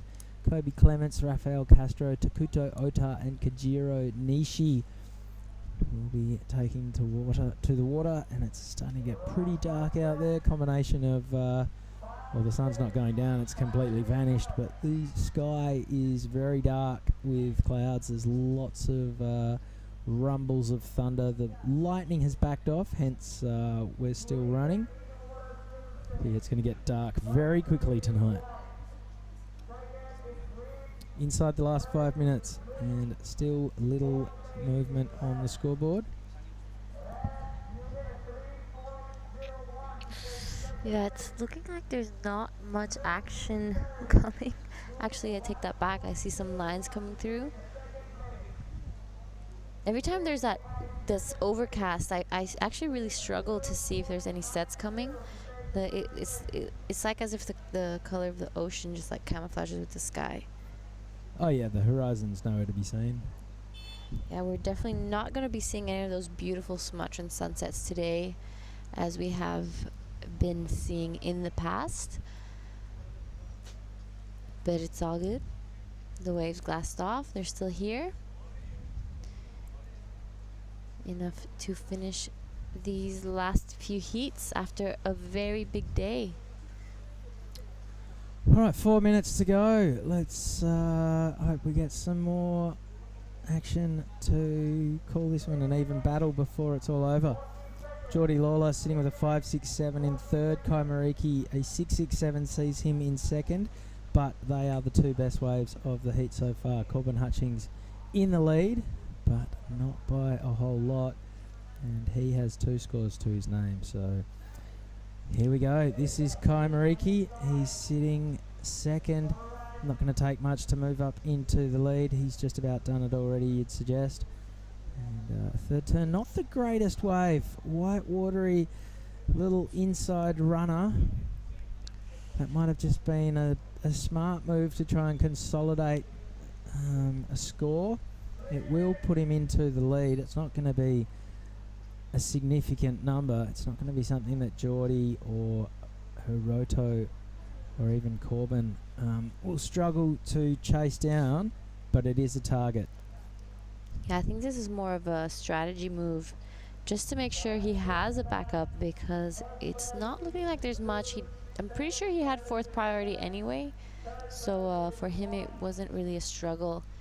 But now we see a set coming, and Geordie with priority using it. He goes down the line, a beautiful section out front, and it carves it all the way down. You really see him using those arms to just hit this section, and manages to finish it. That's going to be a really good feeling to back it up. All right, here goes Hiroto Arai on his backhand. He's down in 4th, but it's not going to take much to get up to 1st or 2nd. 2 strong turns, vertical, big fan of spray, and Hiroto Arai is feeling it. We got the clap, we got the finger snap. He's out of there. Corbin Hutchins, he's sitting in 1st, but he will not be comfortable there. He needs something big. He's got speed to burn. Big rooftop float, needs a little bit more. Wave races off without him. Okay, all 4 surfers have caught a wave. Oh, for mine, it was Geordie and Hiroto who got the better of the exchange. Kai Mariki, one last roll of the dice. His was only a small wave. You'd think he'd be looking to get rid of that one. It's not going to happen on that occasion. I think Kai Mariki could still be in a little bit of trouble right here. Corbin Hutchings, he's going to improve his score. They're all going to improve their scores. but it's just a matter of who and by how much. Nothing to start off with the first turn from Hiroto, but that was really good. Big fan of spray. Repeats the treatment a second time. Again, a bucket, and then goes vertical. That was the money turn. And when you ride out in front of the wave, nice and balanced on your board, you're feeling it. Why not give it a little clap and a snap of the fingers? Geordie Lawler, this also a very significant wave for the North Narrabeen lad. He never went 110%. He reined it in a little bit, but he did. I think he has done what he needed to, and the end section was very smart. He belted it and finished off again like Hiroto with the big high point. And then this was Corbin scratching. Basically, he needed to try and consolidate his lead. And the first turn was okay. The floater was there. Would love to have stuck with it and squeezed in another turn or two, but not to be. So 10 seconds remaining. Kai Mariki has moved into the lead with a 3.63. Geordie Lawler has now dropped a 6.5 to move into the lead. We still have a number to come for Hiroto Arai as time runs out. I think we have another number for Corbin Hutchings as well. And, the judges have some numbers to add up. Hiroto Arai, we're waiting on a score. This one is in the hands of the judges. Huge crack of thunder. And everyone can probably hear that. That might be it for the day. We're still waiting on the last number to come in for Hiroto Arai. Geordie Lawler is in the lead. He's safe. He's got a 6.5 and a 5.67. I think Corbin's score is not going to trouble the advancing positions. It was a 2.17. So the numbers we're looking for now. There's one more wave to come in for Kai Mariki. And Hiroto Arai, there it is, a 7.83, best wave of the heat. He did get up into was it the lead, Jada? No, he went up to second place. He went up to second. So Geordie Lawler held the lead.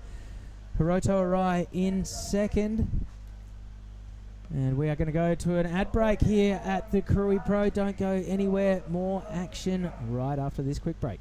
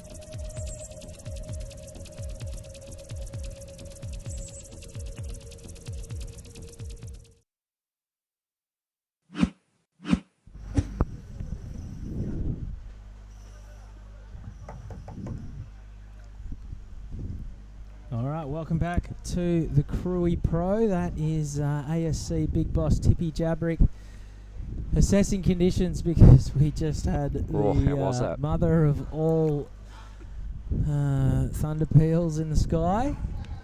Pretty much everything just shook then.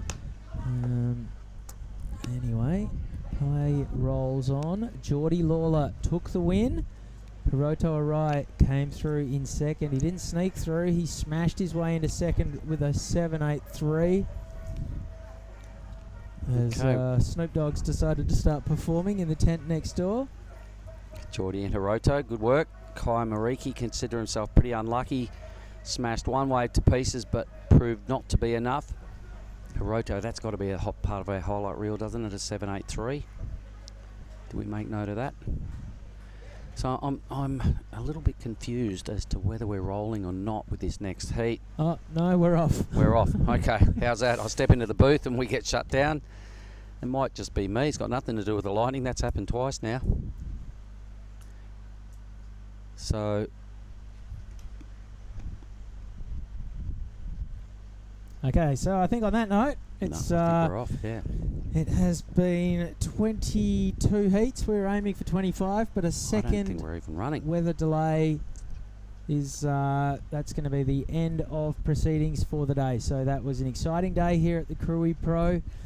Exciting right to the very last heat where Geordie Lawler and Hiroto Arai have advanced to the next round. We're going to be here bright and early tomorrow morning to wrap things up. We're going to keep going through the heats. We got the women in the water today. I would imagine we'll see the first of the juniors tomorrow. I seriously doubt it. I spoke with Ty Sarati earlier, so I'll have to say, and I asked him that question. He said, "Nah, more of the same. Men's, women's, chipping away at the 5,000 rated events. Got priority over the juniors. Been just 1,000s. The Groms can surf anything. The surf is going to drop off, so I'm chipping tomorrow for sure. They'll tidy up and finish the back end of this round of 64, so that will be 14 heats, and then go straight into the women's, which I think still has 16 heats in that next round. So I imagine tomorrow's format, just preempting tomorrow's briefing, but I reckon they'll just roll into the women's and get as far as we can in that round, and that'll probably be tomorrow's program. So I'd say the juniors will have to wait a little bit longer, frothing at the bits as grommets do, but they'll be fine. They'll be surfing up and down the coast. There's enough They'll to keep find them waves. busy. Yep. When they get their chance, we'll expect some fireworks from the Groms, but they roll up every morning. They're like, "Are we on?" It's like, no. They're like, "Oh, why?" Bad luck, because you're Groms. Yeah. Well, that was Corbin Hutchings on screen. Unfortunately, Corbin just bowed out. He was sitting in first. Didn't have a whole lot of points. Didn't get the wave that he would have liked to consolidate things at the finish. Left the door open, and it was Geordie Lawler and Hiroto Arai who both jumped up from third and fourth to go up to first and second. What else went down that was noteworthy, Mr. Chris, on the round of the men's? We only did two heats. What about the women's? We got some women's highlights there that were pretty I think hefty and Sky plenty of- Brown, her last two waves, first ever heat she surfed here in Indonesia. There was a thunderstorm at the end, tropical downpour. She got a real taste of Indonesia all in a heat, and she was sitting, I think, in last. Got the two scores, got an 8 to put herself back in the picture, and then held her nerves to get a 3. Didn't know she'd even won the heat until she got back to the beach. That's right. There was about 6 minutes remaining, and she was sitting on about a .37, dead last. Got an 8, got a 3 or something, but would have got into second with the 8, so that one wave would have been enough to do it. That was a huge moment. I'm going to have a little look at this as well. This lady, Charlie Hatley, the Burley girl, she started off the whole of the women's round of 80, just came out all guns blazing, probably a bit excited coming from Burley to finally get to go left as the goofy footer, and she was one of the highlights for me. The two Basque sisters, Janire and... the other one's over here somewhere, I think.